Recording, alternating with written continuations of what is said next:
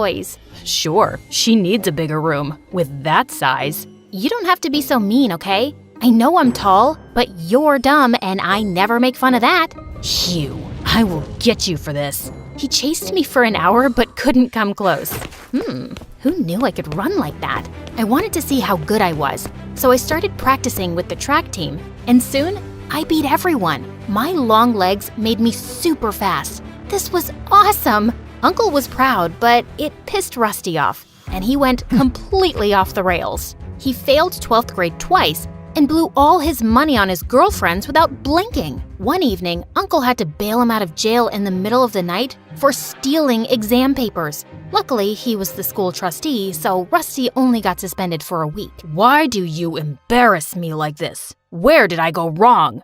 Oh, that's easy. You got her at home, and you forgot about your son. That's not true. Uncle loves you just as he loves me. Don't act like you're part of this family, and never interrupt me again. Enough! Uncle and Rusty had a huge fight that night, and a week later, Rusty went to London to finish college. I never saw him again, and he hardly called home. I didn't miss him much, but Uncle did, and it made me sad to see him unhappy. Things went back to normal in a few years. At 17, I was a whopping 6 feet and the tallest girl in school. People would stare at me all the time and say the weirdest things. Can you even hear me up there? Or should I scream? Wow, where do you buy your clothes from? The tent shop? All my clothes are limited edition, and that makes me unique, while you're just so common. I didn't let anyone talk me down, but it still bothered me. I wanted to buy cute clothes and wear pretty shoes, but nothing fit me. One time in the mall, I was window shopping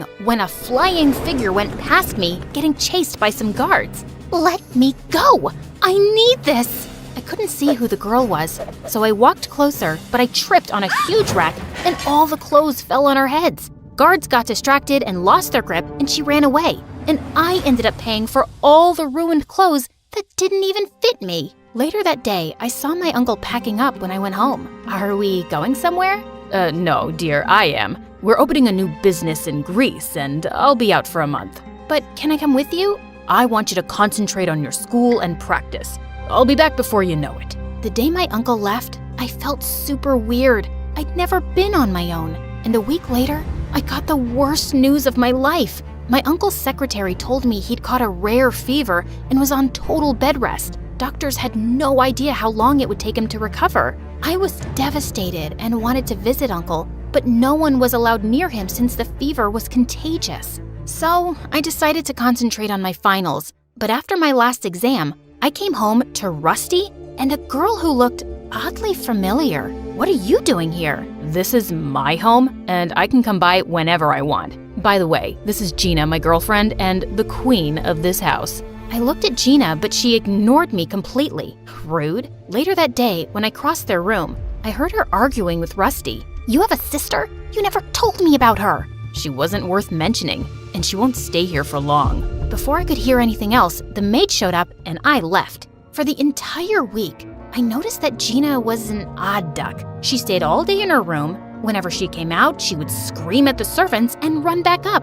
One time, I was in my room when Gina walked in. Empty your room. I need more closet space. You can't just walk in here and ask me to do stuff. Get it? Suddenly, she started screaming for Rusty. And that's when it hit me. She was the same girl from the mall. Wait a minute. I know you. You're... What is it, darling? I thought you were rich, but my room here is smaller than my bathroom. I need more space, so move her. I'm not going anywhere. You are, and you will. Or you can pack your bags and get out. Your choice. What? You can't do that. Now that Dad's not here, I'm your legal guardian. So, if you want to keep running or going to school, stop bugging me and get moving. Ugh, so annoying.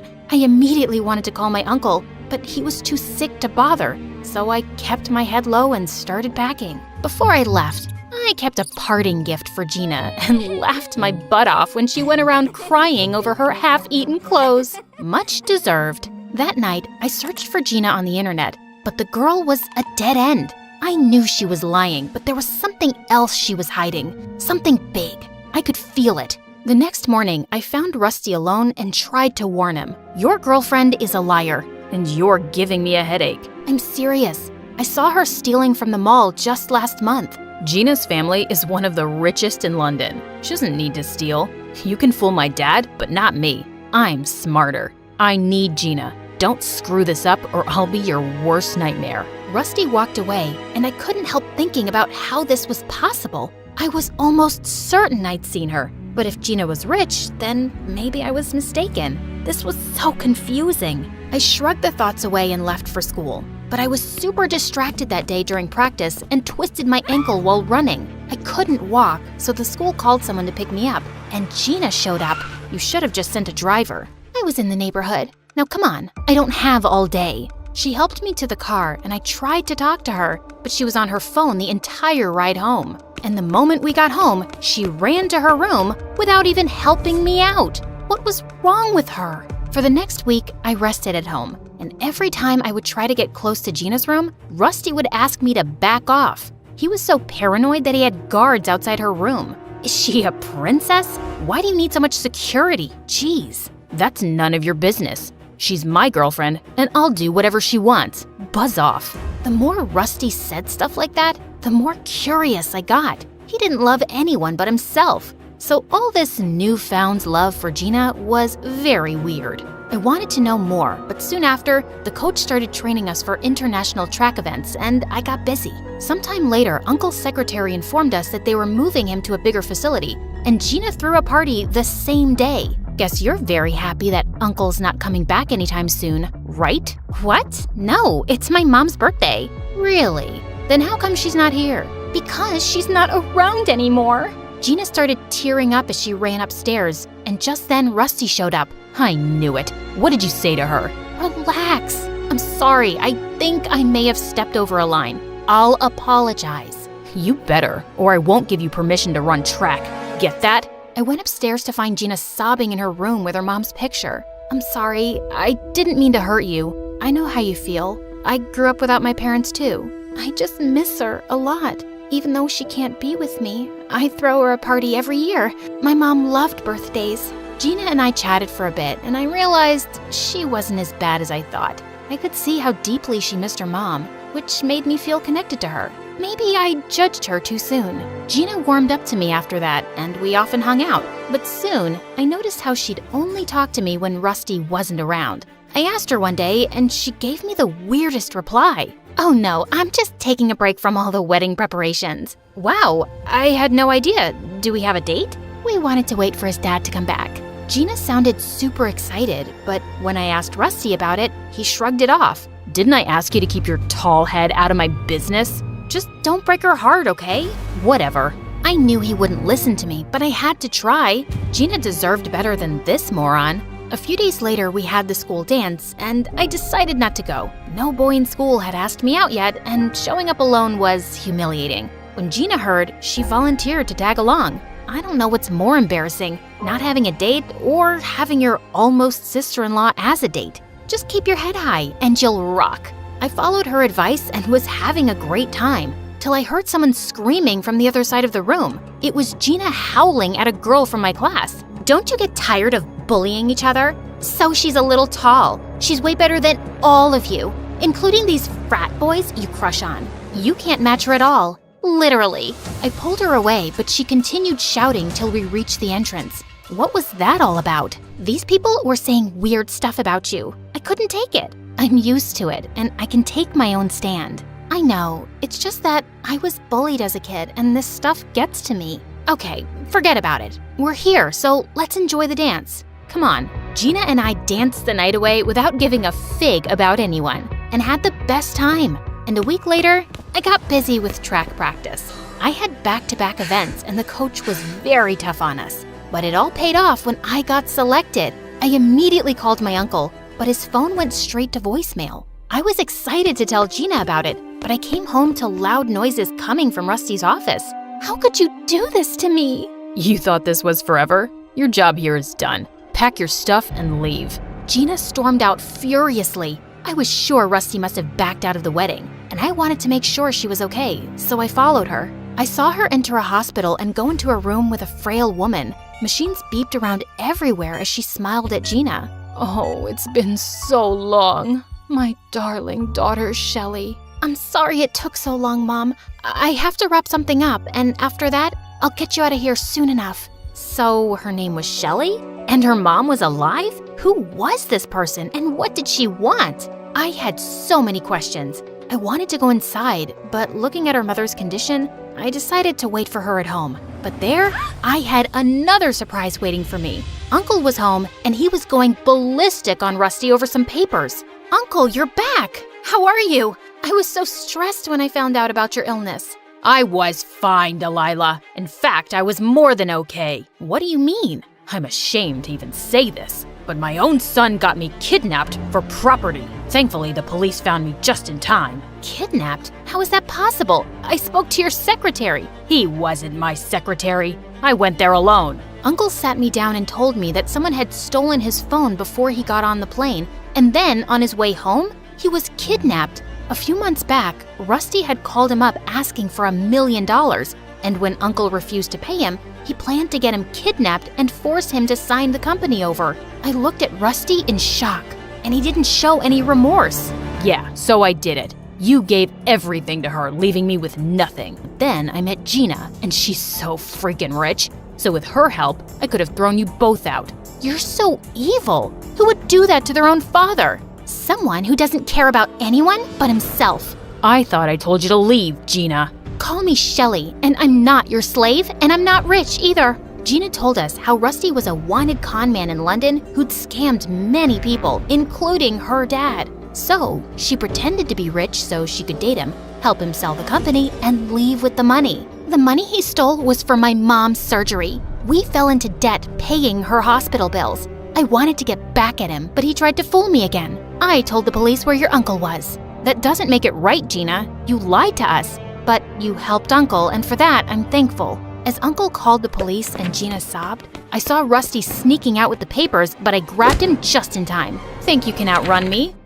You wish. Rusty got arrested for kidnapping and embezzlement. Gina got called in for questioning and received a 6-month sentence for helping Rusty, after which we paid her mother's treatment and even compensated other people Rusty had conned. Soon, it was time to leave for my international track events, and my uncle came to drop me off. Make me proud.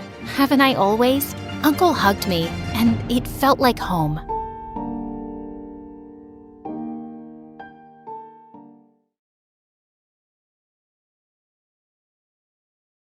I never knew why, but I always seemed to annoy my parents.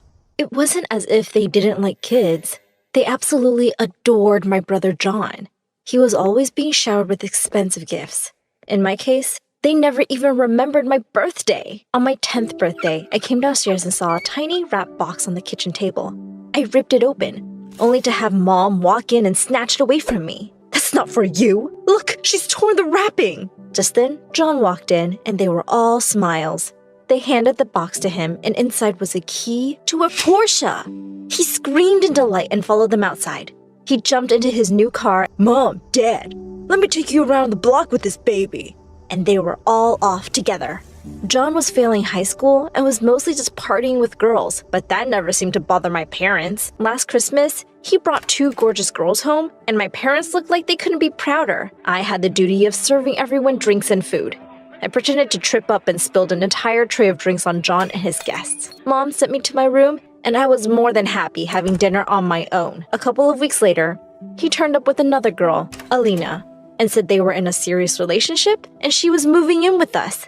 I wasn't even allowed to have friends over to study with. If I ever wanted to ask someone, Mom would say, "Are you too stupid to do your work on your own?" And here my parents were, welcoming Alina with open arms. To my horror, I heard Mom say, "Oh, John probably doesn't have enough closet space. Why don't you put your things in Gwen's closet? She can put her clothes under her bed." As I started cleaning out my closet, I said, "You know, this is Whisker's favorite sleeping spot. I hope he doesn't scratch all your pretty clothes." Alina shrieked, picked up all her dresses, and ran off. Later that year, my brother and his dumb girlfriend became proud parents to little Mike. My parents practically sobbed with joy at being grandparents, and I became the official babysitter. Anytime they were heading out to a party, they'd dump the baby on me and tell me they'd be late, which usually meant I'd be staying up till 2, trying to juggle schoolwork and diapers. To make matters worse, Alina was a mess. Mom ordered me to do everything she asked, and she had me running around constantly because, as she said, taking care of little Mikey is so exhausting. One time, she sent me to get her favorite Chinese takeout, and suddenly the paper bag ripped and all the food boxes fell out. I stood there staring at the mess for a minute, and then I just scooped up the noodles from the pavement and put them right back in the box. She didn't have to know. She popped into my room one day to try on one of her designer dresses, and she started crying when she couldn't get the zipper up because she'd gotten so fat. I helped her out of it, but inside, I felt so happy. Served her right for stuffing her face all day. One day, while Alina was taking one of her many naps, I was watching over Mike, and he just wouldn't stop crying. John barged into my room and snatched him from me. Seriously, why are you so useless? You can't even get a baby to be quiet. That was it. I was done with the thankless job and these selfish people. I decided that things had to change now. Anytime they tried to leave Mike with me, I would say I was too busy with exams and projects and lock myself in my room. I started having my friends over too. One time, while a friend called Stella and I were working on a project, Mom walked in and said rudely, "It's getting late. It's time for Stella to go home." I took Stella's hand and walked up to my room, slammed the door, and started playing loud music. And guess what? My parents said they'd had enough of me. They sent me off to live with one of my aunts. She was in her late 20s. I thought anywhere was better than my house, and I was almost looking forward to it. But I was so wrong. My aunt's ex-husband had been in the army, and I guess that's where she got her military discipline from. She had stupid rules for everything. I turned up for dinner 2 minutes later than 8 on the first night, and she said I could only eat salad. She had a list of chores I had to manage with school every day. I had to obey her rules, otherwise I'd be homeless. The only good thing about being there was that her stepson, Paul, lived with her. He was just a couple of years older than me, and boy was he handsome. He seemed glad to have my company, and we became friends pretty quickly. He would ask me to join his buddies whenever they were over. I totally wanted us to be more than just friends, of course, and it was so exciting to live in the room next to my crush. Stella was over at my place one day, and I told her I'd written a song for Paul. I sang it for her, and she absolutely loved it.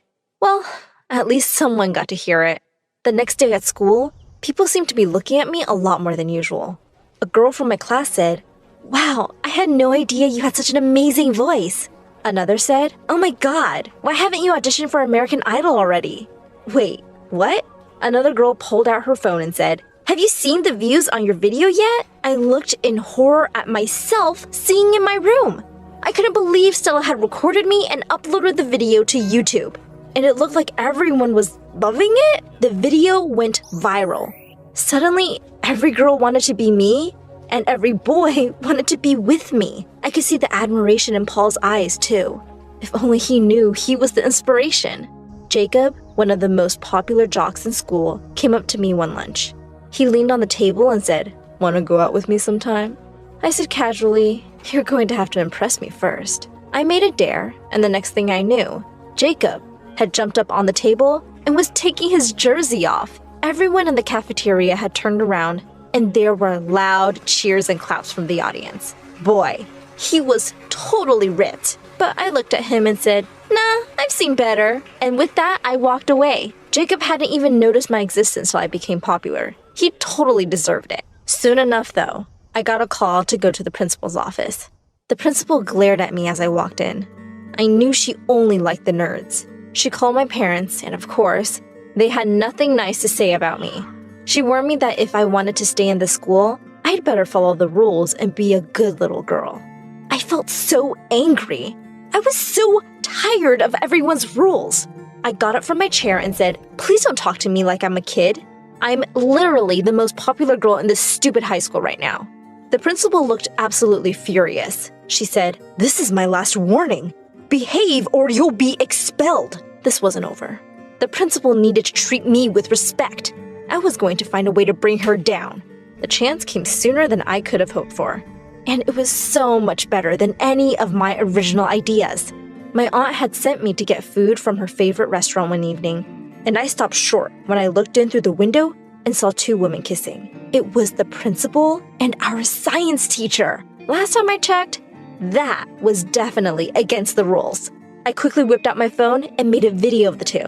That video was an overnight sensation. The principal and the teacher were both forced to quit, and everyone was ecstatic that we were rid of the horrible principal. And I was the one who made it happen. I was crazy popular now. One day in the science lab, I caught Alexa staring right at me. She smiled at me when our eyes met. Alexa was really popular. The lab instructor told us to pair up, and she quickly came to my side. We became friends and started hanging out a lot. At one of her parties, I told her she looked really good, and she blushed. She took my hand and led me to the dance floor. I could tell she was really into me, and to my shock, I realized that I might be a little into her too. I invited her to my aunt's one day. Paul and some of his friends were watching the game and asked us to join them. My aunt walked in with some snacks, and she instantly seemed to warm up to Alexa. I had never seen her look so affectionately at anyone. Alexa and Paul really seemed to hit it off too. And after a while, I felt a little bit left out of their conversation. Soon after that, Alexa started hanging out with me less, and whenever I'd call, she'd say she was busy. Paul seemed to be home less often too. I wondered if the two were hanging out together without me. One day, when I got home from school, I heard laughter from the lounge. It was Alexa and my aunt. Alexa said, hi, Gwen. I was just here to see Paul. I didn't care if my aunt liked Alexa better. I just couldn't afford to lose Paul. I decided to tell him how I felt about him. The next evening, I texted Paul to meet me in the garden after dinner. He seemed really surprised to see me all dressed up. He said, "Hey, Gwen, what's going on?" I took his hand, looked deeply in his eyes, and said, "I'm just a girl, standing in front of a boy, asking him to love her." I closed my eyes and leaned in to kiss him, but I suddenly felt him gently push me back. Paul looked completely shocked. He slowly said, Gwen, I'm a boy who's into other boys. I thought you would have figured that out. I have a boyfriend, actually. I ran away from the scene as fast as I could. High school was about to end, and I didn't want to live with my aunt anymore. Things were really awkward with Paul since that night. And besides, I was making enough from my YouTube singing videos to afford a small apartment on my own. One afternoon, the doorbell rang, and I was really surprised to see that it was Alina. She'd lost a ton of weight and looked fab. She said she needed my help, so I reluctantly let her in. She said, "Your jerk brother cheated on me." She and John had broken up, and my parents had sent him away to join the army. They were taking care of Mike. Since Alina's parents had stopped talking to her after she got pregnant, she had nowhere to go. She begged me to let her crash at my place till she could figure something out. I could hardly say no to that beautiful face, so I agreed. I thought I'd hate having her around, but I guess not being with my brother made her less of a jerk. In fact, she was going out of her way to cook my favorite meals and kept the house clean. I realized she was really good company.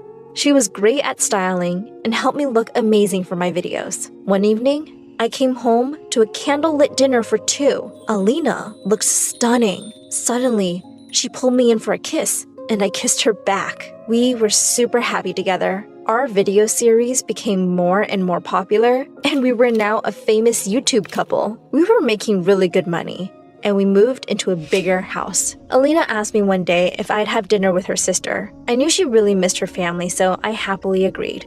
When her sister arrived at our table, I almost fell off my chair. It was Alexa, and she was with someone. It was my aunt. Needless to say, that was one awkward dinner. I just wanted to put the past and these people behind me already. I spoke too soon. Just a few days later, I got a text from my brother saying he wanted to come see us. I was curious about what he wanted, so I invited him over. The next day when he turned up, he looked around the house and said, "Wow, Gwenny, you've done really well for yourself." Just then, Alina walked in and sat down next to me. John looked a bit angry. I said, "Yes, as you can see, I have a much better life than you. I have everything you could possibly want." He forced a smile and said, "Well, yes. So here's the thing. I have a great business plan. I need $100,000 for it, though. Can you lend me the money?"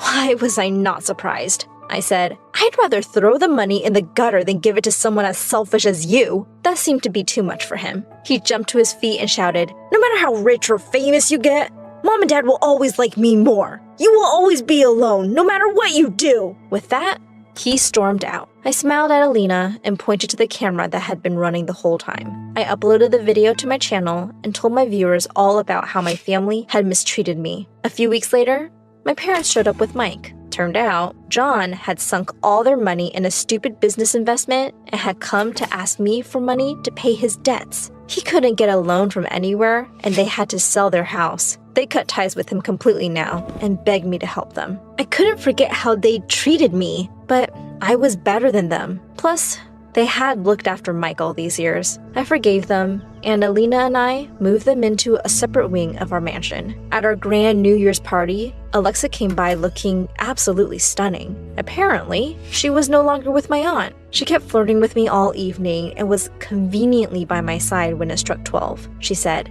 "I guess I'll have to kiss you now." I pushed her aside and walked off. I joined Alina on the balcony and took her hand. I said, "The best thing to happen to me is you." She smiled and said, "My life with you is just perfect." And we kissed under the stars.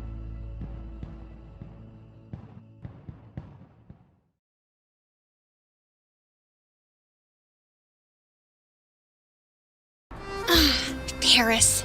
Enchanting, romantic, a place like no other. The city of my dreams. Until now. My name is Ella, and I started my summer vacation in Paris, hauling a backpack and suitcase up 5 flights of stairs because the elevator at the hostel was broken.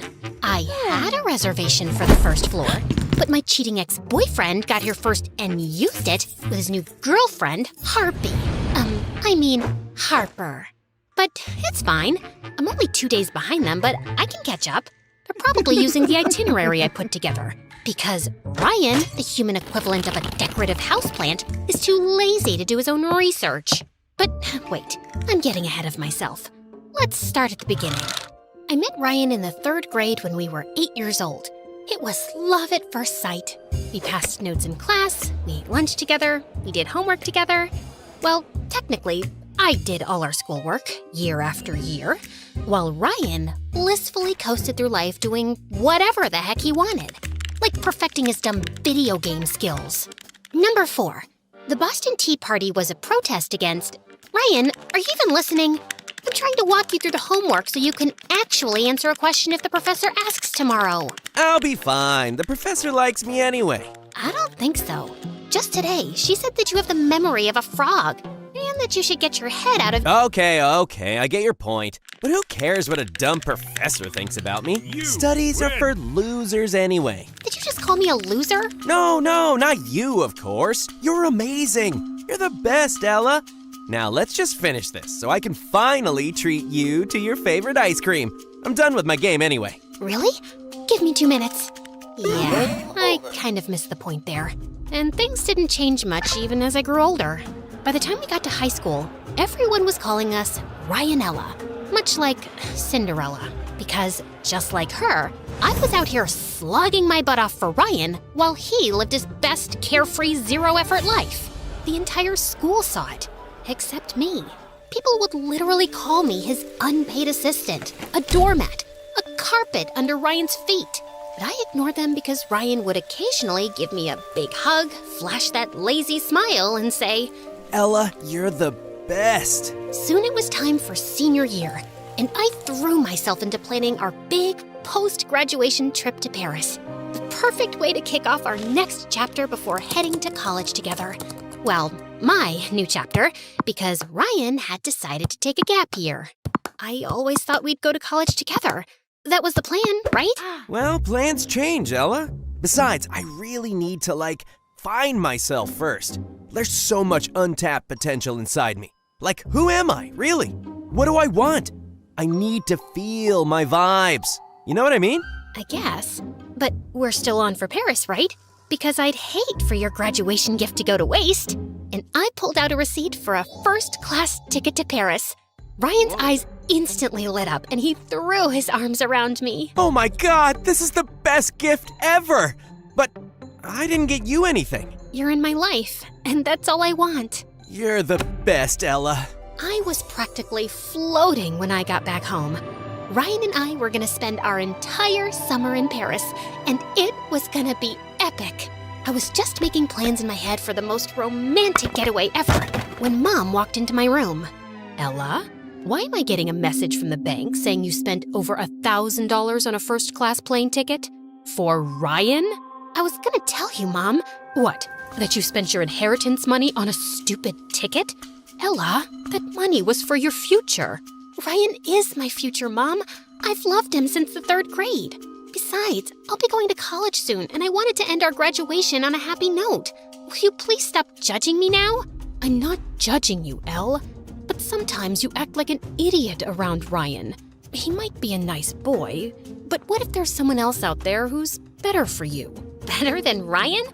That's impossible, Mom. He's the only one in the world for me. Mom didn't argue with me after that. A week later, we had our senior prom. And as expected, Ryan and I were crowned the prom king and queen.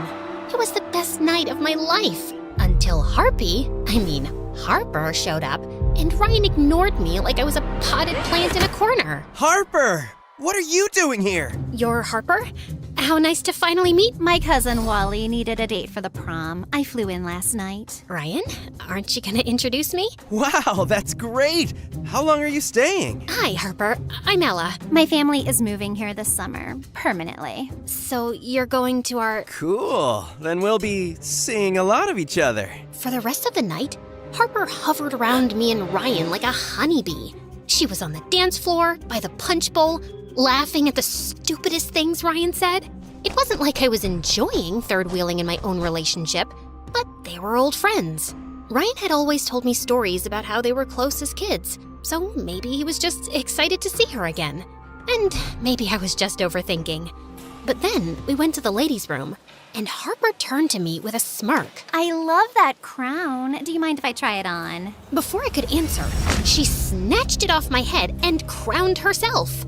For a moment, I fantasized about wrestling her to the ground and taking back what was mine.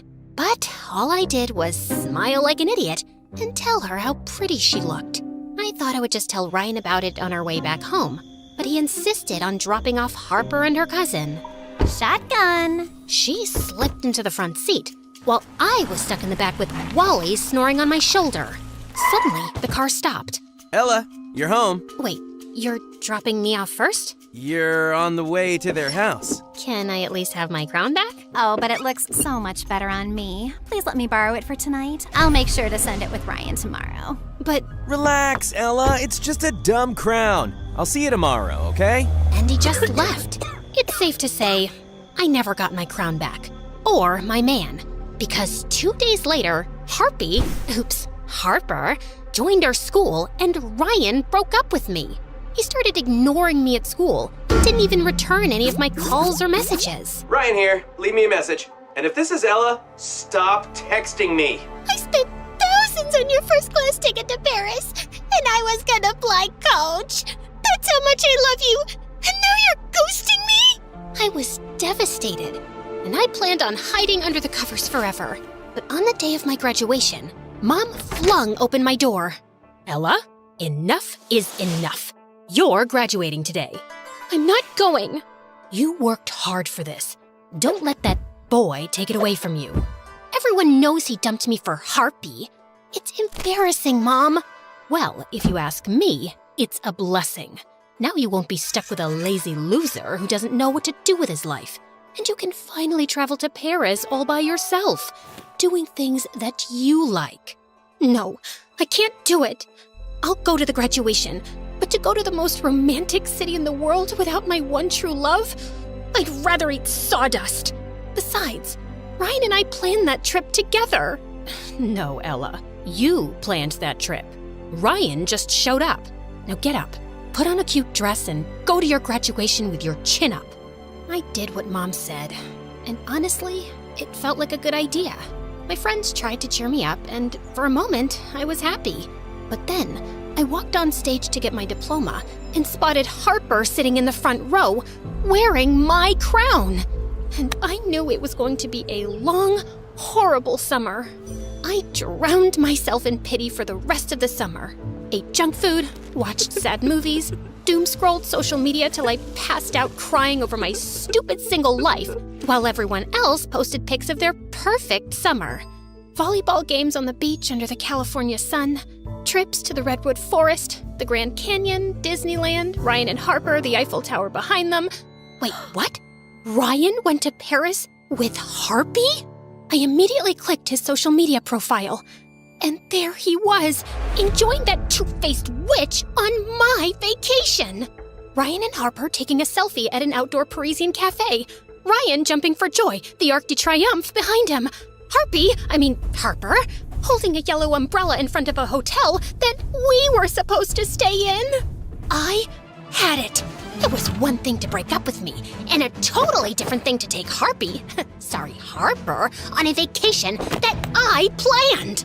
My blood boiled, and I screamed for Mom. Mom, I'm going to Paris! The Paris streets were bustling with life. People walking their dogs, couples chatting in outdoor cafes, everyone dressed in immaculate clothes. This was the Paris of my dreams. But I couldn't enjoy it because I was on a mission to find my cheating ex-boyfriend.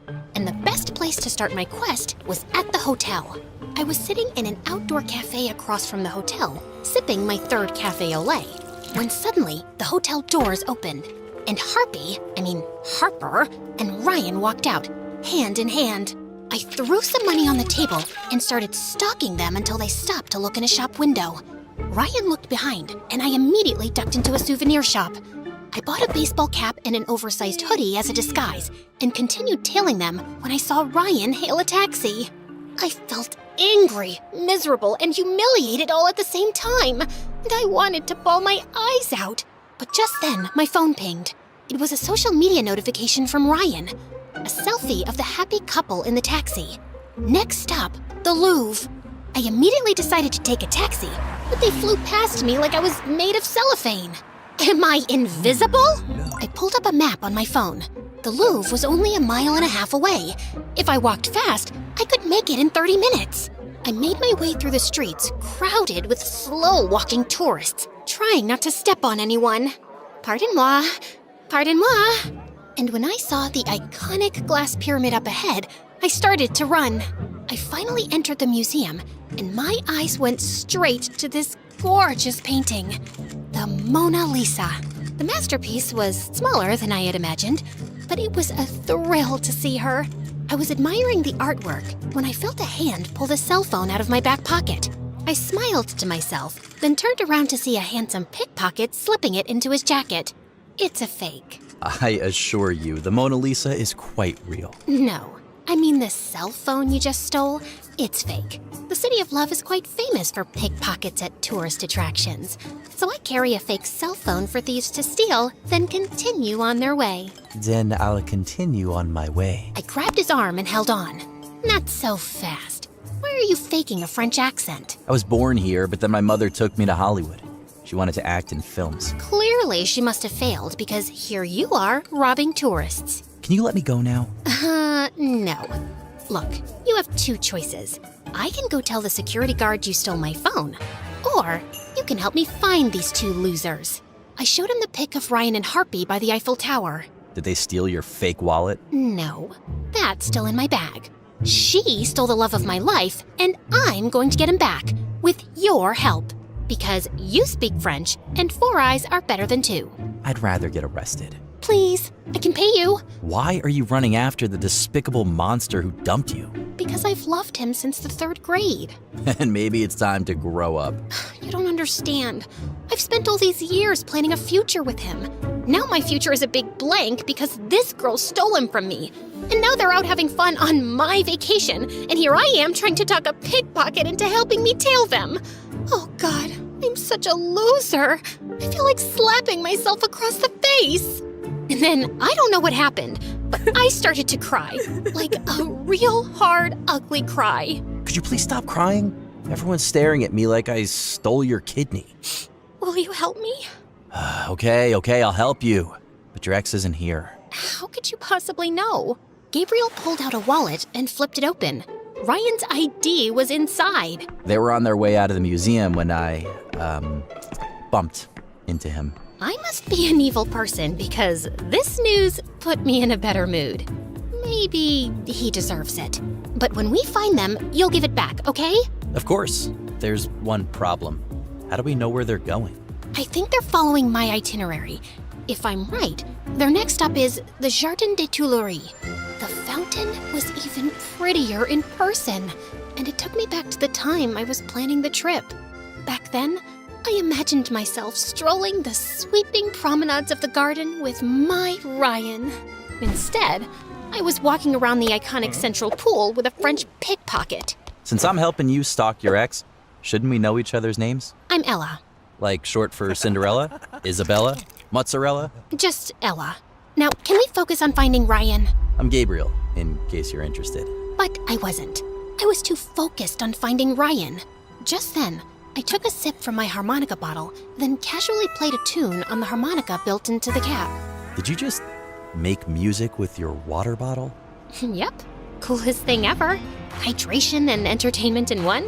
Whoever invented this is a genius. Okay, that's actually impressive. I kind of want one. Oh, are you planning to steal it? Some things are actually worth paying for. Can I try it? Uh-huh. Fine.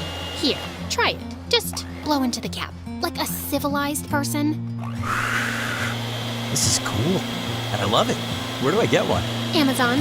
Link's in the description. Now, can you walk a little faster? What's the American saying? Stop to smell the roses? I'm not here to see the sights. I'm here to get my man back. And what will you do when we find him? Punch him in the nose, drop to your knees, and beg him to come back? Kiss me passionately to get him jealous? All of the above? None of the above. I'll simply tell him we were meant to be together. Oh, sure. That should work. He'll come to his senses. I'm hungry.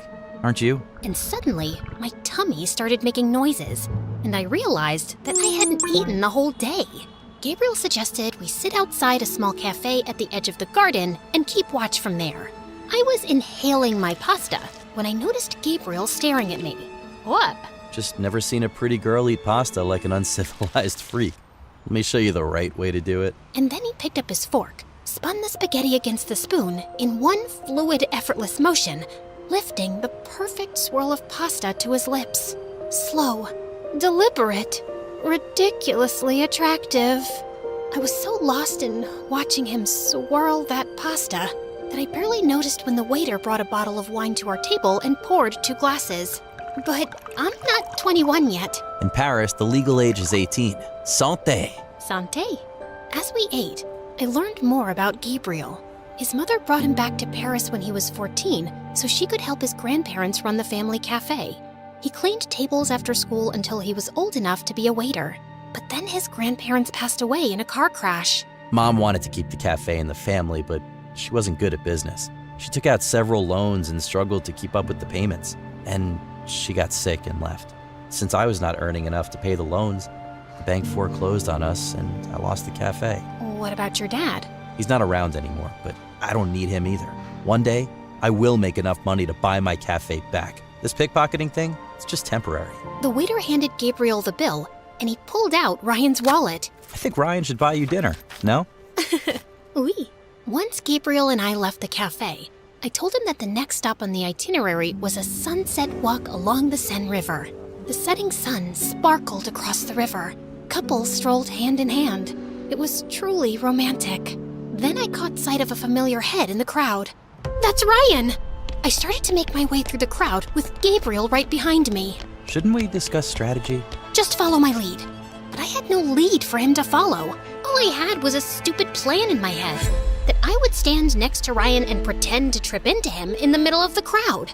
But just as I leaned, Ryan moved away, and instead of dramatically crashing into him, my face planted straight into the pavement. Ella?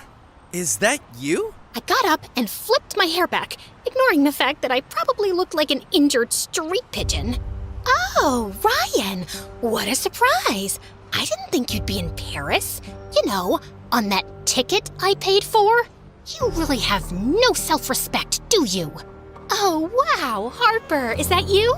I could barely recognize you. I guess the Paris sun has really roasted you alive. Oh, no, wait. Maybe it's not the sun.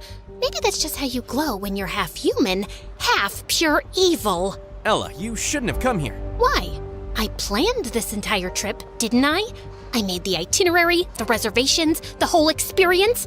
Why shouldn't I be here? And don't worry, I'm not here to stalk you. No, sir. I actually came here with my boyfriend. I turned around to see Gabriel staring at me in shock. I grabbed his arm and pulled him toward me. This is Gabriel, my mi amor, the guy who stole my heart away. Right, sweetie potato? Yeah. Nice to meet you. Wait, you have a boyfriend?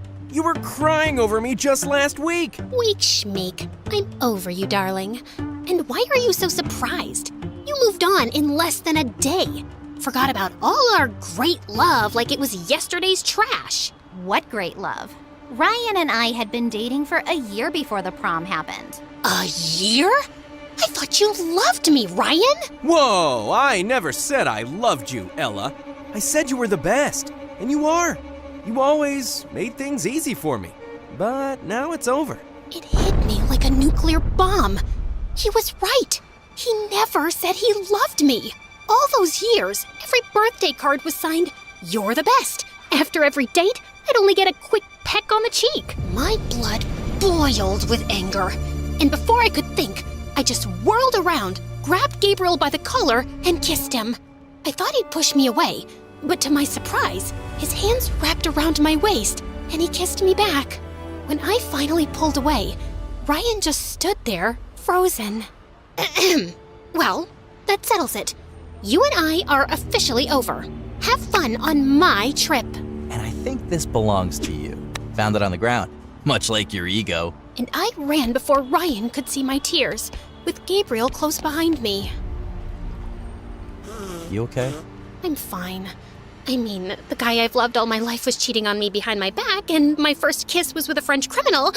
But yeah, I'm totally fine. I'm not a criminal, okay? And what do you mean by first kiss? You and Ryan have never kissed before? Of course we have. Okay, fine. We never kissed. Unless you count an occasional peck on the cheek like some bird pecking its seeds. I guess that makes me a giant loser who's been in denial about everything.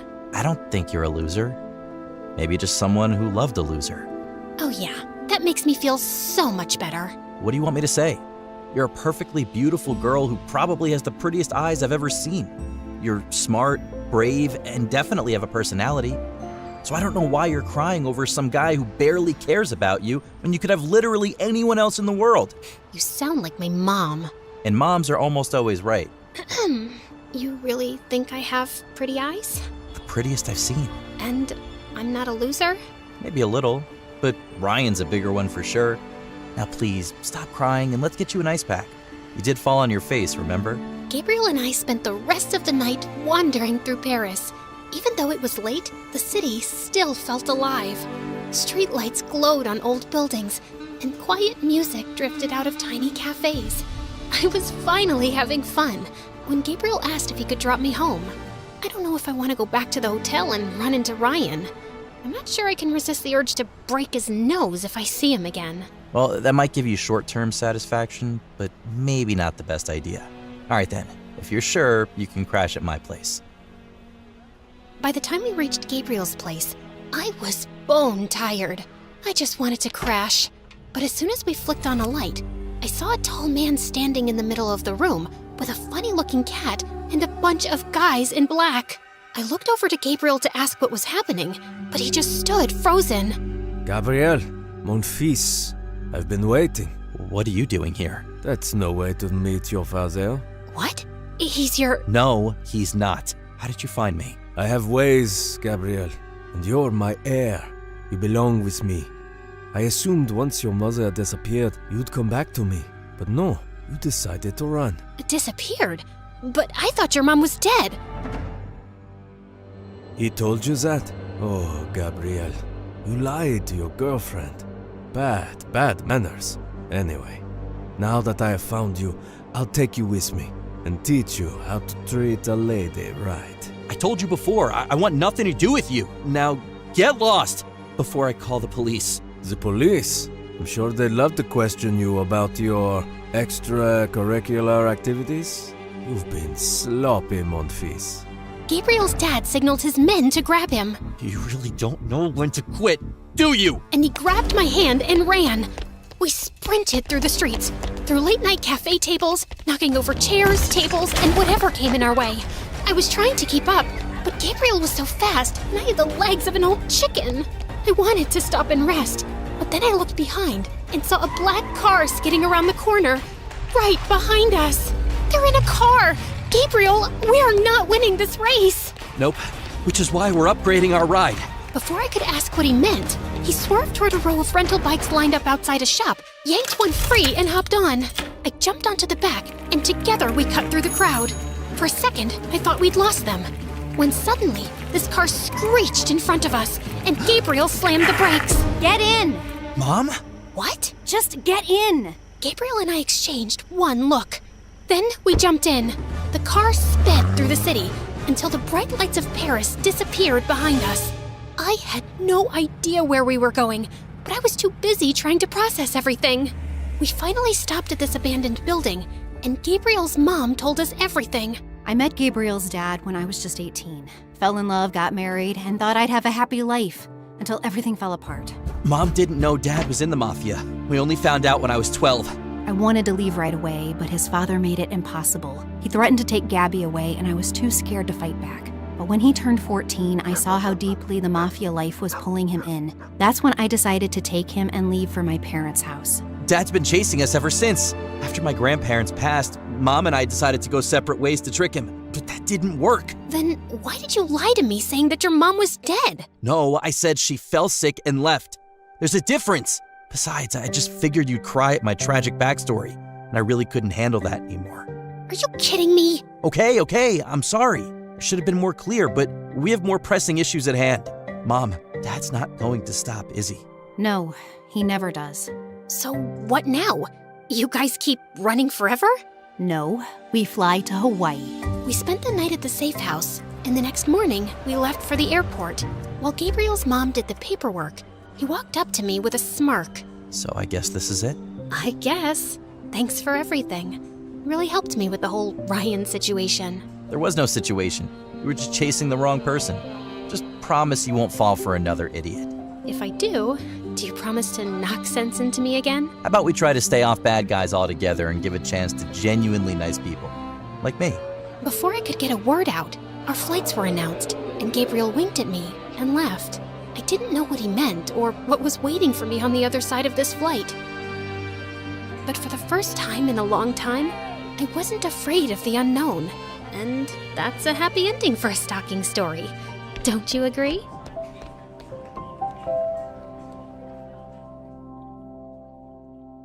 Hey friends, I'm Gabby from LA. Please like and subscribe. I lived in a super posh neighborhood with my rich single mom who always adored me and said I was the prettiest. She even showed me off in front of all her friends. Look at her. Isn't she like an angel? Touch her skin. It's baby soft. It's my daughter's birthday. For God's sake, stop showing off your daughter. But Mom never listened to anyone. As I grew older, Mom just grew more protective of me. Gabby, why are you out in the sun? And get away from these dirty kids. Mom, they're my friends, and we were just playing. Mates, get her inside and give her a shower. Now! Mom was crazy when it came to keeping my beauty safe. Since I was always indoors, I'd just end up watching TV. And it became my favorite thing to do. I loved watching how people acted, and I always tried to imitate them. And my passion for acting grew stronger when I joined the drama club right from first grade. And I was super popular in my class.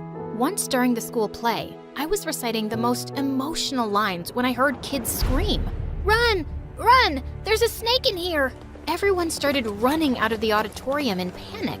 But just then, I spotted a boy from my class hiding in the corner and shivering in fear. I grabbed his hand and we both ran outside. But as soon as we were far enough, he shook my hand and ran away. What a weirdo. His name was Alan, and he was so quiet that I'd never noticed him much. But I saw in the next few days that he always sat alone, and the other kids from class kept picking on him. "Why are you occupying the entire table when you don't have any friends? Get out of here." "Well, I'm his friend and I'm gonna eat with him. You guys go someplace else."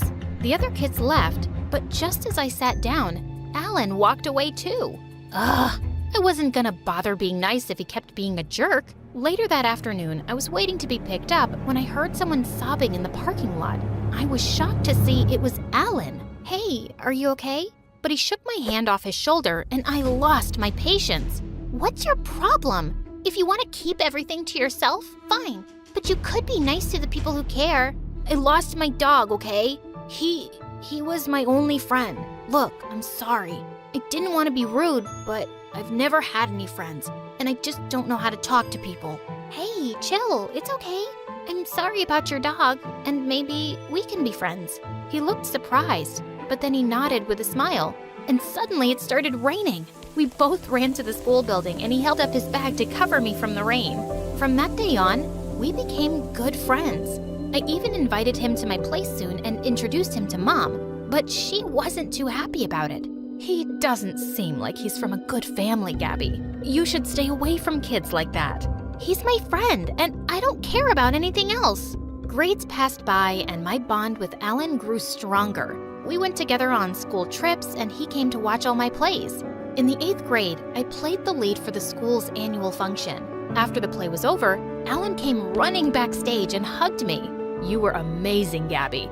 I couldn't take my eyes off you tonight. Here, these are for you. And I wanted to tell you. But before he could finish, a man came running and moved Alan aside. Bravo! Bravo! You are amazing out there, little girl. I can't wait to sign you for my upcoming short film. Short what? The man introduced himself as a big producer and looked so eager to sign me for some big lead role. Just then, Mom came from behind me, screaming in excitement. That's just awesome, Gabby. Say yes. I was too stunned to speak, so I could only nod my head. Then I looked around for Alan, but he was nowhere to be seen. The next day, I waited for him at school, but he didn't show up. But when the driver was taking me back home, I saw Alan walking on the pavement in the rain. I asked the driver to stop the car and ran to him. Are you crazy? Where are you going in this rain? He was hesitant to speak, and I could tell something was up. What is it, Alan? Even yesterday you were going to say something, but then you vanished. I like you, Gabby, okay? I really do. But when I saw you getting the chance to live your dream, I couldn't bring myself to tell you about my feelings. I didn't want to ruin anything. No, Alan, you're not ruining anything. In fact, I like you too. I pulled him close and kissed him gently. And after that day, we started dating. But things took a wild turn when my first short film became a hit. I became a rising star overnight. After that, I had to travel a lot to promote my projects. And the best part was, I could take Alan with me and enjoy these trips like perfect dates with him. One time, I took him to a shoot, and just as some of the reporters were interviewing me, Alan came running in with a box of desserts. Here, I got you these. Suddenly, all the cameras turned to Alan, and he just ran out of there. When the reporters asked who he was, Mom spoke up before me. Oh, he's just an errand boy for my beautiful daughter. Mom! I wanted to tell them the truth, but then I thought of all the unnecessary media attention Alan would get. I decided it was best if they didn't know. But the next morning, Mom woke me up with shocking news. There were pictures of me and Alan kissing all over the newspapers with the caption, "Young millionaire actress dating her errand boy." You're just starting to get a name in Hollywood, Gabby. And you want to spoil it all for this poor boy? There are so many rich actors you can date. Stop it, Mom. Why are you… I don't want to hear anything. Alan's got no class, and I want you to break up with him. Of course I wasn't going to do that. Now that it was already in the news, I was going to date Alan publicly, and Mom just had to accept it. Soon after, it was Alan's 16th birthday, and I had a really important award function the same day. So I decided to take him along with me and introduce him to everyone. It's gonna be so much fun, and I even got this Gucci suit specially made for you. But you know I hate crowds, and all that media attention, I don't think… Oh, come on, Alan. For me, please. Just this time. He agreed, and we both went to the award night together. I could see Alan was really nervous in front of all those cameras, so I held his hand tight. Later, I was posing for a solo shot, but then suddenly, Alan stepped on my dress and I tripped over and fell face flat. Everyone started laughing and clicking pictures, and I felt so embarrassed. On our way back home, Alan apologized to me, But seeing all the memes and posts going viral on social media, I just lost it. Why did you do that, Alan? What? It was an accident. Why are you being so weird about this? Because it's a big deal for me. Right. It's always about you, isn't it, Gabby? You're the superstar, but what about me? I'm a person with feelings too. Have you ever thought about me in all of this? Stop it, Alan. I've always thought of you, taking you everywhere with me and getting you the best things so you won't feel left out. But I don't want your money or your grooming or any of that popularity, Gabby. I went everywhere with you because I loved you, not because I enjoyed it. But I can't do this anymore. I want to break up.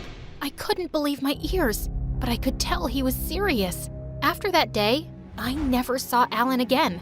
He even left school, and I felt so heartbroken for months. Mom tried to cheer me up by taking me out for parties and movies, but I just kept myself busy with work. And over the years, my career reached amazing heights. On my 22nd birthday, I went on to volunteer in a campaign for orphan kids, when suddenly, one of the kids lost consciousness. Just then, a guy came running and gave him CPR and saved the kid's life. I learned that he was Paxton, a super rich music producer who worked in the film industry. What you did today was really amazing. I'm the one amazed, actually. It's the first time I'm seeing a rich actress volunteer for a campaign without any cameras. Well, it just makes me happy. I'm sure that's why you're here too. He smiled and we got talking, and he seems like a really genuine guy. A few days later, I was working on my next movie when I learned that Paxton was the one producing music for it, and I was super excited to work with him. We often met on sets, and I loved hanging out with him. We became really close in no time, and even Mom could see it. I guess someone's in love. Oh, come on, Mom, we're just good friends. But Mom wasn't one to give up so easily. The next morning, Paxton was at my door because Mom invited him over for breakfast. We were having a good time until Mom showed him all of my embarrassing childhood photos, and I felt really awkward. No, please, stop it, Mom. You look really cute in all of these. His words always gave me butterflies, and soon after that, we even started dating. Then one night after our movie premiere, Paxton took me out and proposed to me. I was shocked because it all felt too soon. But Paxton treated me like a princess, and he was just perfect. So I said yes, and we got engaged. Then a few days later, I had a shoot in a public place, and just as I got down from my van, a crazy fan came and held me from behind. I tried to get rid of him, but just then someone came forward and punched him. As he pulled me to the side, I saw that it was Alan. The security guards took the crazy fan away, and Alan made me sit down. Are you okay? Did he hurt you anywhere? No, I'm all right. But what are you doing here? It's been 6 years, I know. And I'm here because I'm the CEO of this company. He was the freaking CEO? Later, when my shoot was over, he took me to a cafe and told me how he'd developed an app soon after high school and worked his way to build this company. I'm really proud of you, Alan. You made it so big. Yeah, your mom was a big motivation in it. My mom? The day our pictures were posted in the newspaper, I came to check up on you.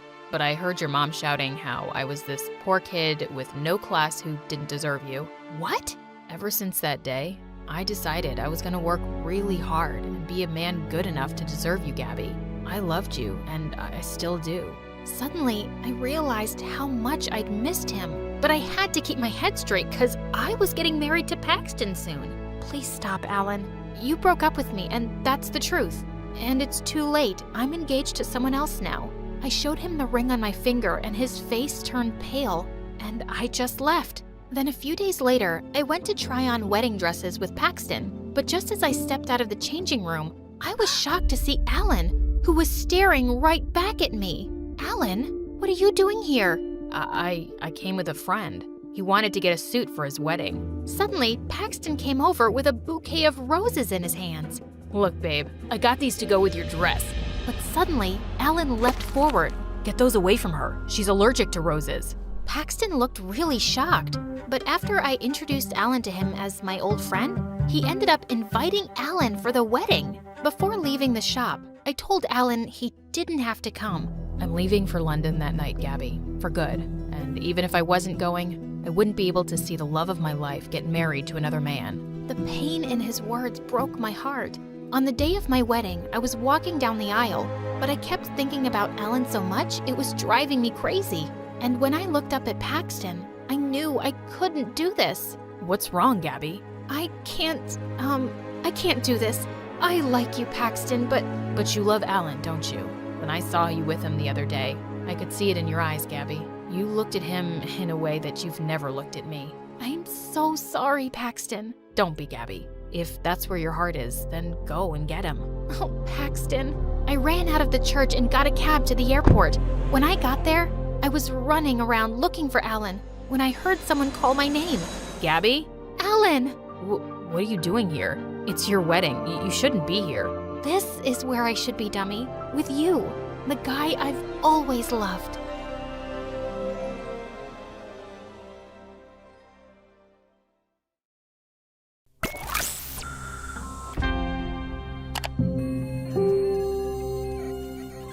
Hi, my name is Julie, and this is the story of how I created computer clones of myself and my classmates that almost destroyed our town. I grew up in Kansas, in a small, boring town where gossip and growing corn were the main activities. I couldn't wait to get away, so from the age of 6, I was obsessed with going on my mom's computer to escape from my dull world. Mostly playing video games. But my sister Kiki, who was 2 years older, seemed perfectly comfortable and content in our town. She had her one close friend, and they spent most of their time cheering on the high school football team, even if the players didn't even know she existed. As I got older, my online community of friends was growing. We'd swap cheat codes, innocent hacking tips, and programming shortcuts. I was becoming a computer whiz. When I was 12, Mom gifted me the new computer I'd been begging for. I was ecstatic. She even gave Kiki a school football jersey signed by all the players. But wait, why was she randomly giving us gifts? Dad and I have some difficult news. You can't get a divorce. It would be such a bad look for our family. Wow, Kiki. So nice of you to be concerned about our parents' marriage. Well, good news, that's not the news. The thing is, we have to move to the city for my job. But I'll be making more money, yay! That's why we got you those generous gifts. Are you kidding me? You're bribing us so we won't be livid that you're completely changing our lives without our consent? Kiki was fuming, but I was silently beaming with joy.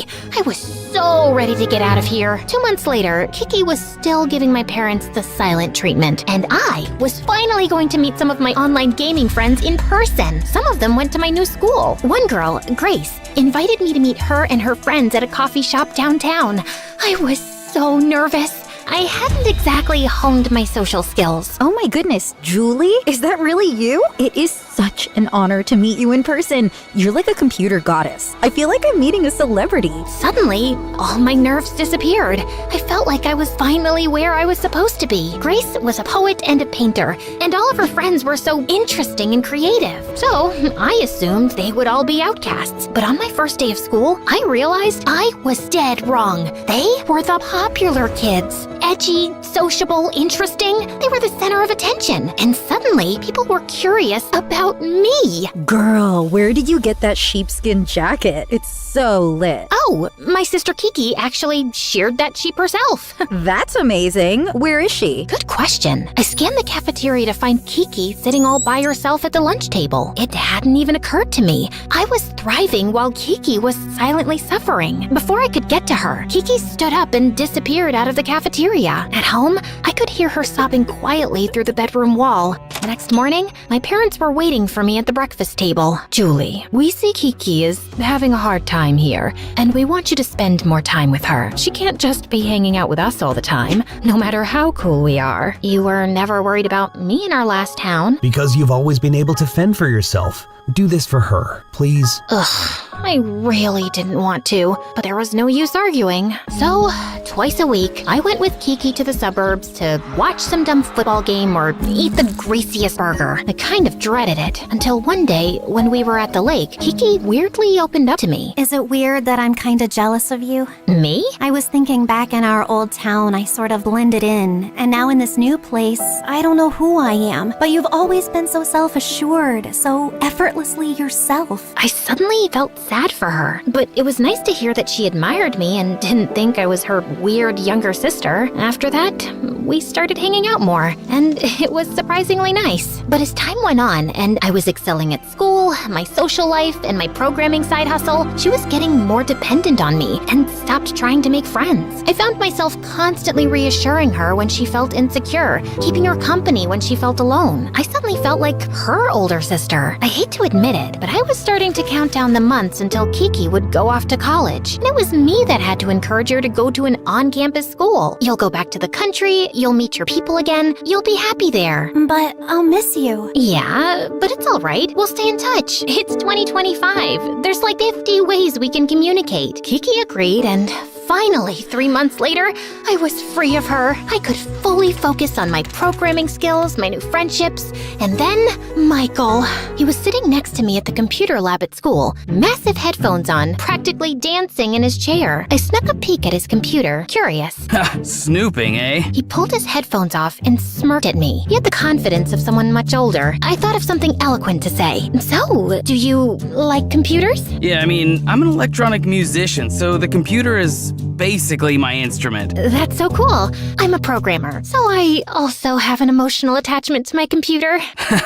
Okay, I didn't say that. Michael and I chatted, and we had so much in common. We'd meet in the computer lab every day, and soon we started hanging out after school. I was smitten. The only problem was Kiki. Every time Michael and I would hang out, I would get a barrage of texts from Kiki begging me to call her or save her from some awkward situation. Sometimes I ignored her, but I could tell Michael was getting weird about it. That Kiki texting you again? Or some mystery suitor? Nope, just my sister. I called Kiki. I was sick of her antics. You have got to stop blowing up my phone. My boyfriend is starting not to trust me. Well, then you shouldn't be with him. How would you know? You've never had one. I'm sorry, that was mean. I'm sorry I'm bothering you so much. I'm just having a hard time making friends. Everyone knows each other already, but I see that I'm just a burden on you, so I'll leave you alone. Click. She hung up. I felt really bad. She needed me, and I wanted to be there for her, but it was just so energy draining. If only... How is your sister doing? Terrible! But then I had a crazy idea. I would make a bot version of myself to keep chatting with Kiki. An even better version. All I had to do was build a program, enter my browsing data, chats, photos, everything and anything about me, plus a couple of keywords I wanted my avatar to embody. I didn't tell anyone what I was working on, especially Michael. But a week later, it was done. I watched as my bot sent its first message to Kiki. Hey, normal, lonely sister. Sorry for the silence. No text. You got this, girl boss. Okay, whoa. The bot was not ready. I texted Kiki to do damage control. Oh my gosh, so sorry. That was a voice message my phone misinterpreted. What I meant to say was, hey, it's normal to be lonely, sis. And I'm sorry for the text silence. You're a great girl because you've got so much to offer. Ugh, I was honestly just making it worse. Now I sounded like a robot. So I reprogrammed the AI until it came up with something useful. If you want those girls to like you, just ask a lot of questions and build off what they're saying. You can even send me a text during the party if you're feeling weird. Ta-da! This was the AI Julie I was looking for. Patient, kind, and supportive. A version of me I didn't have time to become right now. And finally, I heard back from Kiki. That's actually great advice. Thanks for being there for me. Seriously. I was totally pulling this off. Now, I had plenty of time for my social life and for Michael. But it seemed the more available I was, the more unavailable he was. Hey, babe, do you want to maybe get off your computer and come eat the pizza I ordered for us with all of your favorite toppings? I just lost it. Can you please not interrupt me when I'm working? You know I gotta prep for my gig next week. Okay, it's just that you were asking me to make time for you, and now that I have, but Michael already had his headphones back on. I texted Grace that I was annoyed with Michael, and the next day, things just got way worse. A car alarm has more rhythm than my music? Nice. What are you talking about? That's what you said about my music, for everyone to see. He showed me my most recent Instagram post. I did indeed write that, with Michael's song playing in the post. I was mortified. Oh my god, Michael, it wasn't me! Oh, so what? Someone just hacked into your phone and posted that? You're the only person I sent that song to. And then it occurred to me, I was the only one with this song. Well, me and my AI. And that's when I realized she must have gone rogue. I'm so sorry, but I can explain. I sort of created a program that created an AI replica of me to keep communicating with my sister so I could devote all of my attention to you. And my bot must have known I was mad at you and tried to get vengeance. I swear it wasn't me. I don't believe you. Show me. I needed Michael to forgive me, so I did. Honestly, I'm kinda impressed. But you need to go online right now and tell everyone it's a joke and fix it so it doesn't happen again. Done! And I hate to ask, but I need to get into this music school. Do you think you'd be able to create an AI version of me just to write my college admissions essay? I mean, I didn't want my tech to get abused, but I didn't want to lose Michael. Okay, but just this once. I just need you to gather all of your data. Texts, music playlists, anything that represents the best version of you. Then I'll add some additional aspirational keywords, like independent thinker, generous. I am generous. I smiled politely, then got to work making Michael his bot. It was much easier this time around, and it just needed a few adjustments until it became the smart, studious version of Michael. When I showed him, he was ecstatic. Julie, you're a genius. Thank you. He kissed me sweetly. I hadn't gotten a kiss from him in weeks. I was beaming, but our kiss was interrupted by my friend Grace. Julie, I know about your bot. Michael told me. What? I didn't. Grace showed me the text from Michael, saying if she needed help getting a job, she should ask Julie to make her an AI avatar. Then it went on to tell her all about my tech and how I used it to reconnect with my sister. Michael, why would you tell her that? I didn't. It must have been my bot. I did program Michael's bot to be generous and helpful, but I guess it took that too literally when he was chatting with Grace. Ugh, these bots are developing a mind of their own. Grace, I can't help you. Oh, no worries. I'll just message Kiki right now and tell her what you've been up to. Wait, fine. What do you need help with? I need a job so I can prove to these Ivy League schools that I have a good work ethic, but no one will hire me. I'm like, are they just threatened by how much money my family has? I couldn't have Kiki knowing. It would ruin everything we built. Fine. I'll make a version of you that is so good at applying to jobs. But after you get a job, you have to delete it. Deal. She gave me a hard drive with all the data that made up Grace. I uploaded it to the program and ta-da, a bot was born. We gave it the task of applying to jobs and I monitored it closely. I had to be very careful with the data I put in. And after that, no more bots. The next day after English class, my teacher called me over. Had she found out my secret? We need to talk about the email you sent me. I had no clue what she was talking about. Then she showed me an email that read, "I'm sorry you felt my English paper was only B-worthy. The truth is, I don't need to be here. I'm smarter than all of this, and I don't care about English anyway. Also, you look tired." Oh no, my AI had gone rogue again. I thought I fixed it. It must have run with the word headstrong. I came clean to her. It wasn't me. It was a rogue robot version of me. I know you're an English teacher, so it might be difficult to understand, but I spent about an hour explaining this to her and showing her. She seemed disappointed, but also a little intrigued. I could suspend you for this, or I could ask for a favor. You're right. I do look tired. I am tired. Can you make me a bot that can grade papers for me? Please. Then this stays between us. Promise. I didn't have a choice, so I agreed. When I was done, I was so ready to delete my tech once and for all and come clean to Kiki until... Guess who's the new face of the post office? Yep, I'm gonna be a mail clerk. You helped me so much. Julie, my essay was amazing. Thank you, babe. Who's ready to talk about indefinite articles? I definitely am. Everyone seemed so happy, like my AI was actually helping. Now that I had the bugs figured out, I checked in with my bot and Kiki and I were really getting along. So I let it exist. Michael was a little distant leading up to the night of the show, but I figured he was just stressed. When the night of the show arrived, the place was packed. I was so proud of him. After his set, I went backstage to congratulate him when Grace came running up to me, fuming. Guess who was just fired from the post office? Yep, my bot was too good at applying to jobs. Her cover letter was so incredible that I couldn't live up to the expectations she set. That's a you problem. Baby, what's wrong? Suddenly, Michael put a loving hand on Grace's shoulder. When she stepped aside, he seemed shocked to find me standing there. Oh my god, Julie? You said you weren't coming. What? I never said that. You texted me. I checked. My bot had said that to Michael. Okay, but that's not an excuse to cheat on me. You said you were sick of my behavior and wanted to take a break. Ugh, I did seem to say that too. I didn't mean that.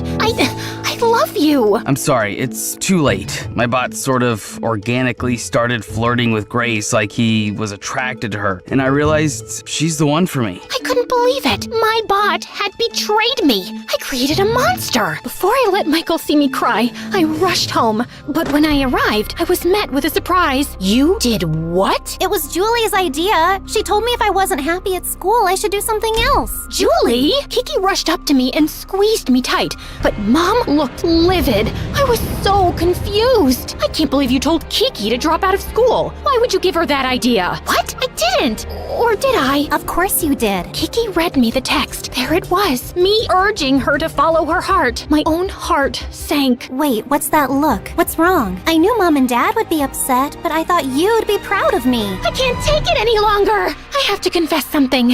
It wasn't me that told you to drop out. I mean, it was a version of me. I sort of created an AI clone of myself so I could chat with you while I was busy with my friends and Michael. I wanted to be there for you. Whoa, seriously? You spent all your energy building a whole new software just so you didn't have to spend your energy actually talking to me? You know what? That's unsurprising. You always saw me as a burden. Kiki, I'm sorry. That's all you have to say?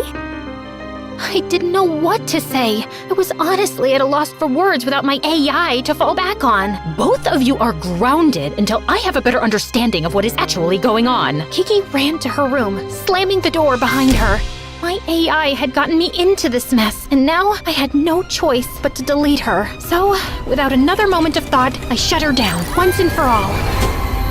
I felt better already. It was the first step to making amends with my sister. But the next morning, I got a text from Kiki. I said I don't want to talk. That's weird. I had never asked her to. A sinking feeling came over me. I checked my phone. My bot had sent a message to her that morning. She'd come back to life. She was unkillable. When I got to school, I felt horrible. My boyfriend and best friend had betrayed me. And then, when the English teacher handed back our assignments, she had failed me. But not just me.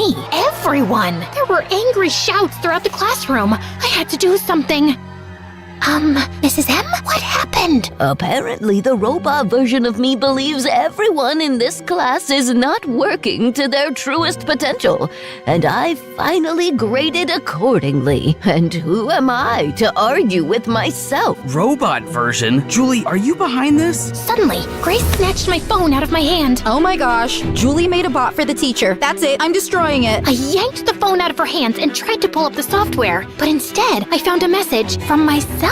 We're not shutting anything down. We're only getting started. Everyone used you, blamed you for trying to help, and then discarded you. It's time to fight back. Suddenly, everyone's phones were blowing up. Julie, you made my bot send the school the wrong essay. I just got rejected from the music conservatory.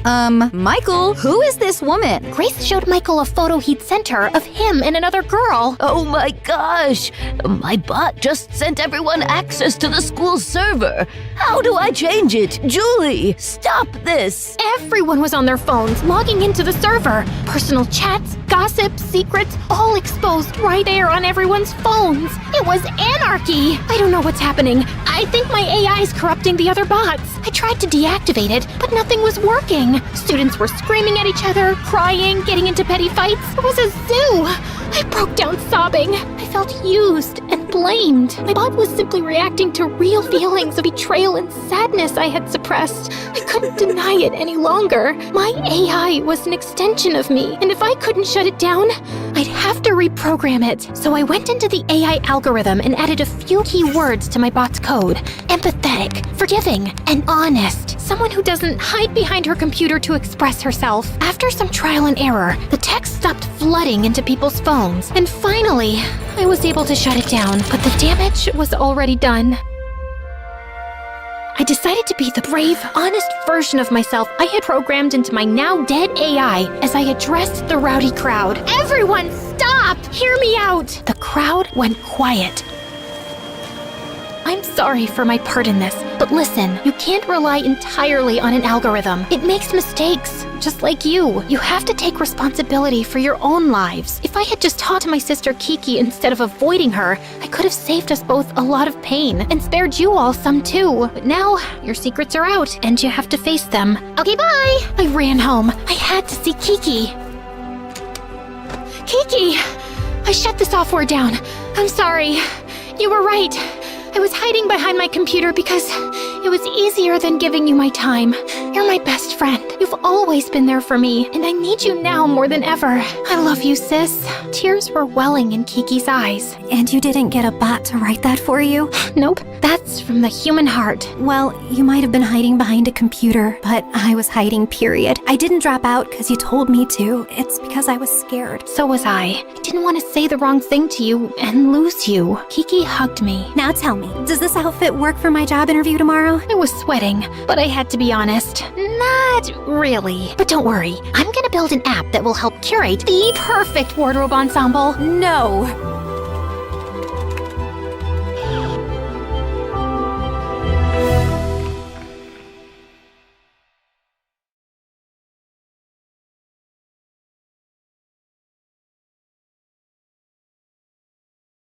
Before I tell you about how I traded in a greasy apron for Lamborghinis, don't forget to like this video and subscribe to our channel. If you do, you'll get a big break in the next week. My story starts out at a glamorous place you may have heard of, McDonald's. This had to be the worst day of my life. 1 week is exactly how long I worked at McDonald's before I had a complete breakdown. I worked 12-hour shifts and never got to take my breaks. It was humiliating. And today I lost that job too, but I had to do something. I had to help my mom pay the bills. I was so angry, I had to vent. So I called my best friend. I told her how Jessica, a classmate from school, had come in for the 10th time that week with an evil look on her face. I had begged Jessica to be nice, explaining that I needed the job to help my mom. She said it was cool, but I had learned that I couldn't take her at her word. When my boss turned around, Jessica took the cup of soda I had handed her and spilled it down her shirt. She screamed and pretended that I did it. Now, my friend was as angry as me, if not more. She told me if I was serious about working, she could hook me up with a job. Her parents were super rich and offered her a job as an assistant at a giant tech company. My friend was desperate to have someone else take it so that she could spend her holidays cruising around Europe. I showed up for the interview in my best outfit. A secretary told me to sit in a crowded room and wait for my name to be called and to help myself to some refreshments. I got a cup of coffee to look mature, but as soon as I turned around, a strict and powerful-looking woman appeared. She asked if I was here for the interview, and I said yes. It must be her interviewing me. I was shaking so hard that I spilled coffee all over her very expensive-looking blouse. A teenager in the corner started laughing hysterically, and the woman turned as red as a tomato and looked like she was about to explode. I tried to play it off and excused myself to the bathroom for a quick break. Well, it was longer than I expected because I accidentally locked myself in there. I freaked out and started crying. I tried to climb over the stall and ended up ripping my dress and messing up all my makeup. I still ran over to do the interview,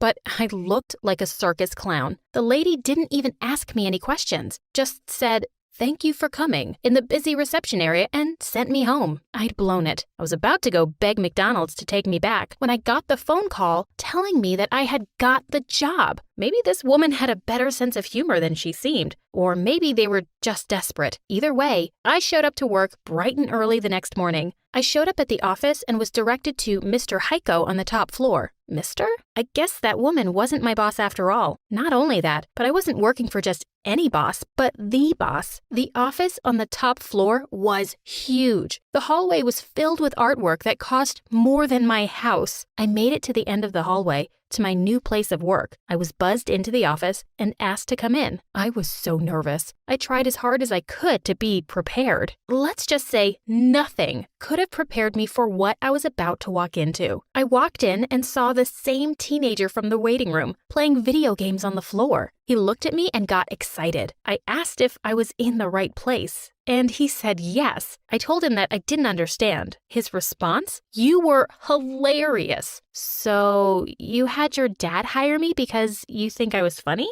He got very insulted. My dad? I built this company. But you're just a kid, I said. A kid? I am 16, and I am a self-made billionaire. See, he explained how he had written the computer code for a super successful app. Now he ran the entire tech company that he started his freshman year of high school. The whole time he spoke, he talked down to me as though I was some kind of idiot. Even if I was at the top of my class and 2 years older, I had to admit that he was a genius. I asked him if he was so smart and great, why had he hired someone like me? He explained that he was in need of an assistant, and I was the only interviewee that didn't bore him to death. He gave me a tour of his office filled with video games, action figures, and soda fountains. But there was one thing that made my blood boil. There was a giant painting of Jessica hanging on the wall. "Oh, that's just a picture of my girlfriend Jessica," he said. "She comes around occasionally. You'll get the chance to meet her." I could feel my face turning red. Just looking at her made me angry. He asked if everything was okay, but before I could answer, he spoke up again. "Well, that concludes the tour. Now for your contract." I picked up the piece of paper and nearly passed out. $50 an hour? I asked. "Oh, sorry. Is that not enough?" he questioned, then picked up a pen and scribbled over the contract and handed it back to me. $85 an hour? That was insane. Crazy enough that I could put up with Jessica even once in a while. Still, the level of insanity was nothing compared to the tasks he needed me to do. For the first few weeks, he literally paid me to play video games and watch movies with him. It would have been great if he wasn't so condescending. Have you ever tried watching a superhero movie with some kid complaining about how inaccurate the science was or how he could do better? It was exhausting. Didn't he have a girlfriend for this? In fact, the only good part of this was that I hardly had to see Jessica. She came by just long enough to insult me, compliment my boss, and ask for expensive gifts. It might sound like a dream job to some of you, but I'm an ambitious person. I wasn't fulfilled, and to top it all off, Jessica got under my skin one day. I was alone in his office, tidying up his video games when Jessica walked in. Without hesitation, she went into his desk and took a few $1,000s from his wallet. I told her that maybe she should ask first, but she just laughed at me. "Wow, from a waitress to a babysitter," she said, looking me up and down. That's it. When he came back, I confronted him over why I was here in the first place. He didn't seem to actually need me to do anything. I told him that I needed to feel like I was actually doing something besides hanging out. He seemed disappointed, but agreed to let me take over some more assistant duties. As my first duty as your assistant, you should probably know that Jessica was taking money from your wallet. Now, any normal person would have at least been upset, but he just acted like it was all normal. In fact, he got super defensive about the entire thing. He told me that's just how relationships work, and I would know about it if I had ever been in love before. Idiot. He might have been some 16-year-old genius that ran a multi-billion-dollar company, but he was a complete idiot when it came to the real world. If he wasn't such a jerk, I would almost feel bad. Almost. I knew that rich kids were sometimes delusional, but even I was surprised by some of my new duties. Like this one time, he sent me to the grocery store for a bag of M&Ms and gave me $100. Another time, he gave me $50 to pick him up a banana from the local market. What's worse is that Jessica encouraged it. She asked him for $500 to pick up milk, and he just gave it to her. When I asked her what kind of milk cost $1,000, she told me it was organic. It was no wonder he had no idea how much groceries cost, with Jessica lying to him for extra money. I could see why she no longer needed to take on summer jobs. What was even crazier was how much the stuff he bought himself cost. His socks alone cost $400 a pair, and he just threw them out when he was done. I asked him why he didn't just wash his clothes, and he said that it was gross to rewear socks or underwear. While these moments were almost comical, his privilege made him very annoying. He didn't understand how people were homeless or stuck with debt. I don't understand why they don't just get a job. He was so arrogant and horrible. He expected everyone to do whatever he wanted just because he threw a few bucks at them. I felt like I did a lot as his assistant, but there were countless people waiting on him day and night. The closer we got, the more I realized he had no idea how to do anything himself. I will never forget the day he asked me to tie his shoes. I kind of laughed. I asked him how he didn't know how to tie his shoes. His response? I don't know. How were you stuck at McDonald's if you were so smart? That was one of the moments when I was about to walk out right then and there. The same day, I applied to about 15 jobs in the area. He pulled me in for a meeting the next day. I thought he was going to apologize for his behavior. Instead, he had told me that he had told all the CEOs of the positions I had applied to not to hire me. I was so upset. He forced me to choose between here or McDonald's. He was so lucky I was desperate for money. He knew he controlled me with it. One day, Jessica came by with a whole stack of papers and whispered something to him. He looked pretty upset but just hugged her and came over to me. He offered me $5,000 to work for a couple of hours on my day off.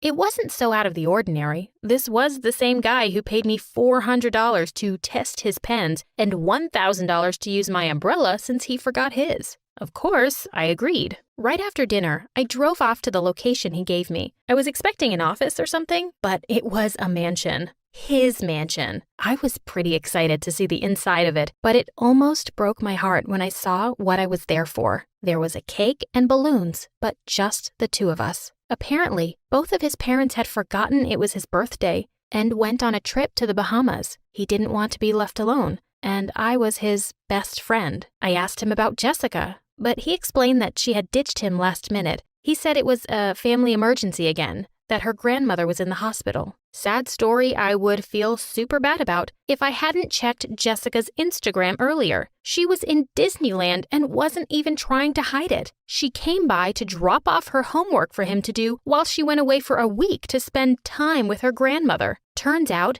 this happened every year. They had never spent a birthday or holiday together. Not only that, but he did all of her homework. I saw how she managed to keep her grades up. I don't know if I made the right decision, but I decided not to show him the photos. He was already sad enough. Instead, I decided that from here on out, we would actually be friends, and I would teach him how to tell when people were using him. Even though I was desperate, I couldn't accept the money he offered me to come that night. It felt wrong, even if I wanted the $5,000. The next day, I showed up with a bag of M&Ms as a belated birthday gift. I apologized that I couldn't afford anything spectacular. He just cried. He really did look so grown up in his fancy suits and expensive cars, but seeing him cry over M&Ms made him look like such a child. I took him under my wing as my little brother. He was just a kid right now and needed my protection. I introduced him to some of my friends so he could interact with people under the age of 65. He was super excited to have something close to friends for the first time in his life, but that also made him very vulnerable. I made sure that he kept his wealth a secret and to hang out with people like a normal kid. He seemed to love it, but everything changed one night. See, he was hanging out with my friends and me when Jessica came back from her grandmother's, aka Disneyland. We were having fun, but after he had set down his phone for an hour, he had 35 missed calls and over 100 texts. Apparently, while he was busy having fun with us, he had forgotten to submit one of her summer assignments. She was livid. Even though I tried to tell him he did nothing wrong, he looked really sad and left early. I was going to ask him about everything the next day at work, but he texted me to not come in. After a week of asking me not to show up, I took matters into my own hands. I walked right up to the office and right in the middle of a fight between him and Jessica. When I walked in, she immediately asked what I was doing there. I thought I told you to fire her. She's a bad influence, she shouted. My boss looked so uncomfortable and said he didn't want to fire me. So she walked out, leaving my boss and me all alone. Again, he sat there and cried. There were a lot of tears over the next few days, and I did whatever I could to comfort him, even when I was off the clock. I made him promise never to take her back because she was using him. He agreed, but then ruined everything in an instant. He leaned in and tried to kiss me. I pushed him away and told him I only thought of him as a little brother. He looked so embarrassed. I let myself out and did not come back. Luckily, I had saved enough money to earn myself a shopping spree. I was out downtown when I saw them. My worst nightmare. He and Jessica were walking along the street, him holding tons of bags from Gucci and her yelling at him. She said how pathetic he was and how she could always do better. I thought about ignoring it, but it was like watching a witch harass my own brother. I ran up to them and yelled at her for being such a jerk. I said how she should consider herself lucky that anyone puts up with her, let alone a great guy like my friend. She told him to defend her, but even I was shocked by what happened next. He told her to leave. She told him that he would regret it and stomped off. She tried to take the Gucci bags from him, but he handed them to me instead. He thanked me again and then did something that kind of irritated me. He handed me a check for $100,000 as a thank you. I ripped it up in front of him. "Don't you get it?" he said. "If you don't want to date me and don't want my money, why are you so nice to me?" "Because you're my best friend." He almost cried right there. I don't think he had ever been that happy before. You would never believe what happened next. He fired me. But it's not what you think at all. See, he decided to help me with my studies, so one day I could join him. I invited him to dinner at my home. Some home cooking would do wonders for him, I'm sure. As happy as I was to see him being a kid, it was quite an ordeal to talk him out of an expensive gift from my mom. He had a long way to go, but he learned. Now, years later, we are 50-50 partners. He is all the brain, and that's where I come in, managing our business. We are the best of both worlds, and our business is thriving.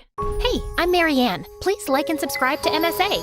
I'm about to share a story about the challenges life has thrown at me. My parents, especially my dad, weren't what some would call expressive and loving. They constantly fought and seemed to spend more time hating each other than anything else. Dad always had the TV blaring. The noise kept me up at night, so I often resorted to sleeping with headphones on. I knew he wasn't a bad person. He just had some annoying habits and seemed to enjoy annoying Mom. Mom was kind. She did her best to be the best mom. She'd surprise me with toys and candies. My favorite place was our treehouse, which Mom built for me. It was my escape. I loved spending time there with my bestie Joy. Marianne, everything will be okay. My mom got me 2 dolls and I want to give you one. Let's grab some ice cream.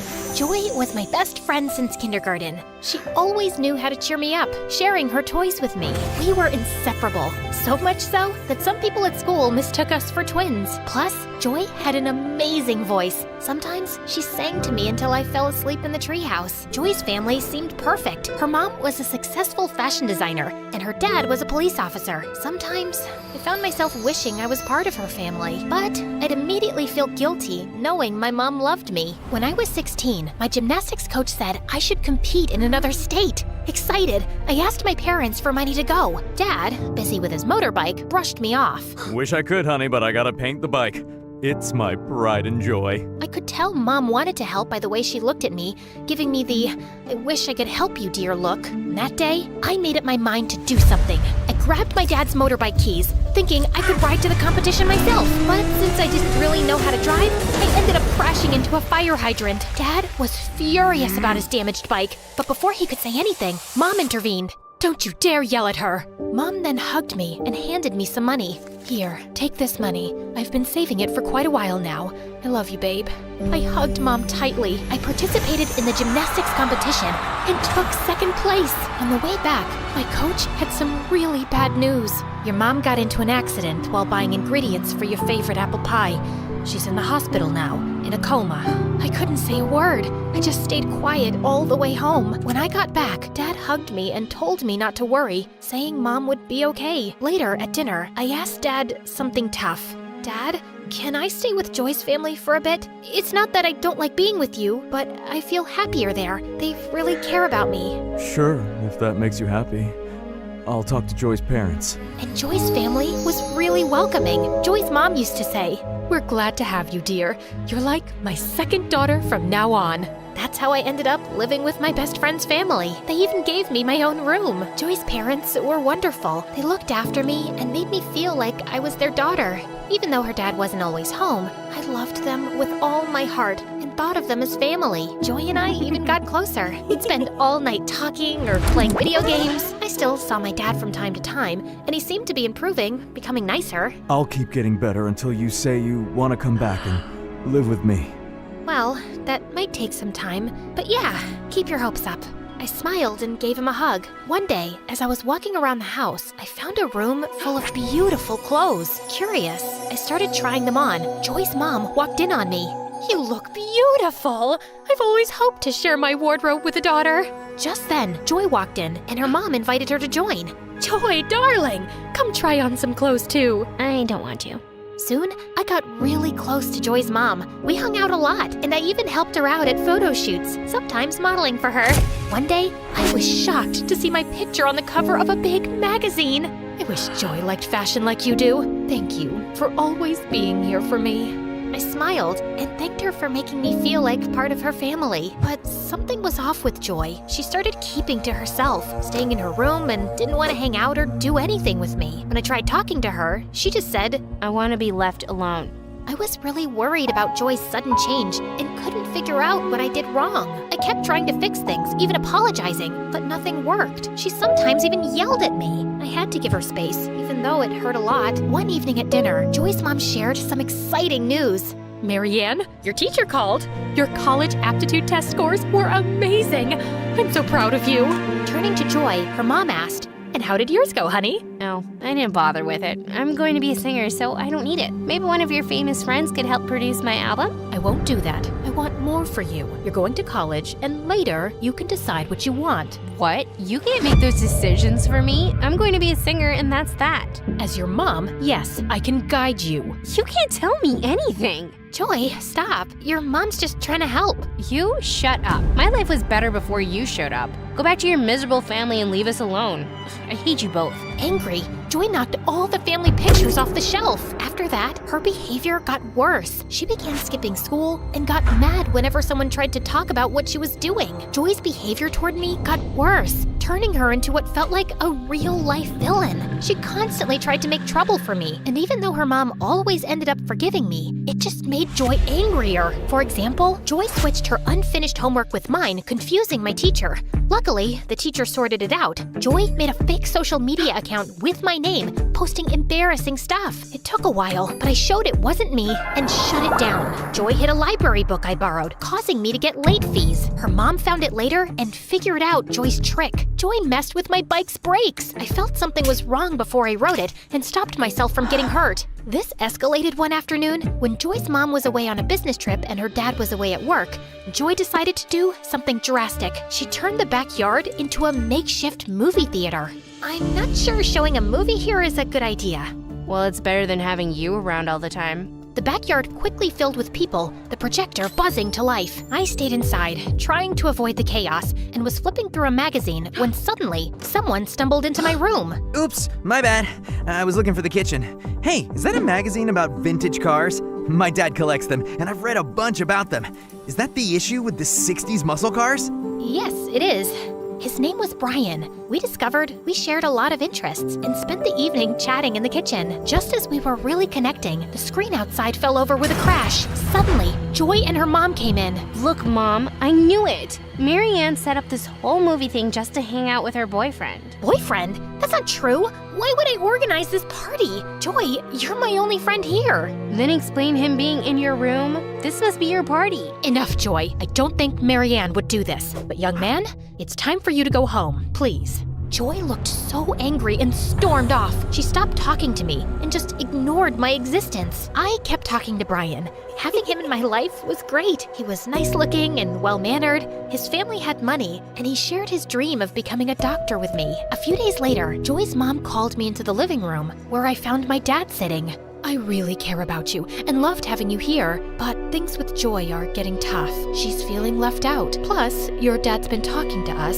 He's made some changes, wants you back, and misses you a lot. The past few months have been really tough without you. I love you and want you to come home. I didn't say much. When I feel a lot, I find it hard to speak, but I managed to say, I'll pack my things. I moved back with Dad, and honestly, things weren't bad. He had really improved, and hanging out with him wasn't bad at all. But I ended up blocking Brian. I didn't have a strong reason to cut him off. I felt like I didn't deserve him and just needed a fresh start. A few months after finishing high school, I couldn't go to college right away. Dad didn't have the money because we had big hospital bills for Mom. So I started working as a pizza delivery person. It was tough, but I never thought about quitting. I worked really hard and finally got into college. I planned to study economics and maybe even start my own business someday. While studying, I took any job I could get. Eventually, I managed to rent a tiny apartment with a view of the city dump. It wasn't much, but it was mine. I could finally study and rest there. Dad even helped me buy a used car for my delivery job. Things were starting to get better. I kept working hard, aiming for success. I often thought about Joy and her parents, and my mom too. I missed them a lot. With exams coming up, I studied all night and worked all day. I felt unstoppable, like nothing could slow me down. But one day, while out on a delivery, I suddenly felt very dizzy, and the next thing I knew, I crashed into a tree. I was rushed to the hospital. Everything hurt, but what pained me the most was my thoughts. Why couldn't things just go right for once? I hugged my pillow and bursted into tears. Then, a young doctor came in, and I was shocked. Brian, is that really you? He recognized me too. I always thought I'd run into the girl who broke my heart again. Feeling embarrassed, I just looked down and stayed quiet as usual. Brian had finished medical school and was now an intern at the hospital. I apologized, and we chatted for a while and swapped phone numbers. Over time, we got closer and started dating. Brian had the kindest heart, and he even helped me with my college fees. One day, I went to the hospital to bring Brian his lunch and decided to visit Mom afterward. I entered her room, and she looked so peaceful, just like an angel. I gently kissed her forehead. Mom, I have to tell you something. I tried to replace you. I was so angry when I felt you gave up on me, so I gave up on you. I was angry at Dad too, even though the poor man was struggling without you. I used to be mad at Joy, but as I got older, I understood her and we made up. I'm friends with her mom now too. I love them, but no love can match yours. Guess what? I found out this morning I'm pregnant. I'm going to surprise Brian tonight on our date. I think he's going to propose, and I'll say yes. Mom, I'm happy, but my happiness isn't complete without you. Tears overwhelmed me, and I laid my head on her hands when suddenly I felt her hands move. Overjoyed, I ran to the doctor like a little kid, shouting, "My mommy is awake! My mommy is awake!"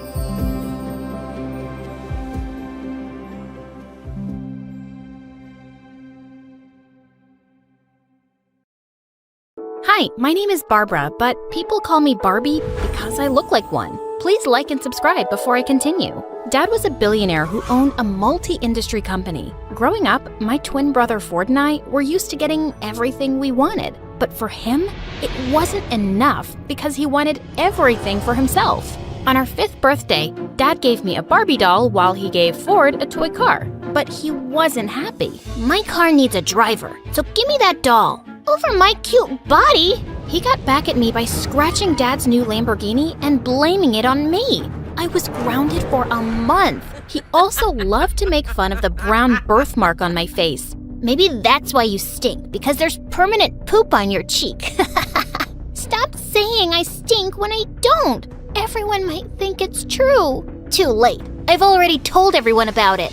I tried complaining to Dad, but he was always too busy to care. But one day in the 5th grade, I discovered a way to cover up my birthmark by using loads of makeup. I told Ford that I had it removed by a doctor, and he was so stupid he actually believed it. He was always a pain in the butt, until he started dating this gold digger Tiffany in high school. He got too busy to annoy me all the time, thank God. In 10th grade, my boyfriend Zach and I decided to celebrate his birthday by going away to Greece for the weekend. We were about to take off in Dad's private jet when suddenly, the pilot came out of the cockpit and said we had a problem. I looked out the window and saw Ford arriving with Tiffany. What are they doing here? We're celebrating our anniversary in Hawaii, so all of you, get out. Breaking news, dummy. I came here first. I don't care. Get lost. You get lost. I was about to push him, but I screamed when Tiffany suddenly pulled me by my hair. The boys tried to stop us as we fought, but we ended up landing in the cockpit and falling on the navigation controls, damaging them completely. As soon as the news reached Dad, he called us both for a meeting in his library. I thought he was gonna kill us, but what he said totally took us by surprise. I'm thinking of leaving my company to someone capable. And obviously, that's me, Dad. This dumb brat spends thousands of dollars on clothes and makeup every single weekend. Hello? You literally buy whatever your girlfriend pouts her lips for. Enough. You're both too dumb and spoiled. I'll give you a month to prove yourself, or I'll leave the company and all my fortune to a stranger instead. Prove ourselves? In what way, Dad? Figure it out, and make me proud for once. It was gonna be tough, but there was no way I'd let Ford win this. The next day, I visited Dad's company's headquarters to study the performance for the past year, and I found out that Dad had been planning to develop a new mall, but he was having a hard time getting approval for its location from the mayor's office. Wait a minute, what if I dated the mayor's son, Leo, so he'd help me win his dad's approval? Leo was a senior in school, and Dad would be impressed if I was dating a smart future politician. There was only one problem: my boyfriend. I needed to get rid of him. The next day at school, we were having lunch together when he suddenly sneezed, and I started crying hard. What's wrong, babe? The way you sneeze, I really hate it. It's giving me a stroke. And the way you breathe, it's so heavy I could hear it from miles away. I've been suffering silently, but I just can't take it anymore. Just work on yourself and maybe we can give it another chance soon, yeah? Are you freaking serious? Goodbye, Zach. For now. He kept throwing tantrums all day, but I ignored him and started working on my current target, Leo. Aside from being a genius, he was also famous for being too serious. I'd never seen him smile. I stalked him and found out that he always stayed in the library. Boring. One day he was sitting alone and I walked up to him and pointed to the thick book beside him. Could you hand me over that physics book? This is a chemistry book. Oh, yeah, sorry, I got confused. Physics and chemistry are similar words. No, they're not. Oh, what's that you're reading? You're into literature too? I love Michael Jackson. Do you know about him? Yeah, of course I do. But I like Shakespeare more. Shakespeare? That's a cool name. Before he could say something, his friend suddenly called him. Just when I thought we were connecting. As Leo walked by, Zach suddenly appeared and pulled me into a corner. Why are you flirting with this guy? I thought our breakup isn't official yet. Don't take it personally. I just need him to help me get his father's approval for my dad's project. And when you win that inheritance, you'll get back with me, right? Sure, whatever. I'll wait for you.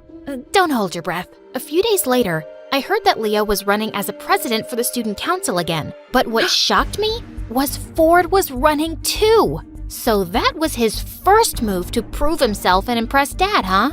And the next day at school, Ford challenged me to run against him. And why would I do that? So we can settle who's better. Obviously, it's me, but I badly want to see you cry. Do you really think I'm that dumb? You never play fair. I told you, she's scared. Since you're begging for it, then fine. See you at the elections. Nice. Any last words? Send my regards to Satan. Oh wait, that's you. And with that, I stormed off. But if Leo was also running, I didn't have any chance to win. He had already won 3 times in the past. I immediately talked to him about this. I also want to run for school president, but with you on the list, I don't think I stand a chance. So you want me to back out? Yeah. Leave it to me this time. Why are you running? Basically, I hate my brother and he's running and I want to beat him myself. But I need your support. And what do I get in return? You can date me, I guess. To my surprise, he smiled at me and said, "Sure." Wait, are you serious? He just winked at me and walked away, leaving my heart fluttering with that smile. I was so confused. It was time to put our names down as candidates the next day, and I was surprised to see Leo was running as my vice president instead. What are you doing? Supporting my girlfriend. So he really was serious about it. I couldn't believe making him fall for me was this easy. I decided I'd wait a few days before I started talking about the mall project so it wouldn't look suspicious. We started hanging out together, and sure, he was serious, but he was also sweet and funny, not boring at all. He even introduced me to a super cool channel on YouTube called My Story Animated, and when I saw their videos, I actually found them exciting and relatable, especially about those billionaire girls. On the weekend, he asked me out on a date, and I said yes. While driving, someone suddenly called him and he turned to me. I was supposed to lead Dad's charity drive at a hospital tomorrow, but they moved it to today, and they need me there. I'm so sorry. Instead of sulking, I smiled and volunteered to come along. Seeing all those sick people who couldn't afford treatment made me realize how lucky I was. And the way Leo talked to these people made my heart melt. Later that night as he drove me home, he suddenly took my hand and kissed it. You must be really tired. I'm fine. Actually, I had a great time. The date isn't over yet. I've got a surprise. He took me to a closed restaurant and revealed that his mom owned it. So, how are we supposed to eat? Watch me. To my surprise, he started working in the kitchen himself and ended up with the most delicious meal ever. I can't believe I'm with someone like you, a goddess. Yeah, I know. Thousands of guys wish to be you, so you're very lucky. My heart went wild when he tucked a strand of hair behind my ear. You're really funny and pretty. I stared back at him and just found myself leaning in closer for a kiss. I felt like I was on cloud 9. It was the least fancy date I'd ever been on, but it was the best time I'd ever had in my life. Soon, we made our relationship official, and Zach wasn't happy. You broke up with me because of him, didn't you? No, Zach, we just didn't work out. I'm sure you can find someone better. You're gonna regret this. Zach was too dumb to do something that could actually ruin me, so I just ignored him. When the election campaign started, Ford and Tiffany were spending Dad's money like crazy.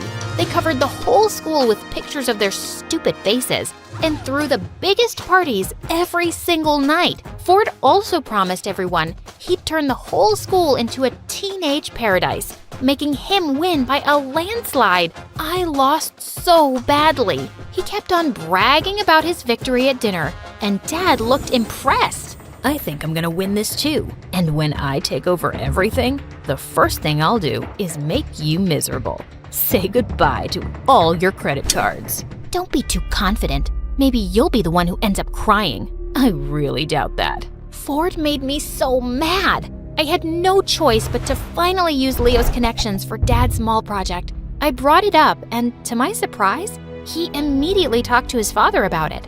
A few days later, I introduced him to Dad over dinner, and he looked stunned when he learned that Leo was the mayor's son. You should have informed me earlier. I would have told the chefs to make something fancier. I'm fine with anything, sir. It's a pleasure to finally meet you. They seemed to be getting along really well, and Dad then finally brought up the project. Oh, Barbie mentioned it to me the other day, and I've already talked to my father about it. He's looking forward to meeting you. Dad looked super happy, and once the project was finalized, he even threw a party to celebrate it. You made this happen, my dear Barbie. You've shown me how valuable you can be. Ford was smoky red with rage. I gave him a smirk as Dad made a toast for it. Later that night, I thought about a plan to give back to Leo. He'd told me about an orphanage he had set up, and I decided I'd donate books and laptops to the kids there. I talked to Dad about it, and he was happy to support me. The next day at school, I was waiting for Leo at the canteen to talk about it, when suddenly, Ford came and took my plate of spaghetti and rubbed it in my face. I told you not to mess with me. As I angrily rubbed it off my face with tissues, I suddenly realized people were staring at me in shock. Oh no, all of my makeup was gone. Oh look, there's poop on her face. Breaking news, everyone. My sister's been hiding this gross birthmark under her makeup for years. Look, Leo, she's even deceived you, just so she could be your girlfriend. I tried to hide it, but it was too late. Leo had arrived and was staring at me. I was about to run away when suddenly he grabbed Ford by the collar and pushed him up against the wall. She's still the most beautiful girl in the world to me, but you sure are the biggest jerk. I heard everyone actually agreeing with him, but Ford started laughing like a maniac. Okay, the poop mark didn't change your mind, so how about this? To my surprise, Zach showed up from behind him and started playing a recorder with an evil grin. Why are you flirting with this guy? I thought our breakup isn't official yet. Don't take it personally. I just need him to help me get his father's approval for my dad's project. Blood drained from my face as we all listened to the whole conversation. I couldn't believe my ex-boyfriend teamed up with my evil brother. I tearfully ran after a furious Leo. Leo, please, let me explain. Explain what? That I was just part of your stupid plan? I can't believe I actually fell for a spoiled brat like you. Yes, I planned it, but then I started to have real feelings for you. Yeah, right. Please, don't ever talk to me again. He ignored me completely after that, and I lost all my motivation. Ford took it as an opportunity to redeem himself. He spent tons of money on billboards across the city, advertising Dad's clothing stores, with himself and Tiffany as models. The sales actually went up. A few days later, Dad informed us that he'd finally made a decision. I was sure Ford had won, but I didn't even care by now. I decided to give everything to Ford had already gotten up with a proud smirk. Barbara. Congratulations, darling. I'll see you in my office tomorrow for the signing of the papers. Wait, what? Suddenly, Ford went psycho. You can't do this to me, Dad. I've worked so hard for this. It's not too late to change your mind. I based my decision on how you spent my money the past month. You wasted $10 million and never did anything meaningful. Barbara proved her interest by learning about the company. And she even made a huge project happen. You're talking nonsense, you stupid old man. And then I just snapped.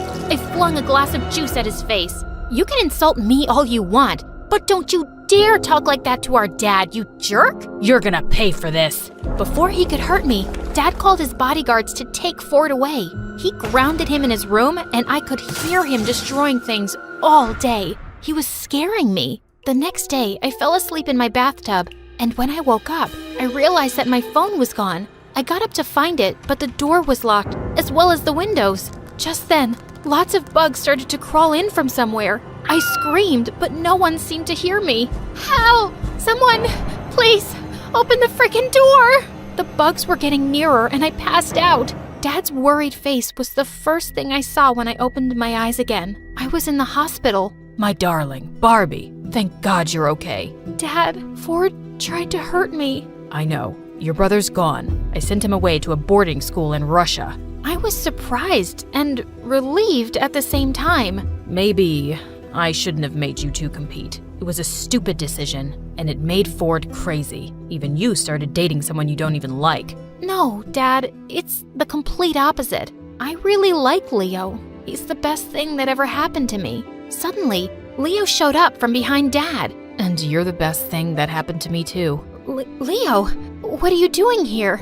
I heard you were in the hospital, so I had to come see you. And your dad also talked to me about your plan with the orphanage. The kids would really love that. Does this mean you've decided to forgive me? I'm so sorry, Leo. Barbie, I understand the pressure your dad put you through, and I think it was a smart plan. If it wasn't for that, you wouldn't have even noticed me. I've always noticed you. I just thought you were too serious for me. Yeah, I'm indeed serious. About you. Okay. I think you deserve another chance to get to know me. I love you. I love you too.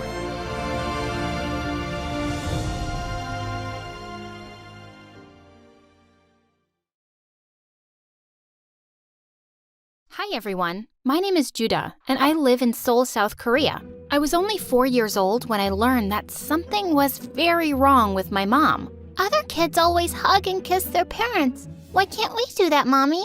Ugh, don't call me that. She turned to walk away, and I had to take my shot. I ran to her and grabbed her in a tight hug. Just go like this, Mommy. It's easy. She literally ran away from me. Don't touch me. I'm wearing Chanel. She didn't really want anything to do with me. She used maids, butlers, and money to keep me away from her my whole life. At first, I thought something was wrong with me, but my cousin Hari totally disagreed. Judah, you're my best friend in the whole world because you are perfect. Your mom is just a witch. I was so jealous. Hari's parents were amazing.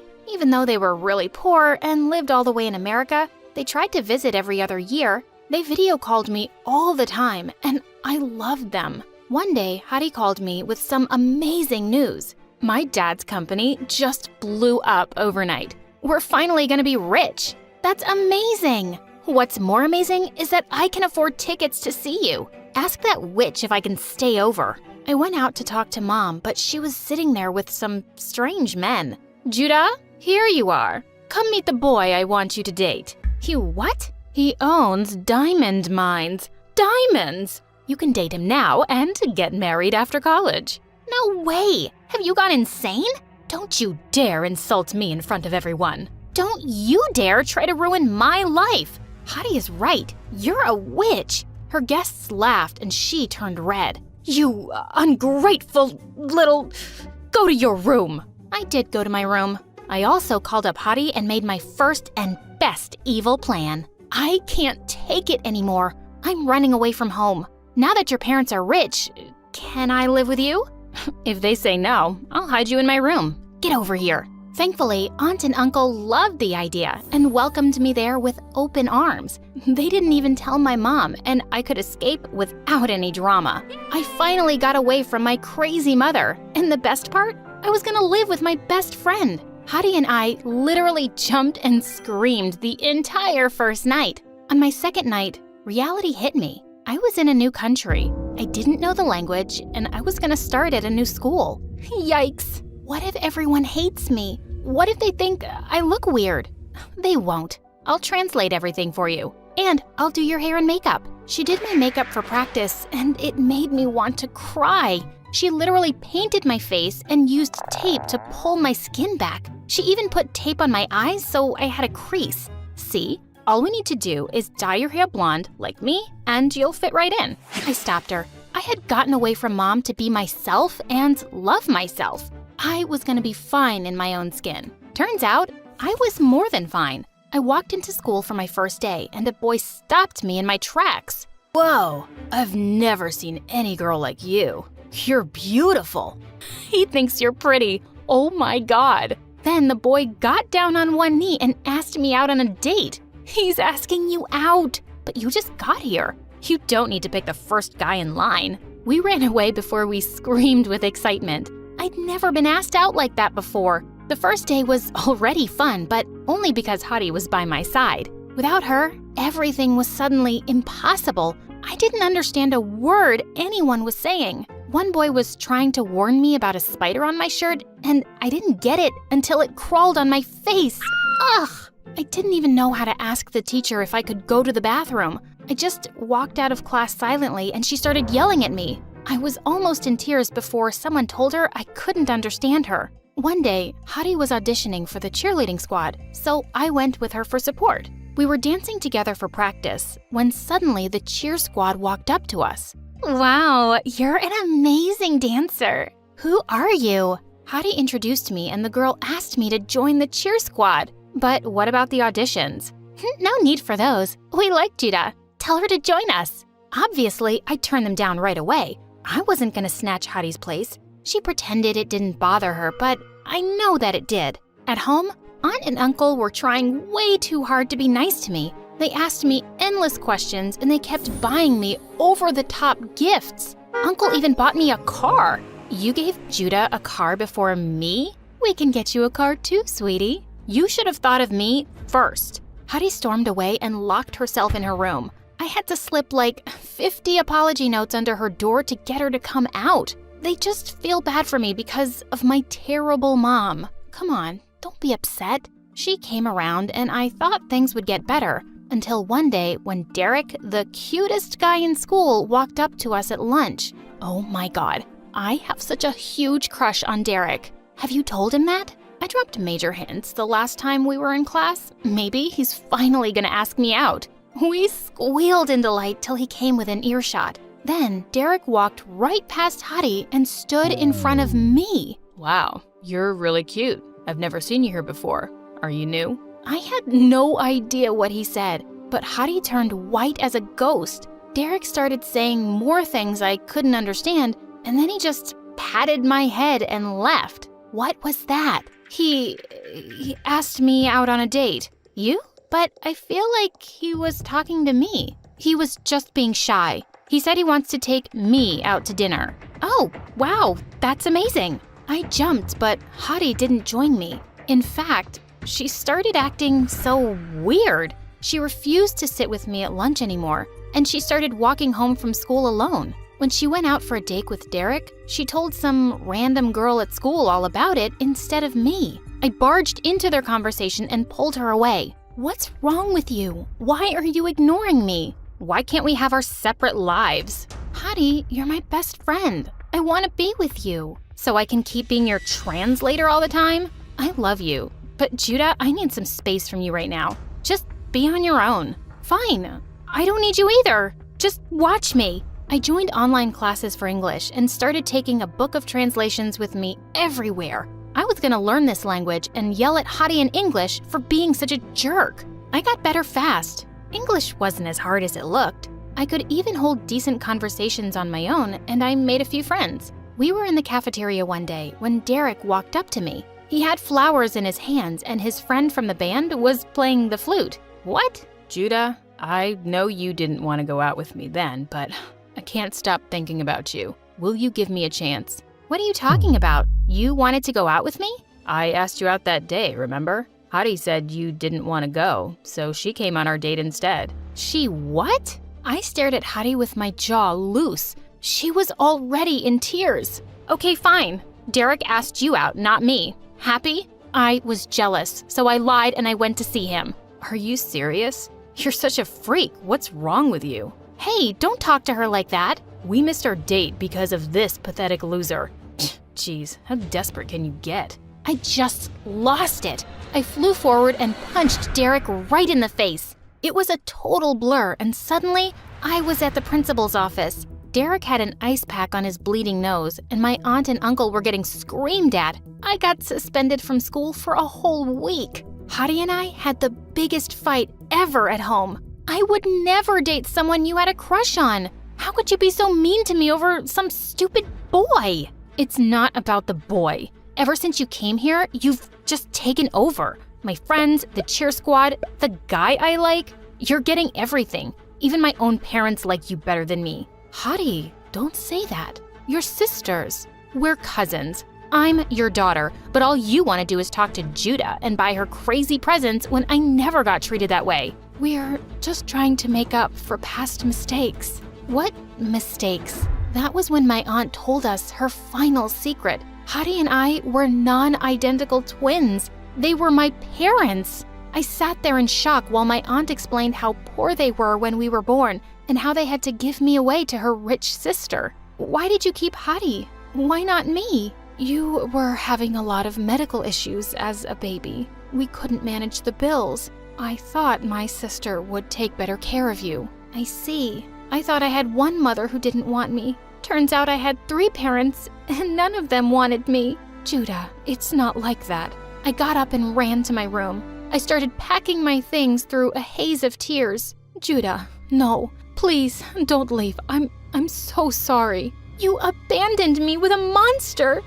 You waited 17 years to tell me the truth. Don't pretend you care. I stormed out and didn't look back once. I was done trusting my family. My heart was broken. I sold the car Uncle gave me and used the money to rent an apartment. I got a job and focused on my studies. I turned my heart to stone. So when Hadi tried to apologize to me 100 times, she always failed. I did miss her a lot, especially during the special moments of my life. When I got into the college of my choice, when I got my first job, on the day of my wedding, I almost called her twice. Hadi had become a huge influencer with millions of followers. She was only a DM away, but I felt too guilty for not making up earlier. My husband and I went hiking in a national park for our honeymoon when suddenly a crazy storm hit us and I got separated from the hiking group. I shouted till I lost my voice, but no one heard me. I walked and walked until I realized I was just moving in circles. I'm not giving up. You can't have me, Forrest. I was lost in that jungle for 3 days and 3 nights. I hid in caves when it rained, and I only survived because of the water and food in my backpack. On the 3rd night, I was about to go to sleep when I suddenly heard people shouting my name. Thank God! I raced out of my cave to see hundreds of people walking in the forest with torches, and the person who was running towards me, screaming her head off, was Hadi. No way! Hadi? I found you. I found you. Hadi and I hugged each other so hard we fell to the ground. I'm so happy you're okay. Oh, thank God. How are you here? Who else was gonna find you? My followers work way faster than the police. I burst into tears and hugged my sister tight. Hadi, I don't know what I would have done without you. I'm so sorry. Don't you dare say sorry to me. You were the one who got left with that witch. I was all you had, and I was so terrible to you. Just forget everything that's happened before this. Today, you saved my life, and I'll love you forever for it. I love you too. Oh, I've missed you so much. Just then, Mom saw me and she broke down crying. Judah, you're safe. I thought I'd lost you forever. I'm so sorry, Judah. I'm sorry I gave you away, my baby girl. I just thought I couldn't take care of you. I loved you too much, and if something happened to you just because I couldn't afford the medical care, I would have. You did your best, Mom. I know you did. Didn't you just say Mom? Yes, Mom. Oh my God. My mom hugged me again, and Dad joined in seconds later. We cried and laughed together, and my family was finally whole. Hey guys, I'm Kaylee from LA. Please like and subscribe. Ever since I was a little girl, I've always loved to sing. My grandma was a professional singer. She sang around the world with the most prestigious orchestras and operas. I miss her and her voice so much. When I got to 10th grade, I became the singer of the family. I went to the most prestigious performing arts school on the West Coast. My favorite class was music, of course, and my favorite club so far was show choir. We had been the best in the state for 14 years, with the trophies to prove it. My best friend Addison is also in show choir with me. He and I met in kindergarten and have been inseparable ever since. He's the funniest guy I've ever known. He's also gotten pretty cute over the years too. Or at least, that's what all the girls in school think. But I just don't see him that way. Hard to see someone that way when they used to sneak over from next door and put frogs in your bed. Yuck. One day, our show choir teacher, Miss Conrad, had big news for us. We've been asked to compete at this year's National Show Choir Competition. All right! Yeah! But to ensure we get top scores, the soloists will have to be chosen very carefully. Miss Conrad told us that we were going to have to audition for the big solo right in front of each other in 1 week. My nemesis, Heidi, started bragging in front of the whole group. We all know who's going to get it. Me, of course. Everyone knows I have the stage presence of a star. I don't know. I think Kaylee might give you a run for your money. She's got star power and the voice to match. The others' eyes widened. Were they about to fight? Just then, the bell rang. As everyone left the class, I swatted Addison on the arm. Don't start fights with Heidi. She's my biggest competition. That's exactly why you have to stand up for yourself in front of her. I just don't want anyone to think I think I'm better than her. Well then, I guess that's why I'm here. To remind them for you. What would I do without you? Good thing we'll never have to find out. I was so nervous, even though I'd sung in front of our choir before, but the pressure was on.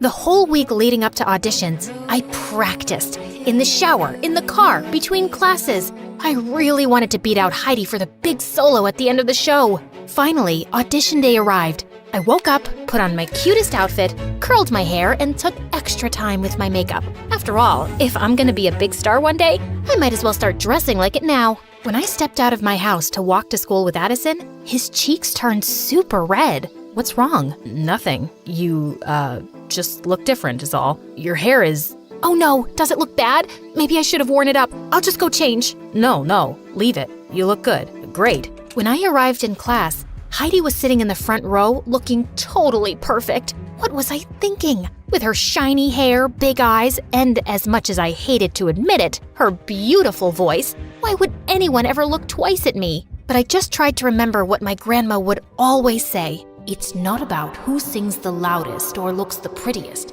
As long as your song comes from your heart, people can't help but listen. So I took a deep breath and sat down next to Heidi, right in the front row. She gave me a once-over and rolled her eyes. Who cared what she thought? I knew I looked great. Miss Conrad sat down at the piano and called Heidi up first. After she finished singing, I applauded politely, along with everyone else. Then, it was my turn. I stood confidently and turned to face everyone. Addison gave me a thumbs up from the back row. Such a good friend. Miss Conrad played the opening notes for my song when suddenly, the door to the classroom burst open behind me. I turned to look, and standing in the doorway was the most handsome boy I'd ever seen. Tall, with long brown hair that fell perfectly into his eyes. He looked just like a fairy tale prince. My jaw dropped. He handed a note to Miss Conrad. "Class, this is our newest addition, Patrick." He waved to everyone, then put his hand on my shoulder, looked deep into my eyes and said, "I'm so sorry I interrupted your audition. Knock 'em dead." Then he took my seat right in the front row. I gulped. "Oh, Now I was nervous again. I shook off my nerves, took a deep breath, and nodded to Miss Conrad. As she played, I could feel the music filling me up all the way to the top. I opened my mouth to sing and let my song come from my heart. When I finished, the whole class burst into applause. I felt like I was walking on air. Patrick got up to sing something last minute. He was so good. The next day, Miss Conrad put up the list, and I had gotten the solo. And she'd even added a duet in the middle of the show for Patrick to sing with me. Looks like it's you and me, Kaylee. I'm so honored to be singing with someone as talented as you. I felt my cheeks turn red, and he grinned. You're so cute when you blush like that. Be careful, or I might just fall in love. He walked away with a wink at me. I couldn't believe he'd just said that, and neither could Heidi, who'd been listening around the corner. Don't get too comfy with that solo. Once Miss Conrad figures out that you'll cave at the first sign of pressure, I'll be ready to step in. Eavesdrop much? Jealousy isn't your color, Heidi. The next day, we started rehearsing for nationals. Everyone was working so hard, and Patrick and I sounded great together. But when it came to our dance, it was like I'd suddenly grown a second left foot. No, Kaylee, no. Once more from the top. Miss Conrad, I'm happy to come up front and show Kaylee how it's done. Not necessary, but thank you, Heidi. Just here for the team. After I knocked Patrick over by mistake for the third time, Miss Conrad called it a day. Kaylee, please go home and practice. Ugh, I could have wiped that smug look off of Heidi's face. Everyone went to start packing up their bags, and I started to head backstage to get my bag when Patrick came up to me. Hey, gorgeous. Want to stay and practice a little with me? Then it'll be perfect by tomorrow. Oh, I wouldn't want to impose. Your toes must be all bruised. That's okay. I really don't mind. And I wouldn't mind spending a little quality time with my co-star. Well, if you insist. Just then, Addison came up to us. Hey, Kaylee, ready to go? That's okay. I should really practice a little longer. I can practice with you. I could use a few run-throughs myself. Oh, well, Patrick already offered to stay behind and practice with me here. He did he? How are you gonna get home? I can drive her. Oh, do you live in our neighborhood? No, but, I mean, if it's not really convenient for you, I'm not spending time with Kaylee because it's convenient. Neither am I. I'm spending time with her because she's cool. My face turned bright red. Did he really mean that? Addison, I'm gonna stay here too, just for a bit to practice. I'll see you later, okay? Fine, if you insist. I'll, see you when you get home. He turned on his heel and walked out. Patrick turned to me with a grin on his face and held out his hand. Shall we? We practiced more and I was finally getting good. Patrick swung me out for our final spin, then pulled me in close and dipped me. That's when I noticed his face was just so close. His ice blue eyes staring deep into mine. Was he gonna kiss me? Just then, all the lights in the theater went out. Patrick dropped me in shock, and I shrieked. All of a sudden, the lights came back on, and Miss Conrad stepped back on stage. Oh, hey kids. I'm so sorry. I didn't realize you were still here. Ugh, I couldn't believe she'd interrupted our moment. Still, we waved goodbye to her and headed out. A little while later, when Patrick dropped me off, he got out of his car to open my door. Such a gentleman. It was nice hanging out tonight. I'll see you tomorrow, superstar. Then he wrapped his arms around me and gave me a big hug. Is this what heaven smelled like? Then I headed up the front walk to my door. So do you like him or something? I whipped around and saw Addison waiting on our front porch swing. I don't know, maybe. He's so cute and really talented. Okay. Cool, I guess. Do you still want to practice? That's okay, I think I got it now. Okay then. Well, then I guess I'll see you tomorrow. Here, I got you a milkshake. Hey, thanks. He started crossing the yard towards his house. Is it? Cookies and cream, your favorite. Thanks. I'll see you tomorrow? You know it. Then it was finally time for nationals. As we arrived at the concert hall, I was overwhelmed by all the other groups here and overheard one girl say to another, "She was a little flat at the end." I couldn't believe it. What if I lost us the whole competition? All night and throughout all our warm-ups the next day, it was all I could think about. If I messed up again, I'd be letting everyone down, including myself. And there were several famous music industry people judging the competition. What if I ended my career as a singer before it even started? And then, it was almost time to go up. I tried to calm down, but I was shaking like a leaf. Miss Conrad, Kaylee doesn't look so good. Miss Conrad came over. She looked pretty nervous herself. Kaylee, you look terrible. Are you going to be able to perform? Of course, Because if you're sick, I can always put Heidi on. I'm ready to go, Miss Conrad. Just then, I spotted Patrick warming up down the hall. I just need a minute. I raced down the hall towards him. He was stretching, shaking out his hands, jumping up and down. Patrick? His expression was so strange. Was he nervous too? I'm so nervous. Do you think we could practice? Kaylee, I'm kind of busy. What if we... I really just need some space here, Kaylee. Yesterday, you said we were a team. That doesn't feel like a team to me. I can't do this right now. Could you leave me alone? Fighting back tears, I ran down the hall and found a corner backstage. I couldn't let anyone see me so upset, especially not Miss Conrad or Heidi. What was I gonna do? Suddenly, Addison stepped out of the shadows. He looked so handsome in his costume. Kaylee, are you okay? I threw my arms around him. He caught me and squeezed tight. I'm so nervous. I overheard one of the other teams say I sounded bad. Miss Conrad is ready to replace me with Heidi. Patrick isn't any help, and there's amazing industry people out there, and... Ugh! You sounded amazing in rehearsal. Those other teams were just jealous. Forget about Patrick and Heidi. Remember why you love to sing. What was it your grandma always said? Sing from your heart? Exactly. Just do that. I took a few deep breaths, and Addison was right. Will you just run the last part of the number with me? Of course. And there, in our little corner of the theater, we stepped, we twirled, we kicked in time together. Addison took my hand, spun me around, and dipped me low. I felt his arm slip. He was dropping me, but right before I was sure I'd hit the ground, he caught me with a twinkle in his eye. I swatted his arm. You tricked me. I'd never drop you. And even if I did, I'll always be here to catch you. Thank you, Addison.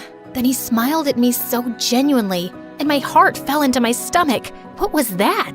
Places, please, students, places. Kaylee, are you ready? Yes, Miss Conrad. As we all rushed to take our spots to start our number, Addison shot me a wink. Knock 'em dead, superstar. You too. As soon as the lights came up on stage, I felt a little thrill of excitement. We danced, we sang, we twirled. Everyone had brought their A-game. When it came time for my duet with Patrick, we totally nailed it. But any spark that had been there was gone.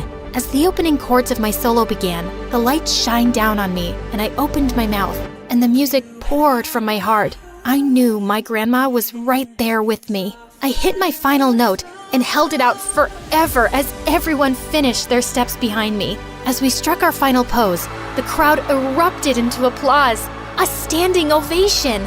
I beamed. We totally nailed it! That night, after all the points had been tallied, all the teams gathered on stage behind the judges. Addison reached for my hand and I squeezed back. Thanks for the pep talk. I could have never done it without you. Of course you could have. I'm just here to remind you. You're always there for me. He leaned in close, and I felt a flutter in my stomach as he whispered in my ear. And I always will be, if you let me. I turned to look directly in his eyes. Kaylee, I have to tell you. Just then, the announcer started announcing the winners. Second place, runner-up. Our whole team clasped hands and took a deep breath together. And the grand prize for this year's National Show Choir Competition goes to... As they said our name, the crowd roared. It was so loud I could hardly think. Confetti rained down on us as Miss Conrad stepped forward to accept our trophy. I threw my arms around Addison and he picked me up, swinging me in a circle. We did it! We did it! As we packed up our things in the dressing room and said goodbye to the new friends we'd made at the competition, one of the judges knocked on our dressing room door. He was an exec for a record label back in LA. I was so impressed with you. Your vocals were so clear, and you've got some real presence up there. Give me a call if you think you'd be interested in recording a single. He handed me his card, and I shook his hand, totally awestruck. Maybe dreams really do come true. I felt so relieved. Not only had I not let everyone down, but I'd made myself proud. On the bus, Addison dropped down in the seat beside me, running a hand through his hair. When he saw me watching him, he grinned, and the butterflies were back. I'm totally beat, aren't you? Definitely. I, got you something. Oh yeah? I pulled out a bag of gummy worms. Your favorite. You're the best, Kay. He ripped open the bag and dug in. Hey, Addison, what was it you were gonna tell me earlier? I don't know. I don't remember. Well, I have something I want to tell you. Yeah? I like you. Really? Really. I like you too. I have for a while now. Really? Really. He took my hand, and I know my cheeks turned pink. I got something for you too. Ooh, okay. I love presents. And then he put his hand on my cheek, leaned in close, and kissed me. It was the perfect end to a perfect day.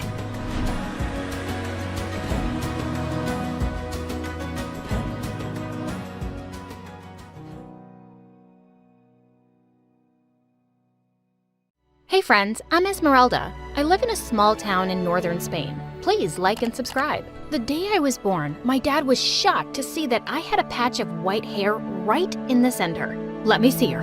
Oh wow, my mom had a white patch too. We've been blessed by Mother Nature.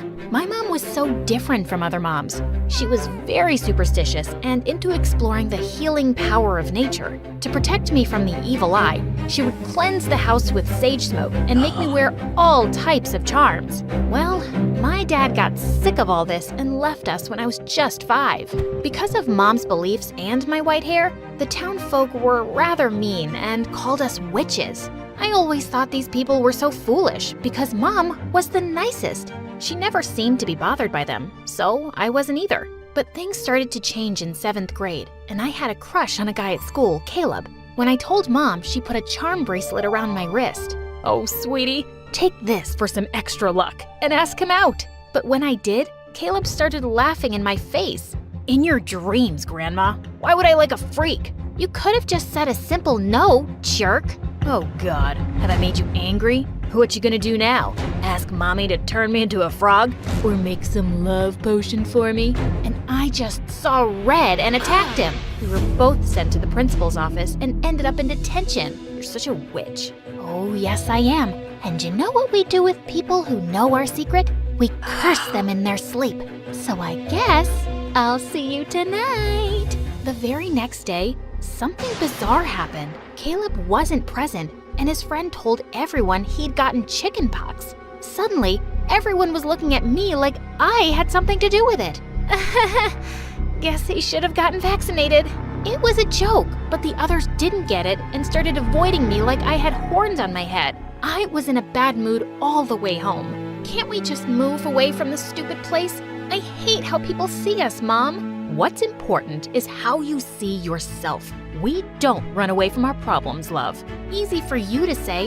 You don't have to go to school. I stomped out of the car as soon as we got home, when suddenly a ball of snow hit me in the head. It was Mom, and she was grinning at me. Before I knew it, we'd gotten into a snowball fight and we were lying in a heap laughing. Say it. You know you want to. Come on. Okay, you're the best mom ever. I could never be mad at Mom for too long, but soon I started losing the few friends I had because of Mom. She would either make them stupid charms or would do tarot card readings for them, and their parents really had a problem with that. Once at a parent-teacher meeting, Mom walked into the classroom and climbed onto the teacher's desk. The vibes in this room are so negative. Let me cleanse the aura first so we can have a positive, wholesome day. And then she closed her eyes and started chanting something, and everyone screamed and left the room. After that day, I became the school's official outcast. Why did Mom always have to be herself? I decided that things would be different in high school. I told Mom she didn't have to pick and drop me off anymore because I'd be taking the bus. I just wanted her to stay away from my school as much as possible. When I walked into the hallway on my first day, I heard some noise, and I saw a girl dressed as a goth holding Caleb by his collar. Don't mess with me, punk. You think you're really cool for making fun of me, huh? I'll make you scream for your mommy. When she let him go, I couldn't stop myself from clapping, and everyone stared at me. What? That was pretty awesome. Finally, someone showed him his place. I guess she's a witch just like you. Did you both go to the same summer camp for witches? Hey, shh. Do you hear that? It's the sound of me not caring about what you say. Seeing everyone laugh, Caleb looked like a ripe tomato. I'll get back at you both. And he stormed off. What a jerk. Yep, I can't believe I had a crush on him once. By the way, I'm Esmeralda. I'm Aria, and I love your hair, girl. You look like a rock star. OMG. It was the first time someone had complimented my hair, and I freaking loved it. We clicked instantly, and later that day, we even walked home together. We were going through a rich neighborhood, and I was shocked when she stopped in front of the most beautiful mansion on the street. Wow, her house was awesome. In school, Arya was fast becoming one of the most popular girls. Her dress sense was so cool, and she aced all subjects. She was like a beauty with brains. Since we'd become really good friends, I got a taste of what it felt like to be popular too, and I was rather enjoying it. But then one day, Mom came to school to pick me up unannounced. I so wanted to run away before Arya could see us, because if Mom met her, she would say or do something weird for sure. But it wasn't my lucky day. Arya spotted us and came over, and the two started talking. And then, Mom offered her a palm reading. Mom, can we please go? I don't think Arya is into that kind of stuff. No, I'm really curious. Your mom sounds awesome, and I'd love to know. Mom looked at her hand and then spoke. Yes, I see you have a tough life, but I also see something really positive here. Sweetheart, even with all the hardships, you'll make it big one day. Just trust that, okay? Arya was practically living in a mansion. Mom had it so wrong. Gosh, Mom, enough of this, please. No, it's fine. That was really nice. Thank you. Mom offered Arya a ride home, and when we stopped outside her house, Mom said, "Oh, this is where you live? I've come here several times because your mom buys my candles." She never mentioned she had kids, though. I guess she isn't so proud of me. Thanks for the ride. I gotta go. And before Mom could say anything else, Arya walked off and went inside. I wasn't quite sure what she meant by that, but I realized that she hardly ever talked about her parents. After that day, Arya and I grew closer, and she started coming over to my place for sleepovers too. She actually enjoyed Mom's company, and I finally had a friend who didn't find my mom weird. Things were going good, but my happiness was short-lived because just a few days later, I was performing a recital at school, and Mom burst into the auditorium looking panicked. "Esmeralda, you left the house without being blessed." Oh no. And then, Mom lit a roll of sage and jumped onto the stage, circling around me with smoke. That set off the smoke detectors, and we had fire alarms blaring and sprinklers going off everywhere. There was chaos in the entire school. Everyone was screaming and running. It was a wet mess, all because of Mom. Well, that was just a false alarm. Sorry, folks. Mom, are you completely crazy? You ruined everything. Everybody is staring at us now, and I'll be the butt of everyone's joke. Honey, aren't you overreacting a little? No one will even remember this incident by tomorrow. I'm overreacting? Gosh, Mom, you really don't get it. You do weird things and it puts people off, and no one here forgets. We'll just be hearing about this till the end of high school. Sometimes I wish you'd just be more normal. I regretted my words as soon as I saw the hurt look on her face, but I was too mad to apologize. And it was true. I'd had enough. When I went to school after the weekend, I could feel people looking at me. And then Caleb popped out of nowhere. Wow, amazing that you can show your face after the stunt your psycho mom pulled off. But before I could say anything, somebody leapt forward and pushed him hard. Arya, buzz off, jerk, and don't talk about her mom like that. She is 10 times the person you'll ever be.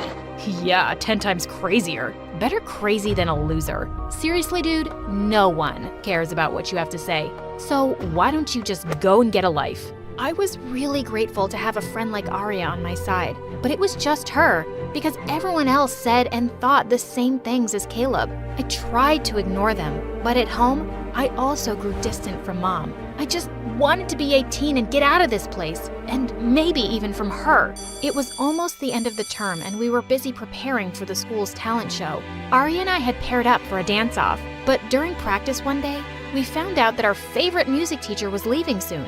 We all really wanted to get her a farewell gift, so the entire class pitched in money and gave it to the class monitor the next day.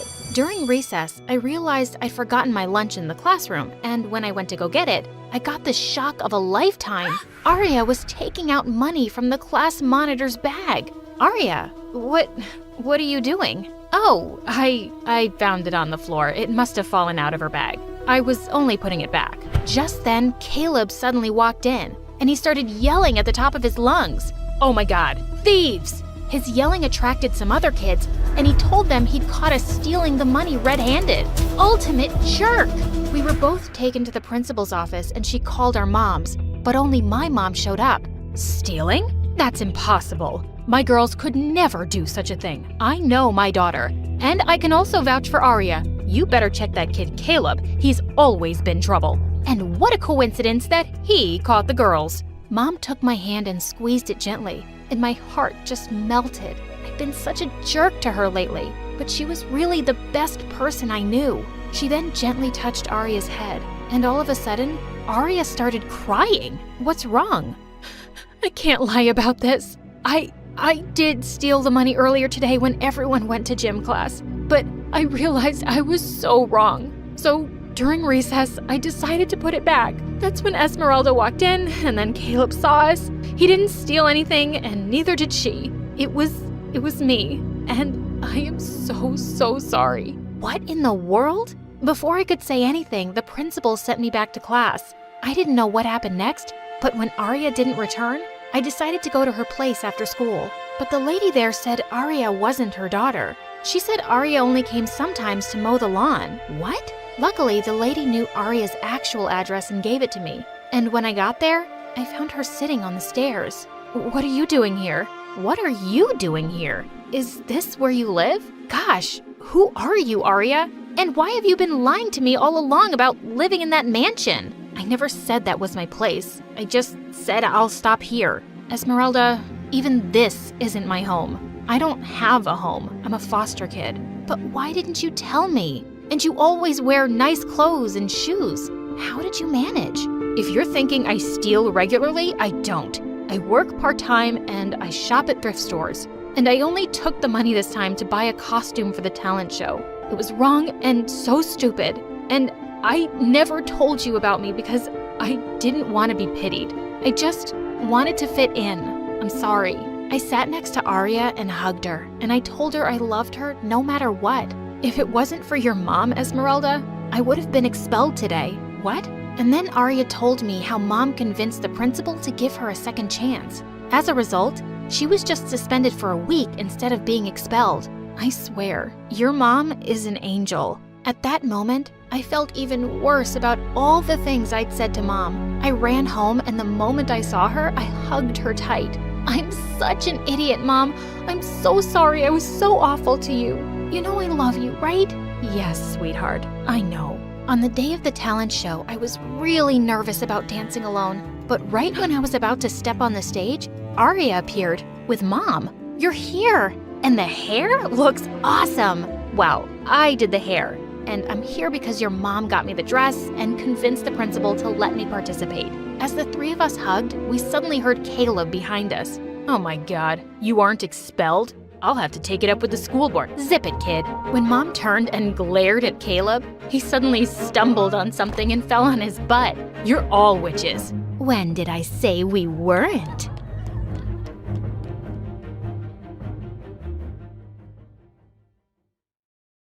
Charlie took her hand, and then, to her shock, he kissed her. Brianna's mom spotted the two kissing on the porch and stormed off angrily. I knew these beggars were going to be a nuisance.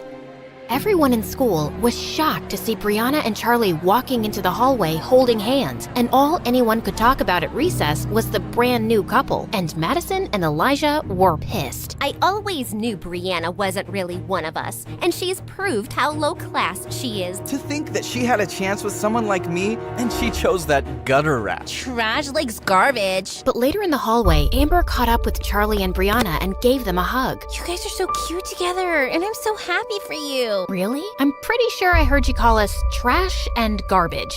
That's just an act from Maddie. You know how she gets? But I always knew you'd end up together. I have an eighth sense about these things, like an octopus. Just then, Elijah and Maddie walked into the hallway and Amber jumped back. Ew, it hurts my face to look at you two. When I become president one day, I will ban scholarships for poor people in rich schools. She winked at them as she walked off, and Charlie and Brianna couldn't help laughing. A few days later, Brianna and Charlie were hanging out in their favorite park, park, and Charlie could see Brianna seemed distracted. Brianna, don't freak out, but there's a giant tarantula next to your head. Yeah, sounds cool. Wait, what did you say?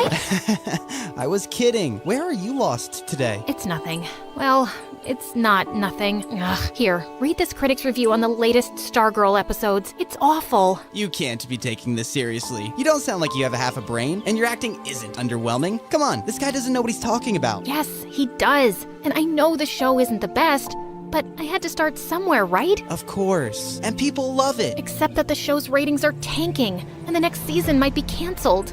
Maybe Mom was right all along, and I'm just kidding myself with this acting business. No, you're brave to pursue your dream, and you're lucky you get to do that without worrying about money. Don't give up on it. Well, there is something I've been thinking about to boost ratings. Don't judge me, okay? I have this doctor who I could pay to make fake medical records and say I have a serious disease. People would feel a lot of sympathy for a young, suffering actress, and it would jump up the views. It's a reality show, so you'd act like you're sick? Yeah, just to spice things up. All reality shows do stuff like that. How much would this cost? Like $200,000? Wow, okay, so you'd really just spend so much money on that? You're judging me, aren't you? I didn't say anything. He lay back down and fell quiet, and Brianna looked over at him. If you had $200,000 right now, what would you do with it? You know, when I was away some weeks ago, I went back to my hometown to meet an old friend. Well, we've been working on an app together. I think we have a really good idea, so yeah, I'd invest in that. Then that's what I'll be doing with my $200,000. What? No, I wasn't asking for money, Brianna. I don't want charity. It's a loan.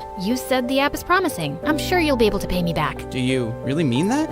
Please, you're saving me from spending it on something stupid. I really mean it. Charlie stared at her, then let out an excited whoop and hugged her as she laughed. A few days later, Charlie walked into the boys' locker room to find the coach and Elijah sitting on a bench looking pale. Coach, you called me? Charlie, I know this is a lot to ask, but we have the season's biggest game next week, and Elijah still can't play. He's hurt himself in practice, and we need a captain. It'd be a huge favor to the team. Otherwise, we're out. Elijah was seething with rage, but Charlie just couldn't turn down the coach. Of course, sir. I'll see you at practice. On the day of the match, Charlie played his heart out as team captain, and when he scored the winning goal against the school's biggest rivals, the whole crowd erupted into cheers. He ran over to Brianna in the stands and kissed her in front of everybody. Then his teammates carried him away on their shoulders while he waved the trophy happily. After celebrating with the team, Charlie headed out of school. He was just a couple of blocks away when someone pushed him into an alley. He looked up to see a couple of thugs, and behind them was Elijah. What are you doing? No, Charlie, what are you doing? You've really picked the wrong guy to mess with, haven't you? I'm not messing with you, man. I helped your team because you couldn't play. Now you want to beat me up for that? I couldn't play because your girlfriend caused my injury, and you're to blame. She rejected me and insulted me because of you. She rejected you before she even met me, because you're a jerk. You little weasel. You might be flying high right now, but I've been trying to warn you, you don't belong here. What makes you think Brianna is so different suddenly? How can you be sure she isn't making a fool of you again? I'm sure. Now back off. I'm the school's hero right now. I don't think you want to mess with me. Elijah looked ready to punch him, but some kids passed by the alley just then, and he stepped away. This isn't over. 2 days later, the school was holding its annual spring dance, and Brianna walked into the gym looking for Charlie, who had said he'd meet her there. She saw Maddie, Amber, and Elijah glaring at her from a corner, then turned away to spot Charlie talking to someone. Hey, there you are. You look good. She leaned in to kiss him, but he gently pushed her away. We need to talk. I can't delay it any longer. Okay, you sound serious. What is it? Brianna, I'm breaking up with you. What? Haha, very funny. Do I look like I'm joking? Charlie, come on, what are you doing? I said I'm breaking up with you. I don't understand. Can we please? Are you really as dumb as everyone says? I thought you were the smartest of the Barbie angels. Did you really think I was in love with you? No, Brianna, I was just playing your game. When you told me how you were desperately in love with me, I saw it as the perfect chance to take revenge. I decided to make you believe I loved you too, and then dump you publicly just like you girls did. Brianna stared at him speechlessly as everyone stared at them. Then Charlie walked closer and leaned in. How does that feel? Being fooled and humiliated. I thought you should experience it. Oh, also one more thing. I won't be returning the $200,000 I borrowed from you. I've spent it already, treating myself to some nice things. I figured it's fair compensation for everything you've put me through. With that, Charlie left while Brianna stood frozen in her spot. Suddenly, she found Amber by her side. Come on, let's get out of here.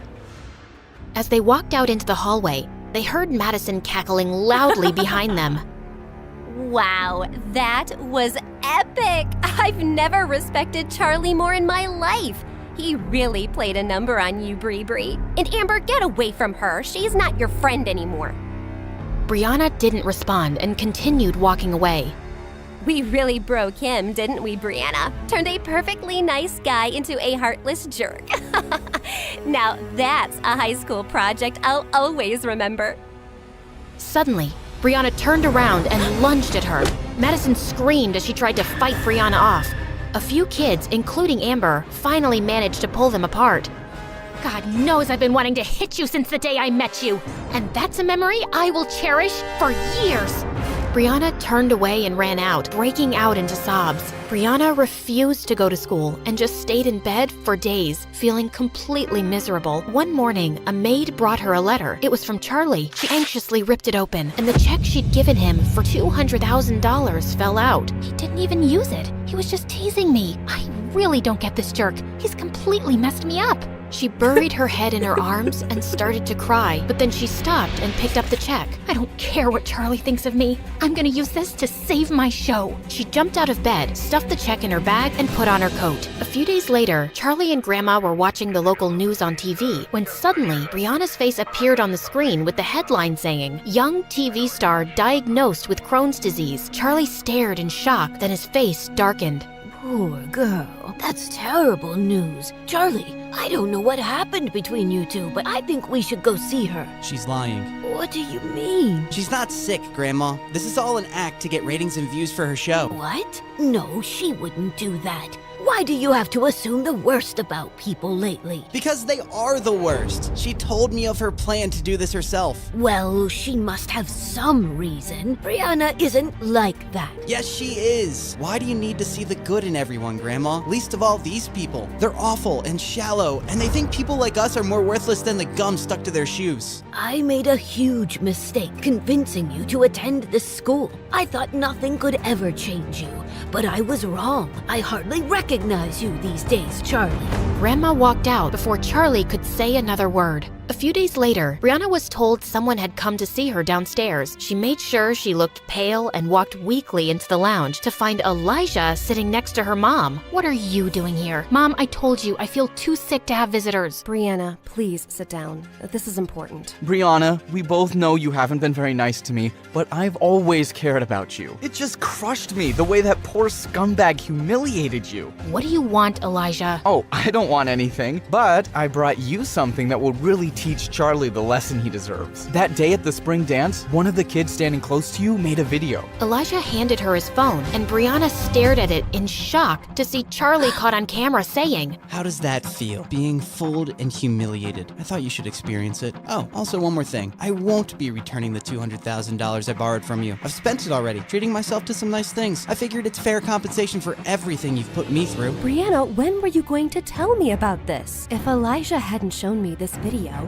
I would never have checked your account and known that $200,000 have been withdrawn. How dare he threaten to not return your money? Oh God, how can I tell Mom that Charlie returned the money? If she asked me where I spent it, I can't tell her I used it to bribe the doctor. Brianna, answer me. Has he been making any other threats? No, Mom, he hasn't. Please, I'm just too sick to deal with all this. He'll give it back. Oh, you bet he will. When I sue him, I'll have my lawyer send him a notice today. No, I don't want to do that. Honey, I'm not asking you to be a part of this. You just need to rest. I'll take care of everything. There is no way I'm going to let some good-for-nothing beggar rob us blind. He's treated you very poorly, Brianna. Don't worry, we'll make him pay. Brianna got up and left the room, feeling panicked. When Mom accuses Charlie, he'll rat me out. What if the news gets out and everyone discovers that I faked my illness? My reputation will be ruined for good. Oh God, what have I done? The next night, Charlie found a courier at his door, handing him over a legal notice to appear in court the next morning. It was served by Brianna's mother, accusing him of stealing $200,000. He crumpled the paper and threw it aside, holding his head in his hands. Moments later, he got up and looked at himself in the mirror. I gave her back the money, and she used that to bribe the doctor, but of course she didn't tell her mom, and now she's too scared to tell the truth. So her mom thinks I still have the money and I'm some thief. If I said the truth, Brianna's reputation would be ruined. I won't stand a chance against people like them in court. Why should I suffer anymore because of Brianna? I shouldn't even go. But I will, because I'm in love with her. The next morning in court, Brianna nervously stole glances at Charlie as she sat next to her mom and Elijah. Charlie just sat there blankly, not turning to her once. Would the plaintiff's lawyer please read out the charges made against the defendant? The defendant, Mr. Charlie, is accused of the theft of $200,000 from Miss Brianna. We have submitted video evidence where he admits himself that he has no intention to return money given to him as a loan. The defendant is also accused of bullying and harassing Miss Brianna, causing severe emotional and psychological damage. We have submitted documents of Miss Brianna's recent illness triggered by extreme distress. Objection, Your Honor. Is there any medical evidence to prove that? Your Honor, I know it's not my place to speak, but as a mother, I simply cannot stay silent. My only child has fallen extremely sick after being harassed by him. Her school, her work, her health, everything has been affected by his actions. Her doctors will vouch for it. And people like Charlie are predators who prey on the feelings of rich young women to get money out of them. He must be made to pay for it. Brianna's mom burst into tears as she took her place, while Brianna stared at her in shock. She's a better actress than I am. Would the defendant like to say something in response to that? Charlie rose from his seat, slowly. No, Your Honor. Did you intend to return the $200,000? No, Your Honor. And do you believe your actions have caused Miss Brianna psychological and emotional damage? Yes, Your Honor. Young man, do you understand that the charges against you are very serious? If you are unable to return the loaned money as well as damages, you could land for 2 years in prison. Charlie looked up and hung his head. I understand, Your Honor. Very well. Since you have pleaded guilty on all counts, the court gives you a day to arrange $500,000 or face prison. No, this is enough. Brianna, what are you doing? What I should have done before. Your Honor, I want to immediately withdraw this case. There is no case against Charlie. He returned the money, and I spent it on bribing a doctor to say that I'm sick. I did it to increase ratings and views for my stupid show. Everyone stared at Brianna in shock. How could you lie to me like this? Because you've made me feel like I'm a failure as an actress, and I just wanted to fix things on my own. I was feeling down, and I wasn't thinking clearly. It was desperate and stupid, and I would have never told you, but this has gone too far. Young lady, you will be fined for wasting the court's time. I understand, Your Honor, and I will pay it, and I am so sorry. Case dismissed. The judge walked out of the courtroom, and Brianna held up a hand to her mom. We'll talk, but not now. Please, just leave me alone, Mom. Just go. Brianna's mom and Elijah stormed off, and soon it was just Charlie and Brianna in the room. And suddenly, Brianna pushed him really hard. Oh my God, what is your problem? You! I swear, Charlie, I don't understand you one bit. Yeah, I wouldn't expect someone like you to. If you hate me so much, why were you about to go to freaking jail for me instead of telling the truth? You answered your question yourself, but I'll give you a few minutes to figure it out. I know you're slow. What are you saying? You don't hate me? Charlie just looked at her and she started to cry. If you don't hate me, Charlie, then why did you break my heart? Because I became a monster, Brianna. I just couldn't get over how you girls used me for entertainment. I was just so consumed by anger and revenge. But after I broke up with you, I realized that hurting someone you love is the worst feeling in the world. I just couldn't expose your secrets and make you look bad, and I'm really sorry for how I've treated you. So am I. I hate the things we've done to each other. Listen, do you think there's any chance that we can start over? No drama, no games, no lies. Because I really love you, Brianna. I know you're way out of my league. I always knew that. And you could find someone else 10 times richer and handsomer, like you deserve to be with some movie star. But I swear I'll try to be cooler and I won't ever hurt you again. And if you let me out... How do I get you to stop talking? I'll even work on that. It's a nervous tick. I'll go to a therapist. Hi, I'm Natalie, and I'm the only child of a rich couple of tech entrepreneurs. They developed some apps that became super popular overnight, and they became millionaires. Sounds cool, right? Well, it wasn't that great for me. My parents were always working or traveling, so I hardly ever saw them. I was practically raised by my nanny, and my best friend was my chauffeur, Thomas. I really wanted to have friends my age to play with. So when I was 5 and starting school, I was thrilled. I put on my new uniform and cleaned my thick glasses. Oh yeah, I have a huge eyesight problem. I'm almost blind without them. When we arrived, I noticed that everyone in the parking lot was looking at me. Just then, I spotted a girl my age standing close by and saw that she was wearing the exact same shoes as me. I walked up to her excitedly and put my foot next to hers. Look, we have the same shoes. We could be best friends. The girl stomped on my foot. Don't think you'll be popular here just because you came in a fancy car, Four Eyes. But I didn't ask, and I don't care. Don't talk to me. And with that, she flicked her hair and left, and her minions followed. I soon discovered that her name was Cynthia, and she was in my class. She told everyone I was a loser who'd begged to be her best friend, and I instantly became a laughing stock. For the next few years, I just kept my head down and ate my lunch alone in the janitor's closet. In the second grade, I saw a sign-up sheet on the board for dance auditions. I'd been having dance lessons at home since I was a kid, and I loved it. So I immediately put my name down. But just then, I heard Cynthia laughing behind me. There's no place for you here. Only talented dancers can join the class. The ones who don't wear stupid glasses. I was so tired of her walking all over me. I am a talented dancer. You don't get to decide what my place is. With that heavy equipment in front of your eyes?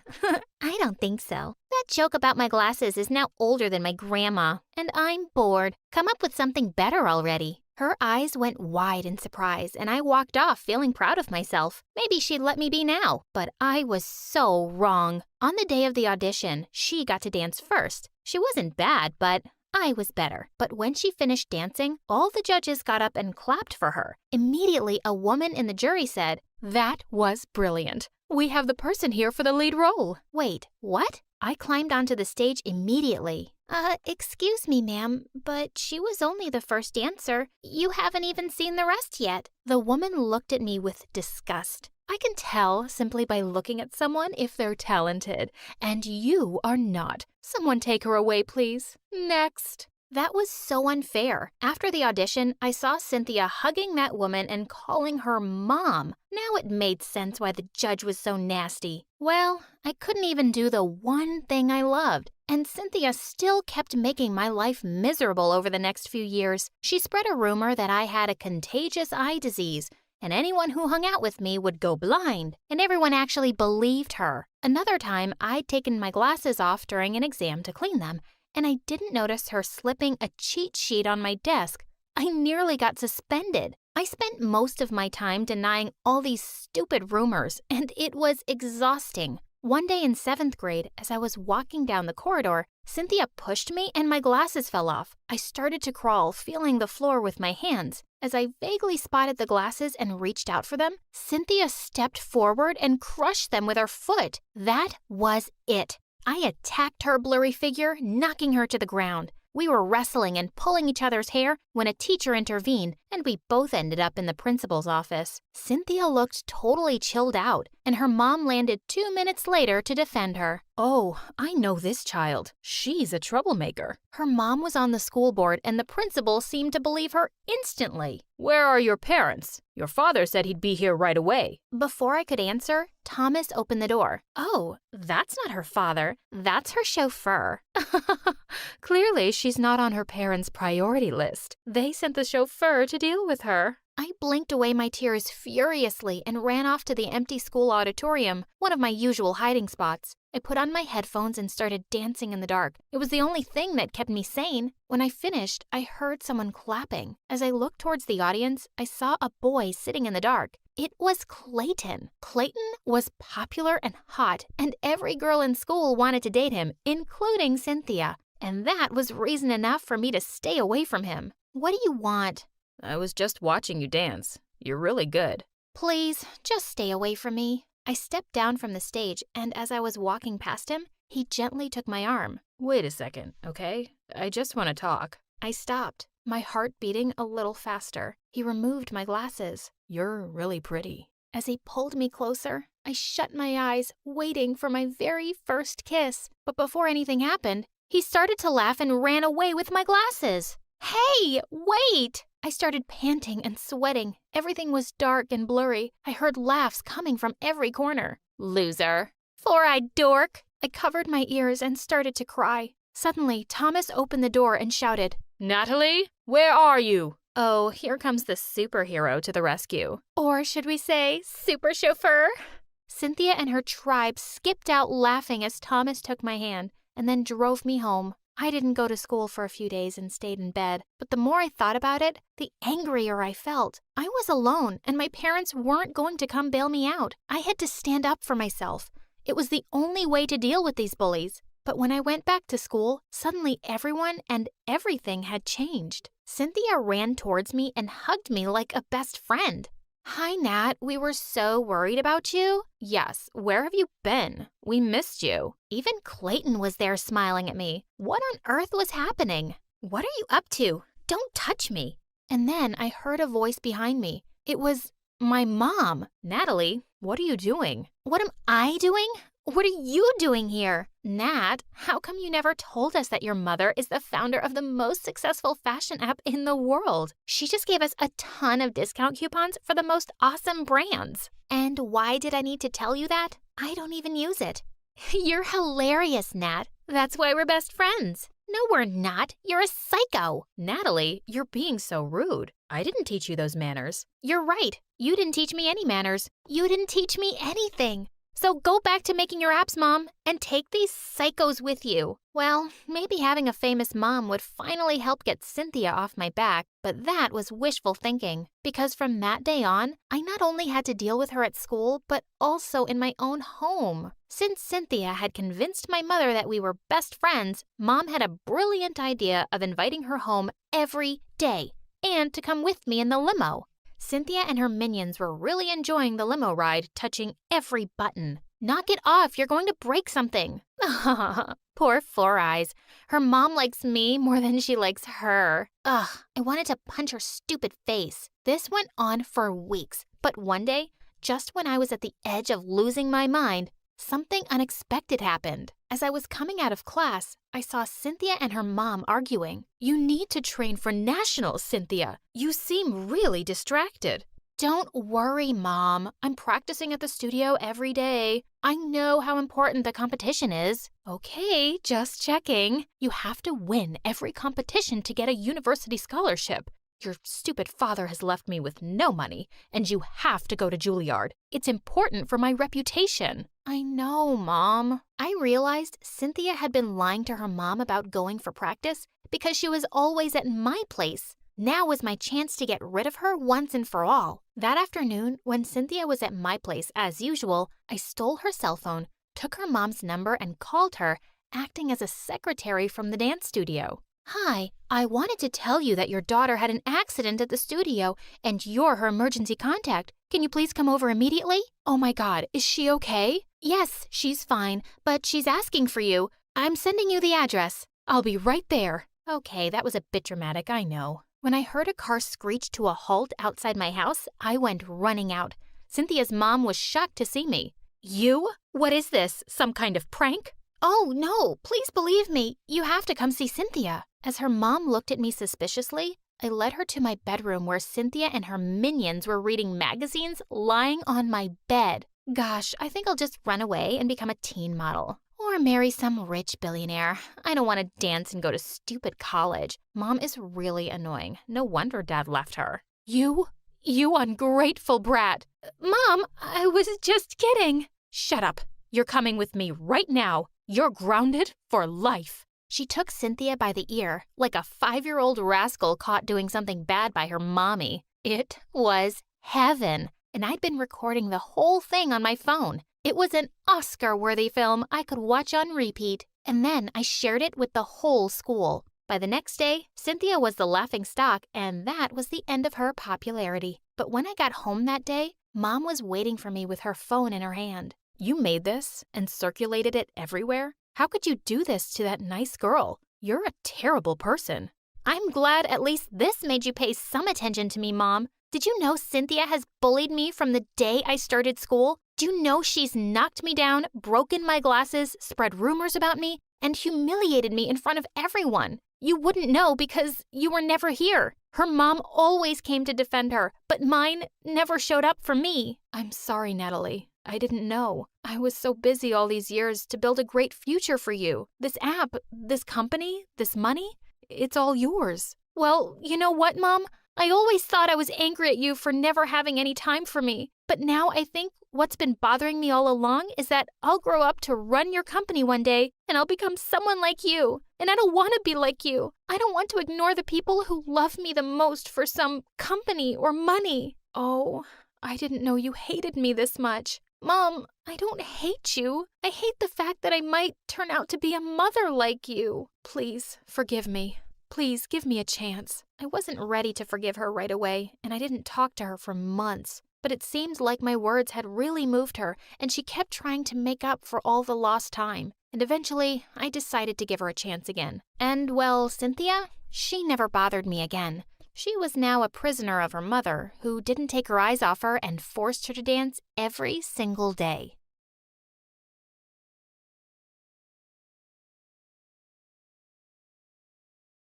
Hi, I'm Tina from New Jersey. Please like and subscribe. I was born to a super rich mom who owned a giant cosmetic company. Dad left Mom when I was 2 because he couldn't cope with her overambitious nature. But to be honest, Mom wasn't so hard to live with, and that was because she was hardly around. Mostly, I saw Mom when she came back from an overseas trip with a gazillion toys for me. I guess that was her way of making up for the absence, but I wasn't complaining. I'd spend hours talking to my toys and pretending they were my best friends. But as I grew up, I started noticing how absent my mom was from my life. She'd miss important events at school all the time. When I was in 5th grade, I was chosen to play Rapunzel in a school play thanks to my silky long hair, and Mom swore she wouldn't miss it. But by the time she reached school, the play was over. I'm sorry, honey, I got stuck with something important. I know, Mom. I can never be as important to you as your work. Sweetheart, I'm doing this for you.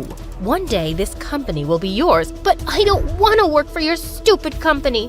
I want to become an actress. My drama teacher says I'm a natural. I'll talk to your teacher about putting such silly ideas into your head. Acting is for losers who've got nothing better to do. But Mom held up her hand, and I knew there was no use arguing anymore. But the acting bug in me never died. I joined the school's drama club and participated in all kinds of plays. Of course, Mom had no clue about it. Once when I was in the 10th grade, I was at the mall when I saw a girl staring at me weirdly. Then she followed me to the coffee shop too. I thought something was fishy, so I cornered her when I got the chance. What's your problem? If you want my autograph, just say so. Why would I want your autograph? 'Cause I'm the future Drew Barrymore. You see these billboards? My face will be all over them in a few years. I don't want you to have any regrets later on. I thought you're the girl my brother's dating, but I guess I was wrong. Oh, so this girl thought I was someone else. Suddenly, the acting bug in me started squirming. Actually, I am Jackie's girlfriend, but my brother's name is Fred.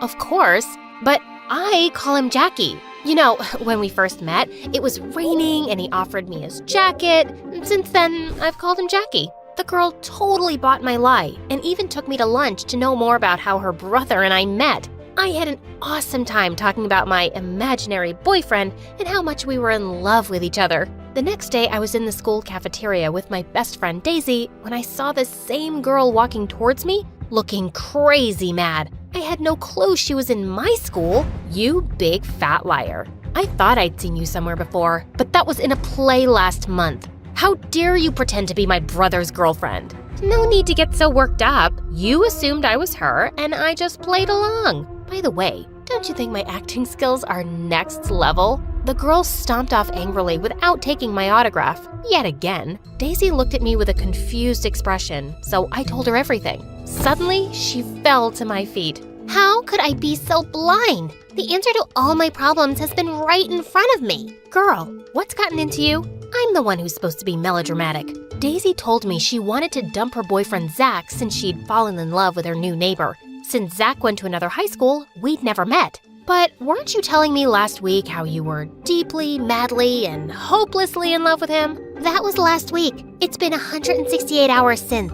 You just have to make it look like he's been cheating on me so I can easily dump him. Okay, but what do I get in return? The opportunity to practice your acting skills. Future Scarlett Johansson. You know how to push the right buttons, girl, don't you? Zach was supposed to take Daisy out on a date at a fancy restaurant that weekend. Moments after they were seated, I barged in with a massive curly wig and the ugliest glasses. The love of my life, The apple of my eyes. You said you loved my thick curly hair. Then what are you doing with this witch with a boring ponytail? Who are you? Do we know each other? Oh, don't be so cruel, my coochie coo. I know I've put on 25 ounces, but I promised to put in the extra hours at the gym. Stop it. Daisy, believe me, I've never met this girl before. She's lying. If you want to dump me, just say so. I'm willing to die for you, my precious, but don't call me a liar. I know your favorite color is blue. You love dumplings. You still watch Popeye. And you fart when you sneeze. Am I lying, Daisy? Daisy simply shook her head. That doesn't prove anything.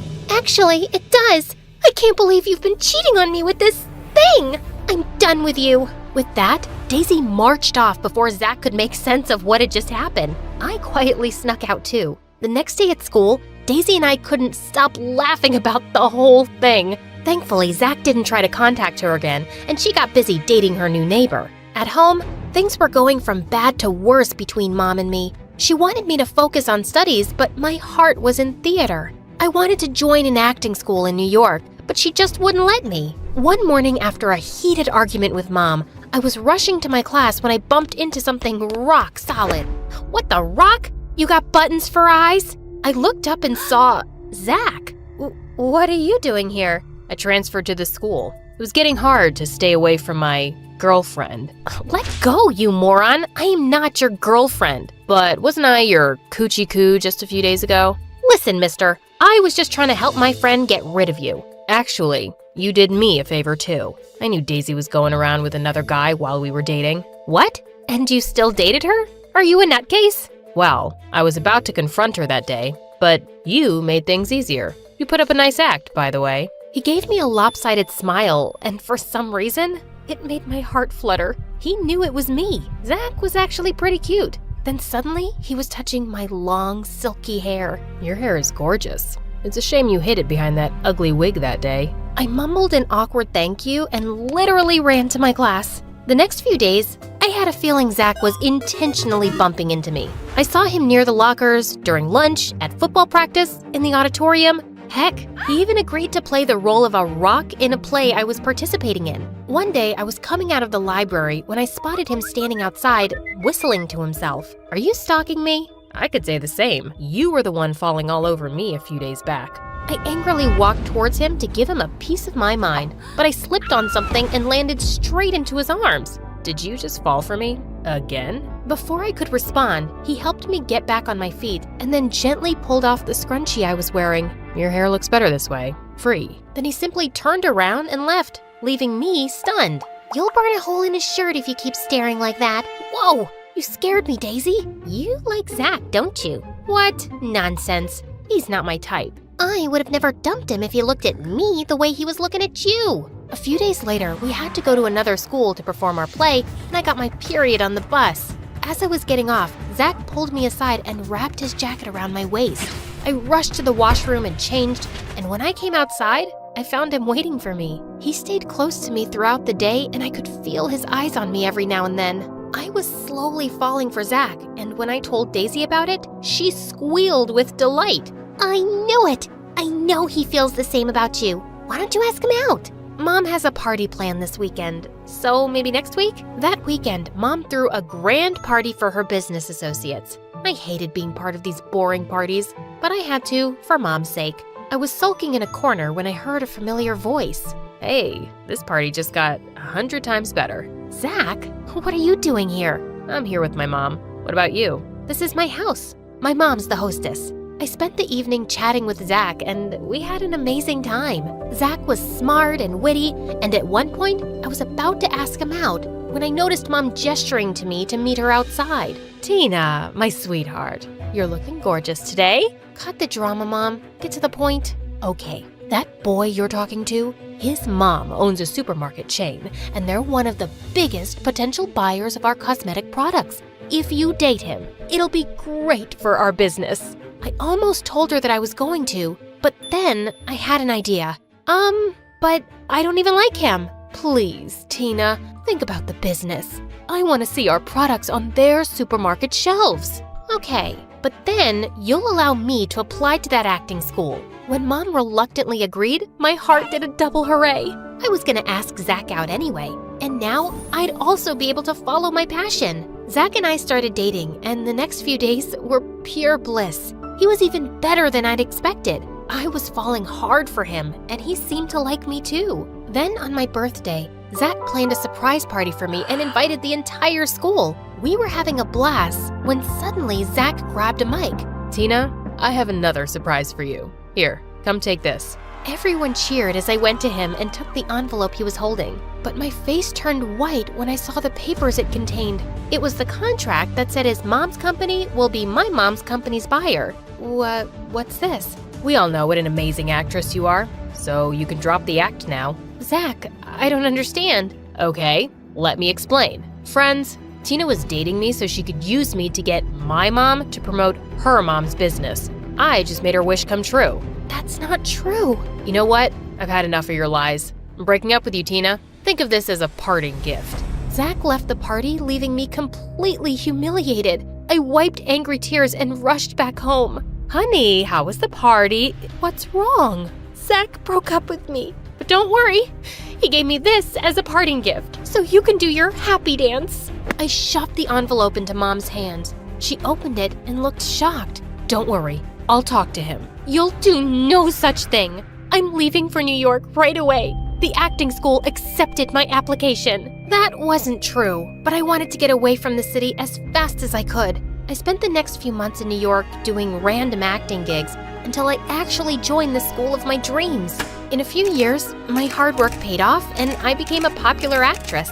Then one day, I got a call from Mom's doctor who told me her health was deteriorating fast. I immediately rushed back home and found Mom in bed, looking so frail that it shook me. Mom, why didn't you tell me you weren't well? I didn't want to distract you. I always thought you were wasting your time in acting, but you proved me wrong. How's the business going? I don't know. What? I know it sounds hard to believe, but I haven't gone to the office for months. The doctor told me to take a break, and I'm listening to him this time. That's because you've exhausted yourself so much that you can't handle the stress anymore. Maybe, but I'm tired, Tina. I spent my life running after money, and I didn't value the priceless gift life had given me, you. I hugged Mom, and it felt amazing. The next day, I went to her office and found out Mom's business had been falling apart for months. But there was one company still buying her products that kept her from completely going bankrupt. Zach's. I decided to meet him and thank him personally.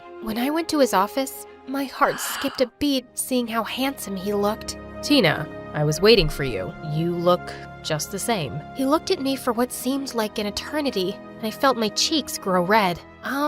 I wanted to thank you for helping Mom's business. You didn't have to do that. That was the least I could do after being such an idiot all those years ago. Actually, I heard the conversation between you and your mom at the party where she asked you to date me. Oh, so that's how you knew. But I was already falling for you by then. I know. Daisy told me about it later on. She was mad at me for not reaching out to you, but I was so ashamed of what I'd done. I'm sorry, Tina. I was just so heartbroken that the only girl I'd truly loved had been...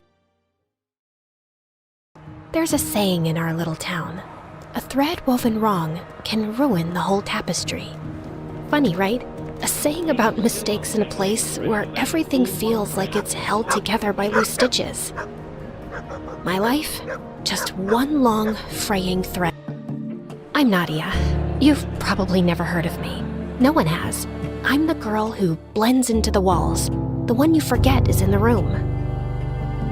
Teachers don't call on me. Classmates don't talk to me. Even my own parents barely notice when I come and go. I didn't always feel invisible. Once, I had someone. My best friend, Sophia. She understood me like no one else.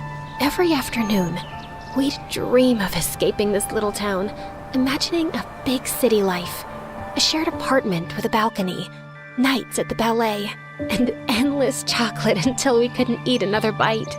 But then her family moved away, and just like that, she was gone.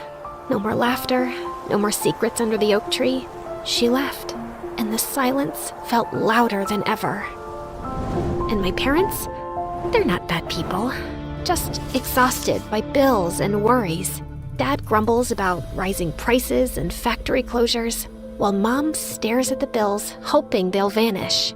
So here I am, alone, invisible, and wondering if this is all life will ever be for me. You're too quiet, Nadia. You just need to make your own destiny. But how? How do you shine in a world where every chance feels like a thread slipping through your fingers, and the loom of fate is woven by someone else entirely? If I could change one thing, just one thing, I'd want to matter, to be seen, to be someone. The night it began was unremarkable. Just another argument echoing through our paper-thin walls. I was upstairs trying to tune it out when I heard it again, the creak from the attic. For weeks I'd noticed it, faint whispers of wood shifting, or maybe something more.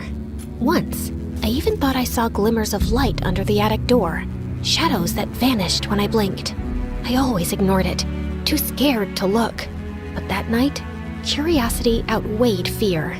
It felt like something was calling me, pulling me toward the attic with a promise I couldn't ignore. With some faded letters and brittle cloth, but there was something off about it.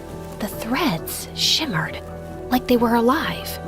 As I reached toward the threads, tiny sparks of light burst from the loom, floating through the air like fireflies. They danced around me, filling the attic with a golden glow. Then, as if it carried on the air itself, I heard a faint whisper. Weave wisely. Each thread carries a new destiny. I wasn't scared. The voice wasn't menacing, and neither was the loom. If anything, I felt drawn to it. The threads seemed to hum softly, almost as if they were...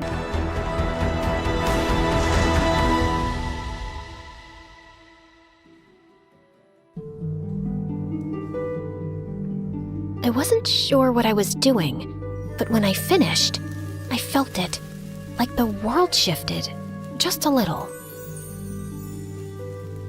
The next day, just like I did before, the golden light flashed again, as it had the first time. The next morning at school, something strange happened. A pair of classmates I barely knew waved and spoke to me. Hey, Nadia. I love how you did your hair. Thank you. It couldn't be a coincidence this time. The loom? It was real. And it was powerful. Once you start weaving, it's hard to stop. I mean, why would you? I tried another pattern, this time for my mom. She'd been passed over for promotions for years. But within the week... You're not going to believe it. I got offered a better job with better pay. I never thought this would happen for us. It's a miracle! Suddenly, there were fewer fights at home. I even wove something small for myself. A perfect score on my math test. Not because I didn't know the material, but because I wanted to see if I could. And it worked. No matter what I wish I had, it always worked. Would you want to come to my birthday party, Nadia? You have to come. It wouldn't be the same without you. I wasn't invisible anymore. The world was finally bending in my favor, one thread at a time. And the loom? It seemed almost eager, like it wanted me to keep weaving. Weave wisely. Each thread carries a new destiny. But the thing about weaving destinies, life wasn't just good. It was perfect. Or so it seemed. Nadia, can you sit with us at lunch today? We really want to hear about your morning classes. Sure, why not? I love you guys. Or the loom that I didn't have? After that strange moment with my friends, I couldn't stop thinking about Sophia. Maybe, just maybe, the loom could bring her back to me. That night, I climbed back up to the attic. The loom glowed softly, as if it had been waiting for me. Weave wisely. Each thread carries a new destiny. I didn't hesitate this time. Yes, I know. I want Sophia to move back.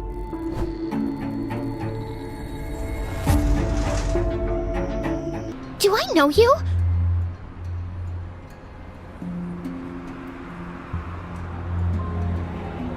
She didn't remember me. Not even a little. It was as if every moment we'd shared, every laugh, every dream, had been erased. I didn't know where else to turn.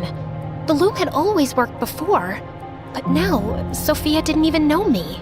It was like I'd wished her into a life where I didn't exist. I thought about telling my parents everything.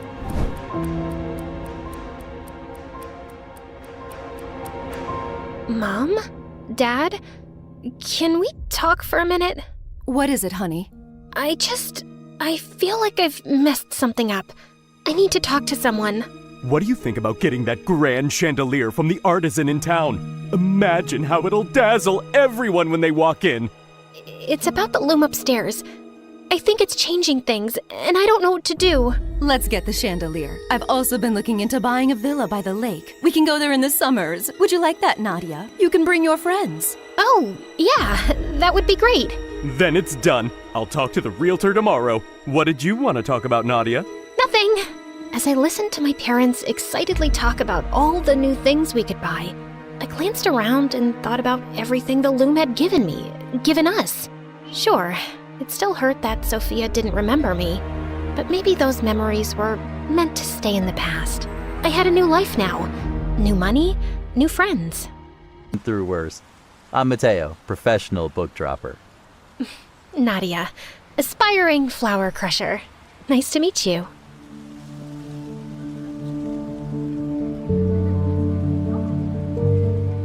There was something about him, something different. We started talking, and it felt so easy, so natural, like we'd known each other forever. As we talked, I started to learn more about Mateo. He was new to the city too, chasing a dream of opening his own book. The time I spent with Mateo, the more I realized how much we had in common. He had a way of listening, really listening, that made me feel seen in a way I had never felt before, in a way I hadn't realized I had been missing. I felt like I'd met the perfect guy. And then, one day, he even surprised me by visiting me at work. So, this is where you disappear to every day?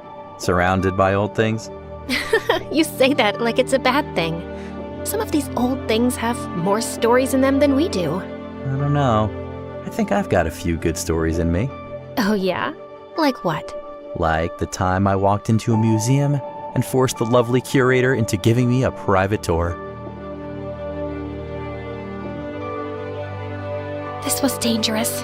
Being around him like this, so easy, so natural, it made it impossible to ignore what I really wanted, to be with him. This was woven over 400 years ago. Every thread was placed by hand.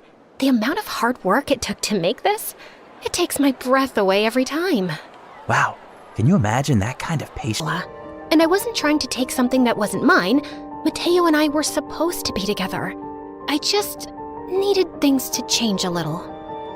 Weave wisely. Each thread carries a destiny. I just want her to leave. That's all. That was it. No harm, no pain, just a shift in fate. The next morning, I wondered if the loom had worked. Would there be some sign? Some shift in the air? Mateo? Hey, Nadia. You okay? Isabella's leaving. Leaving? She got a job offer across the country. We talked about it last night. I guess it just made sense to break up. This is what I wanted. A quiet, mutual parting. No fights, no heartbreak. Just fate gently pulling them apart. And you're okay with it? Yeah, I think I am. Hey, do you want to take a walk? I'd love to. It wasn't long before Mateo and I got together. Our connection only grew, and our relationship was so easy. Years passed, and Mateo and I had built a life together. We got married, and our days were filled with laughter and love. He was my best friend, my partner, the person who reminded me every day what it meant to be truly happy.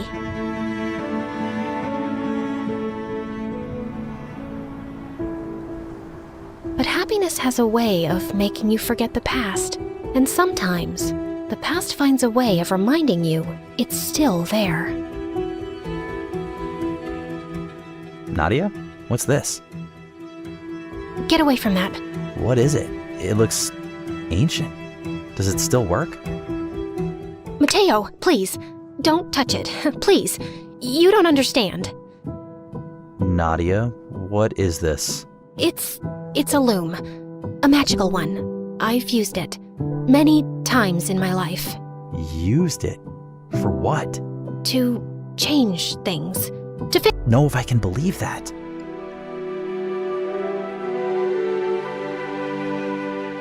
For the first time in years, I was alone again. No golden threads to guide me, no loom to shape the future. Just me, watching my life unravel thread by thread. And this time, I wasn't sure if even the loom could fix it, or if I even deserved to try. I wanted to take it back, all of it.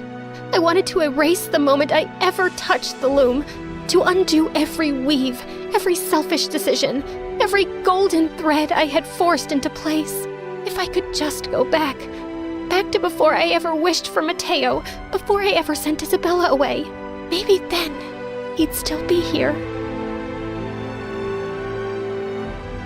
I couldn't let it end like this. I wouldn't. If the loom had unraveled my life, maybe I could unravel what I did. Weave wisely. Each thread carries a destiny. I don't want to weave anymore. I want to unweave. Tell me how to take it all back. Begin where you ended. Unravel what was stitched. I was confused at first, but then I began.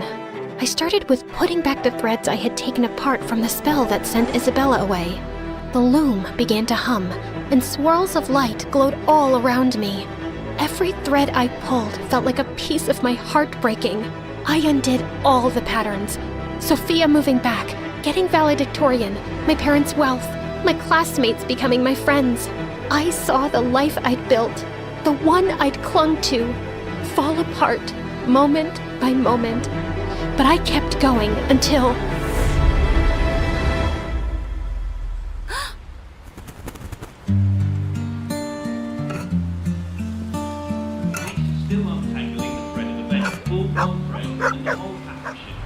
Fate.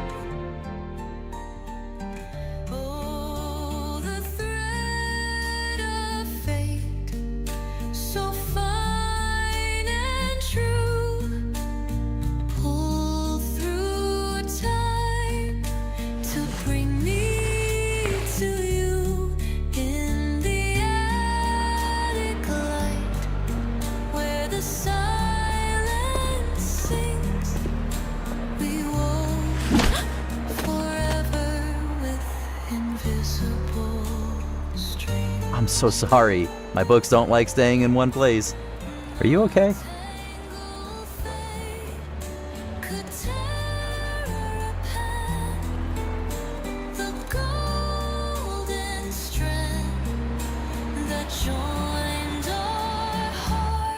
Yes.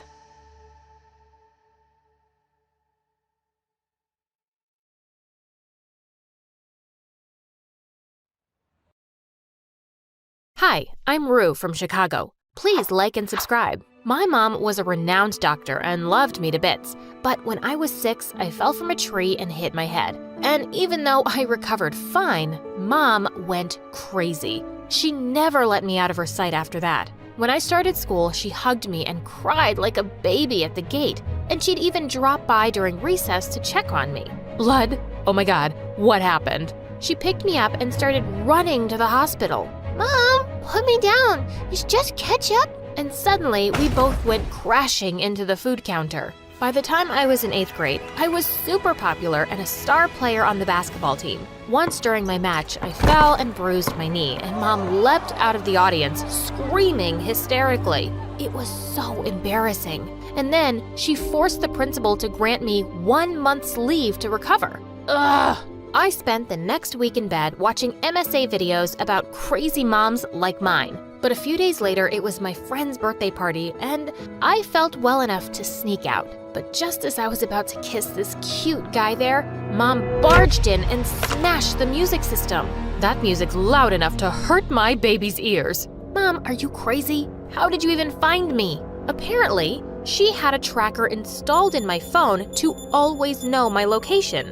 On the way home, we had a huge argument. If you ever do something like that again, I'm gonna leave for good, and I'll throw away my phone, Mom. You won't be able to find me. And surprisingly, that worked. She kinda backed off, and I was relieved to be back at school soon. Guys, I'm back! I was hoping for an awesome welcome, but to my surprise, no one bothered to say hi. And just as I was about to sit, someone pulled my seat and I fell on my butt. You can't sit there. It's Sally's seat. Wait, what? This is my seat. And who's frickin' Sally anyway? Me. I'm Sally. And you are? I turned around to see a tall blonde girl offering me a hand. I'm Rue, and I think you're new because I've never... Oh, Rue, the one with the crazy mom. It's nice to finally meet you. I just joined this month, and it's okay. You can take this seat. She smiled and went to another seat, and all the kids followed her. What the heck? A new girl had taken my place while I was gone for just a month? After that, I noticed how everyone was just too pleased by her, even the teachers. Oh, Miss Olsen, did you get a new haircut? It looks so nice on you. Thanks, Sally. You're the only one to notice. You aren't just smart, you're kind too. And she helped the other kids with their homework too. Guys, I got this. You can copy from my assignment as long as you change some things. Sally, you're the best. Well, I doubted that. She was just too good to be true, and just happened to appear out of thin air and take my popularity. But I wasn't gonna lose to her. A basketball match was coming up and I was gonna show her who the real champ was. But on the day of the match, I could see Sally cheering for me with everyone else. In fact, she was cheering the loudest. Woohoo! It's nice to have the champion back. Go Rue! Just then, I slipped on the basketball court and fell flat on my butt with a sprained ankle. OMG, someone help me pick her up. She's hurt. Sally made me lean on her and took me to the nurse's room. She stayed with me the whole time the nurse attended to me. And I was beginning to think I'd misjudged her. She really was quite nice. Later when I reached home, Mom came running and hugged me tight. Oh my God, are you okay?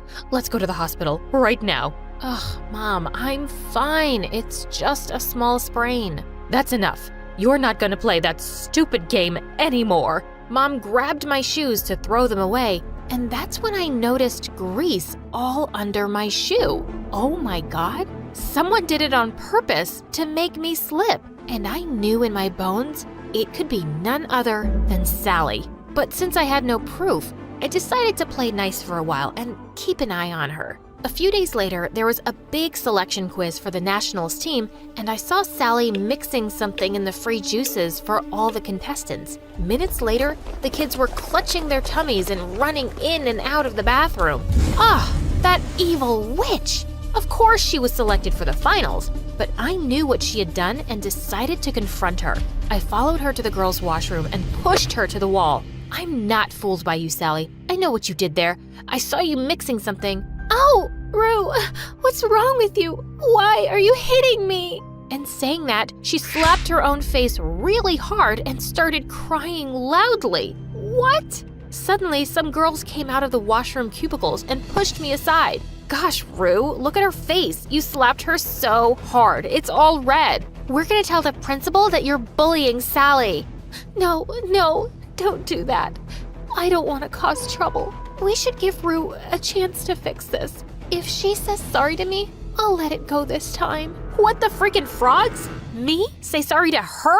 Ugh, no way. I pushed her harder this time and stormed out of there. But now I knew she was a cunning fox, and I had to play smarter than her. Soon, the elections for the new school president were announced, and I was super excited to participate. But guess who else was running for president? Sally! She already had loads of kids working for her campaign and making her posters. One day while I was in the library working on mine, I heard some noises. I went ahead to check, and I was shocked to see Sally bullying a kid. What do you mean you didn't complete my assignment? I need it back within an hour, or I'll kick your butt, you moron. She took his glasses off and threw them on the ground and crushed them. The guy looked terrified as Sally walked away. Just then, I had a mind-blowing plan. I quickly went in and picked up the guy from the floor.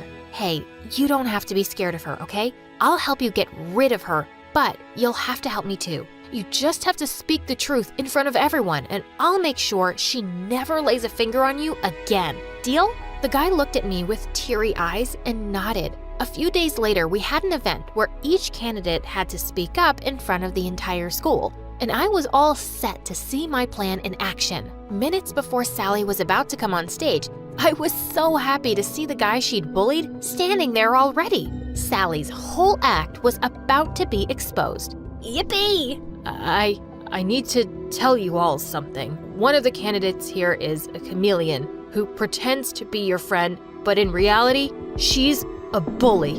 And saying that, he pointed at me. What in the father frickin' world? That's her, Rue. She even smashed my glasses the other day and put my head inside the toilet. She's a bully. What?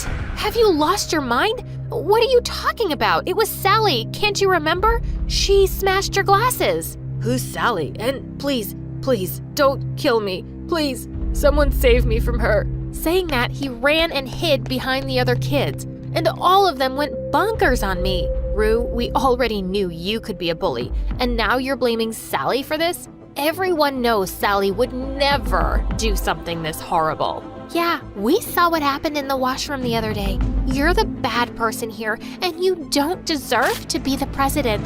And they all started throwing paper balls at me. I ran out of there to save my butt, but I was so gonna kill Sally now. After the event was over, I followed Sally and saw her kissing that jerk who betrayed me in front of everyone. That's how she turned him on her side. She was such a devil. I heard them laughing and talking about how they'd humiliated me in front of everyone. I couldn't take it anymore. I went ahead and kicked him in the butt. You're such a world-class jerk. You lied in front of everyone for a wicked lizard like her. Watch your mouth, Rue, or I'll tear off your tongue. Whoa, look at that. Finally, your true colors are coming out, Sally. But guess what? I've known from day one that you're a witch, and soon I'll prove it to everyone. You recorded us? Oh, yes, I did. You know, I'm tired of pretending to be nice to you. I wish you had slipped and hit your head that day, but you just got away with a little sprain. But today,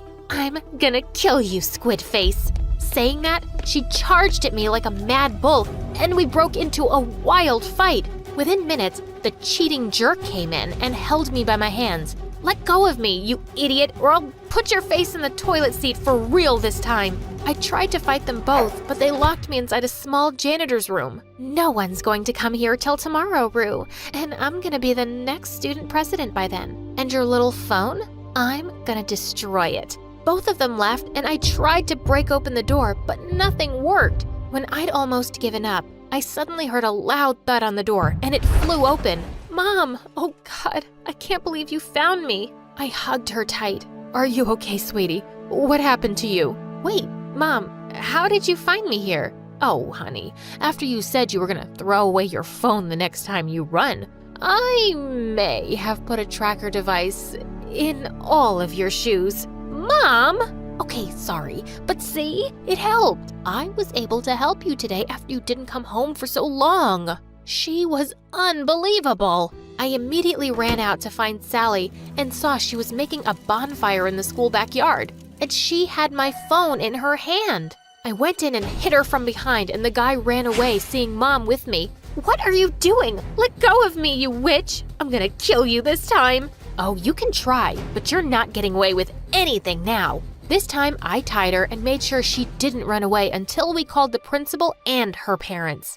Oh, we are really sorry, but she has a histrionic personality disorder. Because of that, she wants to be noticed and praised all the time. We kept it out of her records when she joined this school. Oh, God. I didn't know I was taking such a dangerous kid. But you've been really brave, Rue. I'm gonna announce you as the next student president tomorrow. No, I'm the best one. I'm the best. She's nothing. Saying that, she broke the ties and leapt towards me. I'm gonna burn this entire school with you in it, loser.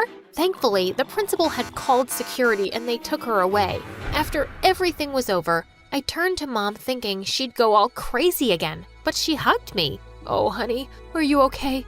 I was so scared. I'm fine, Mom. Thanks for saving my life today. I love you, but no more tracking devices, please. Hi, I'm Abina, and I live in an orphanage in Ghana. And before you start feeling sorry for me and blah, blah, blah, relax, man. Everyone is super chill here. The coffee is bomb, and I have a little brother who worships me. So I guess that's why I've never wanted to get adopted. Before I continue, please like and subscribe. Ever since I could remember, rich, stupid foreigners would come every month to take one of us home with them. But I knew they were just using us to brag about how they'd done such a noble deed by adopting a poor orphan. So whenever those snobs would drop by with their camera phones and designer clothes, I'd convince my brother Kofi to help me mess with them. Come see our room. We just got new blankets. Sweetie, I'm taking a selfie with... Our new blankets smell like lavender. Ah! Is that pee? Silly me. I forgot. We have a bedwetting problem. A bedwetting problem!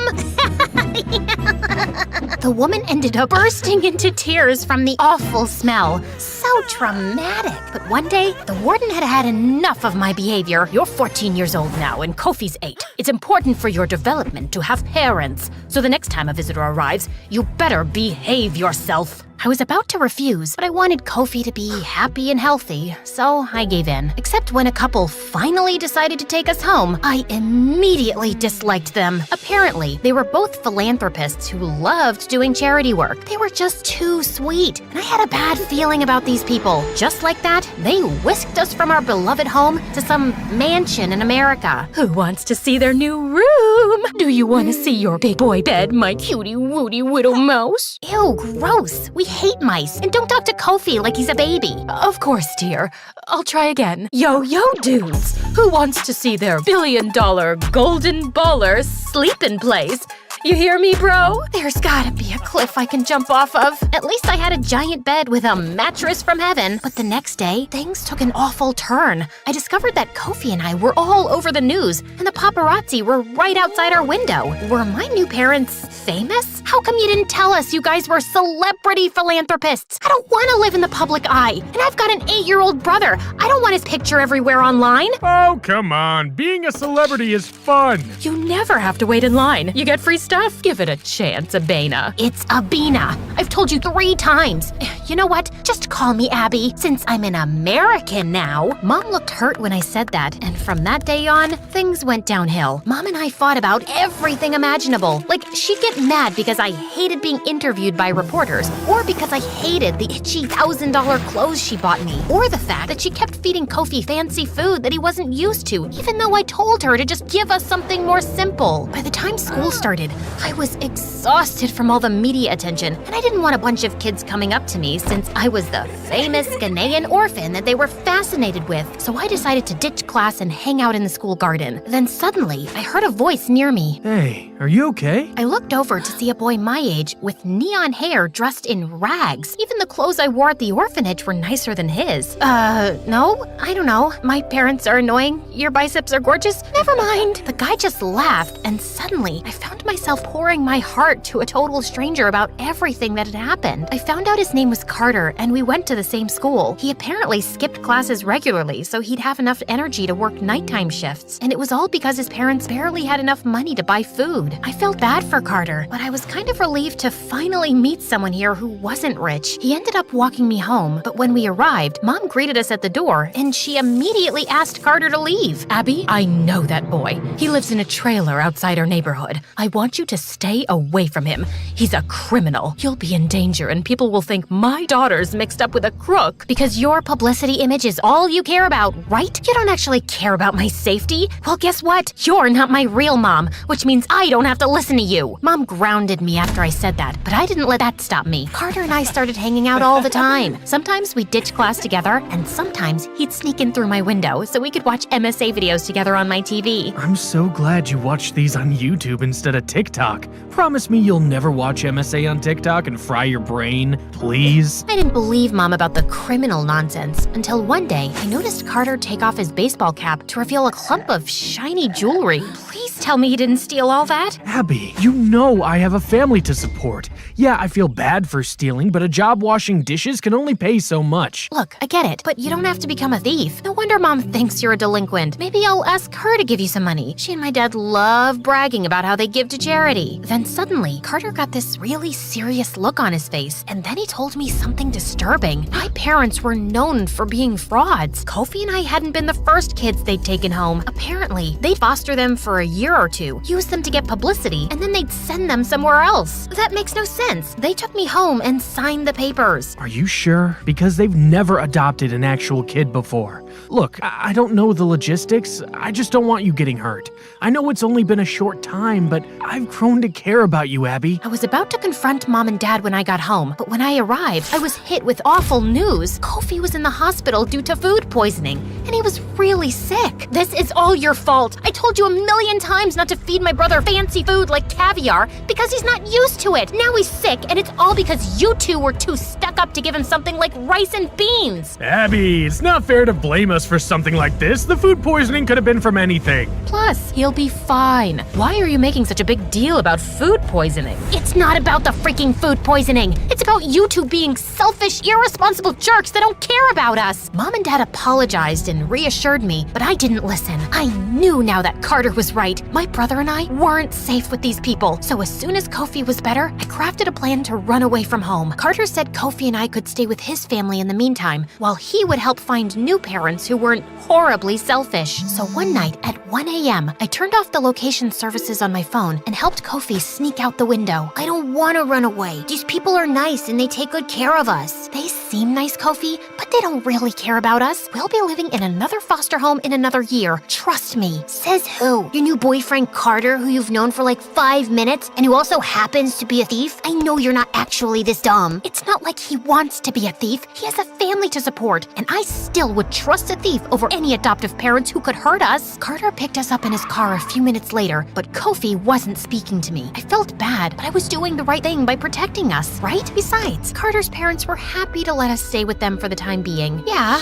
they lived in a one-bedroom trailer, and Kofi and I had to sleep on a floor mattress, but it was still so much better than staying with parents who didn't care about us. The next morning, Carter told me that he had disguises in case the cops came looking for us. No, I want to go back home. You can't do this to us. You can't take us away from Mom and Dad just because you heard some rumor to live in a one-bedroom trailer with your boyfriend. It's not like I have a choice. I'm doing this for you and your safety. Mom and Dad are frauds. Why? Because they like bragging to the media about how they adopted us? Big deal. They still care about us, and they're still giving us a great life. You're just trying to find excuses to run away because of what happened 6 years ago. Right then, Carter asked me what my brother was talking about, but I wanted to change the subject. I didn't tell Carter about how my parents had gone missing at work one day, and no one had ever been able to find them. And that's why we'd been at the freaking orphanage in the first place. You'll do anything to avoid being hurt again. You'd even rather live with your criminal boyfriend and believe a ridiculous rumor than let another family take care of us. I knew Kofi was right, and maybe staying with Carter wasn't the best option, especially because as days passed, I learned that he wasn't just poor, and he didn't just steal to support his family. I was drifting off to sleep one night when I heard laughing outside, and I opened the door to find him sitting with a bunch of guys and unwrapping towels filled with money. No, do not tell me you're in a gang. Well, we all have families to feed, and now that you and Kofi are staying with us, I want to make sure I can support you guys. I don't want all of us to have to live in a one-bedroom trailer. Here, babe, I stole $50,000 just for you and your brother. Carter, I can't accept this. You can't keep stealing. It's wrong, and I don't think we should be together either. I appreciate what you're doing for me, but I think it's best if Kofi and I leave. No, please, don't leave me. You're the only thing that makes me happy. Nobody at school wants to be friends with me because I'm a poor loser, and no one in the neighborhood wants to associate with me because I'm a thief.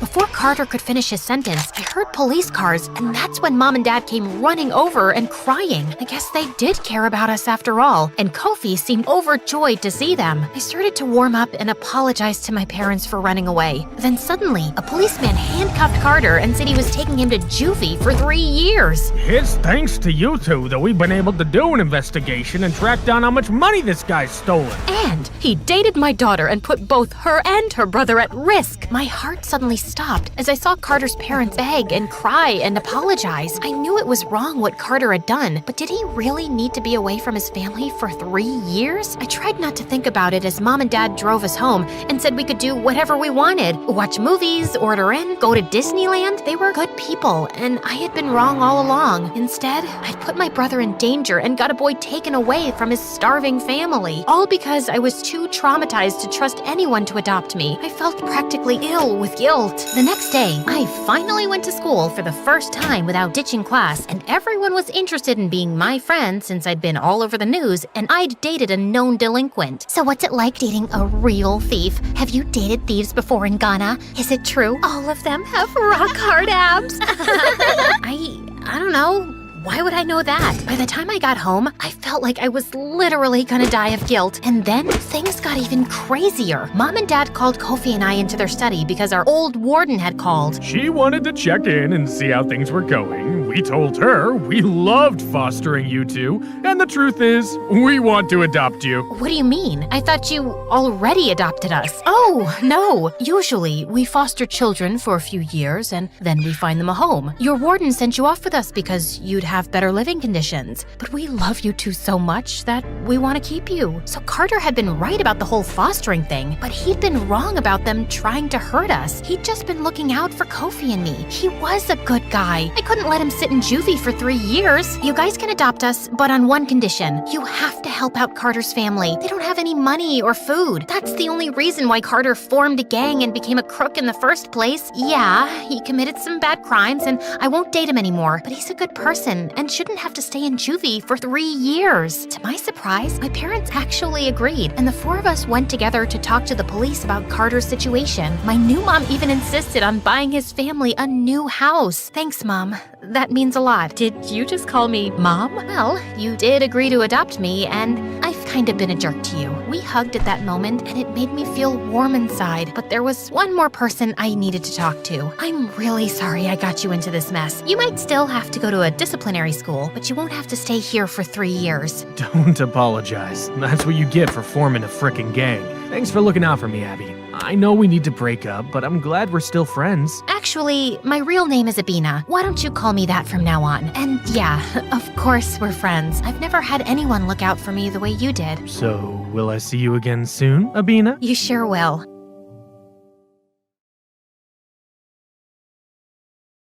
The couple held each other's hands nervously as they walked into the hospital nursery. The nurse pointed out their baby, and the woman screamed. No, no, no, no. This can't be. Oh God, she looks like a monkey's butt. I'm gonna be sick. Can somebody adopt her, please? Ma'am, that's not your child. This one is. The woman instantly stopped crying and picked up the baby, and the couple stared at her in delight. Ooh, of course this one's mine. She's beautiful. And that beautiful baby was me.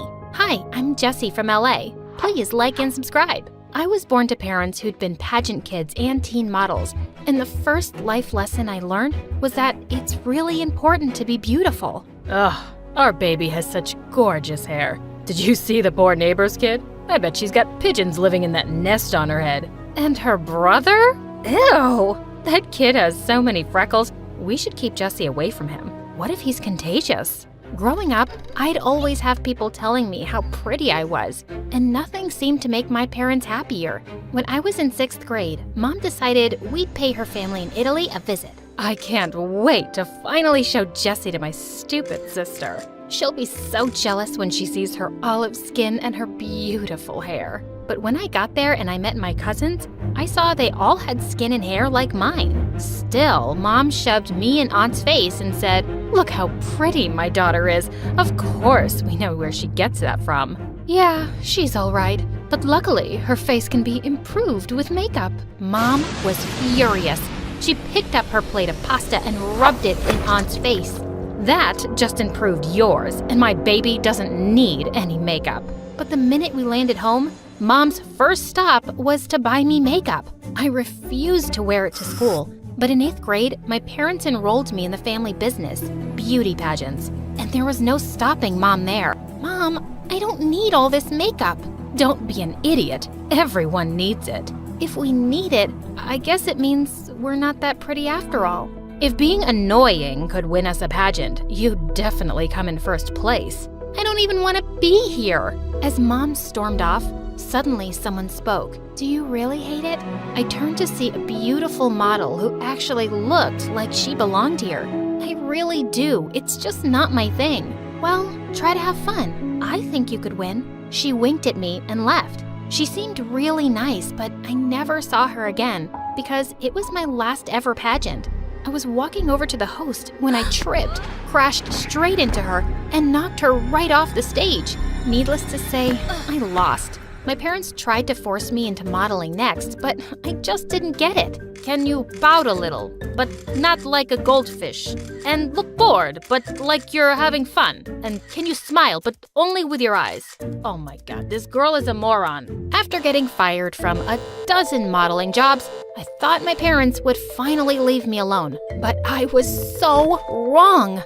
The night before I started high school, they sat me down for an important conversation. Jesse, since we're getting older, we're not doing much modeling anymore, and we're running out of money. And since you're the world's worst model, you've left us with no other choice. What are you talking about? We have a plan.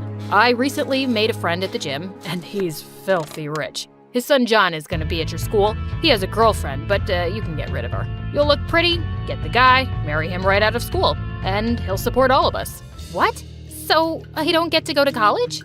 Oh, honey, I don't think you're smart enough. But also, we just don't have the money. If you want to go, this is what you have to do. I just knew there was no point arguing. So the next morning, I walked downstairs in my prettiest dress and bright red lipstick. But when I got to school, I wiped it off and changed into jeans.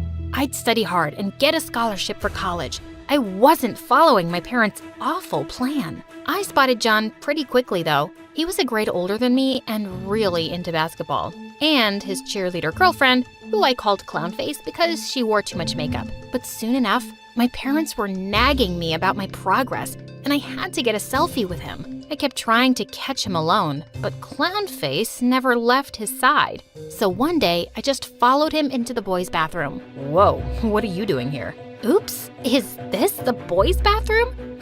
I can be dumb sometimes, but can I just say, I'm such a big fan of your game. Could I have a selfie with you? He agreed, and my mission was accomplished. But as we stepped out of the bathroom together, someone pulled me by my hair. What were you doing in there with my boyfriend, Witch? Ow, nothing. Get off me, clown face.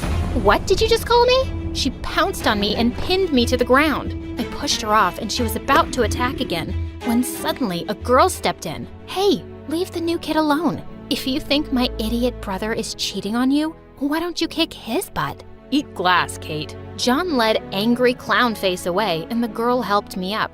She was beautiful and not wearing a touch of makeup. She looked kind of familiar too. I could have handled that, but thank you. You're John's sister? Yeah, I'm Kate. Wait, have we met somewhere before? And that's when it hit me. She was that model. Did you do pageants a few years ago? Oh, yes.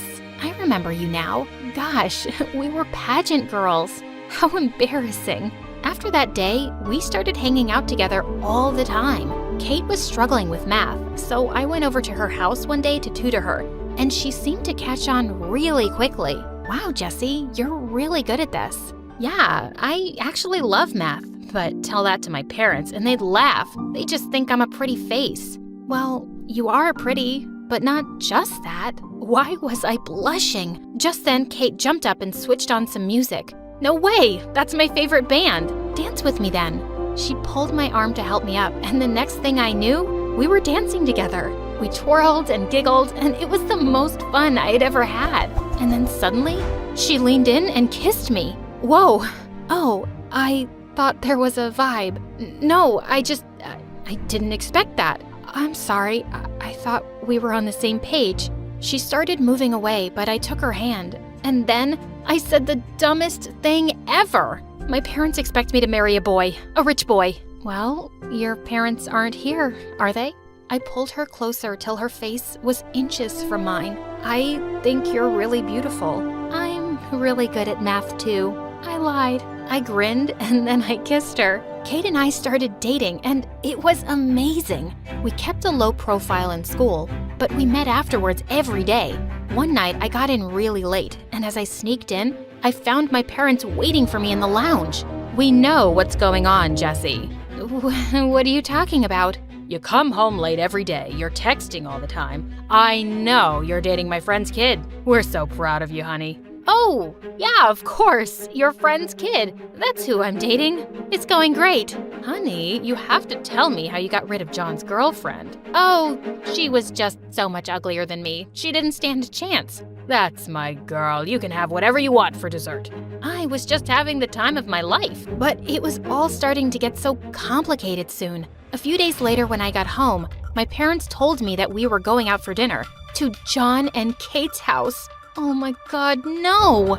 I frantically called Kate, but she just wouldn't pick up her phone. I left her a text saying, "Coming over with my parents. They think John is my boyfriend. I'm so sorry." I hoped she'd see it before I got there. Her parents welcomed us warmly, and just as I stepped inside, John walked into the hall, and I ran to him and hugged him. "Please, act like my boyfriend. I'll explain everything." Babe, hi, I missed you. Even though we met in school a few hours ago. Oh, young love, so precious. The parents smiled at us and walked off, and I pushed John away. What was that? So, here's the thing. I'm gay, and I haven't told my parents yet, and they think I'm dating you. It's just something I said to make them happy. I'm gonna tell them the truth soon, but please play along tonight. Ugh, fine. But I love my girlfriend, so don't fall for me or anything. I just told you I'm gay, you moron. Kate walked in just as we were sitting down for dinner, and she winked at me, so I knew she'd read my text. Whew. But as I acted lovey-dovey with John, I could tell it was bothering her. And when he and I snuggled close to each other on the couch after dinner, she looked mad. After a few minutes, she just stormed off. Didn't she know it was just an act? She wouldn't even reply to my text later that night. Ugh, I just had to go see her then. I sneaked back to her house and found her window open, so I quietly climbed in. But the second I landed, I bumped into someone who let out a horrible scream. Ah! Someone switched on a light, and I saw frickin' Clownface and John glaring at me. Oh my God, I can explain. What are you doing in my boyfriend's room, you witch? I told you not to fall for me, Jessie. What? Just then the door burst open and Kate walked in. I heard a scream. Jessie? Why are you in John's room? My question exactly. Everybody shut up! I'm in love with Kate. I'm here for her. I got the wrong window. Everyone looked shocked, and I just took Kate's hand and led her to her room. Why haven't you been replying to me? I don't know, Jessie. I know you were acting, but when I saw you with John, I just got jealous. That's what your parents want, right? They want you to date a boy. What if you want that too? I really don't want your brother. And I think I just said I'm in love with you for the first time in front of those idiots. Kate's face lit up. Yeah, you did say that. I'm in love with you too, Jessie. And we kissed, and it was a perfect moment. My parents were all praises for John after that dinner, and they were already dreaming about my wedding and how he'd take care of us. I had to end this act and tell them the truth, and an opportunity turned up soon. John's parents had invited us all to his big basketball game, and Kate and I decided to tell everyone afterwards, as my parents wished John luck before the game. Suddenly, Clownface came over and pushed them aside. Good luck, my little smooch monster. Break your legs. And she kissed him smack on the lips. My parents nearly fainted. Jessie, do something. I thought you got rid of her. Rid of me? As if. I'm marrying John one day, and we're having so many babies together. As the two walked off, Mom turned to me, horrified. You broke up? How could you let him go? Mom, we were never dating. Never dating? But we saw you two together. Who have you been dating then? That would be me. Kate stepped forward and took my hand. I wish I could have made it less shocking for my parents, but this was happening now. Mom, Dad, Kate's my girlfriend. You're dating a girl? I did not spend my whole life making you presentable so you could date a girl. This is humiliating. How will you go to college now, huh? If you stopped treating me like a dumb Barbie doll, you'd know I'm smart enough to get a scholarship. We'll talk about this at home. There's nothing to talk about. And to make my point, I kissed Kate. Mom got so mad, she walked out of there. I was waiting for Dad to scream next, but he leaned in and whispered, "Jesse, I'm okay with this. She's gotta be as rich as John, right?" Of course, Kate was loaded. I didn't care, but it was good enough for Dad. And he eventually convinced my mom that having a rich daughter was more important than having a straight one.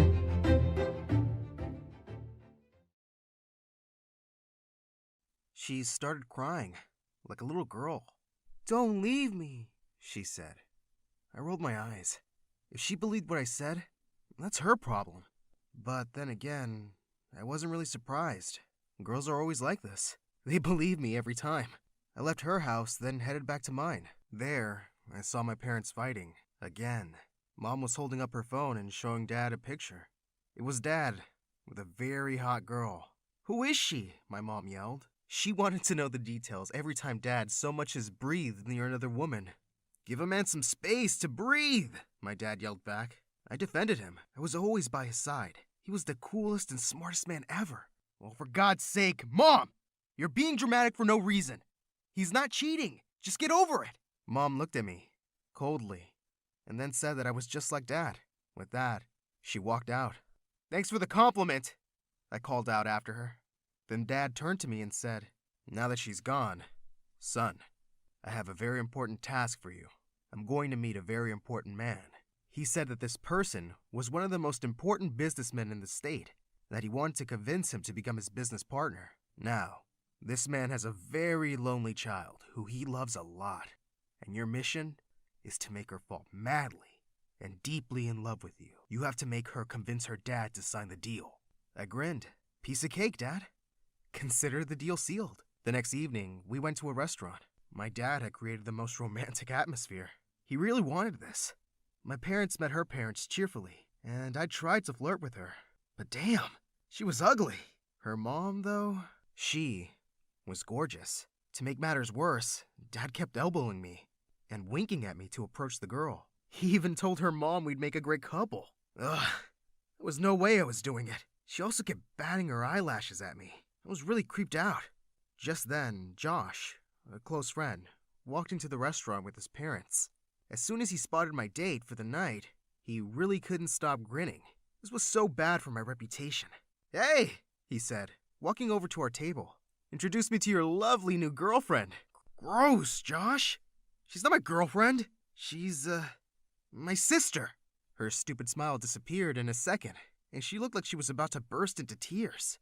I excused myself to go to the bathroom, but instead, I just slipped out of the back exit. What did they expect setting me up with someone like that? I called up one of my girls, and we met to party. When I got home, my parents were in the middle of a fight. "I saw the way you were looking at her." She was yelling at him, but just then, Dad saw me and turned his anger on me. He was furious and said that I embarrassed him. "If you really want to make the deal, why don't you go out with her? Why set me up with her?" I yelled at him. "It's just one stupid deal." And she was too ugly. My mom was stunned as she figured out what we were talking about. "Oh, so this is how it goes."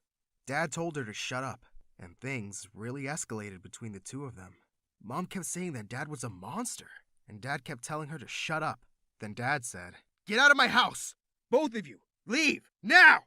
At first, I thought he wasn't serious, but in a few days, we moved into a small apartment. I knew that I pissed off Dad, but I was sure he would take us back. At least, he'd take me back. I didn't really care about Mom. But days turned to months, and we heard nothing from him. Mom didn't talk to me either. She said she was ashamed of me. "I'm just letting you stay because I feel sorry for you. You're an embarrassment," Mom said. Well, yeah? Who cares? I did the only thing that made me happy. Going out with girls. I called my friends over. We had a wild party. Mom got really mad and kicked everyone out. One day, Dad called and said he misses me and wanted me back. "I have so many important tasks for you," Dad said. I was thrilled, but he said he didn't want my mom. "I'm tired of that ugly woman," he said. I know, right? I grabbed my stuff and left to live with him. There, I saw something that thrilled me. He had a new maid. She was around my age. She was gorgeous. Her name was Stella. I was sure Stella would fall for me in no time. so I flashed her my most charming look. "Hey, how are you doing?" I asked. She looked at me and then looked away, like she'd seen a car crash or something. For a moment, I didn't know what happened. Had she just ignored me? She probably doesn't speak English, I thought. But then she said something to the housekeeper in fluent English. I gasped. Was she ill then? Terminally ill? But the way she worked, I knew she wasn't. Then what is it?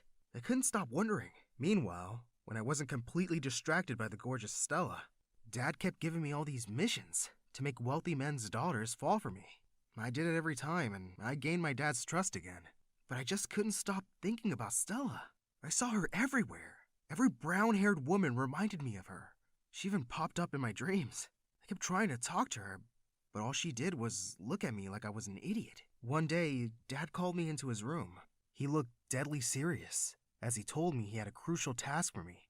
"There's this man from New York, and he's willing to make $1 billion investment in our company," he said. That was great news. Why did Dad look so worried? He said that the trouble was this man's daughter. She was really nosy and always trying to influence her dad's decisions about the company to favor her boyfriends. Her dad listens to everything she says. I knew my job without him having to say anything else. "Don't worry, Dad," I said. "I won't embarrass you again. The girl I was supposed to flirt with was pretty and all, but man, she was insane. She was super jealous. The most jealous girl I've ever been with. She was so crazy. She would come to my house without telling me, and when I asked why she didn't call before coming, she would say, 'I just wanted to surprise you, babe. I missed you, and I needed to touch you.' Well, that was a lie. She came over to make sure I wasn't cheating on her. She didn't know that she was dealing with an expert. One night, she came over unexpectedly. I was with another girl. She caught me and started screaming like a banshee. 'We're so over!' She yelled over and over again. 'Whatever, just leave,' I said. I was so tired of her drama. But then she looked at me with her big eyes and said, 'Aren't we going to make up? Damn, we love each other.' Ugh, I didn't want to deal with this crackpot right now. Just then, Stella came in with some soda. My super crazy girlfriend took one look at her, and then she freaking blew up. She just went insane. She grabbed the can and threw it at Stella, saying, 'What the actual hell are you doing here? You disgusting gold digger!' Stella looked shocked as my girlfriend kept saying she was planning to steal me from her. I jumped to my feet and yelled at my girlfriend to stop and told her that Stella has nothing to do with this. But my girlfriend wouldn't stop yelling and pushing Stella away. Suddenly, Stella looked super pissed, and she pushed her back. My girlfriend fell to the floor. Damn! Stella was so hot. I loved a girl who could fight. "Get out of my house right now," I said to my girlfriend. She looked so shocked. She got to her feet and threatened me, saying that her dad wouldn't be happy about this, and she left. I approached Stella and gently told her that I was sorry for my crazy girlfriend's behavior. Then I made an offer I knew she couldn't resist. "Would you like to spend the night hanging out with us?" She looked at me and rolled her eyes. "No," she said. Damn. She wanted me all alone for herself. I turned to the other girl and said, "You heard her. She doesn't like sharing. Get out." But Stella said, "God, no!" Again, what was wrong with this girl? She tried to walk away, but I grabbed her hand. "Are you into girls?" I hope she was. At least, that would make me feel better. But she looked at me like I was a dumb kid and said no. I asked her if she had a boyfriend, but she said no. With that, she pulled her hand away and left. I stood in shock as she coldly walked away from me. This was the first time I'd been rejected, and I had to admit it. It broke my heart. I was devastated and lost. I went up to my room and slept early, thinking about my beautiful, cold-hearted Stella. In the morning, Dad burst into my room, screaming and threatening me. "I knew you were stupid, but I never thought you'd be such a royal idiot," he yelled. I told him that my ex was a pain, and that I just couldn't deal with her. "Is that why you got her pregnant?" My dad suddenly started to laugh. "What?" He was thrilled and said he was kidding about me being dumb. "You're the smartest kid in the world. They're signing the deal right after you two get engaged." I was so confused for a minute. I couldn't understand what he was saying. He saw my confusion and figured I was too sleepy. Then he explained how my girlfriend had told her dad that I proposed to her. She said that since she was pregnant, she'd say yes. Both our dads were thrilled. When I tried to tell my dad she was lying, he wouldn't believe me. I called her, and she laughed. "You're mine now." For a few weeks, she made my life hell as she dragged me around to shop for our engagement. On the day that they threw us an engagement party, she said, "Are you ready to be my slave for life?" Suddenly, I flipped and started screaming at her. I told everyone that she wasn't pregnant, and especially not by me. "I have no plan of marrying this nightmare," I yelled at Dad. Everyone stared at me in horror. Her dad had me and my dad kicked out as she burst into tears, crying about how I could say such terrible things. "You're the one having an affair with your maid," she sobbed. I tried to deny it, but no one believed me. Dad didn't speak to me the whole day. The next day, I couldn't find Stella anywhere. When I asked my dad about her, he calmly said, "I fired her." I was furious. "How could he do that? I'm not your freaking employee. You don't own me," I yelled. I told him that I've had enough of him, and I was leaving. I went to my mom's. To my surprise, I found her with another woman. "Meet my girlfriend, Anna. She lives here now," Mom said. I asked her what the hell was wrong with her, and she said that Dad had made her hate all men. As much as Mom loved Anna, she was a real pain in my butt. She didn't like me. At all. Apparently, Mom had told her what I used to do with girls, and she thought I was a jerk. And man, was she crazy. "You're the scum of the earth," she said to me every time she saw me. She would go into my room when I wasn't around and leave notes on the desk. Mirror, walls, every frickin' where, saying that I was a cheater, a player, a rat. This one time, she said she had a surprise for me. I thought she was finally warming up to me. She gave me a jacket that had the words, "I am a rat," printed on it. Mom thought it was hilarious. A few weeks later, one of my girls came over. I was so psyched because I really needed to stop thinking about Stella. As I was getting ready in my room, my mom's girlfriend told my girl that I needed to change my clothes every 2 hours because I sometimes soil my pants. I had just stepped out when I heard her say it. The girl looked at my new clothes, and with a very disgusted look, she left. "Mind your own freaking business!" I yelled at Anna, but Mom jumped in to side with her. "Shut up! Don't talk to my girlfriend that way. This is my house, and here we respect women," she yelled. I was so incredibly pissed. I wanted to leave, but I had no place to go, so I decided to try to reason with my mom's girlfriend. "I'm really not as heartless as you think I am," I said, with the biggest puppy dog eyes I could manage. I told her she didn't know what it was like to grow up with parents who were always fighting. "And you think I can't love? Oh, I've loved. I've loved and lost." I said my heart was broken, and all these girls were just soothing balm for my aching heart. I kid you not. I saw some tears in her eyes. She said she would do anything to help me find Stella. So she suggested I go to the police. "They'll help you find her. I have a friend in the police. I'll talk to him," she said.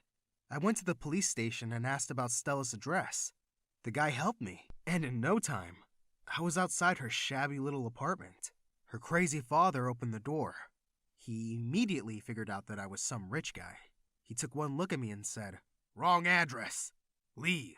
"I know Stella," I said, just as he was about to slam the door in my face. He was surprised and looked at me again, more carefully.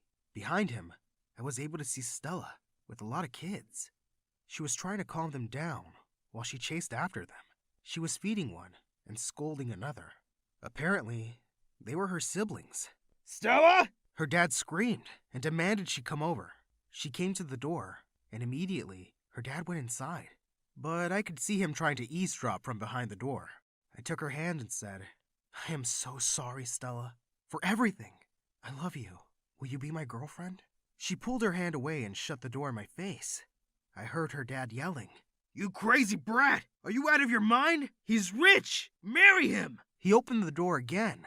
Stella looked at me and said, "I can't be with someone like you. No matter how rich you are, I want a guy who will love and appreciate me and stand by my side no matter what." Then she closed the door. Again, I couldn't believe it. For the first time, I cried. I headed back home. I knew my heart would never be the same again. But while I was walking along the street, I saw a very beautiful girl. She had black hair, gorgeous legs, and when she spoke into her phone, I could hear her lovely accent. Man, she was hot. I wiped my tears away and gave her my charming look. She smiled back. I headed straight over to her and offered her my hand. Hi, I'm Nadia from New Jersey, and my story animated will give $1,000 to one lucky person who subscribes in the next 7 days. Tell your friends, your sister, brother, and mom to subscribe now. I was born to filthy rich parents and a sister who was 5 years older than me, Angela, and I discovered early on in my life that they just weren't very nice people. Like once when I was 5, we were all walking out of a shopping mall when suddenly a lady holding grocery bags tripped over something and fell face forward. I ran to see if she was okay, but my parents and Angela burst out laughing. Why are you guys laughing? Because it was so funny the way she fell. No, it wasn't. You must have missed her face. She looked so dumb as she went flying. And they started laughing again. I felt so mad as I helped the lady gather her stuff, and she quickly walked away looking embarrassed. My family could be such a bunch of jerks. They weren't even nice to people related to them. When I was in the 2nd grade, Mom's poor sister came by one day and asked her for help. I can't even make rent this month. If I lend you money once, you'll just keep asking for more. Why don't you get off your lazy butt and go get a job? I work 2 shifts at the supermarket. I mean a real job. I'm sorry, sis, but we really don't have extra to spare. We just put a lot of money into our vacation home in Italy. My aunt had a daughter my age, and I signaled her to follow me quietly. I took her to my room and gave her all the money I'd saved in my piggy bank. She hugged me tight and said she hadn't had anything to eat properly in 2 days. So I snuck down to the kitchen and filled her backpack with food, and she was so happy. But Mom found out, and they were banned from ever coming by again. And I was grounded. For what? Being nice? Angela wasn't much better than Mom and Dad. She was spoiled and rude, but she never got grounded. I just stayed out of their way as much as I could because she could be really mean, especially when I didn't follow her crazy orders, like sorting out her 900 pairs of shoes or cleaning her insanely messy room. All my parents cared about was making money, so they hardly paid attention to me and Angela growing up. But I was pretty popular in school. I was that go-to girl whenever anyone needed help with their homework, or if they didn't have lunch money. They'd come to me, and I really liked that. One day in 10th grade, I was walking down the hallway when I saw a bunch of girls from class surrounding a new girl, and they seemed to be mocking her. Hey, what's going on here? Are you guys bullying the new girl? Oh, we're not bullying. You know we just like to have fun with the newbies. It doesn't look like she's having fun. So how about you guys back off? I thought we had a deal. I help you with your math homework and you don't bug anyone.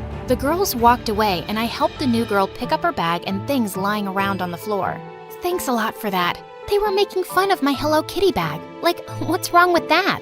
Nothing wrong at all. The new girl's name was Shirley. She wasn't in my class, but we started hanging out at lunch every day and we really clicked. I had plenty of friends at school, but no best friend, and I really felt Shirley could be the one. One day when we were sitting together, a few kids from my class joined us, and I could sense Shirley looked uncomfortable.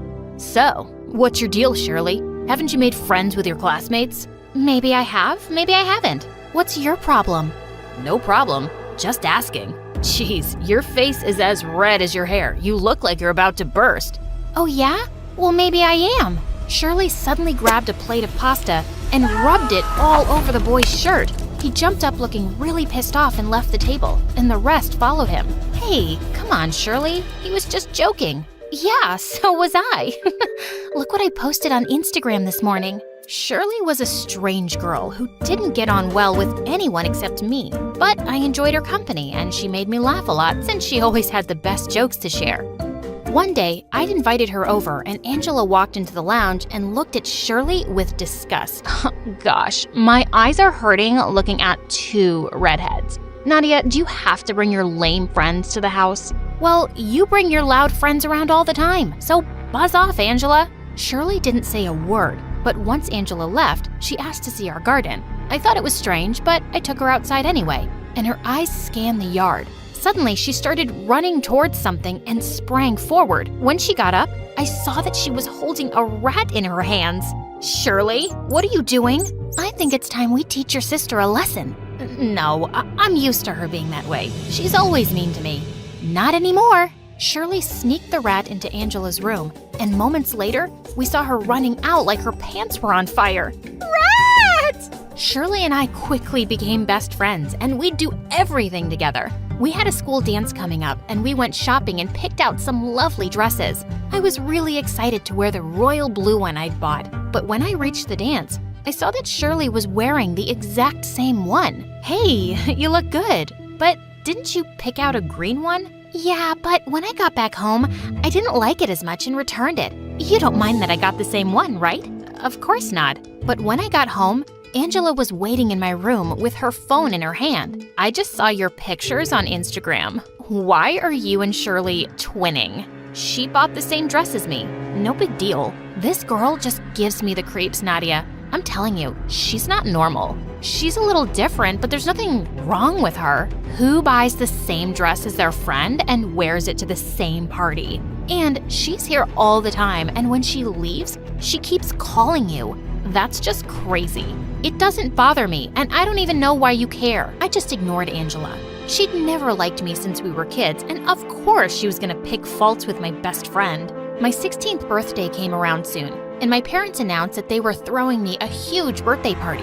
I knew they were only doing it to show off to their friends, but I didn't care. I invited loads of kids from school, and we were having a really good time when suddenly, Shirley climbed onto the stage where the band was playing. Nadia, you've been the bestest friend to me, and I wish that all your dreams come true, and I hope that I'm with you every step of the way. Happy birthday, my dearest friend. I was touched by how much she cared for me, but just then, Shirley stumbled and fell off the stage. I ran to help her up, and she said she felt really dizzy. She asked me to take her home, and I called the car around immediately. When I got to her house, I was surprised to see that her house was huge, way bigger than mine. I realized just then that she'd never invited me, and she hardly ever spoke about her family. It turned out neither of her parents were home, and she begged me to stay. Please, don't go. I really don't feel well, and I don't want to be alone. Seeing her so sick, I just couldn't leave her. So I called my parents and told them to send everyone home because I had to stay with Shirley. The next day when I woke up in her room, I nearly fell off the bed in fright. Shirley was sitting by my side, watching me with a smile. Oh my gosh, you scared me. Were you watching me sleep? I was just waiting for you to wake up, silly. Here, I made you coffee, and breakfast is waiting for you downstairs. Oh, and you can wear my clothes. I've laid them out for you. It looked like her chef had cooked up a feast for a party, but it was just the two of us. Her parents still weren't home. As I was heading out, Shirley hugged me warmly. I'm so glad you stayed. I feel so much better now. Yeah, I'm glad too. Shirley had her driver drop me home, and 5 minutes after I'd left, she sent me a text saying that I was the most caring friend ever. I felt sorry for her. It seemed like her parents were even more neglectful than mine. The year flew by, and soon we were graduating high school and going to different universities. Shirley was really quiet during the graduation ceremony. After it was over, we walked out of school and carved our names on a tall oak tree outside the gates. Promise you'll call and text me every day? Every day? I'm gonna miss you so much. Me too. We hugged and she held me so tight, I thought she wasn't gonna let go. Soon after I joined university, Angela started working in Mom and Dad's insurance company, and they moved to Europe to set up another branch there. It was just me and Angela now, which wasn't that different from before. I started interning at their company during my free time. One day I was walking out of the office kitchen with my coffee when a guy bumped straight into me, and it fell all over his shirt. Oh my God, I'm so sorry. No, it's my fault. I wasn't paying attention. He took his shirt off right there to wash it in the sink, and boy was he ripped. When he turned to me again, I tried really hard not to stare at his abs. He introduced himself as Ryan, one of the general managers in the company. He seemed to have no idea that I was the boss's daughter, and I didn't mention it. We kept bumping into each other at the office every now and then, until one day he asked me out on a lunch date. So, how come you didn't tell me you were the boss's daughter? Oh, so you knew all along? No, but I asked around about you right after the first time we met. Well, I didn't want to scare you away. Ryan was sweet and funny, and I had a really great time with him. As we walked out of the restaurant, he gently helped this old woman with her heavy bags to get onto the bus, and my heart totally melted. We started seeing each other often, and once we took a selfie at the park that I posted on Instagram. Shirley immediately sent a heart reaction to my post, and said she missed me and would come to see me soon. But later that evening when I got home, I found her sitting outside on our porch. She was crying non-stop, refusing to tell me what was wrong. I took her inside and made her a cup of tea, and she calmed down. Okay, are you ready to tell me what happened now? I had a fight with my parents, and I don't want to talk about it. I just don't want to go back there right now. I hugged her and told her she could stay for the night. Just as the two of us had settled into bed to watch a movie, Angela walked in and stopped short when she saw Shirley. You again? When are you gonna leave my sister alone, weirdo? Angela, can you not be a jerk for once? Angela stormed off, and just then my phone rang. Hi, I was just thinking about you. I couldn't stop smiling when I heard Ryan's voice. We'd just started talking when suddenly, Shirley started choking on popcorn. I quickly hung up and ran to the kitchen to get her some water. Oh, thank you. I don't know how that happened. Who was that on the phone? It's this guy I met recently. You know, the one I posted a selfie with? Oh, you have a boyfriend now? Yeah, I think you could call it that. And suddenly, Shirley looked mad. And you didn't think I deserved to know about this? Best friends are supposed to tell each other everything. And this is why you haven't been calling me like you promised, right? I'm sorry, Shirley, but I have other things to do in my life. Not everything can revolve around you. Shirley started crying again, and I felt bad. Please, don't cry. It's not like you care. With that, she just ran out the door. I didn't stop her because she needed some space to clear her head. After some hours, I called her to check if she was okay, and she didn't answer. But the next day at work, I received a bouquet of flowers from her with a card saying that she was sorry. Her behavior was getting really weird. And one day when Ryan and I were having lunch at our favorite restaurant, she popped out of nowhere like a rabbit. Hey, Shirley, what are you doing here? Oh, I was just passing by and I saw you guys. I'm Shirley, Nadia's best friend. Oh, yes, she told me about you. But she's hardly told me anything about you, and I'm dying to know more. Tell you what, I'll buy you guys lunch today. Ryan and I were lost for words as she just joined us. Shirley went on and on about how close we were in high school, and then Ryan said, I haven't known Nadia for that long, but yeah, she's amazing. I think I'm in love with her already. I blushed as he spoke and took his hand. I think I'm in love with you too. When we looked up at Shirley, her face seemed to be twisted in rage. What? You just met the guy. How can he love you so fast? I think he's a psychopath. Shirley, tell me you're joking. No, just look at him. He's too good to be true, which means he's totally fake. I'm only trying to look out for you, Nadia. What the heck? I don't need you to do that, Shirley. In fact, I think you should leave. Shirley looked at us like a crazy person and then left. But a few days later, I received a call from the police station that Ryan had been arrested for attacking a woman. When I got there, Ryan said the police had picked him up from his place because Shirley had complained that he'd attacked her in the park. I got him out on bail, and then I told Shirley to meet me. Shirley, are you insane? Why are you doing this to me? Ryan attacked me. You're gonna take his word over mine? Yes, I will. You have a problem, and I need you to stay away from me and my life. After that, Shirley dropped the charges on Ryan and started sending me cards and flowers to my house, telling me how sorry she was. One day, she even came by my house at midnight and started screaming and crying outside, begging me to talk to her. But she went running when Angela got up and chased her away. I told you this girl was crazy, Nadia. I know, and I don't know how to stop it. I broke down and started crying, and for the first time ever, my sister comforted me. It's okay. I won't let anything happen to you. Promise. Angela took me to the police station that very night to get a restraining order against Shirley, and I blocked her from all of my social media accounts. After that, I never heard from her again, which was a huge relief. Soon after, I graduated university, and Ryan and I got married. Angela was my maid of honor, but my parents didn't even bother showing up, and I really didn't care. A year later, we had a beautiful baby girl, Rose. She had red hair like mine and Ryan's beautiful blue eyes. My life was going good until one day, while I was pushing Rose in a stroller in a store, Shirley appeared in front of me. Hi! My heart started pounding because a part of me was scared of her, but I tried to calm myself down. Hello, how have you been? I got myself into therapy, and since then, I've been great. Is this your baby? Oh, it's your hair. I mean, our hair. Yeah, I'm in a hurry. We'll catch up soon. I quickly went up to the counter to pay, and just then, a couple of girls behind me started screeching as they looked at their phones. OMG, a new episode is up on My Story Animated. I was waiting for it all day. It's my favorite channel on YouTube. As I looked away from them and turned back to my stroller, I froze. My baby was gone. Just then, I spotted Shirley outside, running away with Rose. I screamed and went after her, but she got into her car and started reversing. I managed to catch up and opened the back door and jumped in. What are you doing, you crazy witch? You never should have left me, Nadia.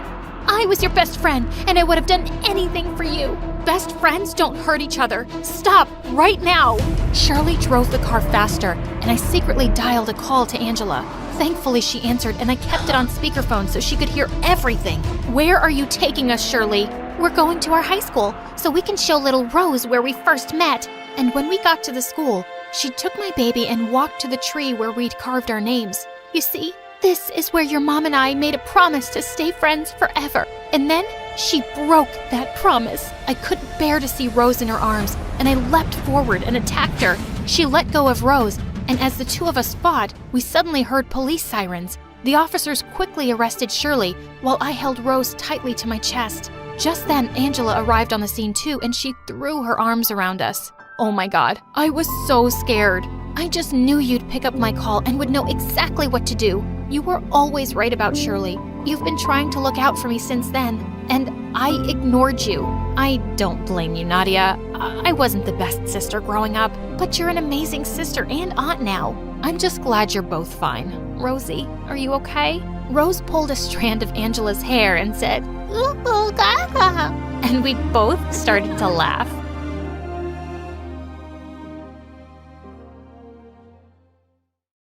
Hi, I'm Joy from Chicago. Please like and subscribe. My parents always loved to call me a unique child. When I was little, I was always making toy buildings out of random stuff. Seashells, bottles, cereal boxes, anything I could get my hands on. I was also kinda shy and found it more fun to help out with chores at home than play with other kids. One day, Mom was teaching me how to make pancakes when she suddenly stopped and stared at me. Sweetie, what's the matter? Am I going too fast for you? No, Mommy, everything's fine. But you keep blinking a lot, like there's something wrong. I hadn't even realized it, so Mom took me to a doctor, and I got diagnosed with an excessive blinking condition. It was nothing serious, but in school, kids started making fun of me for it, and I'd mostly just stay away from them and sit alone. One day in 3rd grade, I was making a presentation, and this stupid boy kept interrupting. Miss Brown, why does Joy blink so much? Just keep quiet and listen to Joy's presentation, please. But how can I listen when Joy's eyes are doing all the talking? The whole class burst out laughing.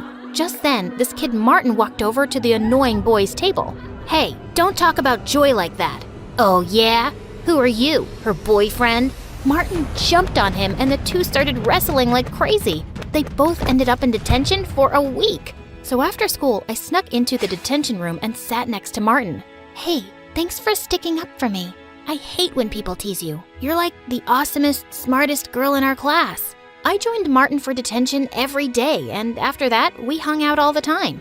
It turned out he even lived in my neighborhood. I'd always been a loner, but for the first time, I had a best friend, and it was amazing. Having Martin in my life made me less shy, and I changed a lot. We stayed super close through the years, but when we reached high school, Martin gave me some news one day. My dad's business really took off, and we're moving to another neighborhood. I'm also going to a private school. Wow, that's super cool, but I'll really miss you. Hey, why don't you apply for a scholarship? Then we can still be at the same school. My parents were happy for me to try to get into a better school, so I applied for the scholarship, and I got in. Little did I know that it was the worst decision ever. On the first day of 9th grade, I almost fell over when I saw Martin there. He was dressed head to toe in designer clothes and was wearing a gold watch? Who are you, and what did you do to my friend? And how much gel is in your hair, dude? This is just how the cool kids dress nowadays. You didn't know that? No. Should I? Yeah, you should. You need a makeover, girl. I just laughed and punched his arm.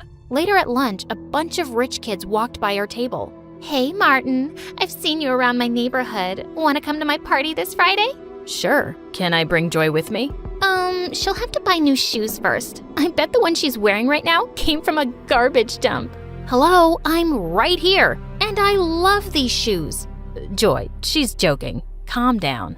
The girl walked away with her minions, and I felt so annoyed at Martin. How could he think that comment was a joke? Apparently, there were lots of kids at school who lived in Martin's neighborhood, and it seemed like he was becoming friends with them overnight. That next Monday, I didn't see Martin until lunchtime, with his arm around a really pretty girl. Hey, saved a seat for you at our usual table. Actually, I have a girlfriend now, so I'm gonna go sit with her. Oh, okay. Well, have fun. I went to sit by myself and watched Martin from afar. He looked happy, but he just wasn't acting like himself. As weeks went by, Martin got super handsome and muscular and really popular. I missed my friend, but I gave him his space. But one day, I caught Martin and his friends surrounding a younger kid, and Martin was reading his diary out loud. Stephanie Twain, the love of my life since 5th grade. I ran forward and snatched the diary from him. What are you doing? What? I'm just here to entertain people. Reading idiots' diaries is my opening act. Martin, why are you acting like this? Just because you're rich now doesn't mean you have to be a jerk. You know what? I think you're just jealous, because I have other friends now and I'm not a nerdy loser like you. Look at me. I'm Joy and all I do is study in the library because I have no life. Then Martin started blinking really fast and shaking his head. Are you making fun of me? Before I could stop myself, I slapped Martin hard across the face and ran away from there. The whole rest of the day, I had to fight from crying. What a jerk! But when I got home, I forgot my troubles when I found Mom sitting in the kitchen, looking really worried. What's wrong, Mom? Joy, your dad and I are in serious debt. If we don't find a way to get some money soon, we could lose the house. Lose the house? Are we gonna end up homeless? No, I shouldn't have said anything. We'll be fine. Don't worry about it, honey. But I did worry about it. I watched MSA videos on YouTube to take my mind off of things, but I didn't get much sleep that night. Weeks went by and things kept changing. I just focused on my studies and saw Martin from a distance, turning into a completely different person. Then one day, a new guy named Cameron arrived at school. He looked like Harry Styles, and based on his Lamborghini, he was clearly rich. All the girls were drooling over him, but I just rolled my eyes and walked away. He was probably just another snooty brat.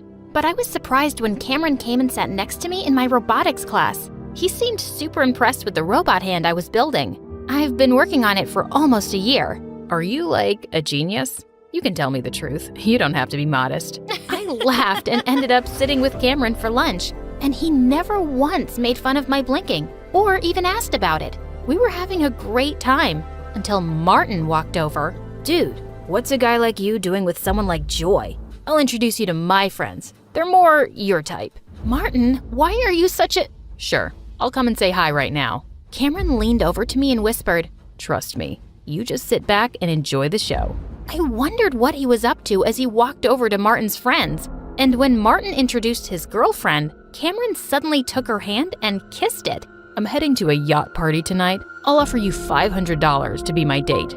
His girlfriend instantly pushed Martin away and put her arm through Cameron's. You got yourself a deal, cutie. Wait, what the heck? I thought you really liked me. Cameron pulled away from Martin's girlfriend. Your friends really are something. I just wanted to show you that. And I don't like hanging out with fake people. Don't ever come near me or Joy again, okay? Cameron walked back to me, and I saw Martin's face had turned really red as he stormed off furiously. I hoped he'd had some sense knocked into him. Later that week, I got some amazing news. My teachers wanted to enter my robot hand into a huge science fair with a big cash prize. If I won, I could help my parents out. Your hard work is finally gonna pay off, Joy. I wish I were as talented. Wait, what if you enter the science fair with me? You can help me with the finishing touches. Are you serious? You're the coolest girl ever. Cameron and I worked hard on it all month. The night of the fair, I reached the venue before Cameron, who was bringing the project. But hours passed, and he just didn't show up. I called and texted frantically, but he wouldn't answer his phone. I was called to the stage empty-handed. The judges couldn't wait any longer. I was disqualified. But just as I was leaving the venue, Cameron showed up. Oh my God, where were you? How could you let me down like that? Joy, I'm so sorry. When I left the school with the project, all my tires were flat 10 minutes later. I couldn't even call you because my phone wasn't in my bag. I don't know who stole it or slashed my tires, but I can make a guess. Martin? I was burning with rage. The next day when I saw Martin in school, I walked up to him and grabbed his collar. You heartless jerk! You did that to Cameron, didn't you? Hey, back off. And yeah, I did. But why are you so worked up? So your lover boy had to wait on the road for a while. Big deal. It's not just about him. Martin, I missed the science fair because of what you did. You know I've been working on that project for a year. Doesn't that mean anything to you? For a second, he looked taken aback, but then he just shrugged. How was I supposed to know all that? Anyway, I did you a favor. You've been a nerdy loser since I met you. It's time you found a new hobby, Blinky. I sprung forward and pushed Martin to the ground. I'm just through with you. I used to think you'd be the last person to ever hurt me, but I don't even recognize you now. You're just a big jerk bully. I turned around and fled from there. At that moment, I hated him so much. A few days later, I was studying at the library for exams and realized it was really late. As I walked out of the building, I heard laughter coming from the back alley. I went over to see what was going on and nearly fell backwards. Martin and his friends were spray painting the principal's brand new car. Are you crazy? What are you doing? Ugh, what are you doing here, Joy? Martin, just please stop this. You could get in so much trouble. As if you care. Just keep walking and pretend you never saw this. I had no choice but to leave, but seeing him this way was so frustrating. The next day when I went to school, all everyone was talking about was how the principal's car was wrecked, and he was raging mad. But in the third period, I was shocked when I was called to the principal's office. I saw on the CCTV footage that you were on the premises last night when my car was destroyed. But sir, I had nothing to do with it, I swear. Oh, I know that, but I think you saw who did it. I just stared back at him and then spoke. It was really dark. I wouldn't be able to tell you who it was for sure. Joy, you're here at this school on a scholarship. If I don't have a name by Monday, you'll lose it for next year. I suggest you be smart and think about your future. I walked out of the principal's office in shock. Just then, Cameron caught up with me. Joy, what's going on?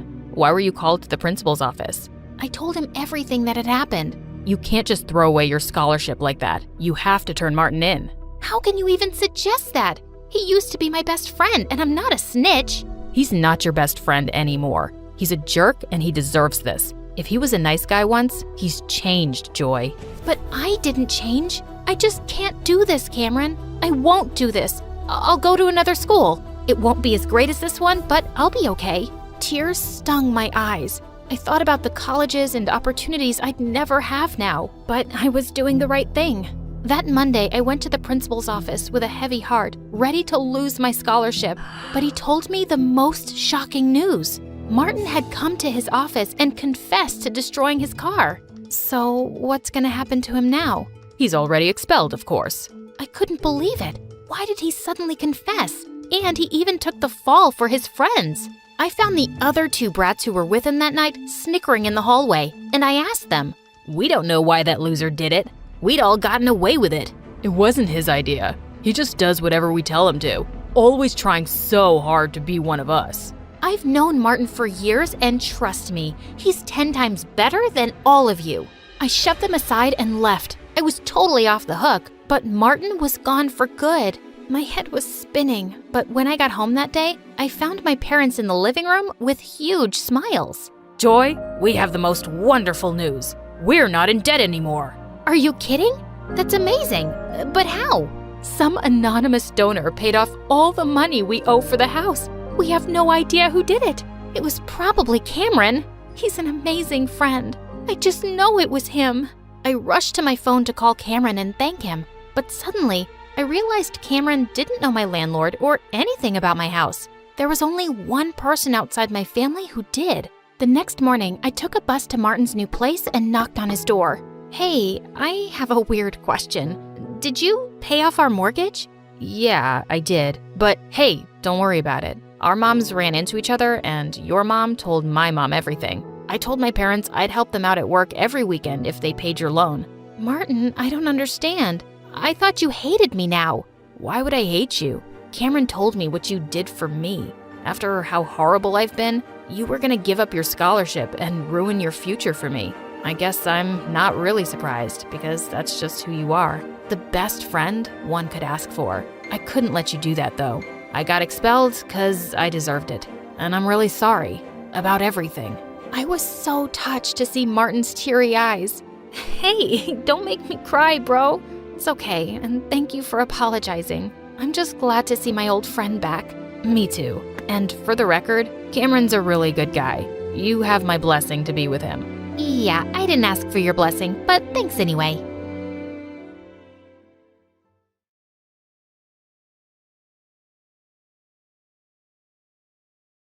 Hi there, my name is Penny. I'm 13 years old, and over summer break, my whole life changed. All because I found a way to get anything I wanted off of Amazon for free. Alright, I think I should start by mentioning that I've always been poor. Like, sometimes my mom and I are homeless kind of poor, and I'm pretty sure it's part of why I've always been super unpopular at school. Anyways, we were recently kicked out of our last spot and moved in with my aunt, which is great for me because at her house, I always get my own room with a TV and a computer in it and everything. Well, one day, I was on my computer surfing around on YouTube when I came across an interesting video. The title said, "How to Get Everything for Free from Amazon." I didn't really think it would work, but I was interested. I clicked in and began watching. "If you're watching this video, you must be ready for your whole life to change," the guy started. I was hooked. "This video is brought to you by a bug in Amazon's system." The guy continued with a sly wink. As he went on, I followed along, making sure to copy each step exactly. The whole process didn't take long at all, and before I knew it, I was at the last step, enter. Nothing seemed to happen.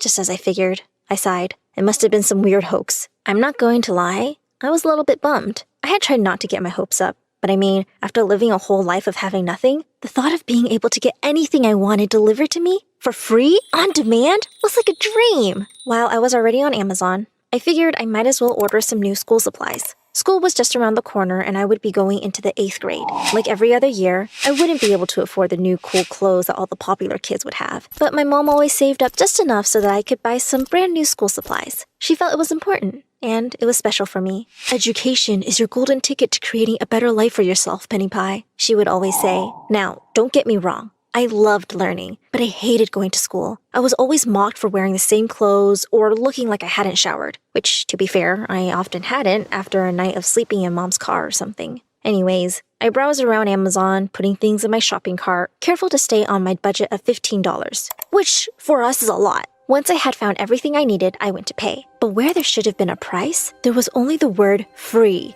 in all caps. No way, I whispered to myself. I couldn't believe my eyes. Had it really worked? My heart was racing a little bit with some newfound excitement. Carefully, as I might mess something up if I moved too fast, I dragged the mouse to where it said, "Confirm order." Click. Off my order went, and up came a notice saying that my package would be delivered in 2 days. Only 2 days? I looked at the top corner of the screen and noticed that I somehow had Amazon Prime. I checked on my subscription, and it said my Prime membership had just been activated for $0 per month. The code must have automatically given me free membership. Suddenly, my mind was filled with all of the possibilities, but I didn't want to get too far ahead of myself or get my hopes up just to be let down. So I decided to place another order for a slightly bigger purchase, and I knew exactly what I wanted. It was a super trendy backpack that I knew all the cool kids would have this year. I had seen it while browsing for supplies, but it was $50, so I didn't even bother clicking on it. Until now. I found the exact backpack I wanted, and I picked my favorite color, which made the price jump up to $57. It felt weird not to care. I went to pay, and there again was the word free where the price should have been. Click. Order confirmed. 2-day delivery. Woohoo! I was ecstatic. I wanted to go bonkers, ordering everything my heart desired. But I figured it would be best to wait and make sure the orders actually arrived first. Sure enough, 2 days later, while my mom and aunt were out job hunting for my mom, there was a knock on the front door. I opened it up to see 2 packages by my feet and an Amazon Prime truck driving off. I could hardly contain my excitement. I quickly grabbed both packages, slammed the door shut, and raced off to my room. I wanted so badly to just tear them open right then and there, but this moment was too sweet. I looked the packages over and ran my fingers over my name. My name on a package sent to my house. Well, my house for now at least. But But still, it was something that I couldn't recall ever experiencing before. After taking it all in, I slowly unsealed the first package and pulled out each item. First, it was the pencils and school supplies. There it was, the smell of fresh plastic and the subtle squeak of newness in my hands. I opened the next package and slid the backpack out. For a moment, I was just frozen, staring at the thing that symbolizes so many things I had always wanted. I hugged the backpack and cried. At first, I cried for all of the things I had never gotten, for the pain I had felt for being made fun of and isolated. And then the tears turned into tears of happiness, and I began to laugh just thinking about how different life would be from here on out. And then, in a craze of emotion, the real shopping spree began. I bought new clothes and jackets, cool accessories and makeup, hair extensions and fake nails, all the latest gadgets and tablets. Whatever I wanted. I would go to school this year as a whole new person. Nobody would even recognize me. I suddenly had a new confidence about me that I had never known before. On the first day of school, sure enough, nobody recognized me at all. Not even my best friend Claire. She couldn't believe it when I told her it was me. We walked together in the hall and everyone stared, even the cool kids. At lunch that day, one of the most popular girls in school, Jade, even sat down next to us. "Hey, new girl," she said. "Cool backpack. I have the same one, but in Jade, which is my name. What's yours?" I laughed and said, "Jade."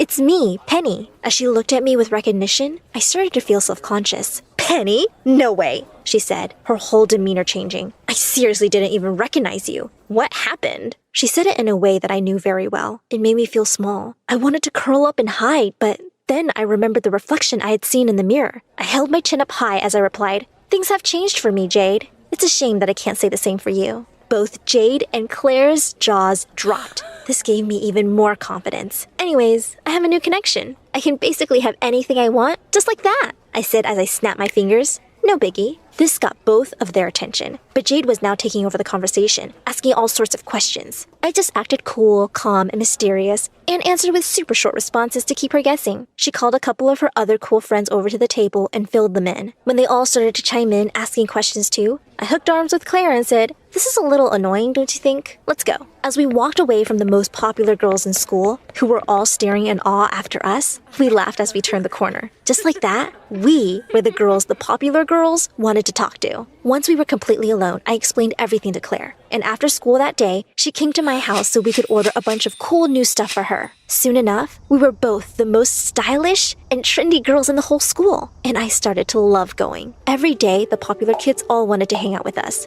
Just to keep them happy, I even bought some things for them. And you should have seen how happy and grateful they were. They were practically bowing down to me as their queen. Within weeks, I was receiving between 20 to 30 packages a day. On some days, the other kids would even line up in gym class as Claire and I would sit on the bleachers, passing out gifts like a modern-day Lady Santa Claus. Of course, while school life was getting better and better, things were becoming more and more difficult back home. As my mom and aunt became more suspicious, I had to lie and tell them that all the packages were for a job I had found on Amazon. I told them that companies were paying me to test out all sorts of products in exchange for my raving reviews. I almost felt worse when they believed it, but I couldn't stop now. I was the happiest I had ever been. That is, until one day, when along with around 35 packages, I received a letter from Amazon. It was laid out for me on the kitchen table when I got home from school. I guess my mom had gotten it first, but it was still sealed. She trusted me too much. I was nervous as I opened it. Amazon had never sent me a letter before. I read in horror as the letter explained that I had been the biggest spender that month.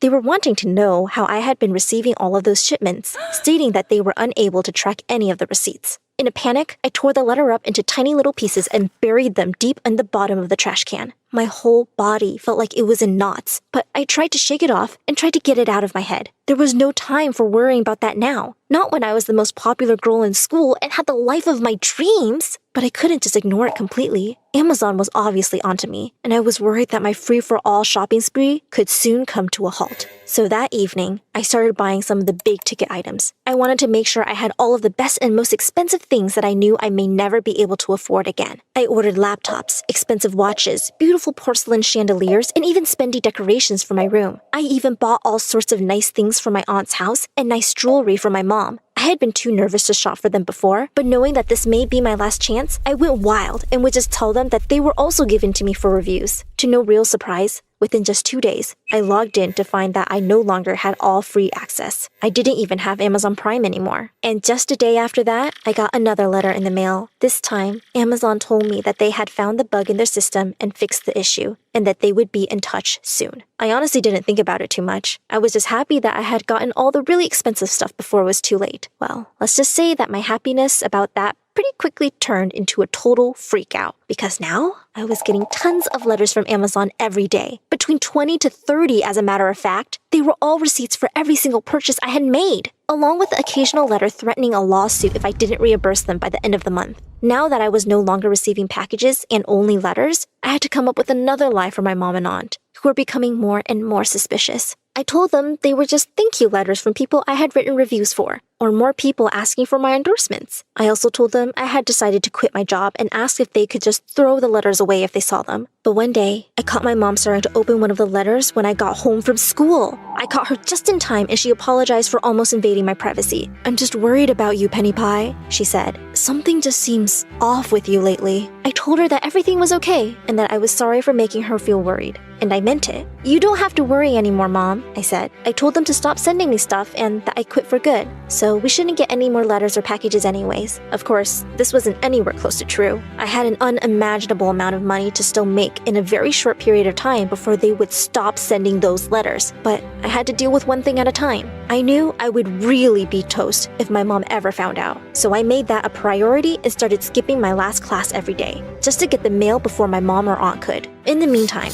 I was selling everything I could on Facebook Market and Craigslist, anywhere I could think of. I even explained what was happening to Claire and all of my new friends, and how I was in serious trouble. I asked if they could give back the stuff I had bought for them so I can make back that money. Of course, Claire did this without any hesitation and even helped me sell some of it, but everyone else just laughed at me. Jade even called me pathetic in front of everyone. "I knew you were an imposter," she said, and then she started to chant, "Penny is a loser!" And all of the other cool kids, who I thought were now my friends, joined along. But at that moment, I was too worried about getting the money back to even care. At this point, Claire and I had scrounged up a whopping $1,000, which was practically a nickel compared to what I had spent. And to make matters even worse, when I got home that day, after skipping class to get the mail, my mom was on the phone with the principal. Now I was in real trouble. Surely he would be informing her of all of my recent absences. I had to think quick. She hadn't heard me come in the house, so I snuck upstairs and quietly shut my bedroom door. I had nowhere else to turn. So I hopped on my computer, I wrote in the search bar, "How to make money fast." The first video I saw was one that said, "How to make money fast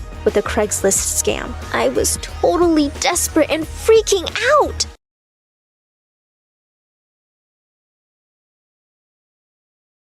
Hello, my name is Simona and I'm from Spain.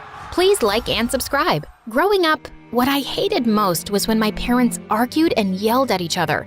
And it happened a lot. But there were some moments when we'd all laugh together.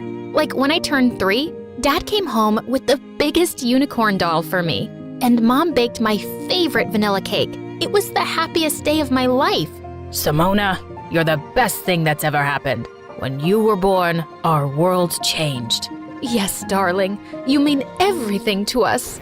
Mom worked as a secretary at a big insurance company, and Dad worked at a local store. So we lived a pretty average life. But then one day when I was 4, Mom came home driving her boss's expensive car and told Dad that she was leaving him. "Please don't go, Mom. I love you." Oh, my baby. Tell you what, you will visit me at my new house every weekend. I watched Mom pack her bags and drive away, and Dad was so sad. He told me that he and Mom were now separated. Months later, he took me to visit her at her new fancy house, and she was sitting with her boss carrying a new baby. Simona, I'd like you to meet your baby sister, Luisa. Luisa was the luckiest little baby because her dad bought her all the toys in the world. I liked going to their mansion, and Mom would be so happy every time I visited. But soon Luisa started crying so hard for Mom's attention that it became difficult for us to spend any time together. Once when I was 5 and Luisa was a toddler, Mom took us to the zoo and bought us both candy. But Luisa threw hers into the baboon cage, and then she started crying hysterically for more. She even started pulling Mom's hair, and I gave her my candy so she'd calm down and give Mom a break. Oh, Simona, thank you so much. You've always been such an understanding child. I hope your sister grows up to be just like you. Thanks, Mom. I just want you to be happy. Since Mom had left, Dad always tried to hide his sadness and make me laugh with his jokes and dramatic bedtime stories.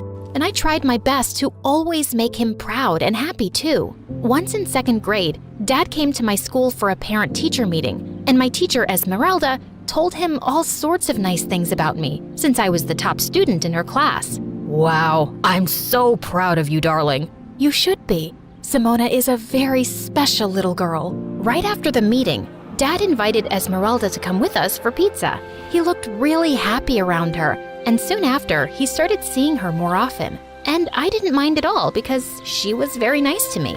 Once in 4th grade, we went to the ice rink together, and Esmeralda showed me how to skate. Okay, I'm not letting go of your hand until you're strong on your feet. I think I can skate on my own. Look! I let go of her grip and twirled around, feeling like I was flying. And then suddenly my leg twisted and I fell down hard. I felt dizzy and I saw Esmeralda running towards me as I blacked out. I was rushed to the hospital and my leg was put through so many scans and then bandaged up. Esmeralda couldn't stop crying. This is all my fault. I am so sorry, Simona. No, please, don't blame yourself. I wanted to skate on my own. Dad hugged Esmeralda to make her feel better. And just then, Mom barged in with Luisa. How could you let this happen? She started yelling at Dad, and they both got into a big argument, forgetting all about me. Guys, stop! Everyone looked at me, and then Luisa came closer to my bed, looking angry. I had a big concert today, and I was the lead, but now I'm here because Mom was worried about you. You ruined my concert. Luisa, you can't speak to your sister like that. She just got injured. Luisa pulled an ugly face at me, and just then the doctor walked in with some bad news. He told my parents that my leg would never be normal again.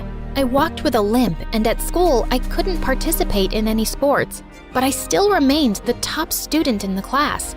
And everyone was so nice to me since I'd never had trouble making friends, and I always helped them with their homework. One day when I was in 7th grade, Esmeralda watched how I helped some kids understand a math equation, and she was so impressed. Simona, you would make a really good teacher one day. Yes, I would love to be a teacher one day, just like you, Esmeralda.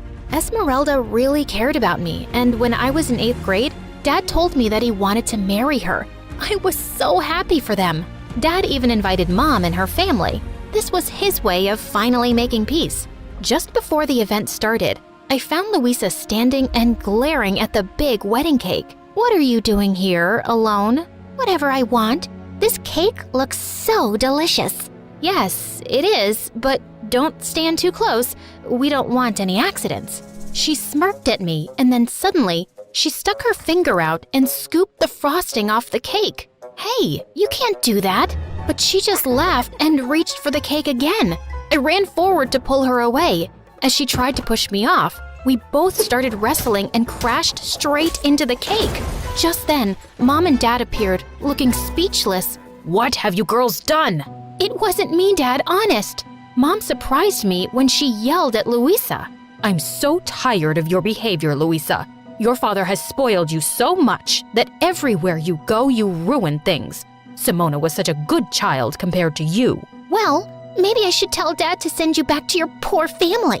Both Dad and I were so shocked at the way Luisa spoke to Mom. And after the wedding, when I visited Mom again, I noticed that Luisa was awful to Mom all the time and bossed her around because her dad gave her the power to do so. Mom, my Prada jacket still has a stain. Get it cleaned right now. I need it for school. Okay, dear. Why are you so mean to Mom? Because she never does anything right. And if she doesn't listen, my dad will kick her out. She's our mom. Don't you love her? Well, she loves you more, so I guess I love my dad more. When I tried to talk to Mom about what was going on in her life, she told me not to worry and said she could handle it. There wasn't much I could do to help her. One day in 10th grade, I was studying in the school library when a boy came out and sat on the table opposite to me. I knew exactly who he was. Jared. He was one of the hot, popular guys at school and was reading one of my all-time favorite books. My eyes kept wandering to him now and then, and I tried not to make it too obvious. But he was just so gorgeous. And while I sat zoned out in my fantasy, he suddenly started waving in my face. Hey, are you okay? Oh, I'm sorry. I wasn't staring. I was actually, it's okay. I'm used to it. That's why I sometimes come in here to hide away from the girls coming after me. My parents wanted me to be a model because of all the attention I get. Yes, you're very good looking. Modeling would suit you. I actually like books and reading. I don't like being in the spotlight. I was so surprised because I always saw him surrounded by girls. I was never after him because he was way out of my league. But after meeting him in the library, we actually became good friends because we had so much in common. One day, he asked if I'd like to see the latest Star Wars movie with him, and I was so excited that another kid in school liked that kind of stuff. We even dressed up like the characters and had the time of our lives. I'm so happy to finally have a Star Wars partner. Me too. You're such a cool person to hang out with. He looked deep into my eyes, and then he leaned over and kissed me. I was so shocked because it all felt like a dream. And then I looked down at my leg and started doubting myself and wondering if any of this was real. Hey, what's wrong? Jared, you're like the hottest guy on this planet, and there's so many pretty girls without any issues like mine. So why me? There's nothing wrong with you, Simona. You're perfect. Jared liked me just as I was, and I learned to love myself with my brokenness. Life at school felt great until one day Mom called me with some surprising news. Honey, Louisa will be joining your school. She got expelled from her fancy private school because she was bullying kids. But Mom, she won't fit in at my school. No other school will accept her. Please look out for her and show her around. Maybe she can learn something from you. The next day, Louisa walked into my school wearing a white fluffy coat and black shades. Just as she approached me, a group of girls snuck up behind her and spray painted her coat. What is wrong with you fools? This is Dolce & Gabbana. Oh my gosh, you ruined it. The girls went ballistic and lifted her off her feet. What did you call us? Put me down. When I told the girls that she was my sister, they let her go. What is wrong with the people in your school? This is not one of your fancy schools. And all the newbies get spray painted. It's tradition. That's why I hated the idea of a public school. Poor people have no class. Ugh, she was such a snob. While I was showing Louisa around, we bumped into Jared and he kissed me before running off to class. Louisa looked at me, stunned. Oh my God, how did the hottest guy in school end up with you? Why? What's wrong with me? Everything. You're boring, you dress like a granny, and you have a broken leg. You're just a very ugly person inside and out, Louisa. I'm going to steal him from you. Watch and see. I wasn't threatened by my stupid sister. After school, when Jared walked me out to the gate, Louisa ran after us and slipped her number into his pocket. Before I could say anything, Jared spoke up. Louisa, what's wrong with you? I'm with your sister and I'm crazy about her. Please, just stay away from me. I smiled widely as Louisa turned red, and just then Esmeralda came to pick me up. We had to wait till Mom came for Louisa, and she yelled on the phone at Mom for being late. Hey, you can't speak to your mom that way. Mind your own business, lady. You are not my stepmother. Louisa was just out of control. I decided I was done with her. I completely ignored her for the next day at school, and during recess, she insulted some girls by calling them poor, and they all surrounded her, but I didn't run to her rescue. Hey, aren't those girls hurting your sister? Yes, but she can't control her awful mouth. Whatever happens to her, she deserves it. Yeah, but she's still your sister. Jared always had a way to make me think twice, so I stepped into the circle of girls and found my sister crying. Simona, please tell them to bring back my bag. Not until you promise to change your ways, especially how you speak to Mom. I promise. Please, please save me from these mean girls. It's not so nice when it's done to you, right? I told the girls to leave my sister alone, and then she joined me and Jared for lunch. And to my shock, she actually apologized for being a jerk. I'm really sorry, Simona. I've always been mean to you and Mom because I always felt she loved you more. But today, when those girls were mean to me, I felt what it was like to be the weak one. I've hurt so many people already. Well, it's never too late to change. Later that day, when my stepmom and mom came to pick us up, Luisa apologized to both of them too. And then, Esmeralda told us some thrilling news. She was pregnant. Oh my God, what? I'm gonna be a big sister again. That baby's lucky to have you, Simona. And you, Luisa, will be the best big sisters ever.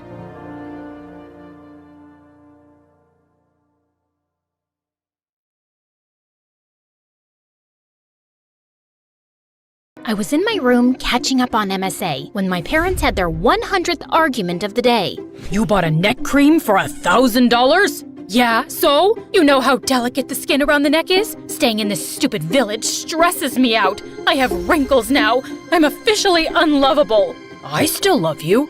Like that matters. Outer beauty is just a lie, Mother. It's what's inside that counts. If you really want to be loved, you need to fix your personality. And while you're at it, please fix your posture too, or you'll have a hunchback soon. Mom stared at me before bursting into tears and running away. Okay, maybe it was a bit harsh, but hey, that was me trying to help Mom become lovable. It was a good deed. Hi, I'm Julia, and I'm about to tell you how my parents ruined my life. But before I do, please hit like and subscribe. I knew very early on that I wasn't an ordinary kid. By 3, I could use a knife and a fork to cut apples to perfection. By 10, I could recite Shakespeare word for word. By 13, I could bake pastries that could give a French baker a run for his money. I've always wondered how I turned out to be so amazing.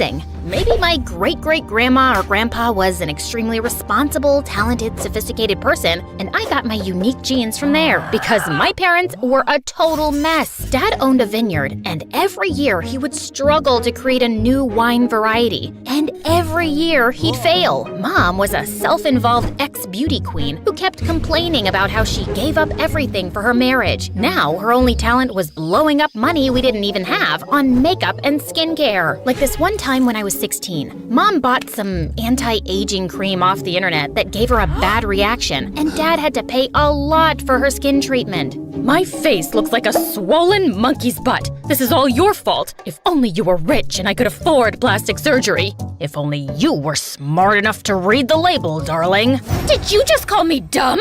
If you keep screeching like a banshee, Mom, we'll have to get you new vocal cords too. But before I could finish, she picked up a tray next to her bed and flung it at Dad. Dad ducked, the tray hit the TV screen on the wall, and he ended up paying more to the hospital. Even though Dad was pissed, he went home early and arranged a surprise welcome home party for Mom. But she decided to surprise him instead by packing her bags and leaving for good. And divorce papers soon followed. How could she leave me like that? I've done nothing but love her. Please compose yourself, Dad, and let's not cry over spilled milk. What? You'll get over it. I'm not some stone-hearted witch, trust me. I missed my mom too, but I wasn't gonna bawl my eyes out like a silly baby with no self-control. One of those in the house is enough. Dad threw himself into work after that, while I focused on school and picked up baking full-time. By 18, I got a job at a small cafe, and life went back to normal. Then one evening, Dad told me excitedly that he'd finally found an investor, Mr. Sharman, for his new wine batch, and he had invited us over for dinner to talk further. That evening, we were welcomed warmly by Mr. Sharman. He was showing us around his mansion, when suddenly, my world kind of stopped. This really gorgeous guy walked in, sadly with the prettiest girl on his arm. Apparently, he was Mr. Sharman's nephew and financial manager, Darren, and it was hard to keep my eyes off of him. At one point, he was feeding her grapes when one fell down. He bent to pick it up, and I saw the girl staring at me, staring at his butt. I got so flustered that I stepped back and knocked over a huge bowl of punch, getting plenty all over myself. So humiliating. As I cleaned myself up and walked out of the bathroom, I crashed into Darren in the hallway. Wow, are you always this clumsy? Or do I have this effect on you? I am not clumsy. I am the very picture of grace, and you have no effect on me. My date said you were staring at my butt when the accident happened. That's a false accusation, a blatant lie. Why would I be staring at your rear end? It's okay. I don't blame you. I work out a lot. Yes, it shows, and your behind is perfectly sculpted like a Georgia peach. But what does that have to do with me? Your girlfriend sounds like an insecure lady just making up nonsense. I doubt that you would make her insecure. She's a model and you look and talk like you're Mary Poppins' daughter. No offense. With that, he grinned and just walked off. I loved Mary Poppins, but it didn't feel like a compliment coming from him. I joined Dad and Mr. Sharman, but minutes later, someone tapped on my shoulder, and I nearly passed out when I saw Mom? Surprise! What is happening? Mom told us how she'd met Mr. Sharman on a cruise and they'd fallen in love. They'd been dating for a few months and she only recently moved back to the city. I went to the house and saw that your dad was still poor as a street rat, so I thought of investing in his business and helping him out. Am I not the best ex-wife ever? This is certainly unexpected, but calling yourself the best ex-wife is an exaggeration, Mother. My father and I have something called self-respect, and we'd like to keep it. So please, excuse us. I grabbed Dad's hand and we left. We were still reeling from the shock of meeting Mom, but the next evening, she showed up at our door begging us to hear her out. I wanted to turn her away, but Dad gave her a chance. I know I left you too abruptly and hurt you, and I'm really sorry. But despite everything, you're still my family. I have a chance to make things right by getting your father the break he deserves, and I'd love to reconnect with my only daughter too. I wanted to be less cynical and believe this was an unselfish act, but I wasn't convinced. Dad, however, was staring at her with stars in his eyes, and he agreed to take Mr. Sharman's investment. After she left, I turned to Dad. I know you want to succeed, but is this really a good idea? Trust me, I know it is. Also, I think your mother's still in love with me, and I have another shot. What? Dad, no, she's happy with her rich boyfriend. We'll see. Good Lord, was this gonna end up with Dad as a weeping disaster again, and I'd be picking up the pieces again? But I couldn't do anything to stop it. Soon, Dad and Mr. Sharman were meeting regularly and getting to know each other before making the deal, while Mom wanted me to hang out with her so we could bond, which meant I had to see a lot more of Darren every time I went over to their house, or when Mom took me to some fancy party. And to my dismay, he even started visiting the coffee shop I was working at every time with a new girl. Can't you find another cafe as your saliva-exchanging rendezvous spot? Your mom told me you're the baker here, and I thought I was doing you a favor by bringing you business. But I get it. Seeing me with all those girls makes you jealous. Do you wish you were one of them, Julia? You can be, you know. I've got 20 minutes before my date turns up. As if I'd ever want to date an insufferable Neanderthal who thinks he's God's gift to women. One kiss from me, and you think I'm God's gift to women too. I'm curious, have you ever kissed anyone? I mean a boy, not your cat or your grandma. Of course I have. I have a very steady boyfriend of 2 years, and I'm wildly in love with him.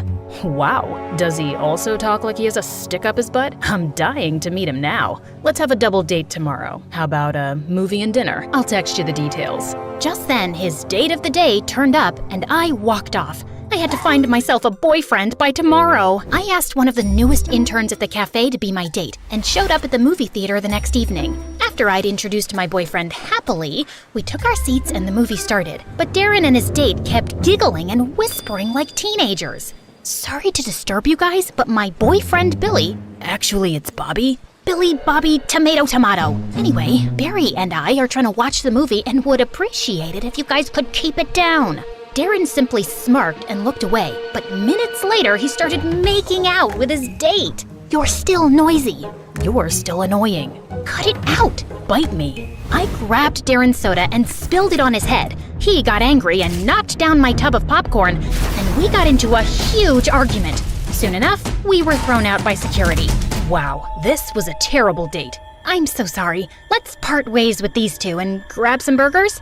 Sure, if you can tell me my name. You're so funny. Baby? It's Bobby. My date stormed off angrily, and I caught one look at Darren's smug face and fled the scene. But the next morning, as I was walking to school, a car slowed down by me, and I saw it was Darren. Hop in, I'll drop you. No thank you. I do not need you to rub last night in my face. You're clearly troubled if you can't manage to have a real boyfriend, but I don't have time for that right now. I need to talk to you about your mom.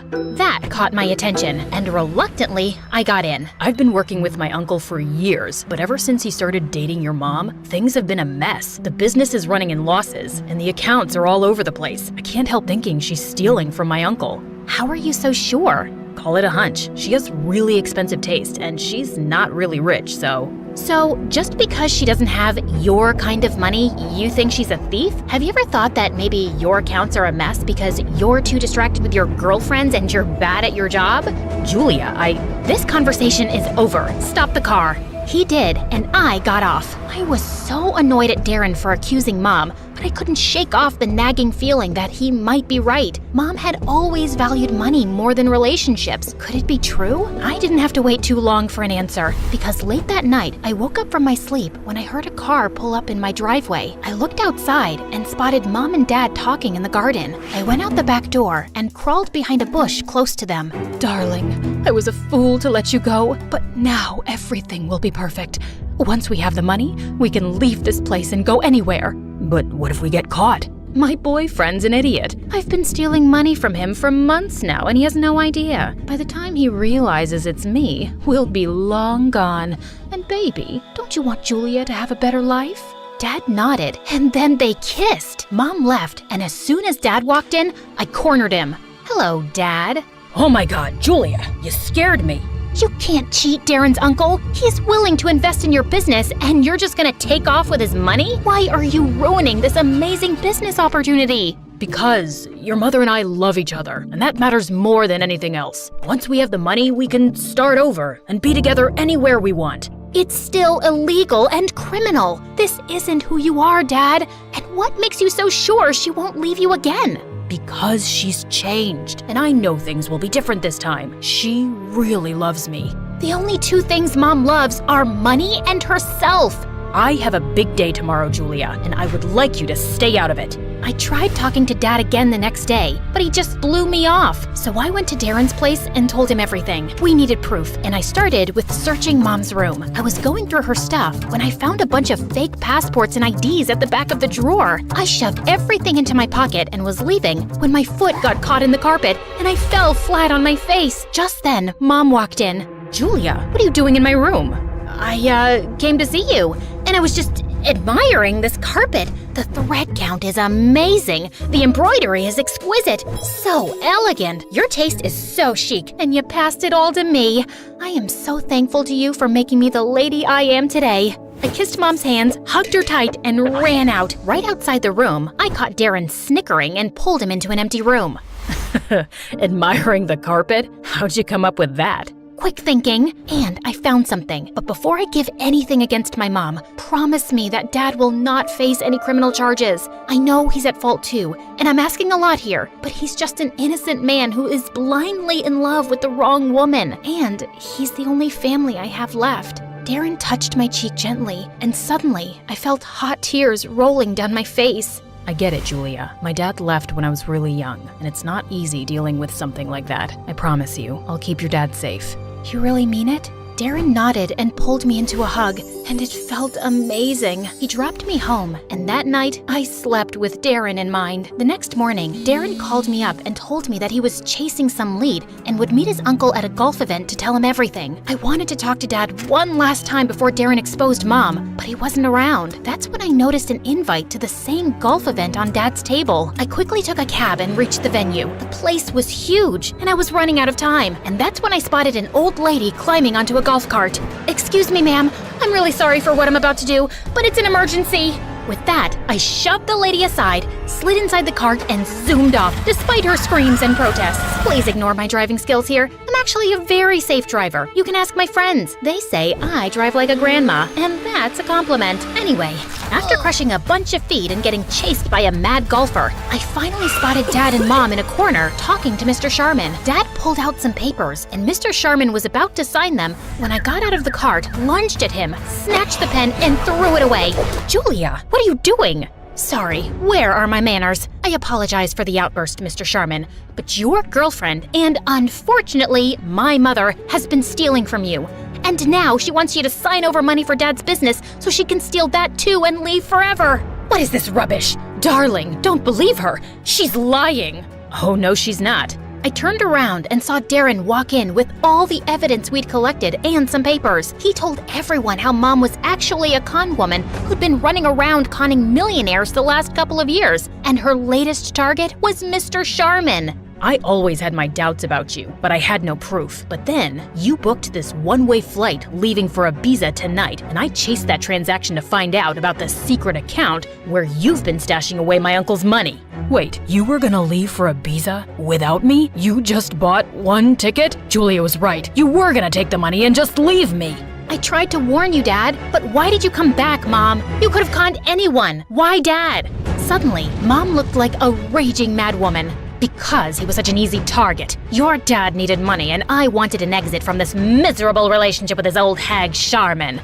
So I decided to use him to get the money and leave the country. I would have been successful if you hadn't butt in, Julia. Seriously, why do you hate me so much? I don't hate you, Mom. I feel sorry for you because you're doomed to stay alone. Have fun in jail. Mom got arrested that day, and I never saw her again. Darren convinced Mr. Sharman to not press charges against Dad, and it took some pleading, but thankfully he agreed. Dad and I were on our way out when suddenly I heard Darren calling my name. Dad left to wait in the car as Darren caught up with me. I just wanted to say thank you. That can't have been easy for you, watching your mom being taken away. Honestly, it wasn't that hard, and thank you for not sending Dad to jail. Actually, I wanted to tell you that I like you, Julia. I kinda have from the first moment we met. Do you think you could go out for a movie and dinner with me as my date? So I can be another trophy in your Playboy Hall of Fame? I politely decline. Will you listen for a minute? All those girls you saw me with are blind dates my mom set up. She's dying for me to find a girl I can settle down with. I clearly don't like her choices because I've had eyes for you only. Oh, well, that's flattering. But you'll have to woo me and treat me like a lady and work your way to my heart. Darren's still trying his best to impress me. And I'm almost in love with him. Okay, fine, I am in love with him. We're getting engaged soon, and all of you are invited to the party.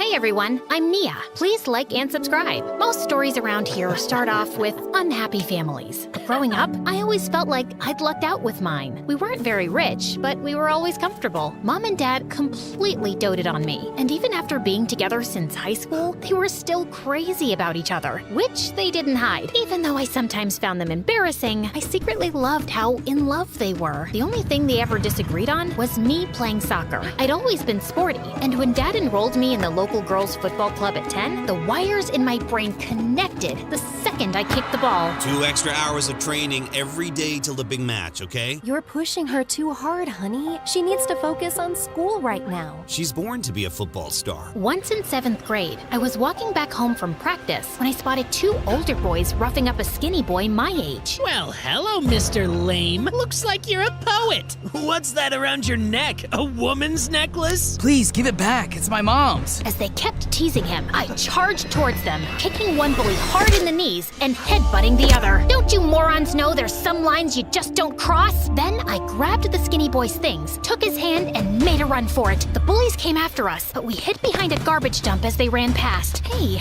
you're okay now? Oh, yes, thank you. It's just that you remind me of my goat octopus who used to headbutt everyone and died from a concussion. I remind you of a dead goat named Octopus? Yeah, your eyes are just like hers, even your voice. How about you just say thank you and stop talking? That was the day Zeke and I became friends. In fact, he'd just moved with his single dad into the house next to ours. He couldn't kick a ball to save his life, but he was sweet and smart, and he seemed to really enjoy doing all my homework. And because we were super close, I started getting teased about him in high school. He, likes you. It's all in the signs, babe. His eyes sparkle when he looks at you. His voice gets deeper when he says your name, and he always notices small things about you. And have you seen how his feet are always pointing at you when he's talking to you? Where else would they be pointed? You're being ridiculous. But those comments got under my skin, because after that, I kept seeing the stupid signs. Was I imagining them now, or had I missed them all along? I had a really big match soon, and before it started, I was sitting on the side bench and fidgeting with my hands when Zeke sat down next to me. Nia, you've got nothing to be nervous about. You're gonna win. We'll go out to celebrate afterwards.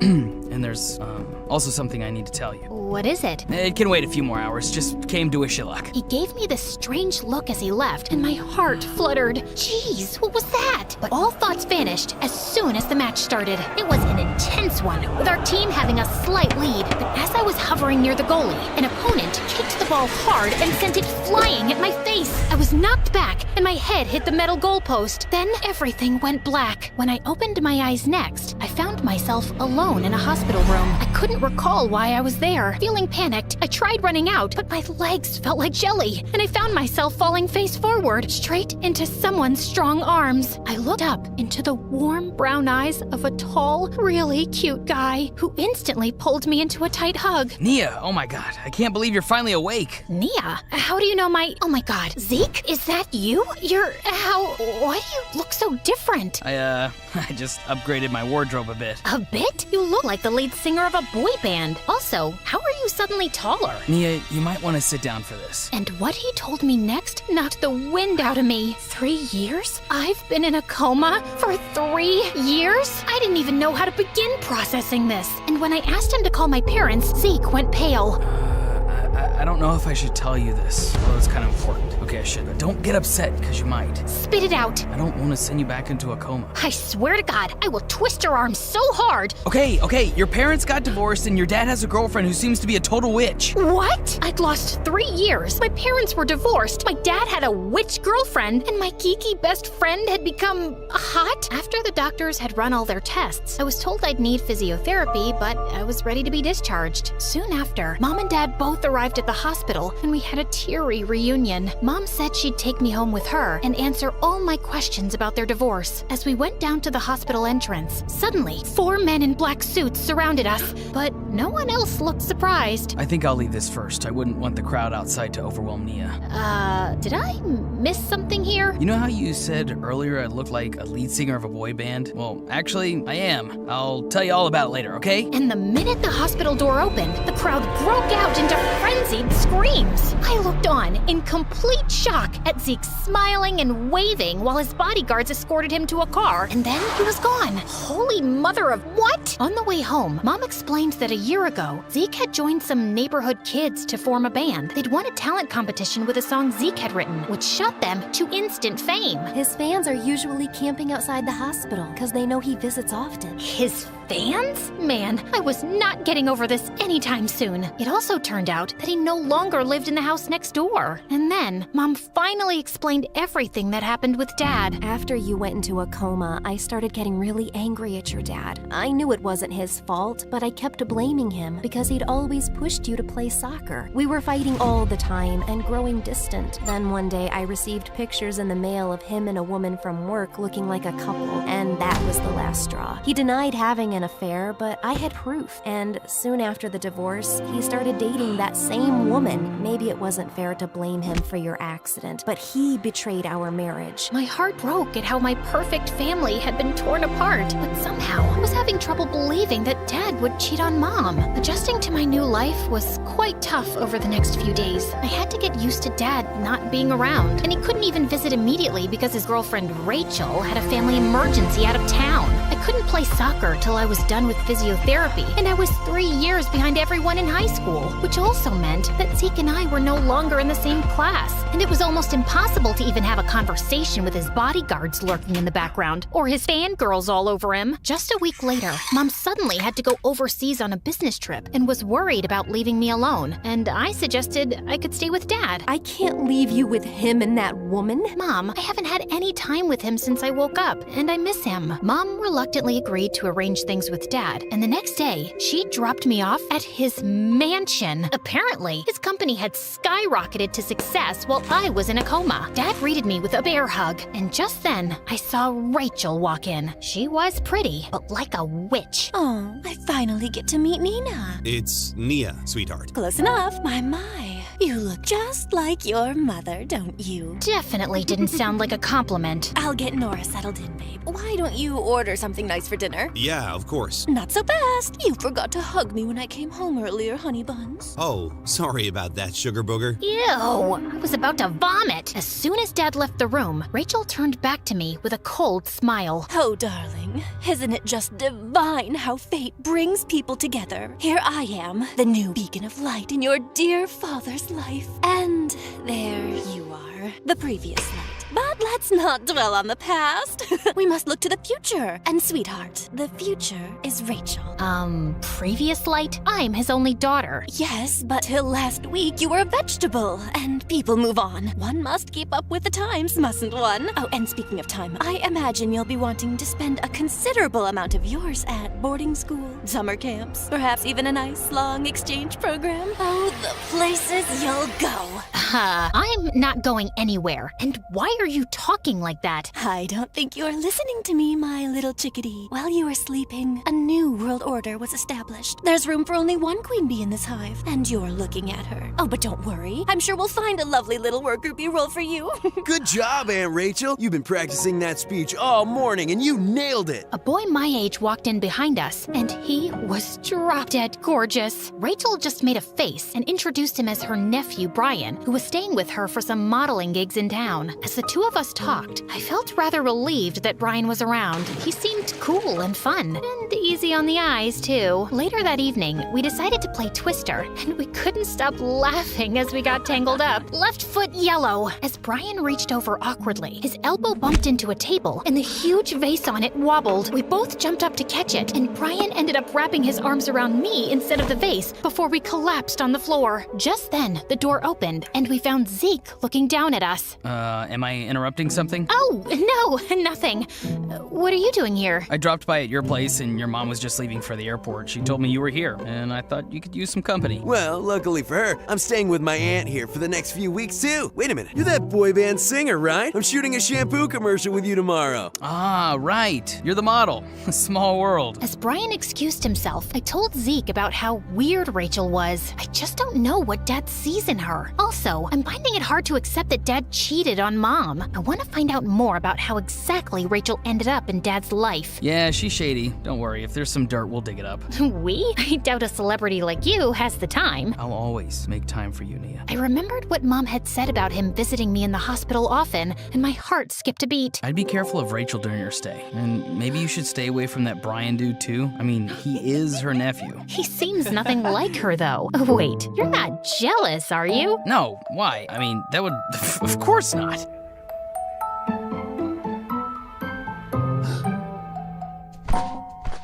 How does a famous pop star have so much free time? It's called time management. I can give you some tips. Won't you have paparazzi or fans following you here? Oh, no. I have a foolproof plan. I went wearing a mask to this small cafe no one visits, then changed my outfit there and my car too. Then sometime later, I ditched my car for a scooter my bodyguard was waiting with. And we zoomed on our way through some quiet back alleys, and here I am. Can we rewind the movie to the start?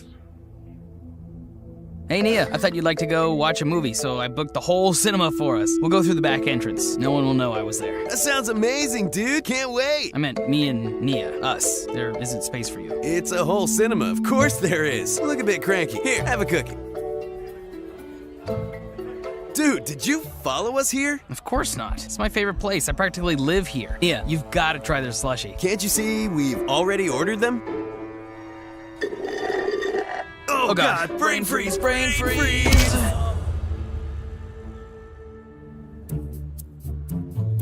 I've got thighs of steel. You can't beat me.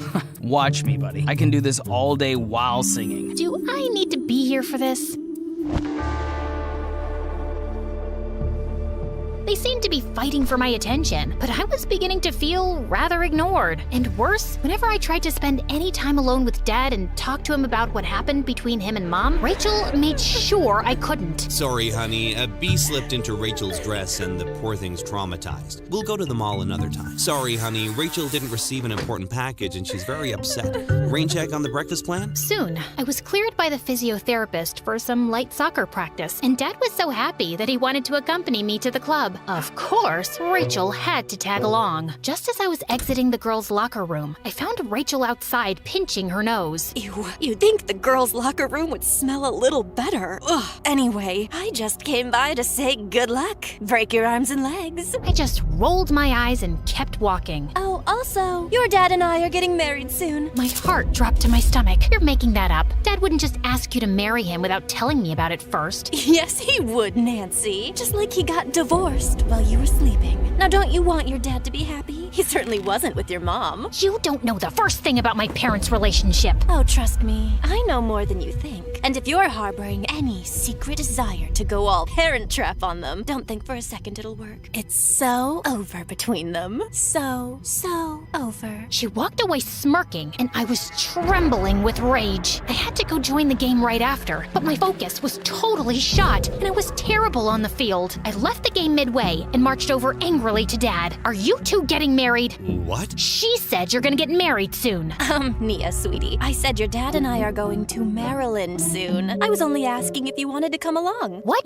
Gosh, you're such a creep and a liar. But Rachel burst into tears, and Dad looked rather displeased with me as he consoled her. She was evil and manipulative, and I had no idea how to make Dad see that. But then one evening, Z called me up to give me some news. Apparently, he'd hired a private investigator to look into her, and he was still working on it. But he'd found out that Rachel had grown up in the same hometown as my parents. Their town was small, but neither of them ever said anything about knowing Rachel from before. They're even the same age, and there was one high school there. Maybe we need to look for a yearbook. The next evening, Dad and Brian were both working late, and Rachel had her Pilates class. So Zeke and I started snooping around her room, hoping to find something from her past. We'd looked all over and found nothing, when suddenly we heard the front door open. It's Rachel. She wasn't supposed to be back so soon. Suddenly, Zeke grabbed my hand and dragged me into the bathroom, then pulled me into the shower and drew the curtain. Don't you think she'll come straight to shower after an exercise class? Oh my God. We held our breath as we heard her walk into the room, mumbling something to herself, then straight into the bathroom. Ugh, who does that woman think she is? Telling me I can't attend class because I was late? Oh, she's crossed the wrong blonde. Maybe her gym will be infested by rats soon. Or maybe it'll catch fire. The fun is in the mystery.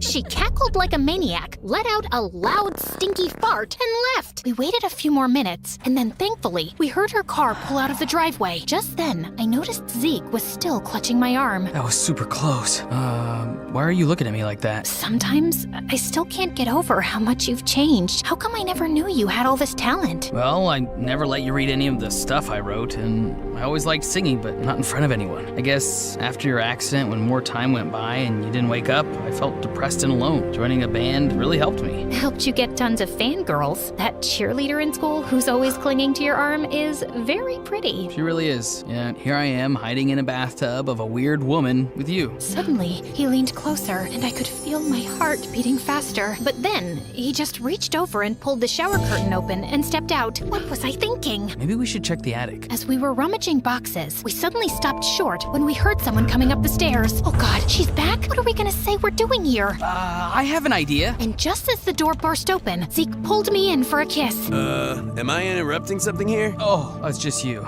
Yeah, duh, clearly. Can you please go away? Nia, are you okay? You look flustered. He didn't force himself on you, did he? Are you serious right now, dude? I'm talking to her, Nia. Before I could say anything, Zeke pushed Brian. Brian pushed him back, and the two started fighting like crazy. Ow! Stop! My face is my job! My face is my job! Don't touch mine either. I have a concert tomorrow. Deal. And then the two went crazy again. I tried to stop them, but they suddenly went crashing into a pile of boxes, and some things fell out that caught my eye. There were pictures of Mom and Dad sitting next to me in the hospital. Who took these? And when? And there were more pictures of Mom and Dad from before. All of them with Mom's face crossed out. Oh my God! Can you two cut it out and shut up for a minute? As they both calmed down and looked at the pictures, I filled Brian in on what we were actually doing here. We found Rachel's yearbook as well, and Mom's face was crossed out there too, but I couldn't find Rachel. No, look, that's her! It was a plump, brown-haired girl with glasses and acne who looked nothing like the Rachel I knew. She lost a ton of weight and got a lot of work done on her face. Obviously, I'm not allowed to ever bring that up. And I've always known she's crazy, but I didn't know she's some weirdo stalker. I don't know what all of this means exactly, but we're gonna find out. And later that evening, while she was cuddled on the couch with Dad watching a movie, the three of us confronted her. What are you doing? What are all these pictures? You'll have to ask Rachel. Also, did you know she used to attend high school with you? What? As Dad looked at Rachel, she suddenly lost it and wiped everything off the table. Of course you wouldn't remember me. You wouldn't even look at someone like me in high school. I've loved you since we were kids. But you were always so obsessed with Nia, stupid mother. I've kept tabs on your life since you left town. And I heard your kid had been in an accident and your marriage was on the rocks. I hired a private investigator to find out more. I just wanted to be near you, darling, to comfort you. I still loved you so much. So I joined your company and we instantly got close. I was going through an awful time, and I appreciated having a friend. But that's all it was back then. I never understood who would Photoshop pictures of us holding hands and send them to my wife. That was you? Why does that change anything? You guys were already at the edge of the cliff. I just gave you to the last push. And see, you've been so much happier since then. Honey buns. I want you to leave right now. Go to a hotel or wherever and I'll send you all your stuff. You can't stay here another minute. Rachel looked at him in shock, then screamed and lunged forward to attack him. But Brian and Zeke dragged her away. Dad collapsed on the sofa in shock. I can't believe this. Me neither. She broke up you and Mom. Dad lifted his head slowly. Not really, Nia. I can't believe Rachel sent those pictures to your mother. But the truth is, we were already broken. Your mom couldn't stop blaming me, and I should have been patient and comforted her, but instead I lashed out too. And she just wouldn't believe that I didn't cheat, so things had to end. Maybe we can fix everything now. Don't get your hopes up, love. Yes, we can start to forgive each other, but it may never be what it used to be. I still love your mom, and we both will always love you. Things slowly started to mend between my parents after they talked things over, but I wasn't sure if the old spark would return. But I was glad they could be friends. And a month later, when I was back at my first friendly soccer match, it warmed my heart to see them both in the stands, along with an unexpected visitor. What are you doing here? I thought you were still on tour. I canceled some shows. I couldn't miss this. So is Brian here? No. I mean, we're still friends, but I didn't think he'd come right after he asked me out, and I turned him down. I could literally see Zeke's eyes light up. Aw, poor guy. You're not fooling anyone. I gotta go. The match is about to start. How about this time you finish it and let me take you somewhere to tell you that I like you, and have ever since the day we first met. I'm picking the restaurant.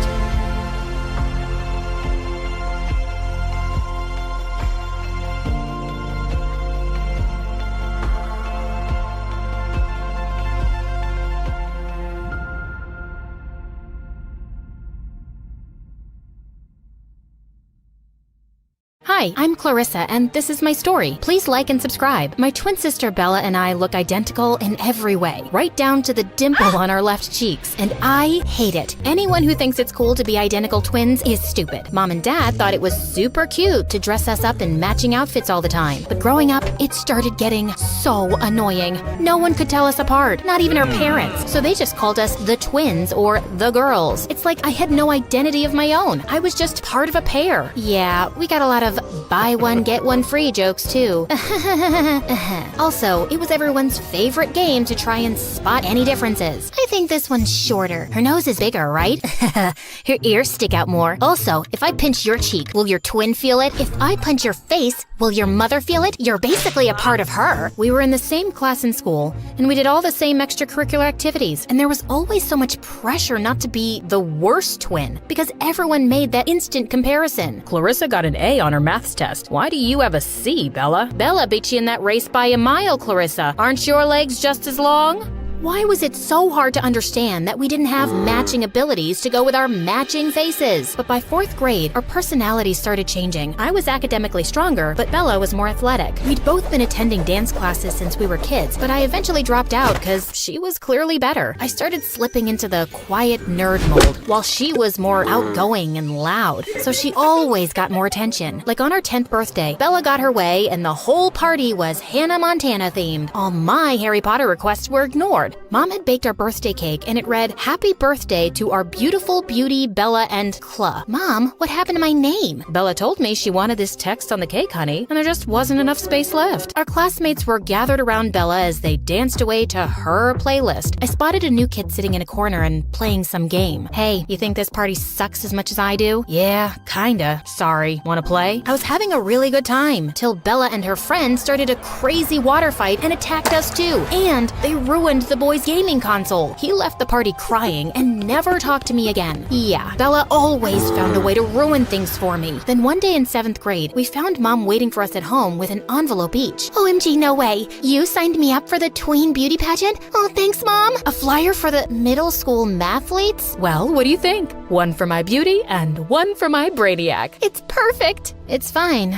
I guess. From then on, my sister got more and more popular, and I became more invisible. By the time we were in high school, Bella's pageant trophies were on full display all over the house, while my mathlete trophies collected dust in my room. My parents clearly loved to show her off more. Well, at least my mathlete's teammate Eugene thought I was really cool. The way you gave that answer right before the buzzer went off, what an adrenaline rush. You're so smart. You're too nice, Eugene. And you're like a 45-degree angle. You know, 'cause 45 degrees is an acute angle. You're a cutie? Yeah. Good one. So I was thinking, maybe you'd like to have my phone number? I was only half listening because just then, the football team captain Mika walked into the cafeteria. Man, he was some descendant of Hercules. Just sheer perfection. I'd never have the guts to say hi to him, and he'd never notice me. Clarissa? Yes, sure. I'll take your phone number. So you'll call me then? If the need ever arises, then definitely yes. Thanks, buddy.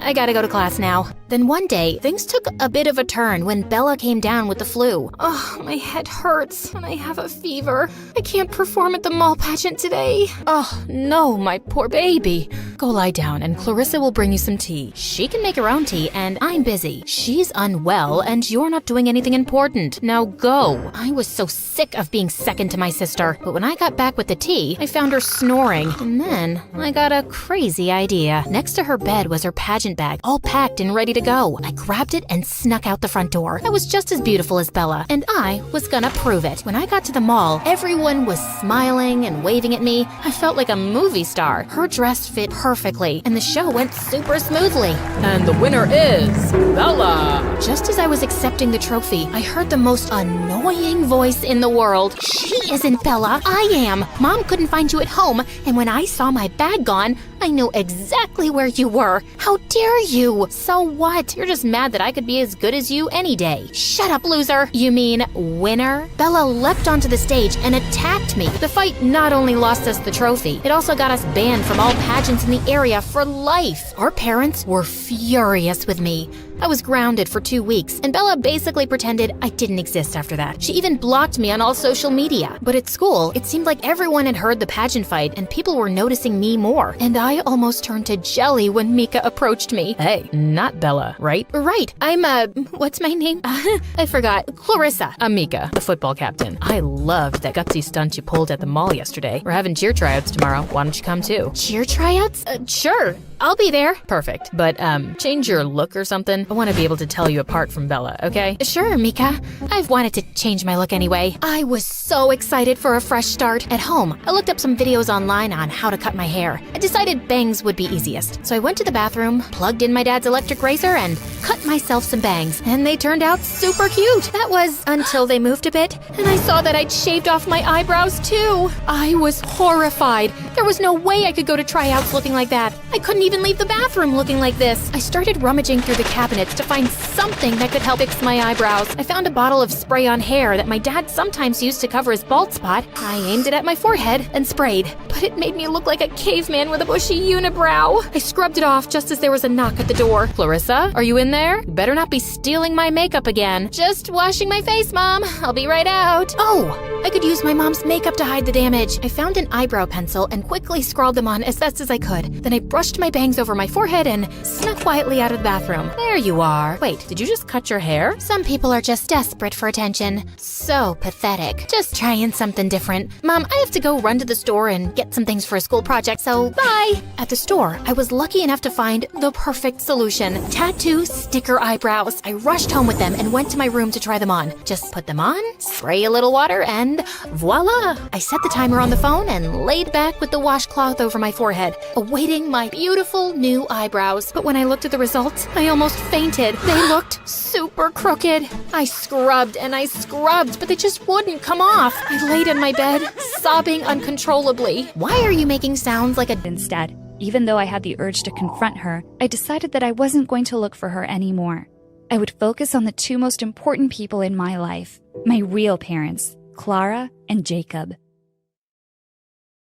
Hey, I'm Claire, and my life's a mix of checkmates and chaos. Smash that like and subscribe button to keep up with my adventures. My mom had me and my older sister Joy while she was quite young. Whenever we went out with her, people often mistook her for our elder sister. She raised us as a single mom since my dad left her for someone else. Mom has always been overprotective of us, and she was extra paranoid when it came to boys. She would always sit Joy and me down and make us chant some words. I am a precious girl. I'm not allowed to date any boy until I'm 30. Mom did everything to ensure we had everything we needed. She often worked 2 or 3 jobs just to afford rent. Joy, only 2 years older than me, was often left in charge of me because we couldn't afford a sitter. One day when I was 7, Mom left me with Joy and I was doing crafts when I accidentally spilled paint all over Joy's dress, her only nice one. It's ruined! Now I have to go back to wearing my torn hand-me-downs from our cousins. Here, you can wear this pretty one. I cut out a paper dress from a magazine and handed it to Joy, but she was too upset to appreciate it. She would often stare out of the window, watching her friends play while she was stuck at home watching me.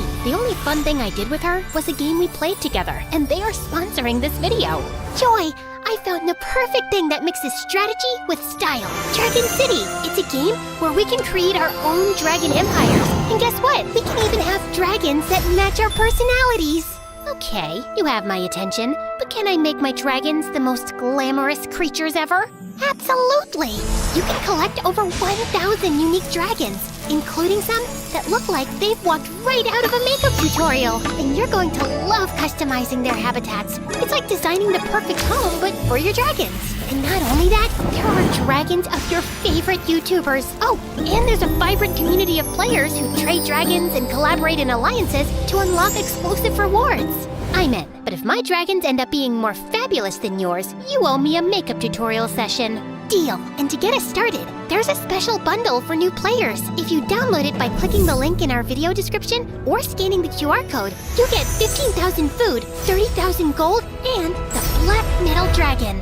One day, Mom had promised Joy that she could go to a sleepover at her friend's house. However, I fell sick. You can't leave your sister here alone. She's unwell, and I can't take her to work with me. You'll have another chance to go. Joy was beyond angry. So, I guess my life is all about raising you now. She tried to stay home and take care of me, but I guess she'd had enough that day. She yelled, "I can't do this anymore," and stormed out to go to her friend's house, leaving me alone. I tried to follow her down the stairs, but I tripped and fell, hurting my leg badly. When Mom came home and saw me crying and hurt, she was furious. Mom grounded Joy, saying she couldn't go out with her friends for a very long time. Joy just got angrier every day. She stopped talking to me and would just glare at me like it was all my fault. I felt really bad and wished I hadn't gotten sick that day. When I was 14, Mom decided to take us along to help her with work. She was working as a cleaner for a rich family. Joy and I were always arguing, so to keep us occupied when we weren't assisting her, Mom bought us a chess set. You two had better learn to play this. Joy had no interest in chess. She was always preoccupied with makeup and talking about Dan, a boy she had a crush on at one of Mom's jobs. I had never met Dan, but from Joy's descriptions, he sounded handsome. One day, while Mom was cleaning a client's house, I sneaked into his office. He had an amazing chess set. I set it up and started playing alone when he walked in. I'm so sorry. I just wanted to try it out. I've been watching you play by yourself for the last hour. I'm impressed. Would you like to play against someone? I've never never played against anyone, but I can try. He sat down to play with me. Feeling nervous, I imagined that I was alone, and to my surprise, I won in less than 5 minutes. We played over 10 games, and I won each time. Checkmate. Whoa, I didn't see that coming. Maybe I've lost touch with the game. After many tries, he finally admitted defeat. He showed me his trophies from various chess tournaments, revealing that he was once a world champion. I was astonished that I'd won against him. Maybe you need a younger challenger. He then introduced me to his son Dan, who was incredibly handsome. This is my boy Dan. I'm training him to be a champion too. Don't expect me to go easy on you just because you're pretty. Bring it on. Playing against Dan was a real challenge, but I was beating him. Everything was going well until I noticed him swap a piece on the board. Hey, you've cheated. I saw what you did. Don't blame me for being quick. Just as I was about to win, Mom walked in and was furious. What do you think you're doing, playing with a boy? Hey, I was just about to win. But Mom dragged me out of there and banned me from going to work with her again. Despite my attempts to explain my victory over the world champion, she wouldn't listen. What have I always taught you? That I'm a precious girl and I'm not allowed to date boys until I'm 30. It's Joy who's always daydreaming about Dan. I haven't done anything wrong. When we got home, Joy was cold towards me and even threw my chess pieces out the window. What is the matter with you? Why did you have to tell Mom I like Dan? I just panicked. I shouldn't have told her. She was just being hard on me. As I went outside to get my chess pieces, I saw a posh car parking outside our house. It was Dan's dad. He entered our house and handed Mom some papers and left. When Mom came in, I practically jumped on her. What was that about, Mom? That nice man has decided to sponsor you for a chess tournament in Europe. I was thrilled by the opportunity, but I knew Mom would be hesitant to let me go. Please, Mom, can I go? I promise I'll be on my best behavior. I can't have you away from me, and I can't leave my work or we'll be homeless. I was about to protest furiously when Joy stepped in and offered to accompany me. I can take her, Mom. I'll watch over her. Everything will be all right. Please, Mom. Joy can take care of me like she always does. I'll think about it. After researching the tournament and discovering the $100,000 prize, Mom agreed to let us go. You can go, but you must follow everything Joy tells you. We flew to Europe in Dan's dad's private jet, with Dan joining us. Once airborne, Joy imposed a rule. I was forbidden from speaking to Dan. She made it clear she was on the trip to get closer to him. Remember what Mom said. You have to follow everything I say. I was fine with the rule. To me, Dan was a cheater who nearly robbed me of victory. Deal. It won't even bother me. I avoided Dan throughout the trip, but Joy was constantly around him, laughing at his jokes. When we landed, Dan approached me with stories about places he wanted to visit. Listen, I'm here for the tournament. I need to focus. Ooh, scary. I was just trying to distract you from the competition. When Joy saw us talking, she dragged me away. You're already breaking the rules. That's 1 strike. 2 more and you're out. He approached me. And you're breaking Mom's rules too. We're not supposed to talk to boys. Mom's not here, and I'm older, so I make the rules. At the tournament, I quickly became a favorite, advancing to the semifinals, while Dan was eliminated early. So, you're really good, huh? Looks like it. I don't even need to cheat. Soon after, my popularity soared. During an interview after qualifying for the semifinals, Dan suddenly joined me and told the reporters he hadn't seen someone as good as me in years. And then he hugged me. Of course, Joy saw that and she was mad. We're going home. I saw you hugging Dan. That's against Mom's rules. He hugged me. It wasn't my fault. Joy didn't listen and started calling Mom to tell her. I couldn't leave before the semifinals. In a moment of desperation, I tackled her and her phone fell into a drain. I'll follow your rule, but I won't let you ruin this moment for me. You're just stealing my crush. You've always known I like Dan. I was about to defend myself, but things escalated quickly. Our argument turned into a huge fight, and we were both shouting and not listening to each other. In the heat of the moment, I pushed Joy away, but she lost her balance, tripped, and fell badly. I was horrified. Joy, are you okay? But Joy was in a lot of pain. We rushed her to the hospital, and the doctor said she had broken her hip and needed rest for several weeks. I felt terrible. I'm so sorry, Joy. This is all my fault. Let's just leave now and make sure you get better. Are you insane? Go win that $100,000. Don't worry about me. I was only pretending to call Mom because I was angry. I wasn't actually gonna let you miss the semifinals. I was taken aback by her words. After everything that had happened, she was still thinking about my chance in the tournament? Aren't you worried about me flirting with your crush? Dan? Oh no, I don't like him. Not really. What? So why were you stopping me from getting close to him? I've always taken care of you. I never had friends or anything special going for me. And when I felt a little crush on a boy, he liked you. I wanted to stop it, but then I realized I really didn't even like that boy. I just didn't back off because I didn't like you having everything. I understand, Joy. You've always been there for me, and I've taken that for granted. You deserve to shine and have your dreams too. Let's promise to support each other from now on. No hugs, please. Your sweat stinks. Now go win that prize. I need some rest. Thank you, sis. I hugged her and left. The evening after Joy's accident, I was sitting outside the tournament hall before the match started, and I was startled when Dan quietly sat beside me, handing me some flowers. These are for Joy. I thought you could take them with you to the hospital. The flowers were Joy's favorite, daisies. It showed he really cared about what was happening in my life, not just the chess tournament. I've arranged for a video call set up in your room so you can talk to her before and after your matches. I thought it might help both of you. Thank you so much, Dan. I don't mean to be rude, but I don't think we can start a relationship right now. Winning this prize is my top priority, and I really need to stay focused. I can't afford any distractions. I just wanted to make things a little easier for you. You've got a lot on your plate. You have a tell when you're anxious. Your ears get red. Maybe cover them. You've noticed that? That was kinda sweet. Nobody but Mom and him had ever noticed that. The next day, I played well in the semifinals and won. I was excited, and Dan rushed to congratulate me. He hugged me, and then he kissed me. About the kiss, I'm not allowed.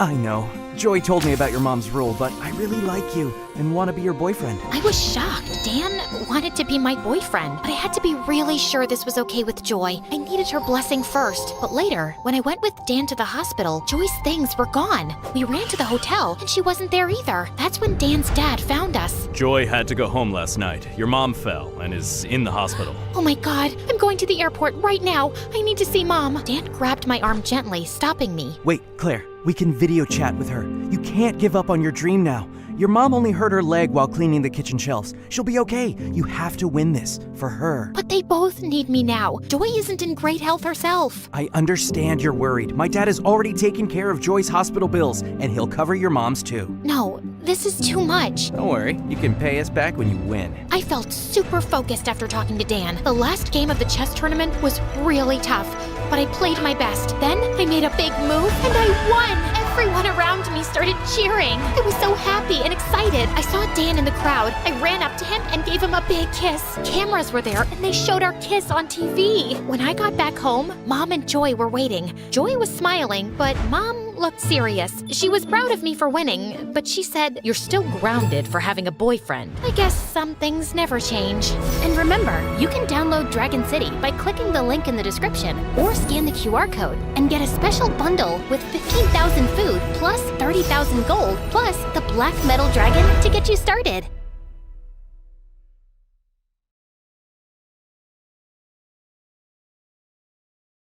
Hello, I'm Lily from Estonia. I grew up in an orphanage with my brother Joe. He's 2 years older than me, and we're total opposites. But before I continue, please like and subscribe, and you might get a kiss from your true love. My big brother Joe had shiny blonde hair and blue eyes, and he always got all the attention. Look at this gorgeous kid. He's so beautiful. But I was the opposite. I had dark hair and dark brown eyes, and my skin wasn't as fair, and no one ever said I was pretty. They hardly noticed me at all. Joe was tall and outgoing, and everybody liked him. I was short for my age, and the mean girls loved to tease me. Aw, poor Lily. She's just so ugly. How does it feel to be a loser with a perfect brother? But Joe always had my back. Maybe you should learn to respect others.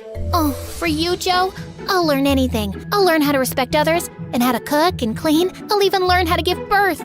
You don't learn how to give birth. You just give birth. I agree. You're right. You're so smart. See, Joe? I learned my lesson. I respected her. Now love me, Joe, please. In school, things weren't much better. Joe was super smart and almost a genius. Joe, that's amazing. A perfect score. I could barely pass my exams, and I had a hard time paying attention in class. Sometimes I talked to the other kids when I wasn't supposed to, and I got out of my seat and I ran around the room, but I couldn't help it. Lily, sit down.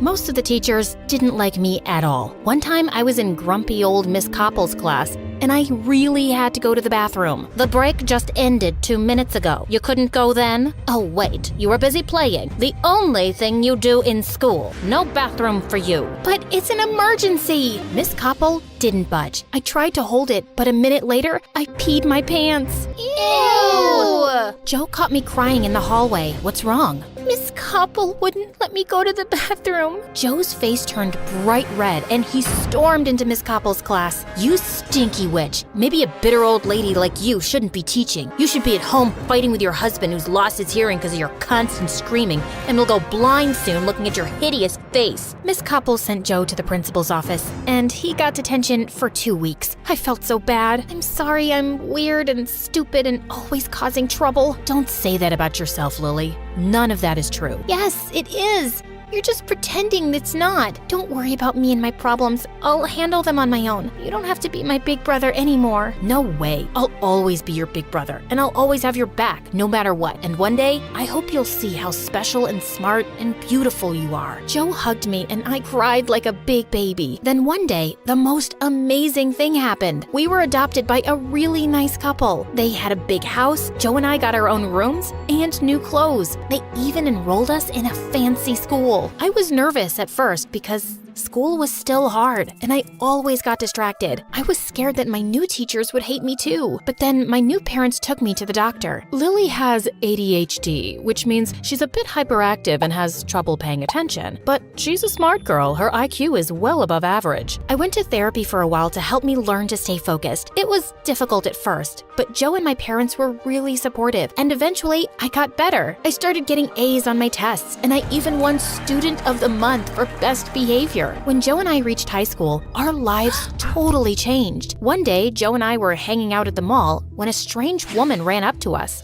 Your face is a work of art. Have you ever thought of being a model? Not really. Stick with me, darling. I'm gonna make you a star. The woman was a modeling agent. Joe signed a contract with her, and soon, every other weekend, he was doing photo shoots all over the city. My life was much better too. My grades were at the top of my class, I had a bunch of new friends, and when I looked in the mirror for the first time, I liked what I saw, especially since my mom always told me how pretty I was and that I should love myself just as I am. I had a newfound confidence, and everyone noticed. Even though Joe and I weren't together all the time, we were still close. We had our own lives, and that was okay. We were always there for each other. Then one day, our dad got a new job and we moved across town. Another family, twice as rich as my parents, lived next door, and they had a daughter my age. The moment Joe saw her, he started acting strange. He was really dying to meet her. Oh, love at first sight? Something only beautiful people do. Why don't you just go over there and say hello? Just say hello? It's not that easy. It has to be just right. She's my destiny. She's my true love. We're meant to be. We started thinking of ways to make them meet. What made it harder was that she was homeschooled. We saw a lot of sophisticated teachers coming and leaving the house. Joe took one of my shirts and went to her house, pretending he found it in the yard and it belonged to the girl. But a maid opened the door and took it, then slammed the door in Joe's face. One time, I saw the mystery girl leaving her house, and I started calling out random names. Emily, Sarah, Anna,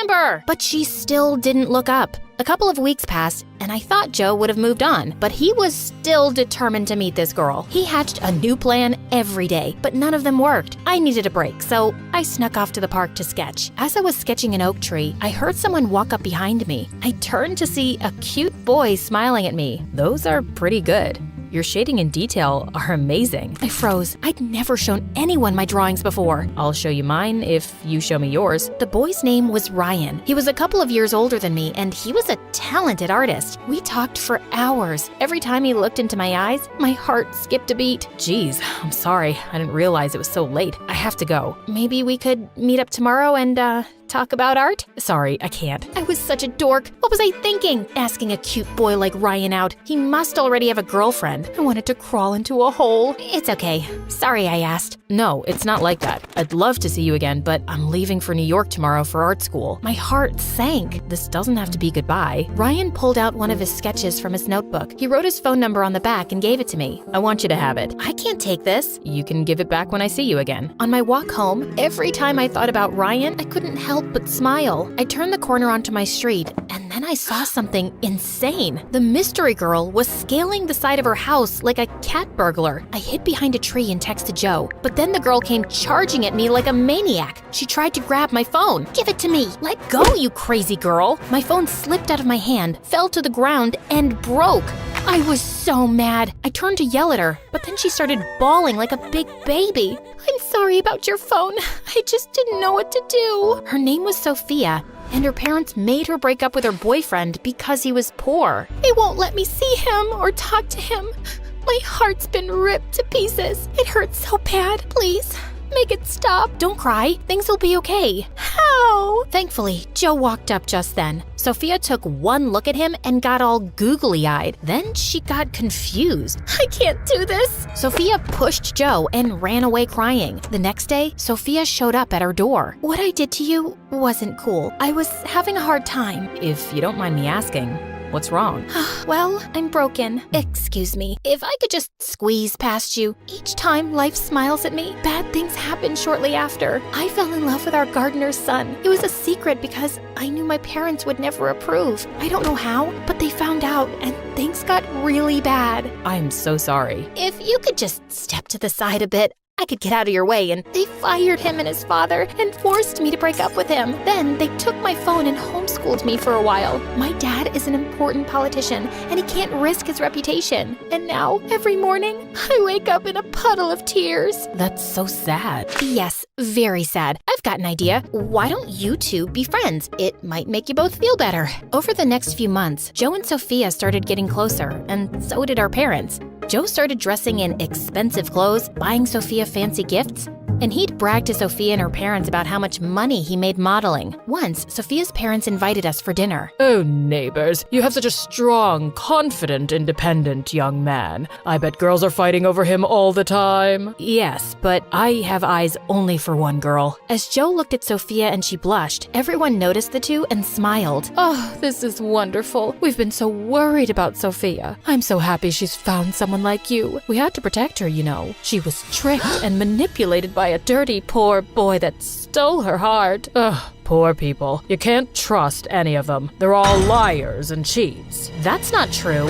Oh, you sweet, naive girl. You'll learn soon enough. Then Sophia's parents laughed at me, like what I said was some big joke. I'm not naive. You're just wrong. Joe and I used to be poor. We're not liars and cheats. We're not dirty, and we're not bad people. Joe's an exception, of course. Who knew an adopted orphan could be so perfect? You guys hit the jackpot with your son. Your daughter, well, she's no Sophia. No, you're right about that, honey. Joe lowered his head. My parents looked away, and I was about to explode. What's that supposed to mean?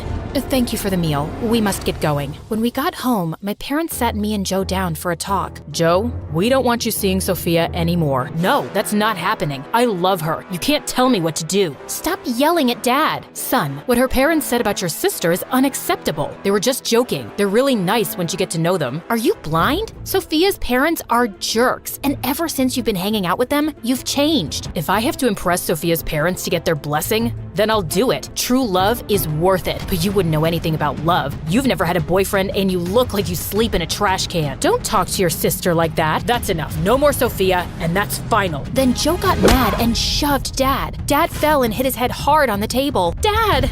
I rushed to Dad's side. He was really hurt. Mom called the ambulance. Then I looked up and saw Joe. I'm sorry. Joe ran out of the house. Dad had a minor concussion, and we spent the night in the emergency room. By the time we got back home, all of Joe's things were gone. We heard from the neighbors that he and Sophia moved into her parents' villa in Paris. Dad was weak after the injury, so I helped him out at the office. Staying on top of my schoolwork and helping Dad was tough, but I enjoyed spending more time with him. My parents and I tried calling Joe, but he never answered, which made me really sad. My new friend Ryan always found ways to cheer me up. He sent me funny sketches and MSA videos. One summer, he came back to town and we sat under the oak tree. We saw a boy and a girl playing on the swings, and I started to cry. What's wrong? I miss my brother. He was my best friend and always had my back. I'm scared I'll never see him again. He's your brother, and he could never stop loving you. I'm sure he'll come back to you one day. Then Ryan handed me his sketchbook, and I drew a picture of me and and Joe. Ryan encouraged me to study art, and eventually I started selling my drawings. 5 years later, we got married in a small ceremony in our backyard, and soon after, we had a baby. But there were complications. I felt this horrible pain, and the machine started to beep. As the doctors raced to save me, I cried out, "Joe, my brother, Joe, come to me." Then I fainted. I woke up from a coma 2 days later, and when I opened my eyes, I saw Joe and Sophia sitting beside me with tears in their eyes. "Joe?" "Yes, Lily." "Is that you?" "Yes, I'm here. I'm sorry, Lily. I'm so sorry for everything." I looked up at my parents. They smiled and nodded. I knew from the look in their eyes that they'd forgiven Joe and wanted me to do the same. "You broke our promise. You said you'd always have my back, but you chose Sophia and her parents over us." "My parents are just mean and have been controlling my life since forever. We had enough and we couldn't take it anymore, so we left. And they cut us off." "But it's been so hard. I couldn't find work. We barely had enough money for food and rent, but I was ashamed to come back and ask for help." "We felt like we broke your family. We didn't want to make things worse." "Then we heard you were in a coma, so we came immediately. I couldn't let you down again." "Lily, I'm not asking you to forgive me. I'm asking you to let me earn the privilege to be your big brother again." "You'll always be my big brother. I just wanted to see you. I would have helped you no matter what." Then Joe hugged me, and I hugged him back.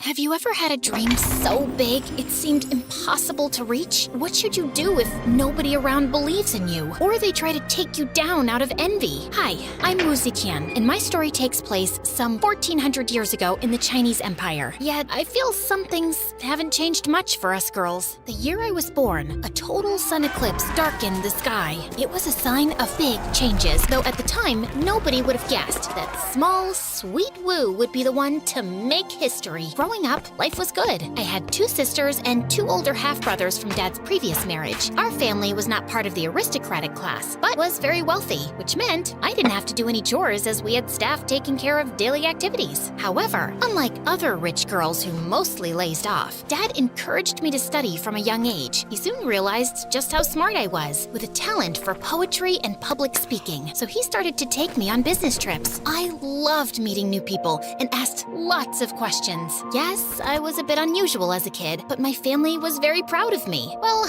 except my brothers. Why are you studying again? You're just a girl. And? Your job is to get married and to have kids. Dad is wasting resources on you. Maybe he's afraid you'll never find a husband. And what's this? Oops. And with that, he spilled ink all over my notes. "One day, you'll regret being so mean." I tried avoiding them as much as possible. But then, around the time I was 14, Dad got very ill and left us. Nothing was ever the same. My brothers started acting like the bosses of the family. Without Dad to keep them in check, they became rude to Mom, bullied my sisters, and were especially mean to me. Like the time I spent too much time with a friend and was late for my curfew. It was a rainy evening. I ran back home, but the front gates were already locked. No matter how much I yelled and banged on the doors, nobody could hear me over the wind and thunder. In the end, I crouched there all night until early morning. Mom found me crying and shivering. "I'm so sorry, Wu. They told me you were back and sleeping. I should have checked." That little adventure gave me a cold so bad I stayed in bed for a week. Without Dad, I felt powerless. I had to do something to change my fate, not only for me, but also for my mom. A chance presented itself when a beauty contest was held in town. The winner would be taken to serve at the palace. It was a huge deal and a way to gain respect and admiration. Mom was worried about my plan, and her fears came true when I won. Honestly, it wasn't that big of a surprise, being not only the prettiest girl in town, but also well-educated. My brothers just scoffed at the news and said they won't miss me. Typical. Mom helped me pack my things, and on the day of my departure, she cried as we hugged. "Don't be sad, Mother. Who's to say it isn't my fate to meet the Emperor?" And so, she understood. I wasn't going to the palace to escape my problems. No, I had a bigger plan. A hope to get noticed by the Emperor, maybe one day marrying into the royal family. Something to bring honor to my name. But my life in the palace started started on the wrong foot. The Emperor took a quick glance at me and decided I'll be doing laundry? I didn't spend my childhood reading the classics and refining my calligraphy for this. One day, I was trying to get inside the palace library, but the guard wouldn't let me in, questioning if I could even read. Are you kidding? I was composing poetry at 6. Give me some books or I'll report you to the Emperor. Just then, the guard went pale looking behind me. I turned and, oh my, the Emperor had heard it all. He seemed amused and I just doubled down, following him around the library all afternoon. By the end of the day, he was so impressed by my wit and education that he made me his secretary. Finally, that was my chance to work my way up the political ladder until, a decade later, nothing has changed. I'm a forgotten secretary. Then, the Emperor passed away and I got sent to a Buddhist convent to be a nun. All that time spent in the palace led nowhere. They even shaved my head. But not all was lost. You see, while I was living at the palace, I got close to the Emperor's youngest son, Lee. We met one random day when I was holding a bowl for him to clean his hands, and he flicked some water at me. Offended by his childish behavior, I was ready to give him a lecture. His shy smile and cute face melted my rage. So refreshing. It's quite a warm day, isn't it? He laughed and we started chatting, quickly becoming friends. We were close in age, and unlike other officials, he was kind and humble, easy to talk to. Do you ever regret coming to the palace? You probably miss your family. I do. Well, everyone except my brothers. Those two I would banish to the corner of the empire, never to be seen again. I get that. My brothers either pretend I don't exist or act as if I'm beneath them. You think 2 are bad? Try living with 13. Can't you do something about them? You are a prince after all. It's just a title. You'll learn it in time. Having a title doesn't necessarily mean the same as having power. I knew what he meant. Lee, being the youngest, had 0 chances of succeeding his father. However, fate really had a sense of humor. Turns out, his brothers were so busy fighting each other over the title of crown prince that the Emperor decided Lee was the better candidate for the throne. And that's how my decade-long crush became the new emperor. He actually changed his name to Gaozong, but I'll keep calling him Lee to avoid confusion. I was genuinely happy for him, even if my new status as nun meant we could never be together. One day, I wrote a poem about how much I missed him and took a chance sending it to the palace. Maybe he wouldn't even have time to read it, but I had to try. To my surprise, it worked, and Lee came to the temple. I got your letter. Is it true? Tears started rolling down my cheeks as I nodded. We hugged, and when it was time for us to part, I could see he was reluctant to do so. Could it be that my feelings were reciprocated? Indeed, he kept visiting, and one evening, I got a note saying I could grow my hair again. 1 year later, I was summoned back to the palace. There, I met Lady Wang, who was quite a big name in court. She was to become empress, having been chosen as a consort by Lee's father himself. But that didn't mean things between them were all rosy and peachy. I had meetings all day, and when I finally got the chance to relax at dinner, Wang started talking about more political issues. It's the last thing I want during my free time. Is that why you're hiding in the stables with me? Not hiding, just surveying your work. Truly, some things never change. Lee was the most powerful person in the empire, yet his life was affected by so many people's influence and choices. I decided to be by his side the best I could, and in time, everyone started noticing how close we were, including Wang. That's when she showed her true colors. One afternoon, she invited me for tea. Tell me about your family. I heard your dad got lucky during the rebellion, but he wasn't aristocracy. My mom is. Ah, yes. And what did she accomplish? Only had daughters and is not well liked by her stepsons? How disgraceful. What is your point, Lady Wang? I'm just reminding you of your place. The only reason you've been called back was so the Emperor wouldn't have to visit that nunnery all the time. But do not be mistaken. You are not part of this world. And then she started giving me so much work I couldn't keep up with it, and then complained about how lazy I was. Little did she know, I was used to palace drama and was prepared to face much worse. One day, Lee surprised me with a beautiful hairpin with pearls and small gold lotus flowers. I was walking back to my chambers holding the small present when I noticed Lady Wang scolding a maid for spilling some water on her dress. The poor girl ran with tears in her eyes, and I felt my blood boil. I knew what it meant to be beneath those of higher rank, both at home and at the palace. But then I got an idea. I followed the maid and gave her the hairpin. Lady Wu, I can't accept it. Sure you can. I want you to feel better. But I could never repay you. Just tell me the gossip you hear around the court. That's all I want. And so, I started befriending servants and lower officials in exchange for news. Soon, I had ears and allies everywhere. And that's how I found out Wang's envy ran deeper than anyone imagined. That night, I ran to Emperor Li. You have to come with me. Now, we silently walked through empty corridors, and I told Li to wait outside as I marched into Wang's chambers. There, as the informer said, she was performing some sort of ritual with a voodoo doll shaped like me. I knew you were a witch, but this? Why stoop so low? Why? You spend too much time with the Emperor. I have to stop you. Just then, Li walked into the room. Lady Wang, I'm very disappointed. You are far from the noble woman I thought I'd marry. She threw herself on her knees, begging for forgiveness, but it was no use. Witchcraft was a serious charge at the time, so Li banished her from the palace. Soon after that, Li confessed his feelings, and I was made the official consort, the new empress. But, as Li said years ago, a title alone doesn't mean power. And that became clear to me while I kept listening to the Emperor's meetings with his advisors. I sat, as usual, in a small room behind a curtain of pearls, voicing my opinion when needed. The times my husband was ill, he trusted me to make decisions in his place, and some of his officials were seriously offended by this. It feels like the woman behind the curtain is the one actually running the state.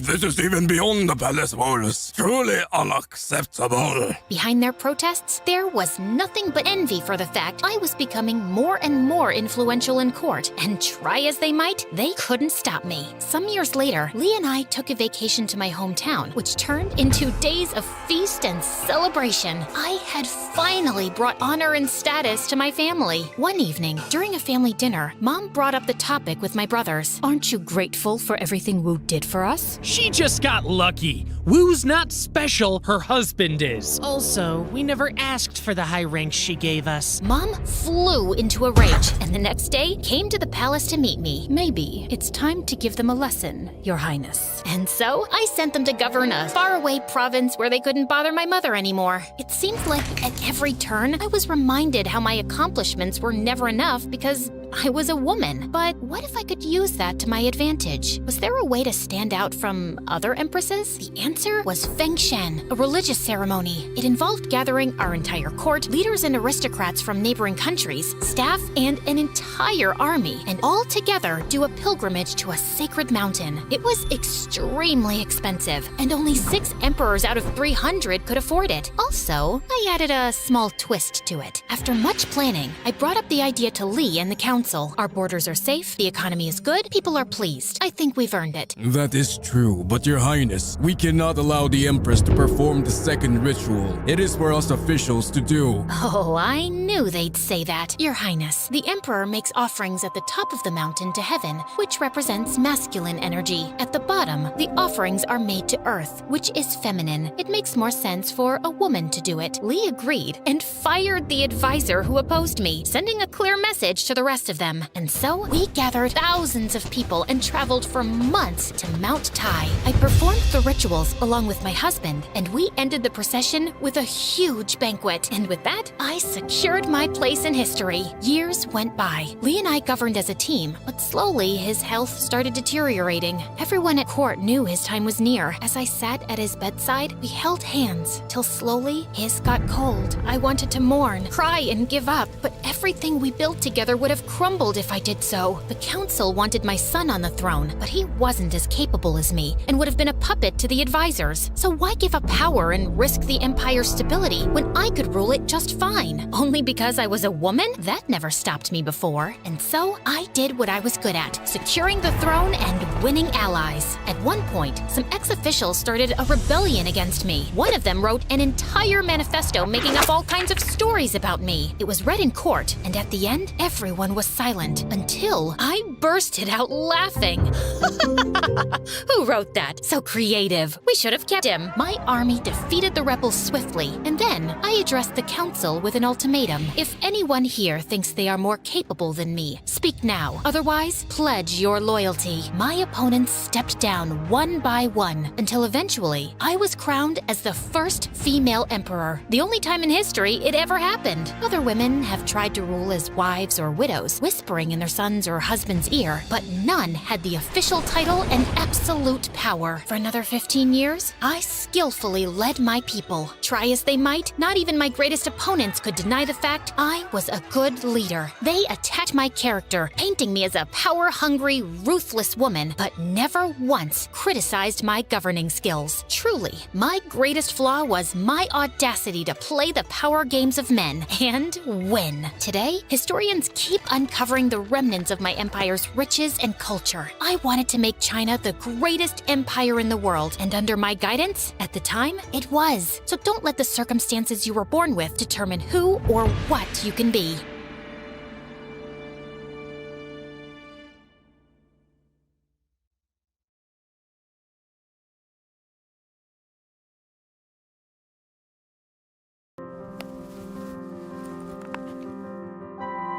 Have you ever stared at yourself in the mirror and literally didn't recognize the person staring back?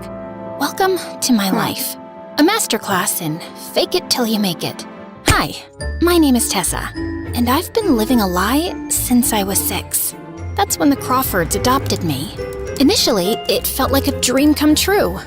A mansion the size of a small country, a garage full of cars, and parents who paraded me around like their favorite charity project. And this is our daughter, Tessa. We rescued her from that dreadful orphanage. But as I got older, the constant stares and whispers started to get to me. I was tired of being the adopted one in a family of blue-eyed, perfect-looking people. Why don't you look like your parents? Are you like the help or something? So by the time I started at a new high school, I took matters into my own hands. Every morning, my routine was the same. Wake up in my perfect room, put on my perfect clothes, and finish with the most important part, blue contact lenses to cover up my boring brown eyes. The Crawfords never asked me to hide who I was, but they never stopped me either. And honestly, it was easier this way. No more questions, no more explanations, just Tessa Crawford, the perfect daughter with the perfect blue eyes that matched her perfect parents. And that perfect image didn't stop there. Very soon, I was the queen bee of my school. Top of the social pyramid, an Instagram feed that looked like a fashion magazine, and grades that would make any parents proud. I had the whole package. Well, except for one seriously annoying problem. Ryan Bennett, king of the jocks, heir to Bennett Corp., and owner of the world's most punchable face, who'd been trying to make me his girlfriend since freshman year. Come on, Tessa! We're practically royalty at this school. Can you imagine the power couple we'd be? Our parents practically run this town together. Wow, Ryan. When you put it like that, I'd still rather date a cactus. But I always kept the rejection light and friendly. See, Ryan wasn't just annoying. He was the kind of guy who'd destroy your entire social life if you bruised his ego. And with our parents' businesses connected, I couldn't risk it. So I played nice, while mentally calculating how quickly I could escape every conversation. My perfectly crafted fake life was running smoothly, until he came along like a wrecking ball. Ethan Cole, new kid, foster child, always carrying a beat-up sketchbook and wearing clothes splattered with so much paint they looked like a Jackson Pollock original. The second he walked into class, I knew Ryan would make him his personal chew toy. Hey, Goodwill, did a rainbow throw up on you, or is that your idea of fashion? His squad of brainless hyenas erupted in laughter, while I sank lower in my seat in embarrassment. But Ethan? He just looked at Ryan with this amused expression. like Ryan was a toddler having a tantrum in a grocery store. Genuine creativity intimidates those with empty lives. Thanks for the psychological case study. What? Nobody talked to Ryan Bennett like that. Ever. Ryan's face turned blazing red. But before he could respond, the teacher walked in. I thought that would be the end of it. Man, could I be more wrong? Over the next week, Ryan and his goons accidentally spilled paint all over Ethan's English essay, shoved him into lockers when teachers weren't looking, and even started an Instagram account dedicated to mocking his secondhand clothes, calling him a peasant painter. Through it all, Ethan kept a poker face, never giving them the satisfaction of seeing him crack. But I noticed the shadow under his eyes growing darker each day. Then came the art show event. Ethan had entered his painting into the district competition, a breathtaking piece that showed a small child reaching for the stars. I overheard him telling the art teacher it had taken him 3 months to create. When I arrived at school the next morning, there was a crowd gathered in the hallway. I pushed through to see Ethan standing in front of what remained of his painting, now slashed to ribbons, with crude words spray painted across it, while Ryan and his friends were snickering nearby. For just a split second, Ethan's mask slipped. I saw tears in his eyes as he gathered his destroyed canvas with trembling hands. No one else seemed to notice. They were already moving on to the next piece of hallway gossip. But I couldn't look away. That afternoon, I did something completely insane. I wrote an actual physical note, like we were living in the Stone Age, and slipped it into his locker. "You're stronger than they know. Just don't give up." Then, I lurked behind a pillar like some deranged stalker, watching as he found it. When he smiled, this genuine, surprised smile that transformed his entire face, I felt this weird flutter in my chest. But I didn't dare actually talk to him. Are you kidding? Me, Tessa Crawford, voluntarily interacting with the paint-splattered foster kid? That would be social suicide. Still, I couldn't stop thinking about him. How could anyone be so comfortable just existing as themselves? One day after school, I spotted Ethan sneaking off with his paint supplies, and something possessed me to follow him. I felt like the world's worst spy, ducking behind trees and cars, praying nobody from school would see me. He led me to this abandoned playground, rusted swings barely hanging on, a slide covered in graffiti, the whole post-apocalyptic vibe. But Ethan walked straight to a crumbling concrete wall and started painting the most incredible mural I'd ever seen. I crept closer to get a better look when, oh my God, I'd stepped on an empty soda can. I dove behind the slide and quickly climbed up, my heart threatening to explode out of my chest.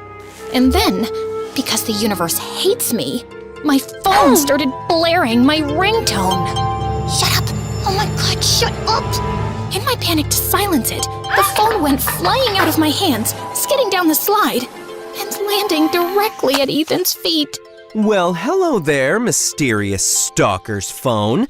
Let's see who's calling. He picked it up, then answered with a smirk. Thank you for calling Stalkers R Us. Your business is important to us. Please hold while I locate the owner of this phone. What? Who is this? Where's Tessa? Ah, Tessa. She just went to the bathroom. Can I take a message? Yes. Tell her that her parents are leaving for a charity gala in Paris in an hour, and we'll see her in a few days. Then Mom just hung up, and I wanted to evaporate on the spot. I slowly emerged from my hiding spot, face burning hotter than the sun. I can explain. I was Following me? Pretty sure that's defined as stalking in all 50 states. I wasn't stalking you.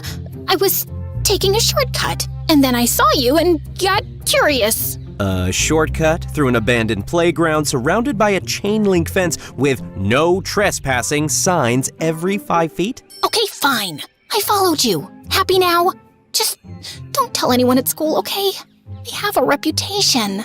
Instead of mocking me, Ethan just laughed, like he genuinely found the whole situation hilarious. Your secret's safe with me, Princess.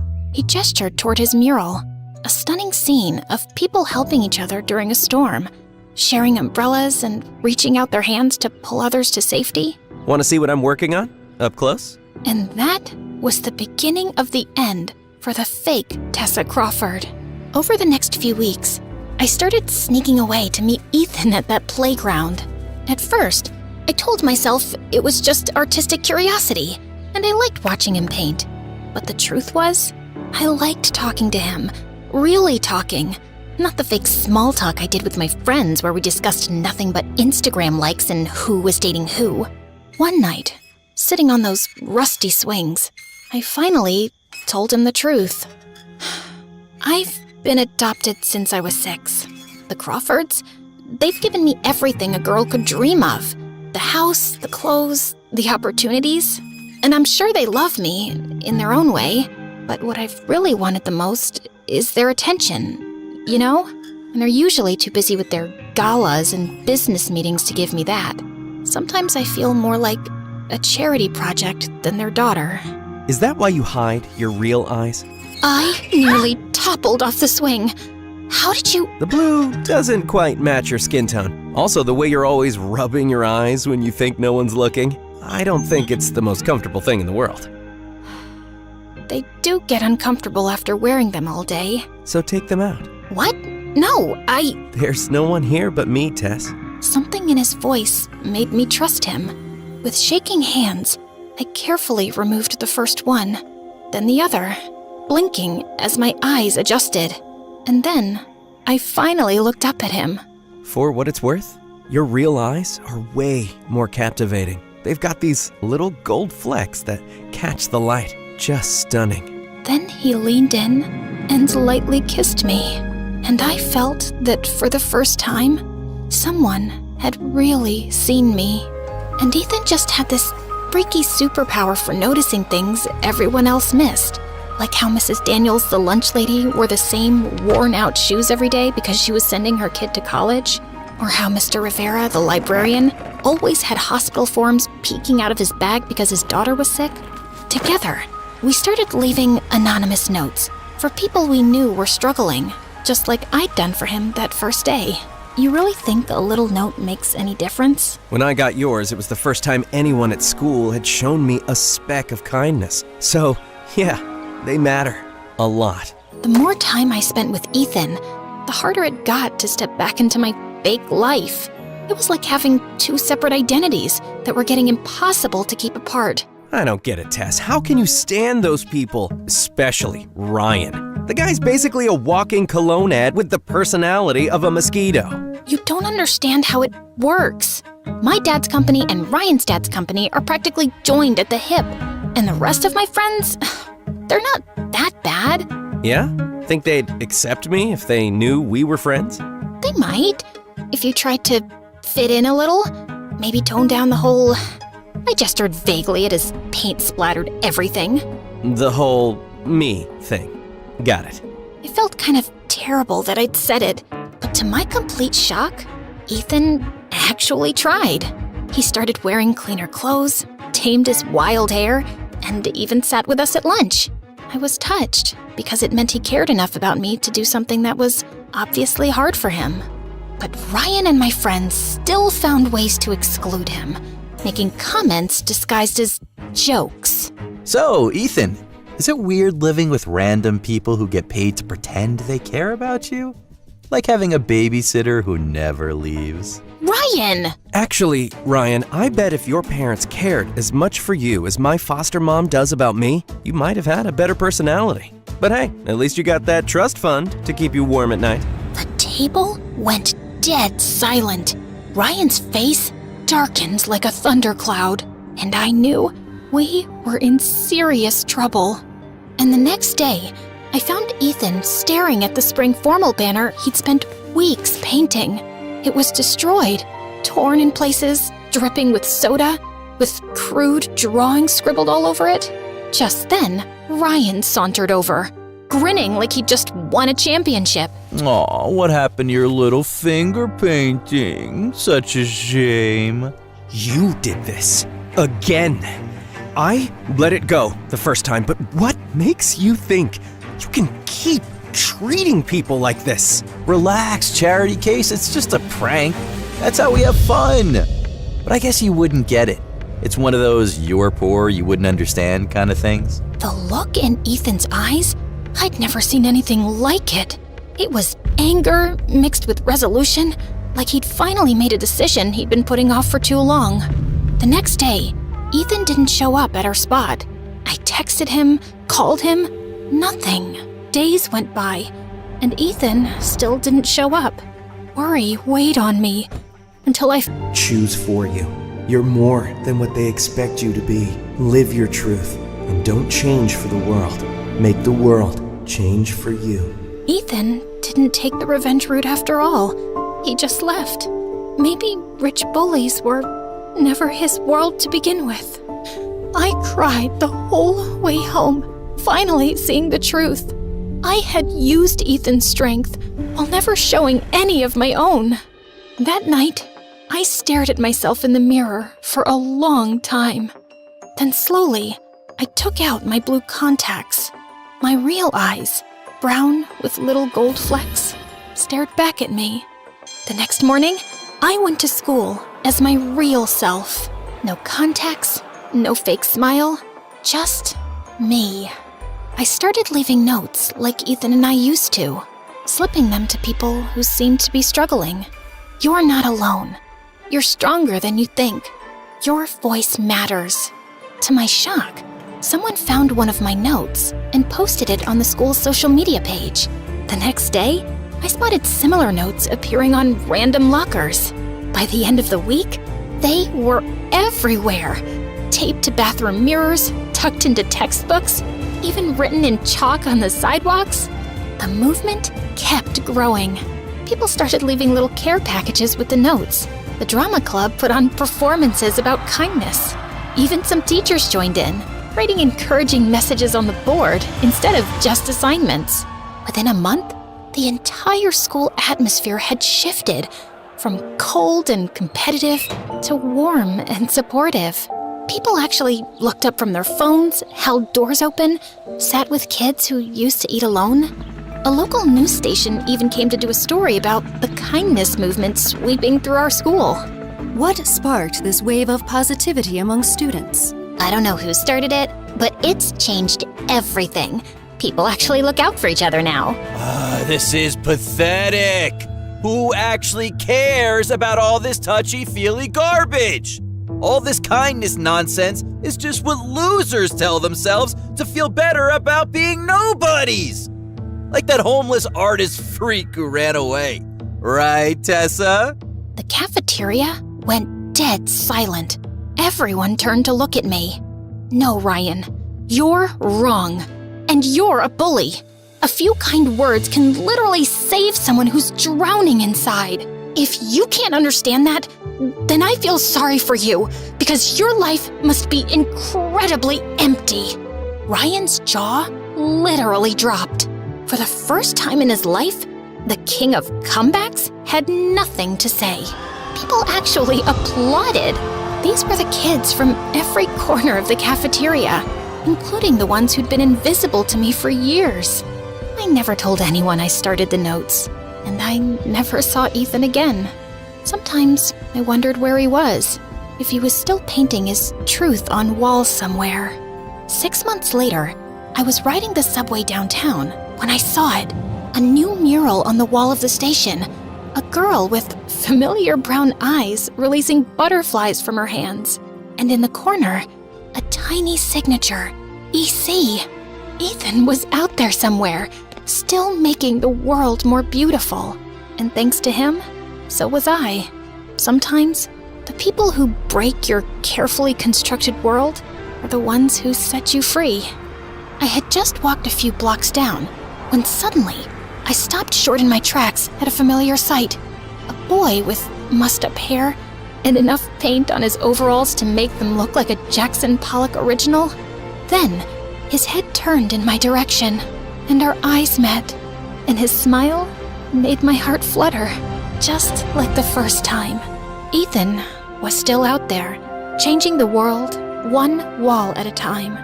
And maybe that's what we're all supposed to do. Leave something behind that makes life a little kinder. So if you're listening to this, here's my challenge. Find one person who you think needs a little hope. Someone who might feel invisible, and write them a letter. Slip it into their locker, their notebook, wherever they'll find it. Do it tomorrow. No one has to know it was you. Just let them know that they matter. Because kindness doesn't need a name. It just needs someone brave enough to start it.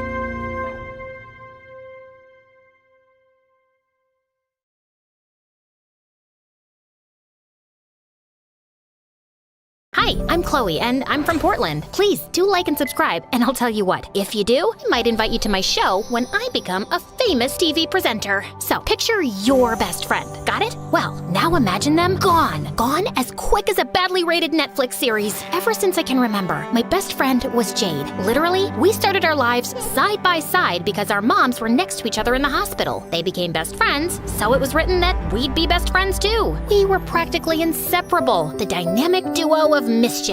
You could say at times I got a little hot-headed, and Jade would always try to calm me down. One time in kindergarten, our grand cardboard castle faced a royal crisis when this boy refused to let us princesses in. You shall not pass, as I am king. Yeah? Well, you're only a king if you wear a crown, and I'm about to knock yours off. Wait, you'll get in big trouble. You're right. Much better to do a liquid siege. And Jade reluctantly helped me pour water all over the castle until it became soggy and collapsed on his head. Growing up, I wanted to be a famous TV presenter. Think Jimmy Fallon or Ellen DeGeneres, but funnier and cooler. Although Jade hated doing it, she always listened to me no matter what. You're the K-pop star of the moment. Everybody wants to know your deepest and most personal secret. Please, say it looking straight at the camera. If you can cry, that would be great too. Don't you want to interview the president instead? Does he have a new double padlocked Balenciaga bag? I think not. One time, when we came home from school, our moms were arguing loudly. They stopped when we walked in. Oh, hi kids. Good day at school? Jade, we're going. But now. And just like that, they stopped talking or going around each other's houses. Mom, come on. Whatever it is, it'll blow over, right? She's just not the person I thought she was. Jade and I didn't pay much attention to them. We had to deal with the usual high school stuff. There were heartbreaks. He asked Bailey to the dance. Bailey, you can do better. I heard he doesn't bathe. Paranoia.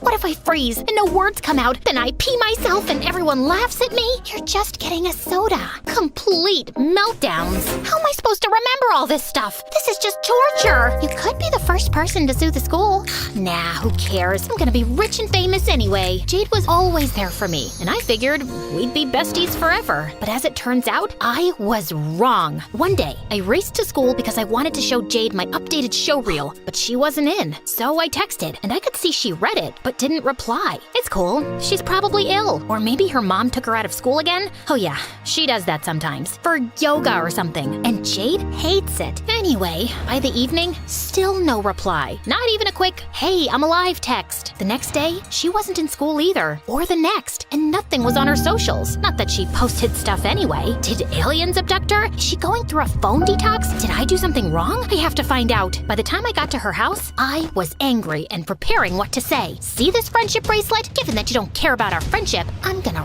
rip it off and burn it. But when I went to knock on the door, I realized it was already open. To my shock, the place was empty. I mean, furniture gone, belongings gone, even wallpaper gone. It was as if nobody had ever lived there. I ran up to Jade's room, completely empty too. Then I heard the door downstairs open and bang shut. Someone else is in the house. I sneaked a look over the banisters and saw this scary-looking man with a shaved head and a daisy tattoo on his hand. He was stuffing some paperwork in his pocket and knelt by a section of an open floorboard. I got it, boss. But just then, I stubbed my toe, and I couldn't help but make a noise because of the, oh yeah, excruciating pain. I heard the man start to come upstairs, and luckily, I knew that there was a way out of Jade's bedroom window via an oak tree. My heart was pounding as I climbed down, and when I looked back to the house, I saw the scary man scowling at me from Jade's window. I ran home so fast and told Mom everything. Jade and her mom have gone. What did you and her mom fall out about? It was nothing. People change and grow apart. It's how it is. I thought that was really weird, as they'd been as close as Jade and I could never imagine falling out with Jade like that. Soon after that, I was taking out the trash, and there I discovered a scrunched up lyre with daisies on it, just like the tattoo the scary man had. I didn't say anything to Mom, because I knew she'd make me stay away from it. But hey, a good presenter is always ready for action. The website on the flyer was a place called Harmony Farm. It looked like one of Jade's mom's yoga trips, but weirdly, there was no phone number or address. A place called Harmony Farm can't be that bad, can it? I figured Jade was okay and would be back in contact soon. After all, we are best friends. But weeks went by and still no contact. I was angry, but when this bully tried to trip me in the canteen, I didn't unleash my inner Hulk with the help of an image of Jade scolding me. No, you'll get in trouble. Then Mr. Trip-a-Lot turned lunch into a chaotic circus with flying milkshakes and frosted donuts in all directions. Enough is enough. Hey, knock it off. People just want to have lunch. What's it got to do with you, weirdo? You're such a weirdo. Always talking alone and interviewing a mirror. No wonder your friend bailed on you. Oh, that was it. I grabbed his tray and sent it on a gravity-defying journey to the other side of the canteen. Cue the applause. Yep, I was a hero. But of course, heroics come with consequences. And boy, did I get in trouble. First detention, and then Mom. I'm so disappointed. This must stop. Jade's moved on, and so should you. Mom is right. She ghosted me. If Jade wanted to break our friendship, so did I. I took down every picture of us and burned our friendship bracelet in the backyard in some sort of ritual of detachment. And the perfect distraction came with my big TV break. They were holding auditions in the next town for a new cool teen channel. I am a teen, and I am cool. This is perfect for me. The next day, I went there. It was this tatty warehouse, and the line went on for miles. But hey, no pain, no gain, right? So I stood in line. Thank the heavens I could watch loads of MSA videos, and I had my trusty MSA water bottle. But as I got further up the line, the most shocking thing happened. I saw these two girls about my age and wearing these hideous yellow dresses, talking to some people in line and handing them something. Please, take a daisy. A daisy? Suddenly, a security guard ran over to them. You two again? What did I tell you? Get out of here. The girls ran away. I had to follow them. They might lead me to Jade. So I went after them and got onto the same bus. They got off at this remote stop, and I followed. They went through a garden gate, and so did I. Exactly 5 minutes after them, I started filming just in case they went all midsummer on me. Here we are at Harmony Farm, but I don't see any animals. Suspicious. And that's when I saw Jade watering tomatoes in the same ugly dress. I thought to myself, Chloe, be calm, collected, listen to her side of the story. But instead, I went bat-tail crazy. You ghosted me! And what is with the outfit? Put on a statement necklace at least. Chloe, you don't belong here. Just go. Oh, hi. Nice to see you too. No need to apologize or anything. What happened to all the BFFs forever stuff? You didn't even give me a "it's not you, it's me" speech. That's because it's you.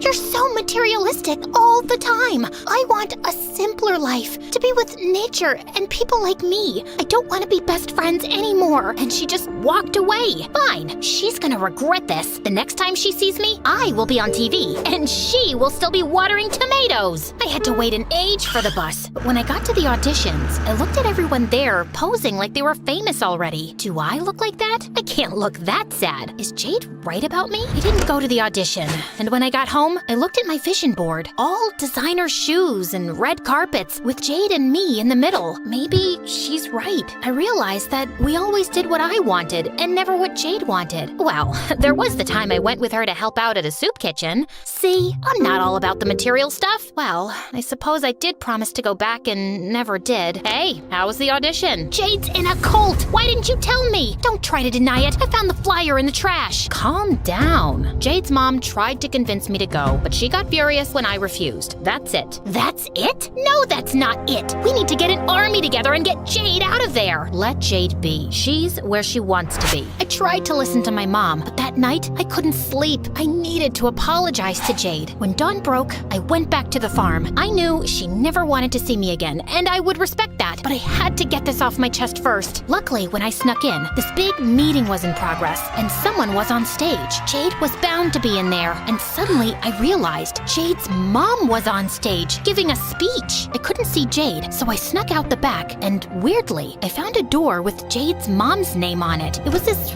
really shabby office with hardly anything in it. No compromising paperwork was in the drawers or behind the books on a shelf. Then suddenly, when I moved a book, something clicked. A secret door! Inside was another office, but this was huge and grand with mod cons. I'm talking Apple products on tap, a walk-in wardrobe complete with designer shoes and bags. Not a very simple life, if you ask me. There were also boxes of people's passports, money, and bank statements for Jade's mom. Wow, this is a lot of money. What are you doing? I turned, and the scary man was staring at me. I want to join the cult. I know you. You were at the boss's house. Boss? Jade's mom was the boss? Before I could process that, the scary man started chasing me around the desk. I ran out and ended up on stage. Jade's mom looked at me, shocked. Then she smiled calmly. I gave up on trying to make your mom see sense, but I always had hope for you.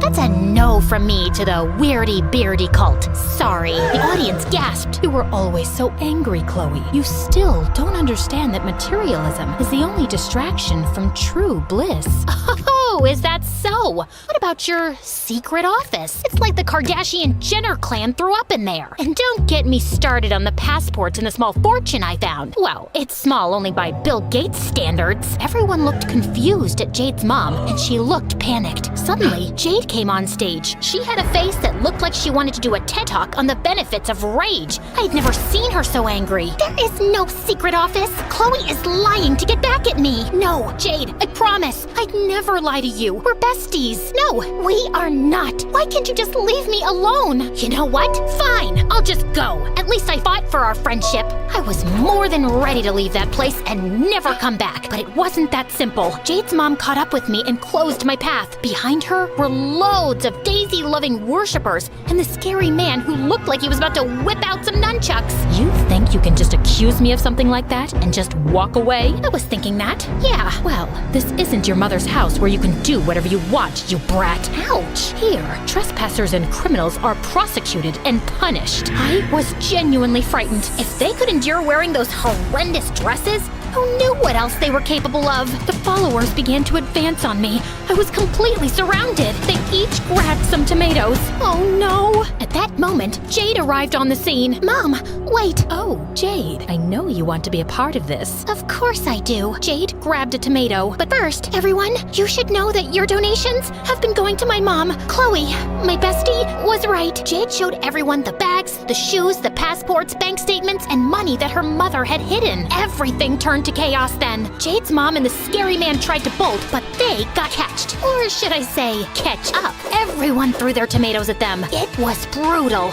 Blood flowed on the farm. Well, maybe it was just tomato sauce. But okay, too many tomato jokes. Got it. I'll stop now. I walked towards Jade. Jade, listen, I'm really sorry. I didn't mean to cause all this chaos. No, I'm sorry. Mom convinced me that leaving everything behind was for the best, that our old life was too materialistic. It's all because of you, Chloe. If you hadn't shown up and questioned everything, I wouldn't know the truth. I missed you. I couldn't give up on our friendship either. Then Jade held up her friendship bracelet. BFF, where's yours? Oh, it's in the laundry. I think after Mom gets arrested, I'm gonna come live with you for a while. And you, my friend, need to take an anger management course. Yeah, and to stop obsessing over celebrities and materialistic things.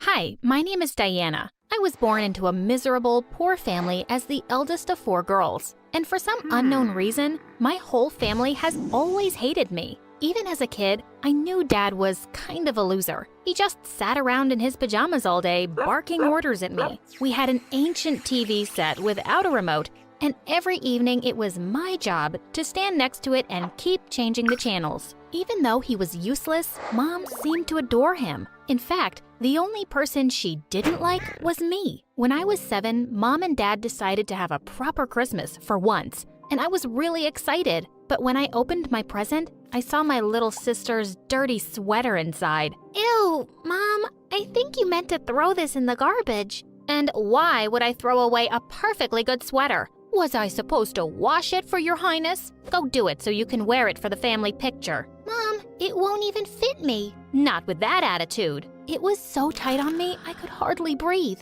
All my sisters got brand new sweaters, and I was the only one who looked like an idiot in the family photo. Even worse, when Mom framed it and hung it up on the wall, I saw that I'd been cropped out of the picture. Years passed and they continued to treat me poorly. I slept in a bed I'd outgrown years ago, and my cupboard was a cardboard box. Whenever Mom ordered pizza, she always gave me the smallest slice. Sometimes I started thinking I wasn't even her daughter. On my 13th birthday, I decided to throw myself a party, but of course at my friend's place. I had some savings to buy snacks and a cake, and as I was sneaking out, I bumped straight into my 12-year-old sister, Selena. She grinned and said she wouldn't tell Mom if I let her join me. And I didn't really have a choice. We were actually having a good time until one of my friends mentioned my boyfriend, Zach.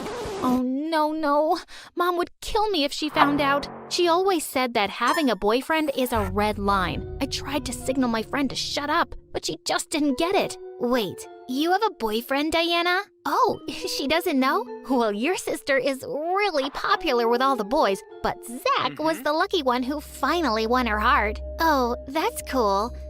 Please excuse me. I have to make a quick phone call. And with that, she shut herself up in the bathroom. This was not going to end well for me. And sure enough, when we got home, Mom was waiting for us, looking like a fire-breathing dragon. Are you freaking kidding me, Diana? He isn't even rich. What are you talking about, Mom? Your boyfriend, Zach. I just looked him up online and he's dirt poor. Dating a loser is the dumbest thing a girl can do. How about marrying one, Mom? Dad is a loser too. Don't try to be cheeky. Dump this idiot and find yourself a rich boy. Do you understand me? Sure, Mom. You're more important to me than any boy. I'll dump him tomorrow. Mom was insane. She had always been against having a boyfriend, and now she only wanted me to date rich boys. But of course, I did nothing of the sort, and I kept dating Zach secretly. I even managed to hide it from my sisters at school, and Mom had no idea. Well, at least until the 9th grade. I knew Mom would be coming to school to meet Selena's teacher one day, so I had to warn Zach to be careful. But before I could, I walked into the cafeteria to find he'd arranged a surprise party for me. He jumped onto one of the tables and announced, "Hey everyone, today is my lovely girlfriend's birthday, and I have something very special for her because I love her so much." Then he came to me and gave me a freaking diamond necklace. Zach, how did you even pay for that? Babe, listen. But just then, someone pushed me aside and snatched the necklace from him. It was Mom. Oh my God, this is a real diamond necklace. Where'd you get that from, boy? It's okay. You don't have to answer that. Diana, my daughter, marry him. And then she put her arms around Zach's shoulders and mine and took us home. And just like that, Mom was happy with Zach and loved him so very much. She invited him over every day and fed him like crazy. Dad seemed to like him too, and the two played video games for hours. It seemed like Zach was really enjoying himself too, because he never left the house. Sometimes he'd even sleep over on the couch at night. But soon enough, it seemed like Zach was becoming one of them. All he did was sit on the couch and bark orders like Dad, while he and Mom made jokes about me all day.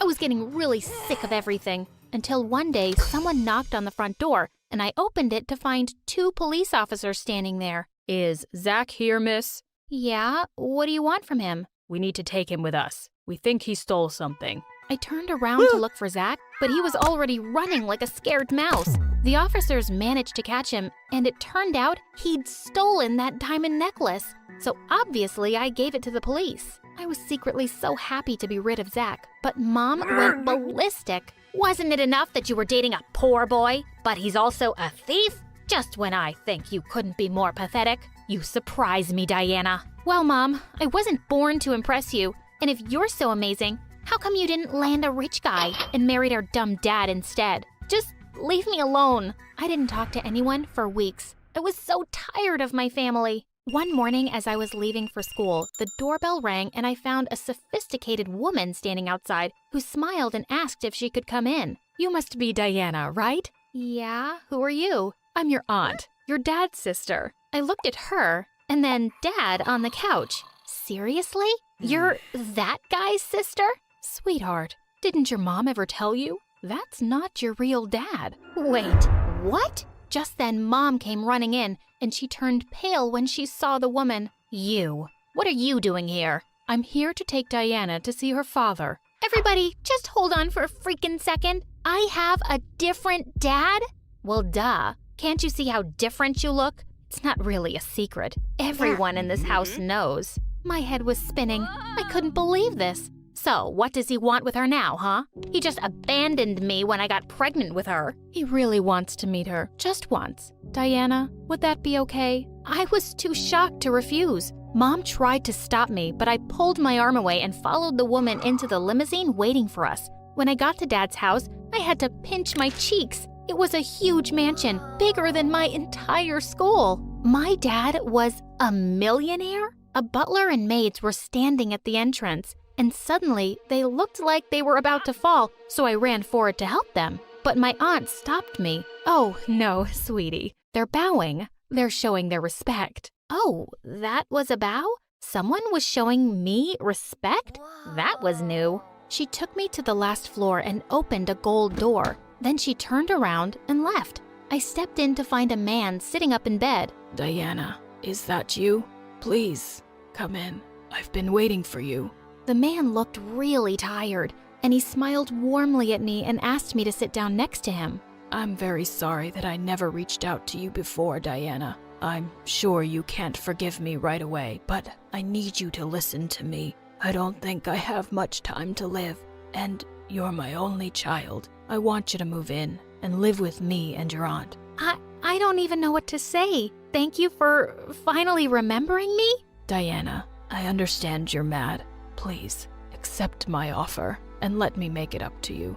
Thinking about my life with my family, this wasn't really a hard decision. I said yes. And just like that, my life turned upside down. I moved in, got enrolled in an amazing school, and had every luxury at my feet. Also, it turned out that the doctors were wrong and my dad got better after a year. I got to know him better and he soon became my favorite person. Years passed and I graduated from high school. One day, I was in the kitchen when I heard a voice from behind me. It was Mom. When she saw me, she went down on her knees and started crying like a little baby. Diana, my daughter, please have mercy on your mommy. Mom, please get up. And what's wrong? I need a kidney. You know how hard it is to get a donor these days, and I can't wait for years. I'm really sick, and I might die soon, my darling. Mom, I'm really sorry to hear that, but I can't donate my kidney. Maybe Selena can? No, that's not what I'm here for.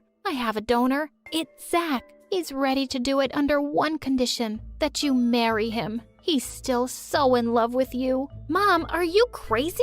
I'm supposed to marry him for a kidney? Not forever. Just say yes. And after the surgery, you can leave. Come on, babe. You're the best person I know. Mom started crying again, and my heart went out to her. I didn't want her to die because of me, so I agreed to marry Zach and said I'd divorce him right after the surgery. Dad didn't support my decision and kept trying to talk me out of it, but I said, if I don't help her, I'll blame myself forever. She is my mom after all. But on my wedding day, I was a mess. As I was sitting in my wedding dress and bawling my eyes out, Mom barged in. Why are you crying? Who cries on their wedding day? Mom, just get lost. Is this how you talk to your mom? Rude girl. She was about to spit at my face when I pushed her away and ran out of the room. It all felt like a big, stupid mistake. I didn't love Zach, and I didn't want to marry him. Just then, I spotted Mom and Selena from a distance, and it looked like they were fighting. What was going on with those two? Seconds later, my phone beeped and I got a message from Selena. Diana, Mom's lying. Zach is a professional thief now and he's really wealthy. He said if Mom made you marry him, he would give her a fortune. She faked everything. I was involved in this too. But seeing your sad face right now is killing me. Don't marry Zach. Our mom is a psycho. I couldn't believe it. My mom wanted to literally sell me? How awful could she possibly be? I left my wedding and ran away to Dad. My mom is evil and she hates me. I've had enough. I'm not letting her get away with this. Will you help me? I'm surprised you even have to ask, my darling. And he hugged me tight.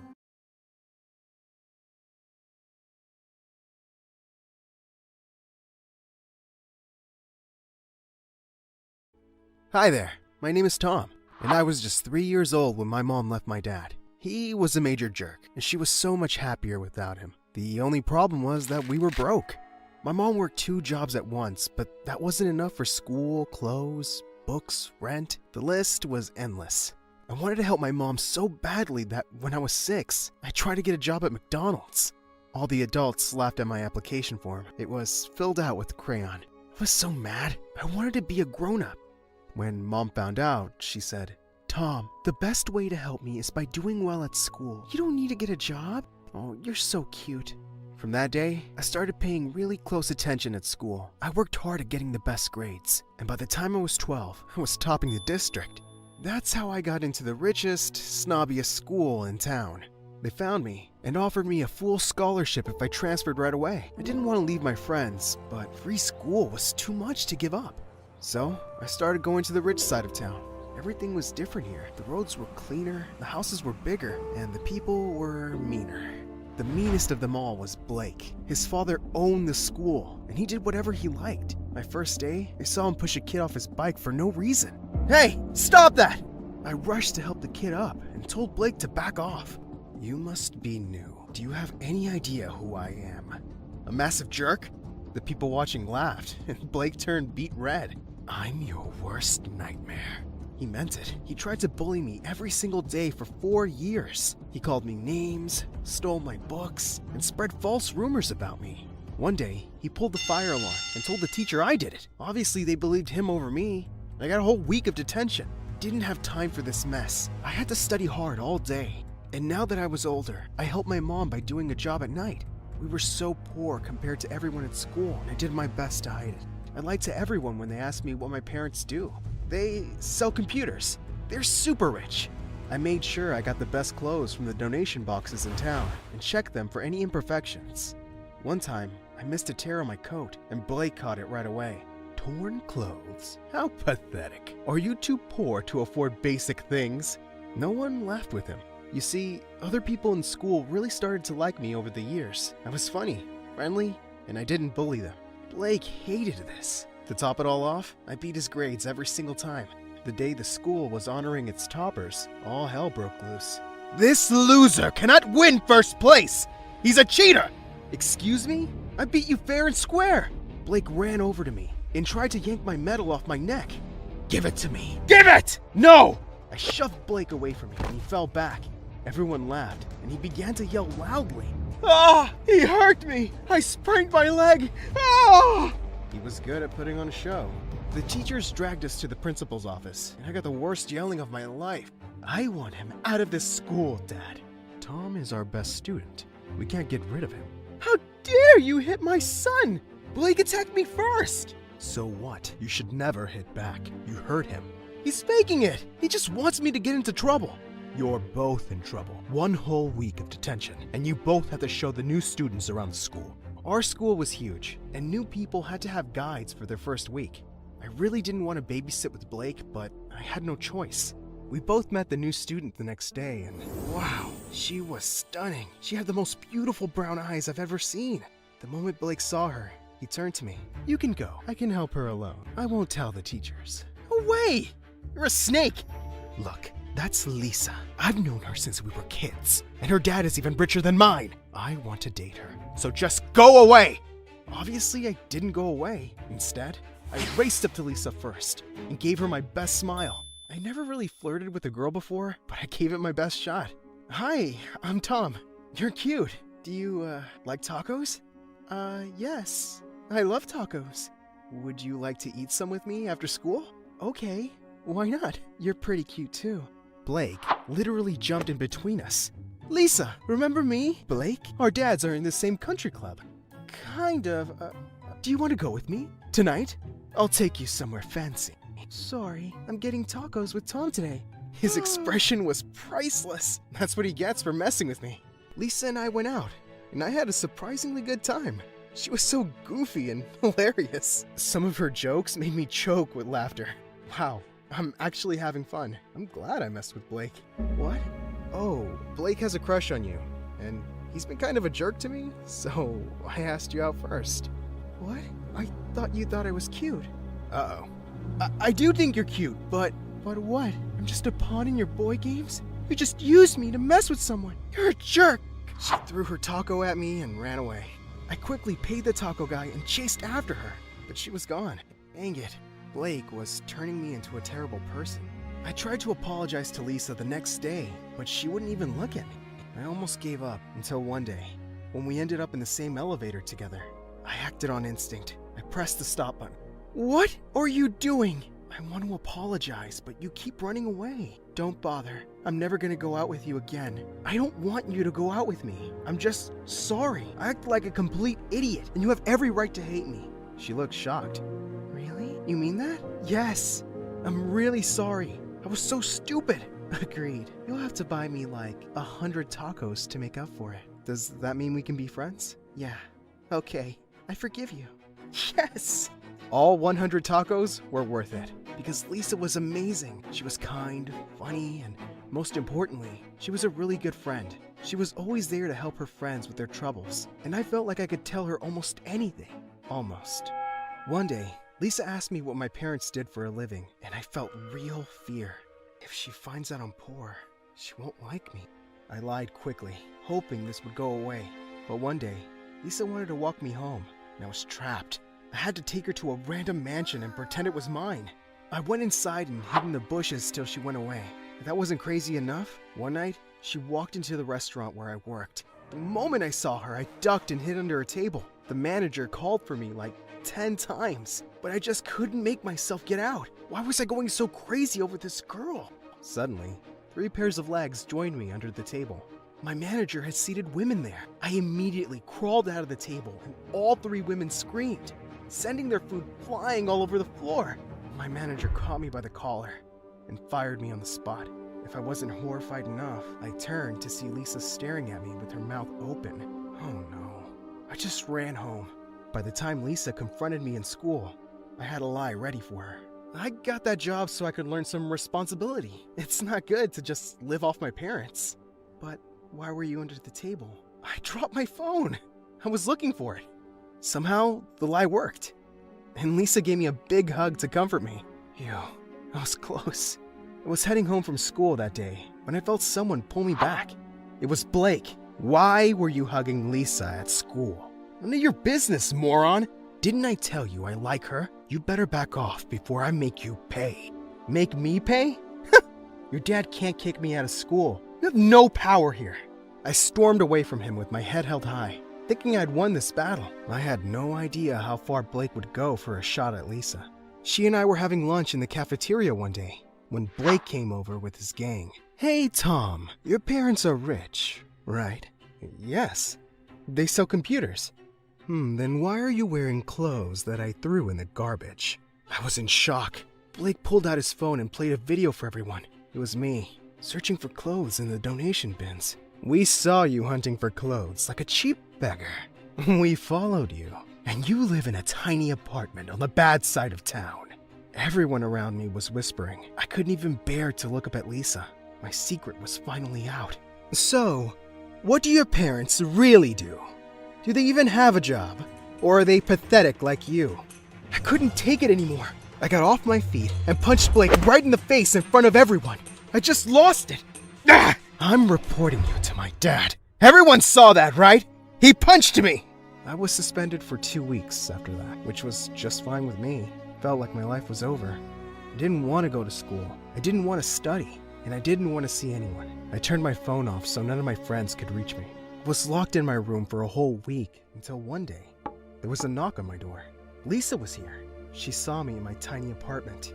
I was wearing old, faded hand-me-downs. What are you doing here? How did you find me? I can track people. Why didn't you answer my calls? I was worried. Maybe I'm embarrassed, and I want to be alone. You shouldn't be embarrassed for being poor. You should be embarrassed for lying to me about it. Oh, I should have told you the truth, that my mom's a waitress and a janitor, that my dad abandoned us, and we live like beggars. Which part makes you want to go out with me? She looked shell-shocked. Wait, you want to go out with me? I never said that. Just leave me alone.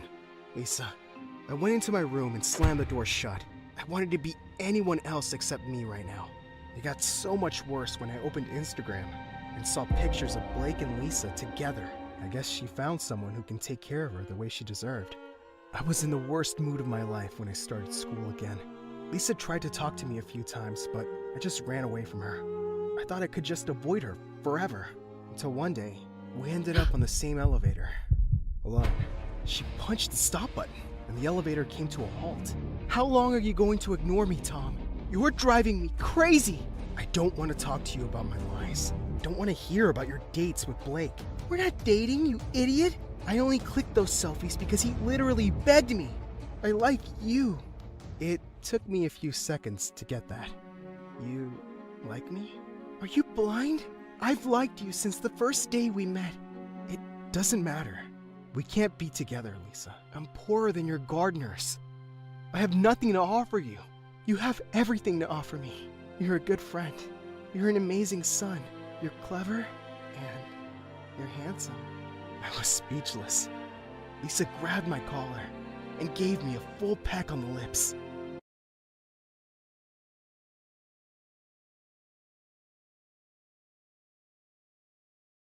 Hi, I'm Jessica from New Jersey, and I'm invisible. But before I continue, please like and subscribe, and you might find a present in your locker. When my mom was young, she was the most beautiful girl in town. She was prom queen, lead cheerleader, and most likely to succeed. When she graduated from high school, she married her high school sweetheart, the smartest boy in school. But everything changed when she had me. She gave up on her dream to become a model, and my father was so focused on his studies that they argued constantly and struggled to pay rent. Then one day, my dad was gone. My mom was so angry that he left, and it didn't help that I looked just like him and liked to play with the science and math books he left behind. Play with your dolls like a normal girl. Those books will rot your brain. Then my mom married my stepfather, and on my 3rd birthday, my little brother Shane was born. They fell in love with Shane at first sight. They turned my room into a nursery and shifted me to the attic. And from then on, I was invisible. On my 7th birthday, my parents threw Shane and I a huge birthday party, and they forgot to put my name on the cake. One day, I built a robot from spare parts around the house, but then Shane walked in and told my parents he'd made captain of his Little League football team. My parents were so excited for Shane that they rushed out to celebrate and didn't even notice they'd left without me. Shane was athletic and a great dancer, and like my parents, he looked like he stepped out of a fashion magazine. The 3 of them spent all day posing in the mirror and taking selfies. You are so beautiful, honey. I know. Be a darling, Jessica. Hold up the light. But when my parents weren't looking, Shane made it his mission to make my life miserable. One day, he switched my shampoo with food coloring. Ha! You look like a pumpkin. Another time, he ran around the house like a maniac and knocked over my mom's favorite vase. Just did it. He opened a carton of milk and poured it on the floor. I tried to stop her. He cut up all my stepdad's ties and threw them under the bed. Shane did this. I saw him do it. But every time, my parents punished me and rewarded Shane. When I was 12, I won the school spelling bee. Look, Dad, I got a medal. For spelling words? Oh, that's so boring. I won 1st place in the Math Olympics. Math is for losers. No, it's not. I told you, Jess is a nerd. There are 2 kinds of people, Jess. Winners like us and losers like your deadbeat dad. Your dad was a nerd. He studied all the time and almost ruined our lives. Try to be more like your brother. He can teach you a thing or two. Shane's a jerk. He's as dumb as a bag of rocks. He bullies other kids, and he can barely spell his own name. And nerds aren't losers, they're smart.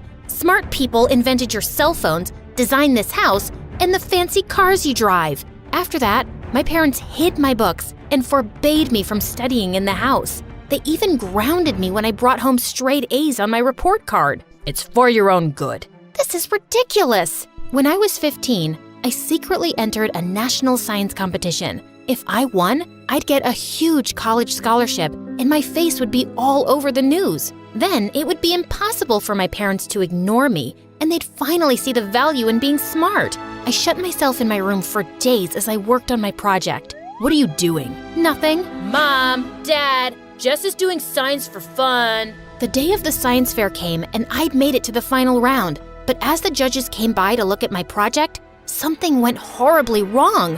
Why is that thing smoking? It's fine. Everything's fine. I just need to adjust the settings. I tried to fix it, but then suddenly my project caught fire. Everyone ran screaming out of the building. The fire brigade put the fire out, but the building and all the projects were ruined. I was banned from the competition for life, and the next day, my parents got a letter demanding payment for the damages. My parents were pissed. They were already spending a fortune on Shane's fencing lessons, acting classes, and private football coaching. What were you thinking? I just wanted you to be proud of me for once. I wanted you to see me. Well, we see you now, and you're a disappointment. Why can't you be more like Shane? And we're not paying for this young lady. It's time you learn some responsibility. My mom told me to get a job to pay the bill. Well, I'd show them. I'd pay for the damages, and then save up money for college and leave this family for good. A week later, I walked into a weird store that sold scented candles and crystals, and a cute boy named Zach appeared out of nowhere and grabbed my hand. Your aura is magnetic. You're a diamond in the rough.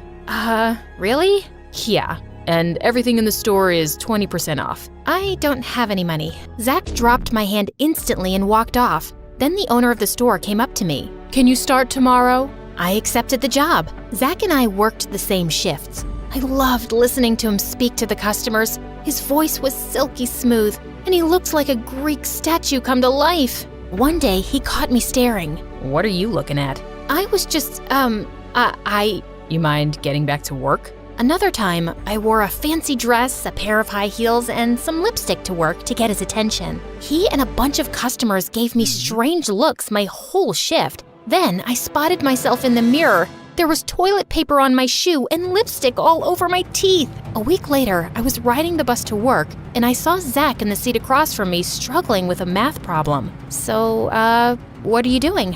What do you think I'm doing? Do you need some help? Why would I want your help? You're only in high school. I'm in college. I'm really good at math. It's kind of like my superpower. I'm already taking classes at a college level. Zach sat next to me and handed me the math book. My heart skipped a beat when his hand brushed against mine. I solved the problem in less than a minute. Wow, you really are smart. We could study together. Maybe get something to eat too? Like a date, but with books. A date? Oh God, did I just ask Zach out?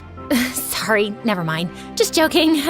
You think dating me is a joke? No, I'm messing with you, Jess. A date with books? Sounds cool. We went to the library and studied for hours. Zach was charming and sweet, and we had so much in common. We liked the same video games and MSA videos. One night, he told me that he felt just as invisible as I did in high school. I didn't have anything in common with all those rich kids from class. All they talked about was their money and their cars. I couldn't afford any of that, and I wasn't interested. So I kept to myself. I still do. Do you ever get lonely? Not anymore. I've got you. One night, I was studying on the porch, and Shane spit a spitball at my head. What's up with you? You're acting strange. What do you mean? It's your face. There's something wrong with it. No, there isn't. You're smiling. You never smile. Then my cell phone rang. It was Zach, and I quickly silenced my phone. You're blushing. Who was that? None of your business. OMG, you have a boyfriend?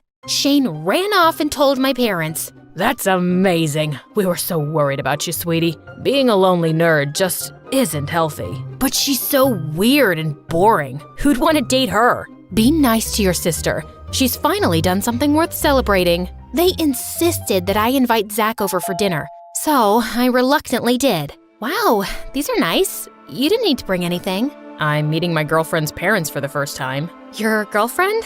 We've been dating for a few months now. I kind of figured we were. If I'm wrong, then You're not wrong.